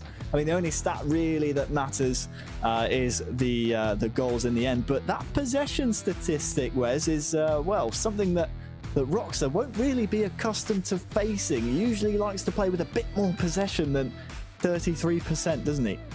Yeah, I mean, you know, when you have a kind of such a differential in possession the way this has, that 33% has to be the best 33% that you could possibly have. You know, playing against Italy, you're going to get starved of the ball. You're not really going to get many chances. So that possession becomes so much more valuable. And to his credit, Roxa didn't do that much wrong. It was just how good Italy were. And it was just how good the Grey Fox was. So, you know, I mean, you look at the pass accuracy, 86% against 74. There's loads of misplaced passes. Granted, there was a lot of passing around in terms of the you know, Italy's, you know, third of the pitch, but still, to have that accuracy, to be able to find loose men, very good from Grey Fox. We'll see whether that carries on with MPK in the second. So those were your match stats brought to you, delivered to you by FedEx. Of course, you can vote on the result of our grand finals, as you could for the entire weekend's matches. Head on over to euro2020.com/poll and look at that. Serbia now start to edge the poll. And if I'm not mistaken, Wes, wasn't it Italy who had quite a large margin pre-game one? So maybe there's some Kepa fans voting on the poll at the moment. There could be. You know, we see it in online polls all the time with many different nations and football teams that, you know, polls can go a bit askew and they don't quite read exactly how the kind of the temperature is of the people watching. But it seems like the Serbian fans have came out in force to say that they reckon that game 2 goes to them. Well, they'll be hoping for their Euro 2020 hopes that it does go their way. We have game 2 of this best of 5 series up very shortly. I have to ask, Wes, again, we've noted the fact that Kepa not playing his very best. Tactically, is there something that you saw Roxa in that game 1 do that you would like to see Kepa maybe amend? I know this is going to be a physical affair. I know there's not really much you can do if you're being out-muscled when you're trying to attack, but is there a glaring mistake out there that maybe you'd like to see Kepa bring, or a different dimension to the attacking sense that Serbia need to rely on in this game too? Yeah, I mean, we spoke at length about players taking risks, and I'm saying that maybe to reduce those risks from Serbia, because you know that the minute that ball goes, you may not see it for 15 or 20 virtual minutes, and that in itself starves you of the opportunity to strike back, even if Italy do, you know, take the lead. So I think for Kepa, it's a case of find that game, because we know that Kepa is one of the best players in the world. There is no question in terms of how good he can be. At the moment, he's not showing it. He needs to bring that A game, because against the likes of MPK, he's going to have even stiffer opposition than Grey Fox, who was where he kind of lost that, you know, 3-2 in the group stage. So I think for Kepa, it's a revenge mission. It's not against Grey Fox, but he is against Italy, so he needs to really kind of make that count. Yes, he does, and thank you for joining us wherever you are in the world. Keep your tweets and messages coming in using the hashtag EURO2020. Let's recap some of the previous results we saw, Wes, because Italy took down the favourites, the Stonewall favourites in the semi-final, the round before to get here. Because of that, do you think maybe the confidence that Italy are bringing into this grand final now against Serbia is what might just edge them over the line in a very closely contested affair? I think so. I mean, I've been a part of offline events before where you'll see big names go out and all of a sudden it then becomes, oh, well, I wasn't expecting to play that team. Because I will probably bet you probably all that I own that Serbia were thinking, we're going to be playing France here, and we kind of know how they're going to play because we played against them when they played as AS Monaco. Maybe then a lack of preparation from Serbia, not so much because of, you know, lack of a thorough investigation of Italy, but more because they were expecting to play a different nation entirely. Yeah, I mean, it's a lot different if you're playing against Kylian Mbappe and Antoine Griezmann. You're playing a lot differently when you're playing against Belotti and Immobile. They're two very, very contrasting styles of eFootball PES gameplay. So, you know, I think there's probably a little bit of a shock there, but they need to overcome that quickly because these games will go very, very quickly. Yeah, we're straight into game 2. It's Italy with the first real chance. Immobile against the keeper. Within the opening 5 minutes, we haven't even had a chance to introduce our new national players. For Serbia, it's Kepa. For Italy, it's NPK. But that is just a warning for Serbia that Italy, they sense that this trophy is here to be won. Just a glimpse of the physicality, and look at this. Immobile is in behind once again. It's a great find. The control just lacking. But Immobile, he looks lively here today, Wes. Yeah, and I think what the Italians have kind of noticed here is that if you put a ball over the top, the foot race is getting won every time by Immobile versus those slightly slower Serbian centre-backs. So you maybe look at Kepa, maybe should be playing a deeper defensive line to counteract that target or that tactic even. Because, you know, as we were saying, Immobile, a potent target for all of the Italy squad. It's not just been Grey Fox, it's not just been MPK, it's been everybody. They've used him as a very much a lightning rod. There's an offside call. Just a touch early there from Zaniolo.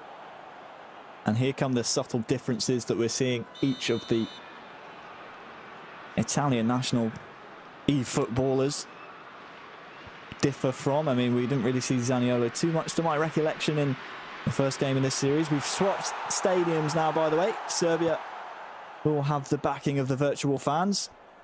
I'm sure that won't faze NPK in the slightest. He's on the attack now. As possession turns over. Dusan Tadic. Look at that run in behind from Mitrovic. Lovely chance here. Good save. What a stop that is. It's a tale of two manual saves. You can see the positioning from MPK, moving his goalkeeper just into the right place. It's a wonderful two-handed save from Donnarumma. And up the other end, Serbia #1 pulling off a monster stop to keep this game at 0-0. Corner swung in. Hits the man at the near post for another corner. Surprising we're not seeing NPK here maybe bring the man across to prevent this, well, potential front post corner. We'll see if Kepa tries to exploit it. Looked like maybe that was destined to sail in at the far post, so it had to be dealt with. Kolarov into Dusan Tadic. Lovely footwork. Can he get a strike away? He can. Sends the Serbian fans in the stadium into the raptures. It's 1-0. And it's a great goal from Kepa. Serbia, your superstar, has woke up. Kepa with a brilliant finish, and you were talking about that set piece.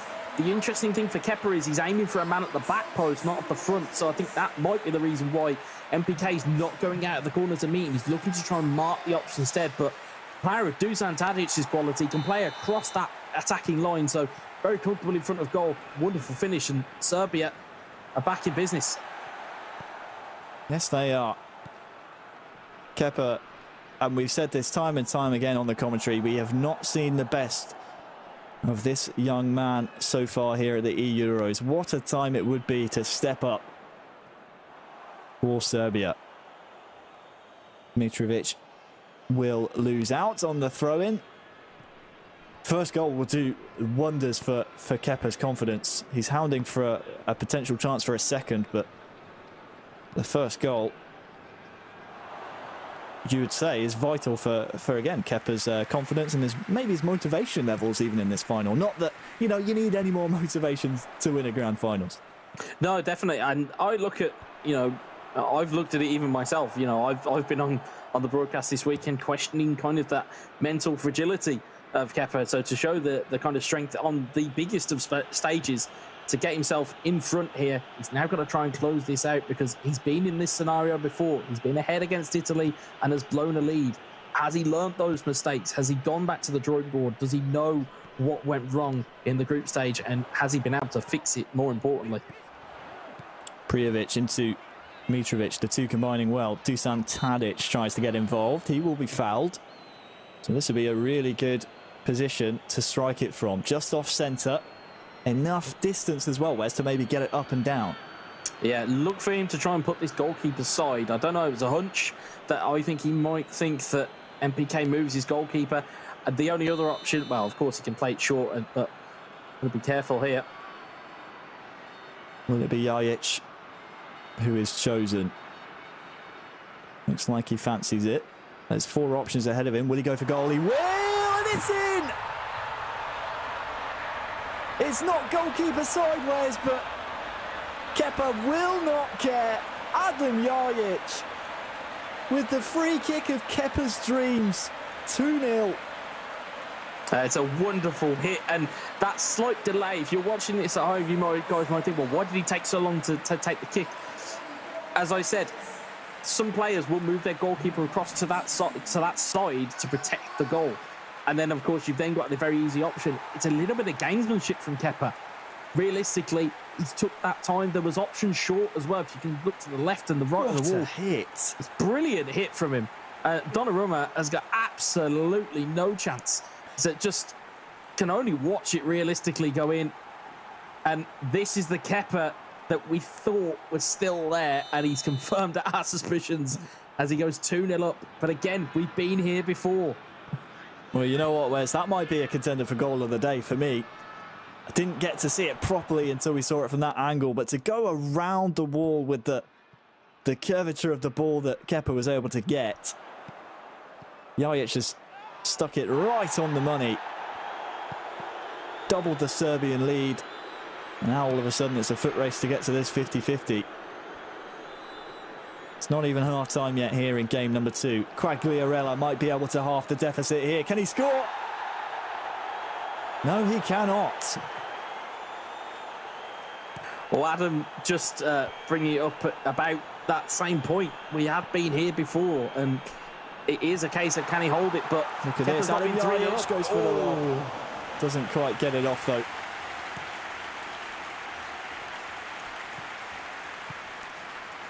What can Italy produce in response? Quagliarella, Immobile, lovely ball, great save. Kepa, well, he's just about as good as his namesake. Using the manual goalkeeping there to prevent a surefire goal from the Italian forward. Here comes Mitrovic. Lovely ball to Tadic once more. Oh, he's taken the shot early. That is the final kick of the half, but it could have been 3. Went for power. The precision wasn't quite there. But all the pressure now on MPK. Well, this is the thing here that Kepa seems to have found that kind of gear that we know that some of these real pro players have.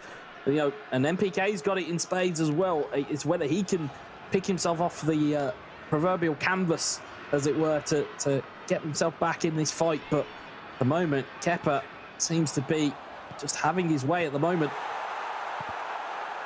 Ball will come the other way. Immobile, great find out to Bonaventura. Quagliarella using his strength, might go for goal here. Bonaventura's out wide though. The cutback to Quagliarella was the intended recipient. Instead though, it comes into the Serbian possession for, well, a matter of seconds until it's turned over once more, mate. I mean, we may need to see the ball be looked after a bit more by Kepa here. Yes, we're still in the early periods of the second half here in game 2, but you don't want to give away that early goal here. And possession is, well, one step towards getting it. Kepa defending well. Little super cancel in there as well to make sure that he didn't gift away possession. This is a little bit more matured and a bit better now from Kepa. Yeah, he's taking a couple of risks at the back here that I wouldn't necessarily take, but I suppose that's why I'm sat here and he's sat there. But you look at it and you're looking at the way that Kepa is trying to conduct himself now. He's found that gear and he's kind of making the Italians push for it, which again is not a slot we're really familiar with over this weekend. We haven't really seen the Italians really be put under sustained pressure. Look at that run. Prijovic has a couple of men in support as well. It's Adam Jajic. Oh, he slips. It might still come from here. Jajic, the third for Serbia. Well, he lost his footing moments previous. Got straight back up to his feet. And after the miraculous free kick that found its way into the nets, he's now doubled his tally. Serbia 3, Italy 0. Italy did very well to try and clear it in the first instance. Real good block there. Big slice of fortune. But as we say, with fortune, it comes with the ability to get your player in the way. It can take ricochets. This game does have it there. You can see there, flicks off of a leg. One of the best cutbacks you'll see today.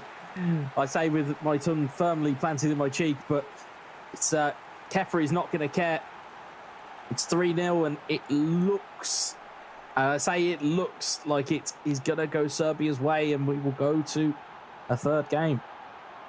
Well, there's an old saying, Wes, that luck is when skill meets an opportunity. And I'm not going to use the word luck there. I would definitely say it's on the fortunate side for Kepa that the ball finds its way back to Adam Jajic. But Serbia 3, Italy 0 here in game 2. Again, forget about aggregate scores. I suppose for Italy, as a bonus, they're chasing the top goal scorer of the entire tournament. But that will be secondary to the Euro 2020 trophy. They want that first and foremost. And Serbia might be creeping up the goal tally themselves as a man has been hacked down for Italy there.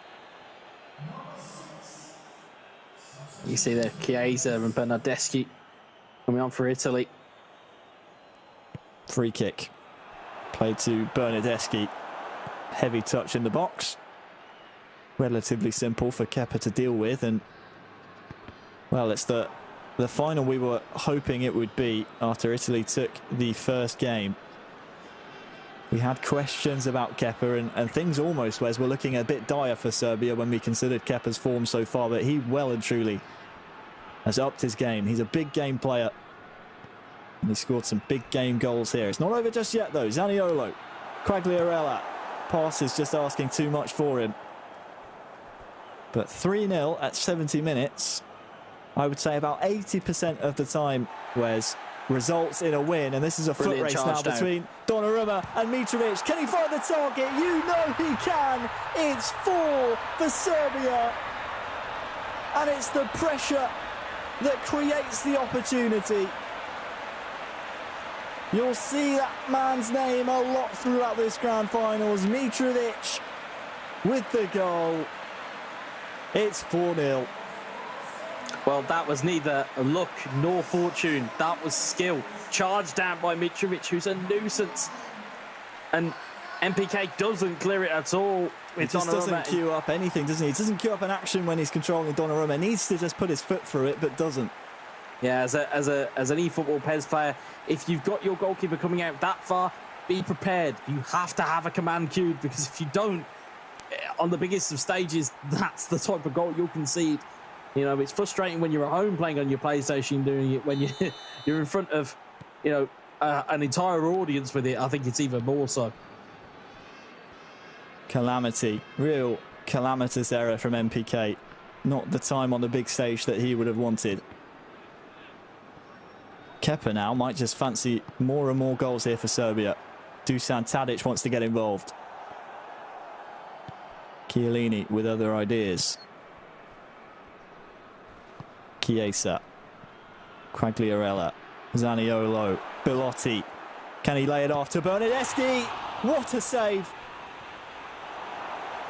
Unbelievable goal-saving save. Not done yet. There's a chance. It's wide. This feels like a real statement of intent from Kepa. I feel that he may have taken some of the criticism a bit personally here. He's wheeled out manual saves, he's wheeled out goals, he's wheeled out controlling a game. It very much looks like he's going to close this out. And, you know, we've asked questions of him, and he's certainly found all of the answers in this game. He knew he had it in him. Just waiting to release that inner beast. All the questions answered, which essentially resets this best-of-5 series now in this grand final. Zaniolo looking for a consolation here. Italy, though, just have looked out of sorts attacking-wise. Chiesa tries to find Zaniolo. It might be too late for a comeback, but at least the travelling supporters here in the stadium get to celebrate a goal.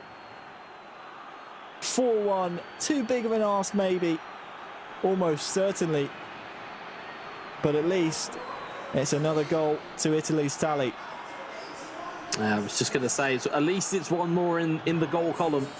And again, we talk about fortune there. That very much was fortune, to have so many ricochets that eventually fell to an Italian foot. And it is Zaniolo who puts at least I wouldn't even say it's a question mark. It's just kind of like an end point for Italy. Unless it's an absolutely horrid collapse here. But you can see their Kolarov almost dead on his feet from all that running he's done. But you can see here Kepa just trying to sort this game out and just take it away from the Italians.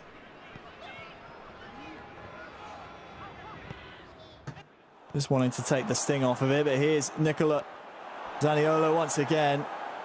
Just needed a more decisive finish maybe. Will be in an Italian corner. In swinger, looking for the front post. Keeper comes. That's dangerous. dealt with, but, well, playing very, very, very much with fire is Kepa. What a bit of skill that is from Mitrovic. Luka Jovic has a man in the centre. Who's it going to be? Will it be Jovic or will it be Milinkovic-Savic? It just asks too much. And, well, has he been given a penalty here? Looked to me like the ball was out of play, Wes, but I think the referee, well, he has. He's pointed to the spot. And Kepa, with the opportunity to rub salt in the wound. Insult to injury. It's 5. Well, we'll see the penalty decision once again. It was definitely a foul, but for me, whereas the ball was out of play, Kepa won't mind. Serbia, they will take home game 2. And this will be a contentious one, won't it? I think the ball stays just in play. I think it was the challenge. The challenge comes in, then the ball goes out. So if the ball's still alive, it's going to go down as a penalty. And again, like you said, Kepa isn't going to mind. That's 5 goals in the goal column for them. And that is very much game 2 in the books, if it wasn't already. And now we kind of go back to how it was in the knockouts. It's now down to a best of 3, essentially. Both been nullified, both have won a game, so in a best of 3 shootout again. It's almost like a boxing match, isn't it? Round 1, won by Italy. But Serbia, they've rolled with the punches. Jovic looking for Mitrovic, and he really has been setting up plays left, right and centre. Mitrovic, he's, well, been a thorn in many nations' sides throughout today. He will continue to do so to Italy. It ends Serbia 5, Italy 1 in game 2. And I think you summed it up perfectly. It sets us up nicely because this now becomes a best of 3. The first 2 games out the window. The benefit for Italy, again, comes back to that draw. They will have virtual home field advantage for the next game. And if it goes to it, the deciding game 5. And we all know, Wes, that in eFootball PES, that can make the difference. Yeah, because if you think about it from an Italy standpoint, you've got home field advantage for games 1, 3, and 5. The beauty of that is you start off with that ball, and we know how possession orientated this Italian team are. If you can strike first blood without conceding, it's all for them. But again, huge props to Kepa in terms of how he's picked himself off the floor. It's a wonderful finish to start him off. And we talked about the free kick. You could see there's slight bit of manual goalkeeping, and that's what kind of was the downfall of Italy at that point. That's the angle for me, Wes. That angle was just pure beauty to see the curvature on the ball. Somewhat unfortunate, you could say, MPK, the fact that this just so happens to fall back into the path of Jajic after doing so well to block the initial strike. But I mean, goals galore in this game. It ended 5-1, 6 goals, many of them coming from MPK's mistakes, but take nothing away from Kepa's performance there. It's exactly the performance that Serbia needed. Yeah, and it's a big time step up for him, and now that kind of will be in the minds of Italy, going, uh-oh, Kepa's found his form, and that's not Rick. See, if you can see their ball wasn't out of play. Tackle comes in. It was very, very tight. Very tight. Incredibly tight. But Kepa's, I would say, he's now arrived. It took him nearly 2 days of eFootball PES at the Euros, but he's finally arrived, and it spells trouble for Italy. Yes, it does. And of course, the Serbian fans at home, very happy that their nation have struck back here against Italy. If you are just joining us, welcome. You can vote on your result. Who you think is going to win the grand finals here? Will it be Serbia? Will it be Italy? They are tied 1 apiece now. Head on over to euro2020.com/poll. And the Serbians, they came out in just complete force as we take a look at the match stats. And they seem to be almost prophesizing a Serbian win there in game 2. The Kepa fans certainly seeing something that we didn't. It's the will of the people, and we said that about Kepa. We said, does he need a confidence boost?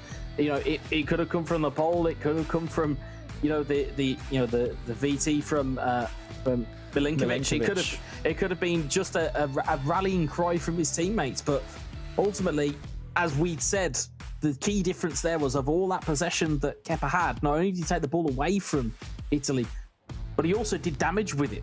It was damage all the time. It was body blow after body blow, and it was just causing that kind of uncertainty for Italy. And again, MPK didn't really have an answer for it. I think what's so impressive about that performance from Kepa, not only the fact he scores 5 goals, but it's a really complete performance. He only conceded 1, didn't quite keep the clean sheet, but had many manual saves, Wes, that helped keep him in a lead, which then in turn made MPK chase the game, take more risks, which allowed Kepa to score those 5 goals. Yeah, and that's the thing. If everything is going right for you, then everything goes right for you. You know, your manual saves start to work, and then that gives you more confidence. You've then got a case of, you know, do all of my shots work? Does my pressuring work? Everything started to click for Kepa, and all of a sudden he found himself 5 goals up.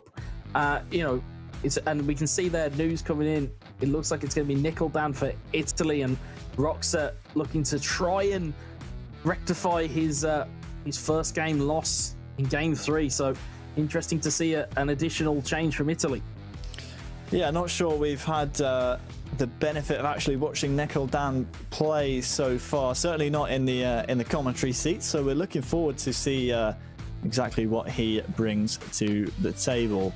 Back to home field advantage then for Italy. Can Nekeldan make it count against Roxa? Roxa, of course, lost game 1 on Italian soil as well. You can see here, you guys at home, just for a moment there, thought, well, very much the same. I think I just saw Serbia edging out that poll by quite a big margin.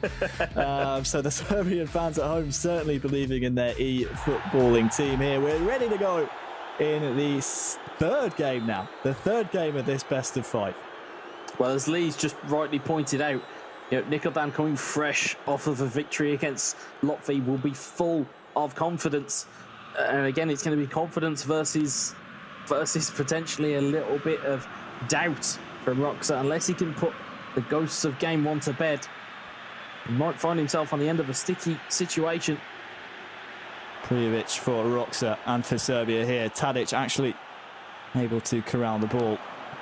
And it's the man from game 1 for Serbia, stepping back into the hot seat, taking over the controller. Adam Jajic here, nice little feint. Look at the ball over the top there to Mitrovic. Again, just constantly watch out for Mitrovic. He's a real fox in the box. And this one will be an outswinger. Will it come to anything? Goes to the edge, actually. Milinkovic-Savic. Well, I think the save from the keeper was more for the cameras than anything. Not sure if it got a deflection on the way through. It did not. But yeah, our first chance to look at Nekeldan so far, I think throughout this entire qualification campaign, Wes. So again, we're looking forward to what we see out of him. You and Lee mentioned that he just beat Latvia and won the game for Italy to get to this stage in the first place. So he certainly has the CV, I suppose, the history, the pedigree behind him. And Roxa, well, he's on almost a revenge mission here against Italy after losing game 1. Mitrovic now. Milinkovic-Savic is offside. Yeah, no Roxa in the way that we do in all the times that I've spoken to him. It's a very proud Serbian, and he will not be very happy with his first performance, and he'll be looking to rectify that very, very quickly. As you can see, top left-hand corner, early pass accuracy from Italy, 94%. They're keeping and getting used to keeping that ball for long periods of the game. It's going to be up to Roxa to potentially lay a trap and try and catch them on the counter. Nice turn. Sets Belotti loose. Flag stays down. Immobile arriving. Will he go himself, Belotti? Wrestled off the ball. Yet another example of the physicality we're going to see between these two nations. Mitrovic has a line of blue shirts in front of him. to try and break the forces of Italy. Here comes Kolarov to Tadic, takes a strike. Deflected straight into the arms of the keeper. Yeah, and just to go back to the other chance down the other end, the reason why Belotti wasn't called, or it wasn't called for a foul, is there wasn't a tackle actually put in. It's using that natural strength of the player. You can see there's jostling at all times around this pitch, and it is an ability there. It's a lovely through ball. Prijovic, will he get the finish away? Well, it might still be a chance for Serbia as Donnarumma scrambles back to his goal, but now Italy come up the other end. Zaniolo taken down, Immobile still trying to get the ball. Here he is again. Will it go all the way through to Zaniolo? The Serbian defence denies it. Look for the run in behind once again. Prijovic is looking lively. Will he get a better strike away? Went for the lob. Donnarumma equal to it, and it stays 0-0. Thing for Italy to watch out for is that every time that through ball goes over, it's their left back and right back that are playing everybody on. So the centre backs are coming forward, but the side backs aren't. So he's got to be very careful of that, especially with on-rushing players from Serbia. Want to really watch out for Nikoldan. Florenzi. Inside pass, unsuccessful. I had noticed and been keeping an eye on Nikoldan's attacking bar. Was just turned up a notch into the red, so that might have been partly the reason his fullbacks were pushing, well, back so aggressively, and why his centre-backs might be thinking about joining the attack, but he's turned that down to a more neutral stance now. And he's won the ball back as Serbia threatened to maybe go on a break themselves. Bonaventura just seems to have lost its structure in the final, or previous 5 or 10 in-game minutes that we've witnessed.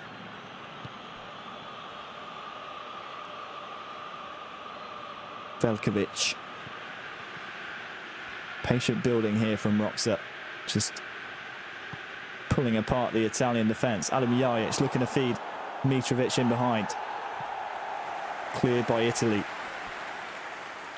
And this one's a bit more of a nervy affair, as both nations here, Wes, both players start to realise the gravity of the situation. You win this match and you go on to championship points in Euro 2020. Chance to swing one in. Header, one, but no good. And that will signal half-time, Wes. Yeah, massive, real massive effort here from both these nations. Real big-time game. And the question is, who will crumble first? Well, I think looking at the way that Rox is actually playing, it's giving Nikoldan more time to think. And some people might go, "Oh, well, actually, that's a really bad thing for Italy to have." On the flip side of it, it is actually can be quite difficult, because you start to overthink where the attack's going to come from. Is it going to come down the left? Is it going to go through the centre? Who is going to attack us at any given point? And I think Rox is kind of playing this smartly at this point. He's just giving away a foul there by the look of things. Yeah, we'll see it again here on the replay. Looked to me like he got the ball. Referee says he got the man first, so Nikoldan let off the hook. Tadic goes into the book, but immediately wastes possession, and that's another sign of nerves from the Italian representatives. And well, Roxa, despite not having the home pitch advantage so far, has looked the more likely, and hopes to give the away fans and Serbian fans around the world of eFootball something to celebrate.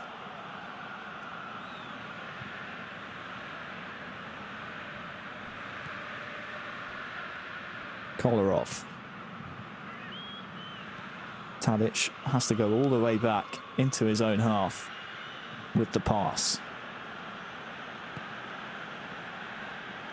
Jajic. Tadic now beats the first man. Good bit of trickery, but in the end maybe does too much. Here is Milinkovic-Savic out to Kolarov. Fired in, and he'll find a man. Oh, it won't go in though. Prijovic had the goal at his mercy. I think the goalkeeper gets a touch on it here, Wes. And what a save that ends up being by Donnarumma. I was just about to say, it's a brilliant ball into the box, which has been met by an even better save. And it was a manual save from Nicholdan. It's keeping the clean sheet for Italy at the moment. Although, as we've seen, it's got to that magic period of the game. It's around 60 minutes, and the changes are coming in from Serbia. And again, it's that man, Luka Jovic. Keep eyes on him, guys, because he will be the guy that will at least free up the space for the likes of Mitrovic to try and play the trade. Meanwhile, Italy still unchanged, which is an interesting ploy. Here is Luka Jovic. Dusan Tadic now turns his man. He's holding his marker off so well. This will come out to Gacinovic. Good save. Donnarumma has been such a weapon. We speak about weapons, Wes, but when you have such a great goalkeeper in net as well for these stat-balanced teams, especially a tall one like Donnarumma, as this one will be brought back for a foul on Bonaventura, it can be the difference maker. It can be, in the end, what decides if you win or lose a game. Yeah, you live by the sword and you die by the sword. And at the moment, Serbia giving away the ball in a very, very promising position. Wouldn't be surprised to see this getting passed short, potentially down the line for a cross into the box. I mean, for all we know, Italy could pull out an absolute worldie of a strike and pop this into the top corner. It can go either way here. It really can. And this type of period of the game, it's pretty critical for them to get themselves ahead. It would be a bit of a goal against the run of play here, you feel, if Italy were to score. Probably too far and too wide for a direct strike. So look to, as you said, maybe play it short. Goes for goal. Well, it's on target. Not far enough in the corner, though, to trouble Dimitrovic.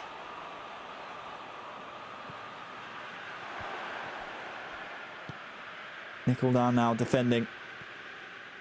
Survived that scare.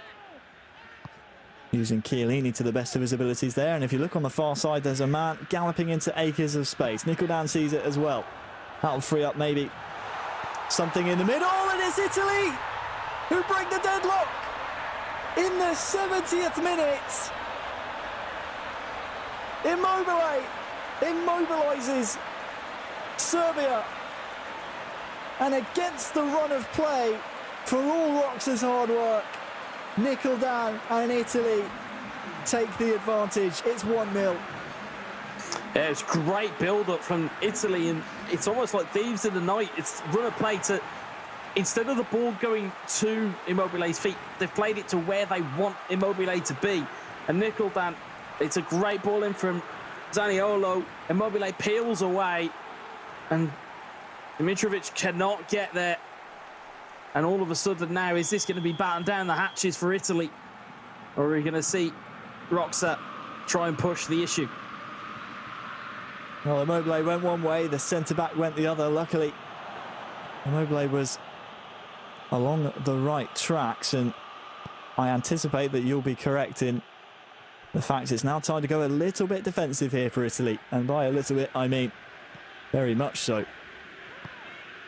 It's going to have to be precise play, though. Can't be playing with fire too much. This is a risky area to be giving the ball away. We saw with MPK in the previous game of this best of 5 that can lead to goals for your opposition. This one will bounce nicely for Luka Jovic. Jovic getting in the wars down there, right in the trenches. And look at this, Kolarov. Now, can he cut it across? Oh, Donnarumma with the save. Will it go in? Oh, it's just outside the post, I think. It's a corner. But it could have easily been a goal. The player went one side, the ball went the other. It's a fantastic save from Donnarumma. My heart was in my mouth. I genuinely thought that was an own goal. And how fortunate that would have been for Serbia.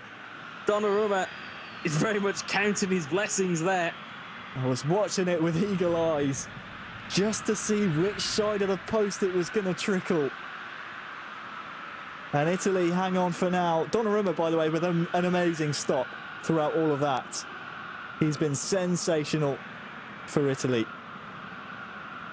as has Nicholdan, surviving wave after wave of attacks. Be careful at this corner. Swung in, centre circle. By centre circle, I mean penalty spot. It's been a long day. But the important thing for Italy is that nothing comes of the corner.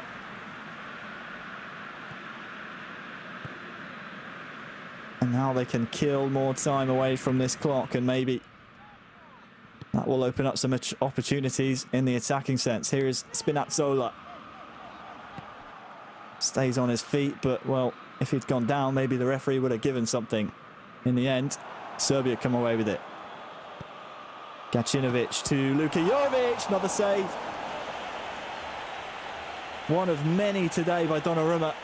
And Roxa has to start thinking what he has to do to beat this Italian keeper.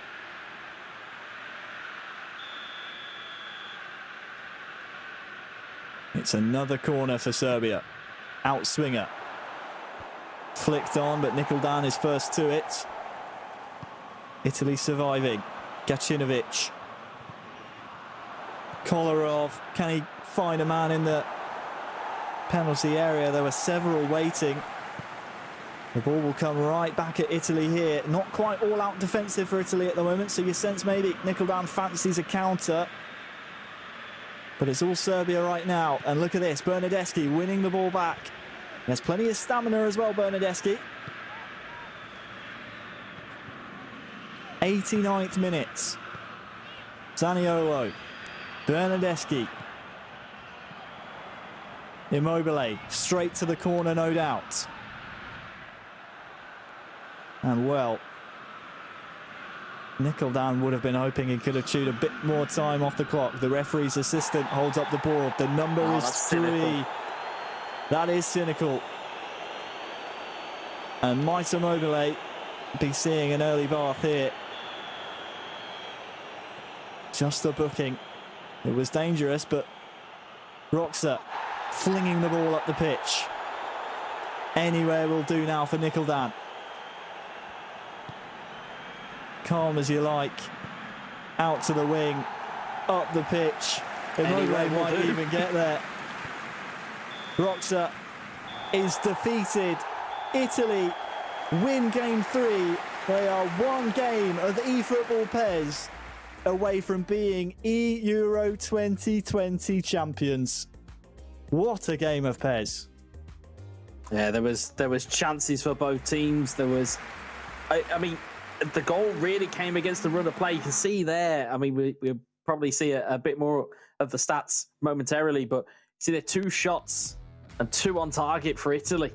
They only needed 1 to get in front, and they stayed in front. And there wasn't too much apart from the manual goalkeeping of Nicholdan that really kept Roxa at bay. There was that small fright. I say small.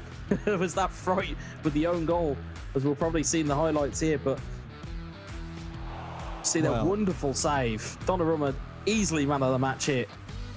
Easily, and it's not the first time today we've said that. The young Italian in between the sticks. This was it here. It was just Immobile peeling off. But the question has to be raised now for Serbia. Roxa played 2 in the finals, lost 2 in the finals. It's now up to Kepa in this next game 4. I hate to point the finger, but if it goes through a game 5, Roxa needs to turn it around. He has a lot of thinking time, and he'll be hoping that Kepa can get him that opportunity for revenge. But, I mean, Roxa is just struggling against this Italian national team, and the reverse can be said for Nicholdan. He's done his job now. He waits with bated breath and hope his teammates can get the job done. He's put them in a fantastic position to do so. Yeah, and I think it's a complete reversal of fortunes for Serbia. We spoke at length beforehand about whether Kepa would turn up, and it seems like Roxa's kind of fallen away, and Kepa's now trying to take the lead for this Serbia team as we see the match stats delivered by FedEx. You can see that 50-50 possession, but ultimately it's that shot accuracy, it's the lack of shots but it's also the pass accuracy, again, telling a lot of the story. Italy retaining the ball. Like, you know, it's one thing to maybe people at home maybe moaning about, you know, possession style of play, but you still have to find those passes. You can only play possession football if you're a very good passer of the ball. And this Italy team are finding ways and are finding loose men all over the place. And Serbia, they found an answer in game 2. They've now got to find an answer in game 4. 8 shots, nothing to show for it for Serbia. That, by Rox's account, will be a very disappointing stat line, and one that might haunt his nightmares should Kepa be unable to get the job done in this next game. Thank you for joining us here for the Euro 2020 finals. My name's Harry Channon, and joining me is Stuart Wesley and Wes. We've had the honour of calling Euro 2020 working from home, of course. We've had our struggles here and there. You know, technology is a fickle thing. I'm sounding like Adam Butcher now, a little bit beyond my years, but it's been a fantastic weekend's action, hasn't it? The entire process through qualification, through the playoff groups, and now here we are at Euro 2020. We've seen some upsets, we've seen thrilling goals, and this final has not disappointed us whatsoever. No, it hasn't at all. And you know, the fact that we're able to showcase this tournament whilst we're all working from home, it's a lot of work that's gone in behind the scenes. So, you know, a big shout out goes to the team behind the scenes that are making all of this possible. But, you know, we have a heavyweight clash in the final. It wasn't the final that I think a lot of us would have predicted at the start of the tournament. I think that, you know, there was a lot of talk about Spain, there was a lot of talk about Germany, there was a lot of talk about France, the Netherlands even, and the Netherlands as well. They were probably anybody's final four if the groups had fallen in the right way. However, you know, the shock package that was Romania just took care of everyone, apart from Serbia. Again, Serbia doing very well to take out Spain, and now find themselves kind of up against it in the final. Now it'll be interesting to see who is picked for Italy and who is picked for Serbia, whether Serbia delve into their entire team or whether they just stick to Kepa and Roxa. Well, to see. A reminder to everyone at home, you can use your fingers and put your money, metaphorical money, where your mouth is, and vote on who you think will come out on top here in the grand finals. Will it be Serbia, who find themselves 2-1 down, or will it be Italy? Make sure you vote for your favourites at euro2020.com/poll. And look at this, it's still a landslide in favour of Serbia. Fans at home, Wes, believe they can do it. The shining light and the silver lining for them is that Kepa, seemingly in game 2 of this best of 5 series, seems to have regained a bit of form. Yeah, that seems to be what they're pinning it on at the moment. I think there needs to be a bit of an internal discussion now to get Roxa back on song. For the Italians, though, and again, we're talking about Serbia in the poll. You know, Italy have got what? A quarter of the vote, but yet they're one game away from being crowned Euro 2020 champions, and I've got to say they're in the driver's seat. Well, just hearing now that it will be Kepa actually to start the fourth match as we anticipated, and the fourth and final member of the Italian national eFootball squad, it's Naples 17 joins the party. So he'll be hoping he can push Italy across the line in whatever fashion needs be. We travel back over to Serbia's virtual ground. A reminder to you all, aggregate scores mean nothing here. It's just game wins. Italy have won 2, Serbia have won 1. And if it needs to go that way, it will go to extra time. And if we're still tied at the end of the extra 30, it will go to penalties to decide it. What drama it would be if we came down to the final kick of the entire tournament being a penalty, Wes. It would be quite the story, I think, in the virtual landscape of eFootball PES 2020. I think after the penalty shootouts of yesterday and today, I don't think my heart will take it if it does go that far. Well, we start then the fourth game. It's last chance to lose now for Serbia, and Kepa wants to try and appease the virtual home fans here. Home field advantage. They have hosted the game, so they will have the crowds behind them. Serbia attacking from left to right, and Naples for Italy the other way. Tadic. An early goal is always a treat, and well, Kepa has proven in the past he can score them. That's a chance to do so here with a corner. Outswinger going for the front post, deflected by Naples. Matic is there, as is Milinkovic-Savic. Might Matic go for goal here, tries to pick out a pass. The chance is gone. Kepa will have to rebuild here. Savic on that far side, tussling. Dusan Tadic trying to wriggle his way into a bit of space. He's somehow found one. There's a cross in there as well. Kolarov is staying far up the pitch, and Naples, he has to sustain a bit of early pressure here in the opening 10 minutes, Wes, and he's done so far pretty well. Yeah, and I think for me, I think that the game plan for Serbia really should be get the ball on the floor, because at the moment that, you know, Prijovic and getting that area ball into the box, it's nullified by the likes of Chiellini, it's nullified by the likes of Rob Magnoli. To get it in and around them, their turning circle, for lack of a better phrase, is not what it once was, especially in the case of Giorgio Chiellini. So get the ball down, get it down on the ground, get it moving about the place, and you might find some better results as we see them through here. Prijovic has a chance maybe to open the scoring. It's gone wide. We didn't have the best angle on whether or not it took a deflection. We'll see it better here, but it looked to me like, yes, there was an interception. So it will be another corner. So inviting, isn't it, when you have the likes of Mitrovic and Prijovic, such tall figures to aim for. Corner swung in, acrobatics. Will only find the side netting. That was on target, Wes. That's, I mean, that's goal of the entire tournament. Forget about goal of the day. Well, Milinkovic-Savic just trying to do a little bit of improvisation there to just reach that corner, but you can see, interestingly, is that Naples starting out with Lorenzo Insigne. I believe it's the first time we've seen him in an Italy shirt in this final. Interesting selection choice. Again, each of these eFootball players have their preferences, how they like to play. That's the beauty of this competition. Here is Prijovic for Kepa, waiting for the opportunity to present itself. Zaniolo across, and well, he's up quicker to meet the ball, but it seems like every time Naples gets the ball, he seems to give it away. Here is Adam Ljajic. Mitrovic is through, goes for goal. Well, it's the only thing really he could do there. Looked for the cutback, Wes. It wasn't on, so it's a corner now for Serbia. Yeah, I mean, you can only do so much, and you can see there's a hand in the air.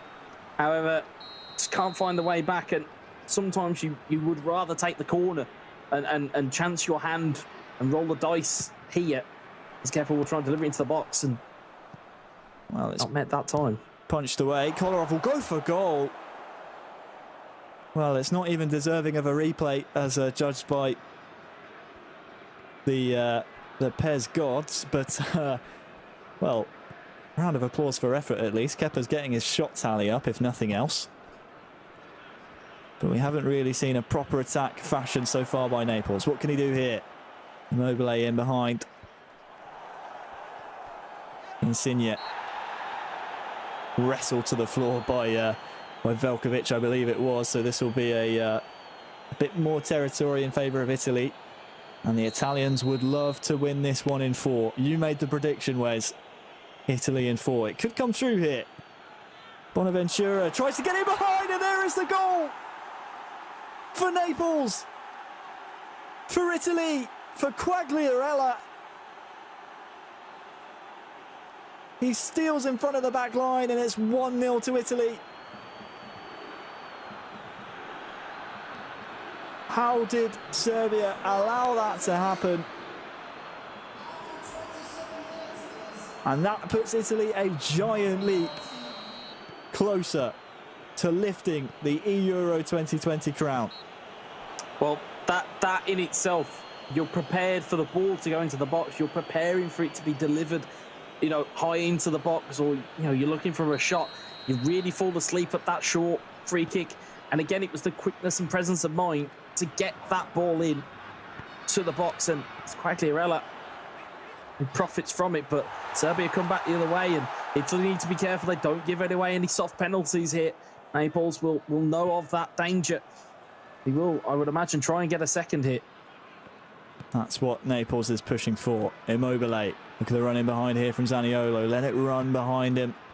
The ball was a difficult one to latch onto. He can get another chance here, though, with Insigne with a bit of room. Quagliarella. Immobile tries to feed the captain. Well, he's not got the captain's armband on at the moment. Either way, he failed to feed him. Captain or otherwise, Wes. Yeah, Italy, I think Naples didn't realise just how much space he had with Immobile. As look at this, Mitrovic has a chance. Good save, Donnarumma again. How many times have we said that today? Donnarumma standing between Serbia and a goal. And the referee's brought this one back for a foul on Tadic.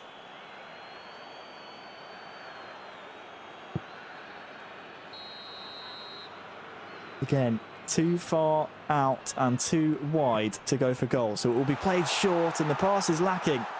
Jajic hanging in there. But I think, well, it's actually been given as a foul for Serbia. So this is a much more inviting position. Adam Jajic steps up. Deflected wide.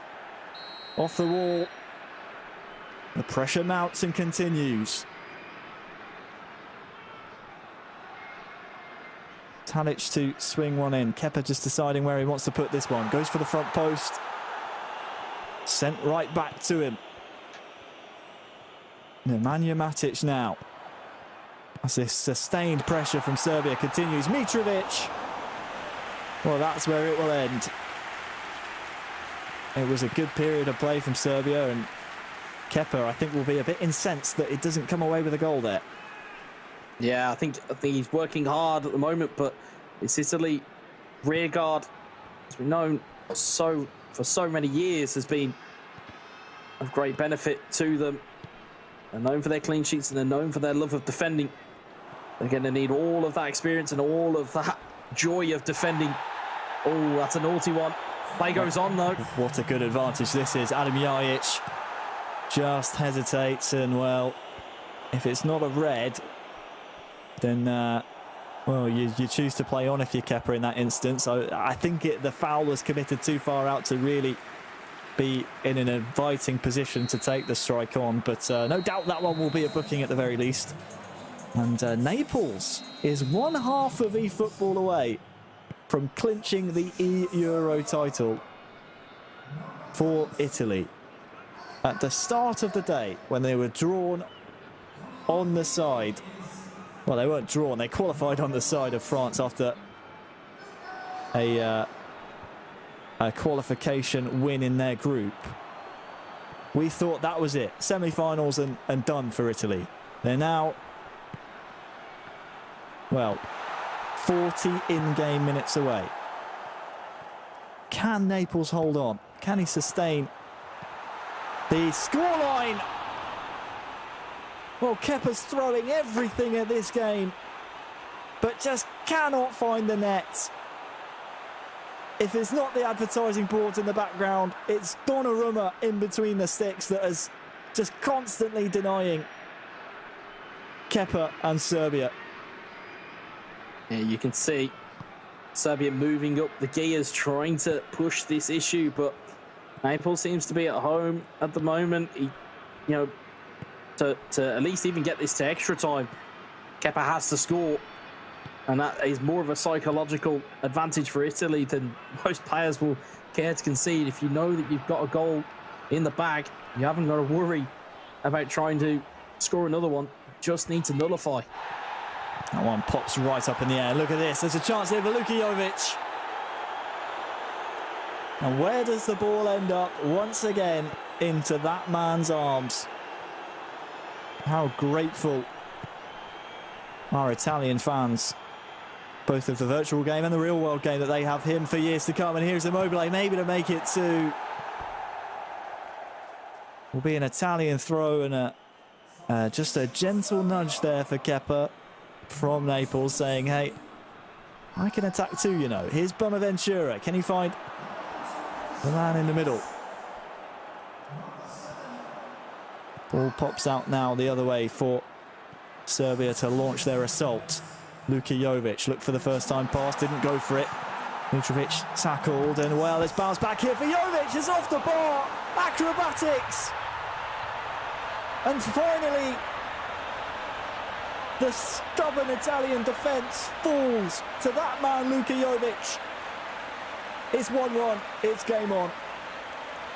Yeah, that was definitely fortune, to steal your phrase from earlier, Harry, to get that ball back in that environment in the first place. But again, Jovic probably should have scored with his first attempt. In fact, he's had to throw an acrobatic finish in there to get the second. As you'll see here, it was a bit of fortune just here. Ricochets around like a pinball, comes back, and he's almost played a 1-2 with the crossbar there. That's what we'll call it. Yeah. Skill of the day, probably not intentional. Yeah, well, yeah, 1-2 with a crossbar is an impressive skill. But no, in all seriousness, it gives hope to Serbia. Just stretches out that right leg of his. Jovic justifying his inclusion off the bench, but now all of a sudden, Naples got to go down and get another goal. And like we said, they've got that luxury of potentially taking this extra time if they want to. I don't think Naples will want to do that. Well, you can't say that it's not deserved by Kepa. The shot counter just going up and up and up. Couldn't find the target, and when he did, Donnarumma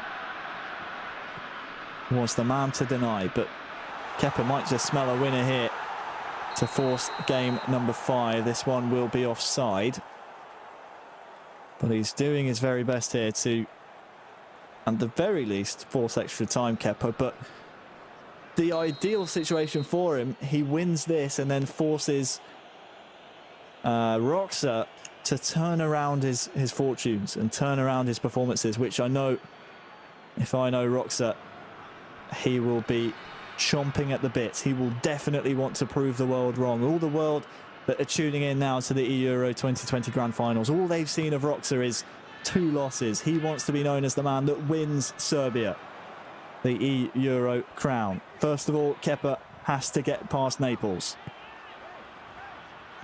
Nemanja Matic. Zivkovic, that's a searching ball. Bonucci scoops that one up. And now Bonaventura has a bit of grass to run into here. Insigne with the turn will slow things down. And that's a risky ball to be playing. I was about to note how far up the pitch the Serbian players are willing to remain with that front 3. So Naples needs to watch his P's and Q's. Here's the issue, though, is that it was that type of passing move that opened up the avenue for Italy to score their first. Quagliarella went for the pass, could have maybe taken it on himself. Insigne will be able to retrieve. Bonaventura. The ball is going the wrong way here for Italy. Now starts to come back goalward. Florenzi running onto it.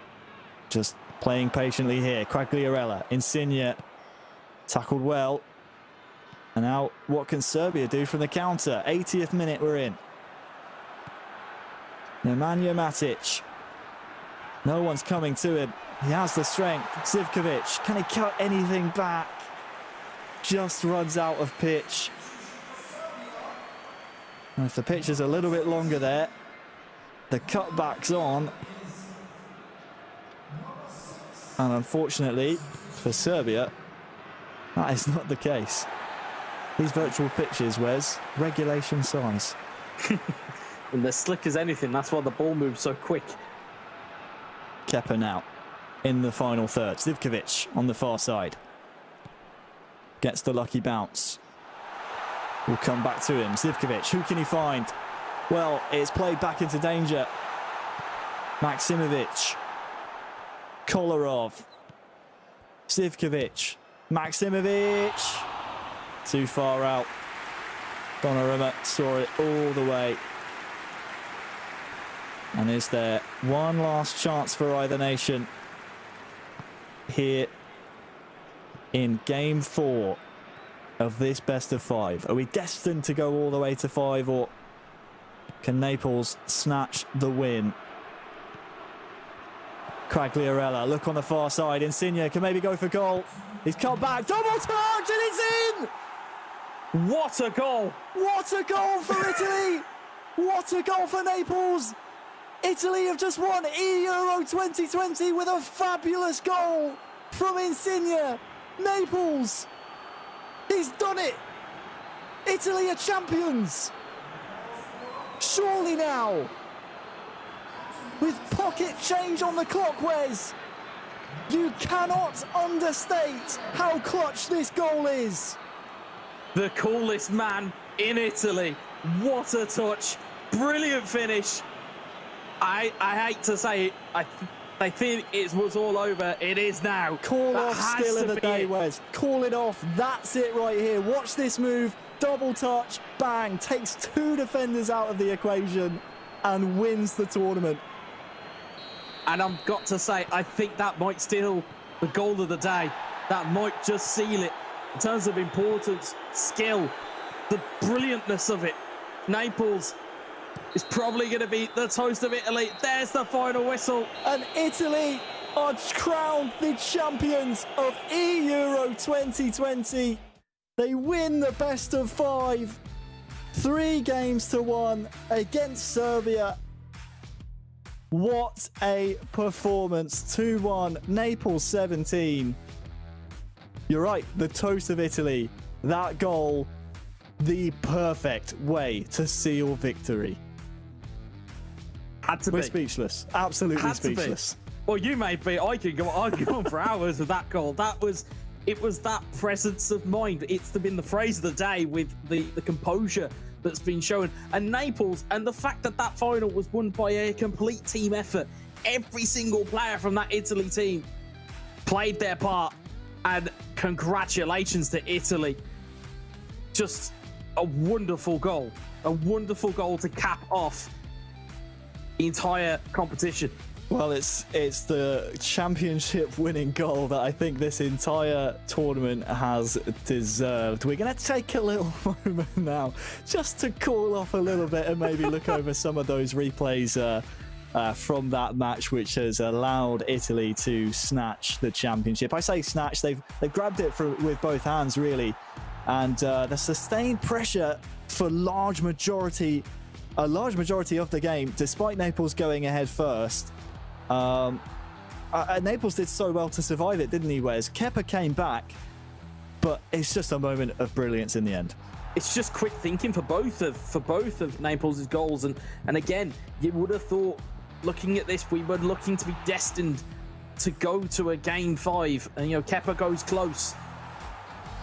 Then a lucky bit of a ricochet. It's an acrobatic finish from Jovic. But it's all about that goal. It is all about that finish from Naples. And again, you can see it just open up here. It's that ball in there. You can see hand up in the top of your screen there. The president might to turn back and then double touch. It's filthy. Super goal. Super goal. Absolutely filthy in the best way possible. I mean, what do you say about this? Just to take 2 of the defending Serbian players in the 91st minute out of the equation. I mean, still speechless. And it's the goal that they absolutely deserved. Congratulations to Italy. And, well, the Serbian fans around the world bitterly disappointed, but Roxer, Kepa, Baskovac and Raka as well. Raka, I am right, second guess myself there. Just put in a pure shift for Serbia. Bitterly disappointing, but again, it's the finest of margins, and it's a piece of brilliance, isn't it, by Naples and Italy that allows them to take home the crown. There it is. It's official now. It's a long old day, finished by a best of 5. You called it, Wes. Italy in 4. I don't think you were quite expecting it to end in that fashion, though. Well, I expected Italy in 4 because I expected Italy to to have that home game in the first instance. I didn't necessarily expect that performance from Kepa in the second game, I will admit. I thought Roxa may have brought something back in the third game, but again, would never have called that at the start of the day, and I would have thought, I think had any of us have picked how we wanted this game to finish, or how we wanted this entire event to finish, or the last kick of the game, let's not have it in a penalty shootout. Let's have a moment of pure brilliance, and that's exactly what we got here. It's a phenomenal piece of skill. That is what Naples delivered, and well, again, it's the goal that caps off the entire tournament, virtually the last kick of the entire E-Euros. If you are obviously a fan of the E-Euros, make sure you head over to the euro2020.com store and you can grab yourself some fantastic merch. This hoodie is very soft. It's a little bit warm in England for me to be wearing it currently, but let me tell you, it's definitely worth some of your money. Support UEFA esports and grab yourself a hoodie. Very nice and soft.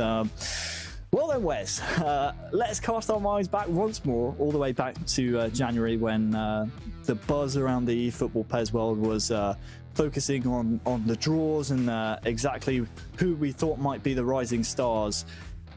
When Italy announced their squad, there were some big names left out. This is certainly vindication for the Italian national governing body now. 1,000%. I think if any question marks were raised as to the selection process or to the players that were selected, all of those questions go away. You can literally just go, see that over there, that's our Euro trophy. You just literally, that's just it. You never have to legislate for anything ever again. I mean, that's it. That's all you can really say. And other national governing bodies now might be looking to maybe mirror the model that Italy have employed here, because obviously it's paid off.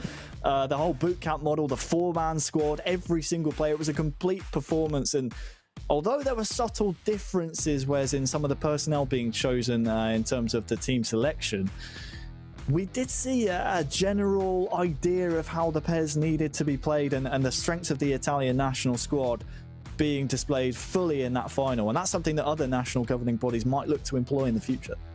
Yeah, I think sometimes when you're playing, eFootball PES, there can be almost like a cookie cutter type of formation. I think what was fantastic about Italy was that they took their squad, they took a look at what their strengths were, and they played to them. It's all about hiding the negatives and accentuating the positives. And of course, you can see from the match stats that it only took 2 shots, but it was all that was needed. It was all that was needed. And again, we talk about teams that have been so clinical over the course of the tournament, and it was exemplified in that final game from Naples. And 11 shots on target. Again, we talk about how important Donnarumma was to this Italy team. Again, with stat balancing, it's vitally important to have a brilliant goalkeeper in between the sticks, regardless of what their rating is in the game. If they've got a very good player ID, the likes of which Gigi Donnarumma has, it's something so much more beneficial to have than not have. Absolutely, you're right there. The match stats, I mean, one of the key takeaways was 11 shots. 11 shots by Kepa, only scoring 1. There were a couple of opportunities where, it was almost half chances, where he's almost at the byline and Donnarumma has it covered all day long. But again, 11 shots and you're only converting 1. That was, not the best return for Kepa's investment, and as a result, Serbia now find themselves runners-up of Euro 2020. I think it's only fair, Wes, to see the damage that has been done. Italy, I think, needed to score 10 goals in the grand finals to at least match France's tally. It's the French who come out on top of the Alipay top 5 goal scorers list. Italy fall short by just 2, but you know what? I'm sure they won't mind. Serbia as well creeping into the top 5. Yeah, I think Italy will be more than happy for France to have the goal scorers tag, and they'll take the trophy. I don't think they're too bothered. I think they'll be absolutely delighted. As will the Italian Football Federation. They've not had too much to sing about over the last couple of years of competitive football, but they'll certainly have something to virtually celebrate right now with an eFootball or an E-Euro 2020 trophy to their name. And I hate to focus on Serbia. I really, really do. Not the performance we were expecting out of Roxa, who had looked solid previously all weekend long. Where does Serbia go from here? Where do Kepa, where do Roxa? Obviously still on eFootball Pro duty with FC Nantes. Once the season resumes, they'll be back in action there. But it's the old saying, isn't it? Second place is first loser, and that will be playing on their minds. They're competitive players. They don't like to lose, even less so when they represent their national squads. Where do they go here? Yeah, I mean, it'll be a sore one for Serbia to take, but let's not forget there were 55 nations when it started off the qualifying to be in the final two.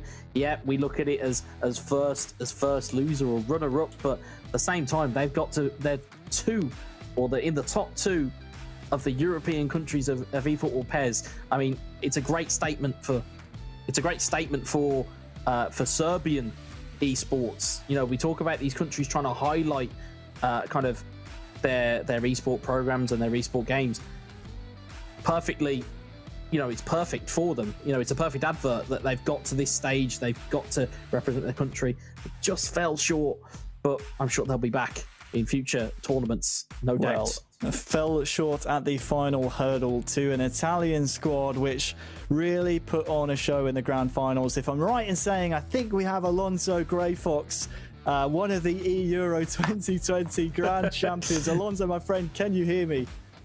Yes, I hear you perfectly. So I want to ask for the first thing, apologize for my bad English because I'm really terrible to speak. You're okay, my friend, you're okay. Congratulations. I have to ask, were you nervous ahead of the grand final? Oh, it's a great emotion. It's incredible to have come to this point, to have a win, and it's a huge emotion. I cannot express my feelings in words now. I'm so happy for my teammates, especially for MPK02 that he had a wrong match, but he's a strong player, an effective man, and a good person. So the win is for him too. Especially for him. That's great to hear, Alfonso. First question from me: what did you feel was the turning point in that final? Because first game went the way of Italy, second game went the way of Serbia. Was it that third game that really turned the tide for Italy?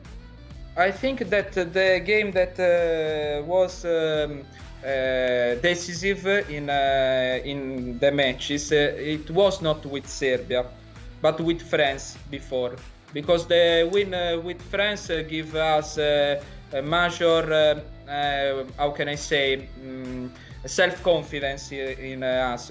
We were sure to be a good team and could be one of the favorites for the final win, but winning with France give us even more self-confidence. So not with Serbia, that are a strong team, an incredible Roxa and Kepa are two phenomena in PES, but winning with Usman Kabail and Lotfi give us major self-confidence. For me, personally. Alfonso, we'll let you go and celebrate in just a moment. I have to say, Alonso, one final question from me. You won the entire tournament, but surely the highlight for you is just representing the Italian national team. How does it feel to represent Italy in a stage like this? For me, it's incredible because I'm proud to be Italian, but of course I am proud to be Sardinian too. Then the team is composed by 3 Napolitans and 1 Sardinian person that I am. It's proud for Italy, but even for my land, my Sardinia. It's an emotion incredible, childhood dream, and it's incredible. I don't know what to say. It's incredible. I can't believe right now. I can't believe. Awesome. Well, Alfonso, thank you so much. Grazie. We will let you go and celebrate Prego, with your grazie a voi. teammates. Thanks to us. Thanks to you. Thanks. Grazie. Thank you very much. Congratulations, my friend Alfonso. Grey Fox there, absolutely, obviously on top of the world right now, wins Euro 2020. The emotions, and you can tell also the brotherhood really, really strong in Italy right now. And maybe, you know, the squad aspect of it, again, we said it's something other national governing bodies might look for in the future. But you just feel like that camaraderie and that brotherhood maybe is the thing that elevated Italy above other nations here in the Euros. Yeah, you think that you feel that bond was there, and some nations who only had two representatives, they may look and think, actually, you may have needed 3 or 4. I mean, most notable one you're probably looking at is France. Could they have used the likes of Kilzu? Could they use the likes of Cams? There's plenty of massive French players. There's Red Mamba. There's loads of players that could have easily been added to that rank, but they went with just the 2. Whether that was a mistake, and it's something they'll probably look at themselves, is another question for another day. But you can see the togetherness of that Italian team, and that Italian DNA runs through that side. It's that game style of possession football, strike when you just need the right amount of time and the right amount of moments, and they found the most golden of moments in that final game. Well, the brotherhood was strong for the Italians. The brotherhood was strong as well in the commentary booths. We'll bring back in now Lee and Adam to go back through the day. Gents, welcome. What an incredible final we just had. We're going to recap the day now and just go over all the action for those of you who may just be joining us and or maybe tuning in for the first time. A tremendous day, and what a final it was. Adam, just give me your initial thoughts before we start breaking down the day. Firstly, incredible performance from Italy, and you alluded to it before, possibly that team ethos that ran right through the system and completely went to show that the Italians got it right in their selection. We talked about the likes of Eterito, but possibly too singular for this setup. They went with 4 and they all played their part, and they were all fantastic on the day. Hard luck and commiserations to Serbia, of course, who were brilliant as well. But that team ethos, all 4 playing their part, really did the job. Lee, we started with 8 nations today, down from 55. We're now down to just 1, the champions Italy. Try and sum up today if you can, because Italy, they had to go through the gauntlet and proved everyone wrong, and took down France in that semi-final. Yeah, I mean, Italy's quarterfinal was a pretty easy thing for them, really. It was a 1-0 and I think a 4 or 5-0 in the end there against Israel. They kind of dominated that one. France was definitely the task, and we just heard from Alfonso there saying that's where they gained that confidence for them.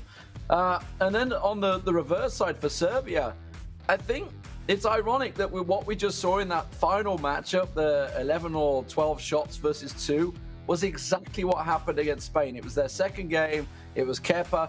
I think he had 13 shots to 2, couldn't convert it, couldn't turn it into the winner. We thought, oh, well, they're just going to play game 3 and smash it.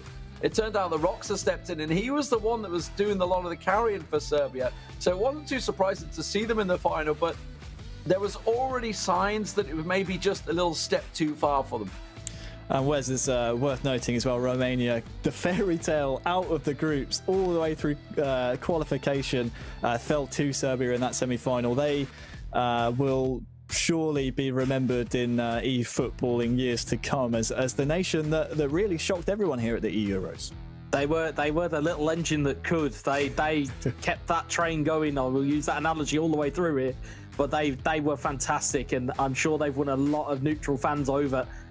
One of them being in this chair. They certainly won me over and completely proved me wrong as I called that. I think it was Bosnia were going to beat them in the group stage, and that completely fell apart quite quickly. But we'll forget that, and we'll remember the fact that Italy are now champions, and it's been a tremendous road for them.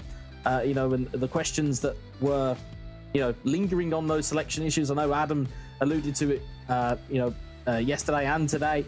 I think those have all been put to bed. Yes, they have. So there you have it, the final bracket. it's pretty much done and dusted now. They say pressure makes diamonds, and well, Italy came out on top in one of the most pressurized situations of the entire tournament. Any other takeaways you gentlemen might want to point out? I mean, obviously, we've summed up quite a lot of what's happened so far today.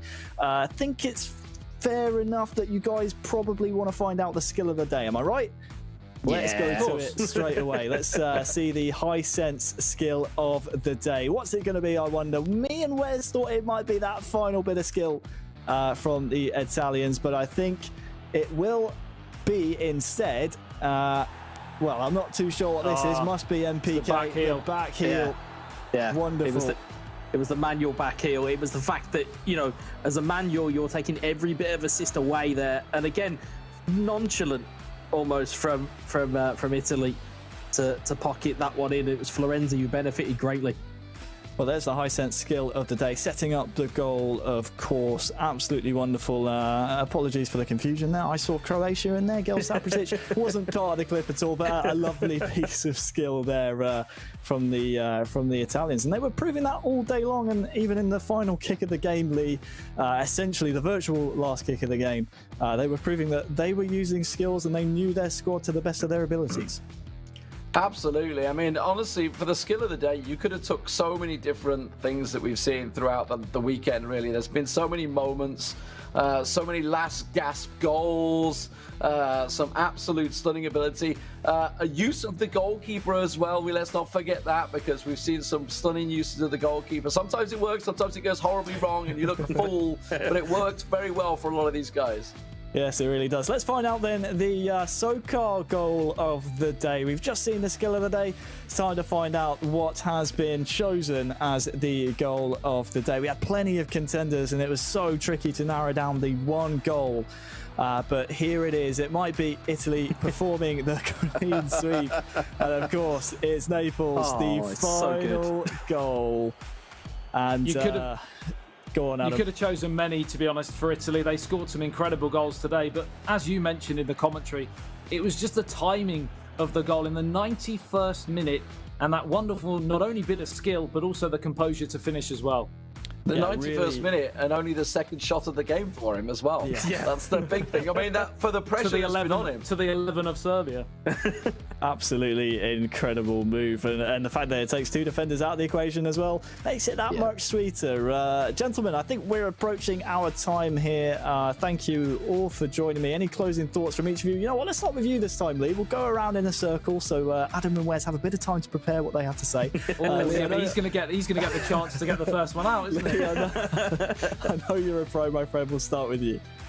For me, I mean, obviously, for me, it's been about certainly for Serbia. I was kind of hopeful that they'd go that extra little step because they've certainly shone through. You know, they took it. Bear in mind they had a 6-5 against Italy yesterday. That was the very first game they played in the group. So it was no surprise to see these two teams there. But the game against Spain was very impressive for me in the way that they dealt with Spain, who were one of the favourites. But I guess you could say the same with Italy versus France. So some extra special games today. Adam, how about you, my friend? For me, it's all about that word ethos, right from the tournament organisers, the likes of UEFA, Konami, of course, the production team that have been working on it as well, you guys working with you, and right through to the eventual winners, Italy, who showcased that in abundance, that team ethos. So yeah, wonderful. And Wes, we had the pleasure of being in the hot seat for some tremendous games today. Any closing thoughts from you, my friend? Thank you so much for joining me today, of course. What are your final thoughts? Well, I think personally, for me, the comeback from Romania will stick long in the memory against the Dutch. But again, it's memories that make this game, and to see that goal, last gasp, that summed up the tournament as best as we could. And to see Italy overcome France and then Serbia, you'd think one at the start of the day, but to overcome both, it's an absolutely monumental achievement. It really is. Gentlemen, thank you so much for your hard work all weekend long. The Euro 2020 tournament is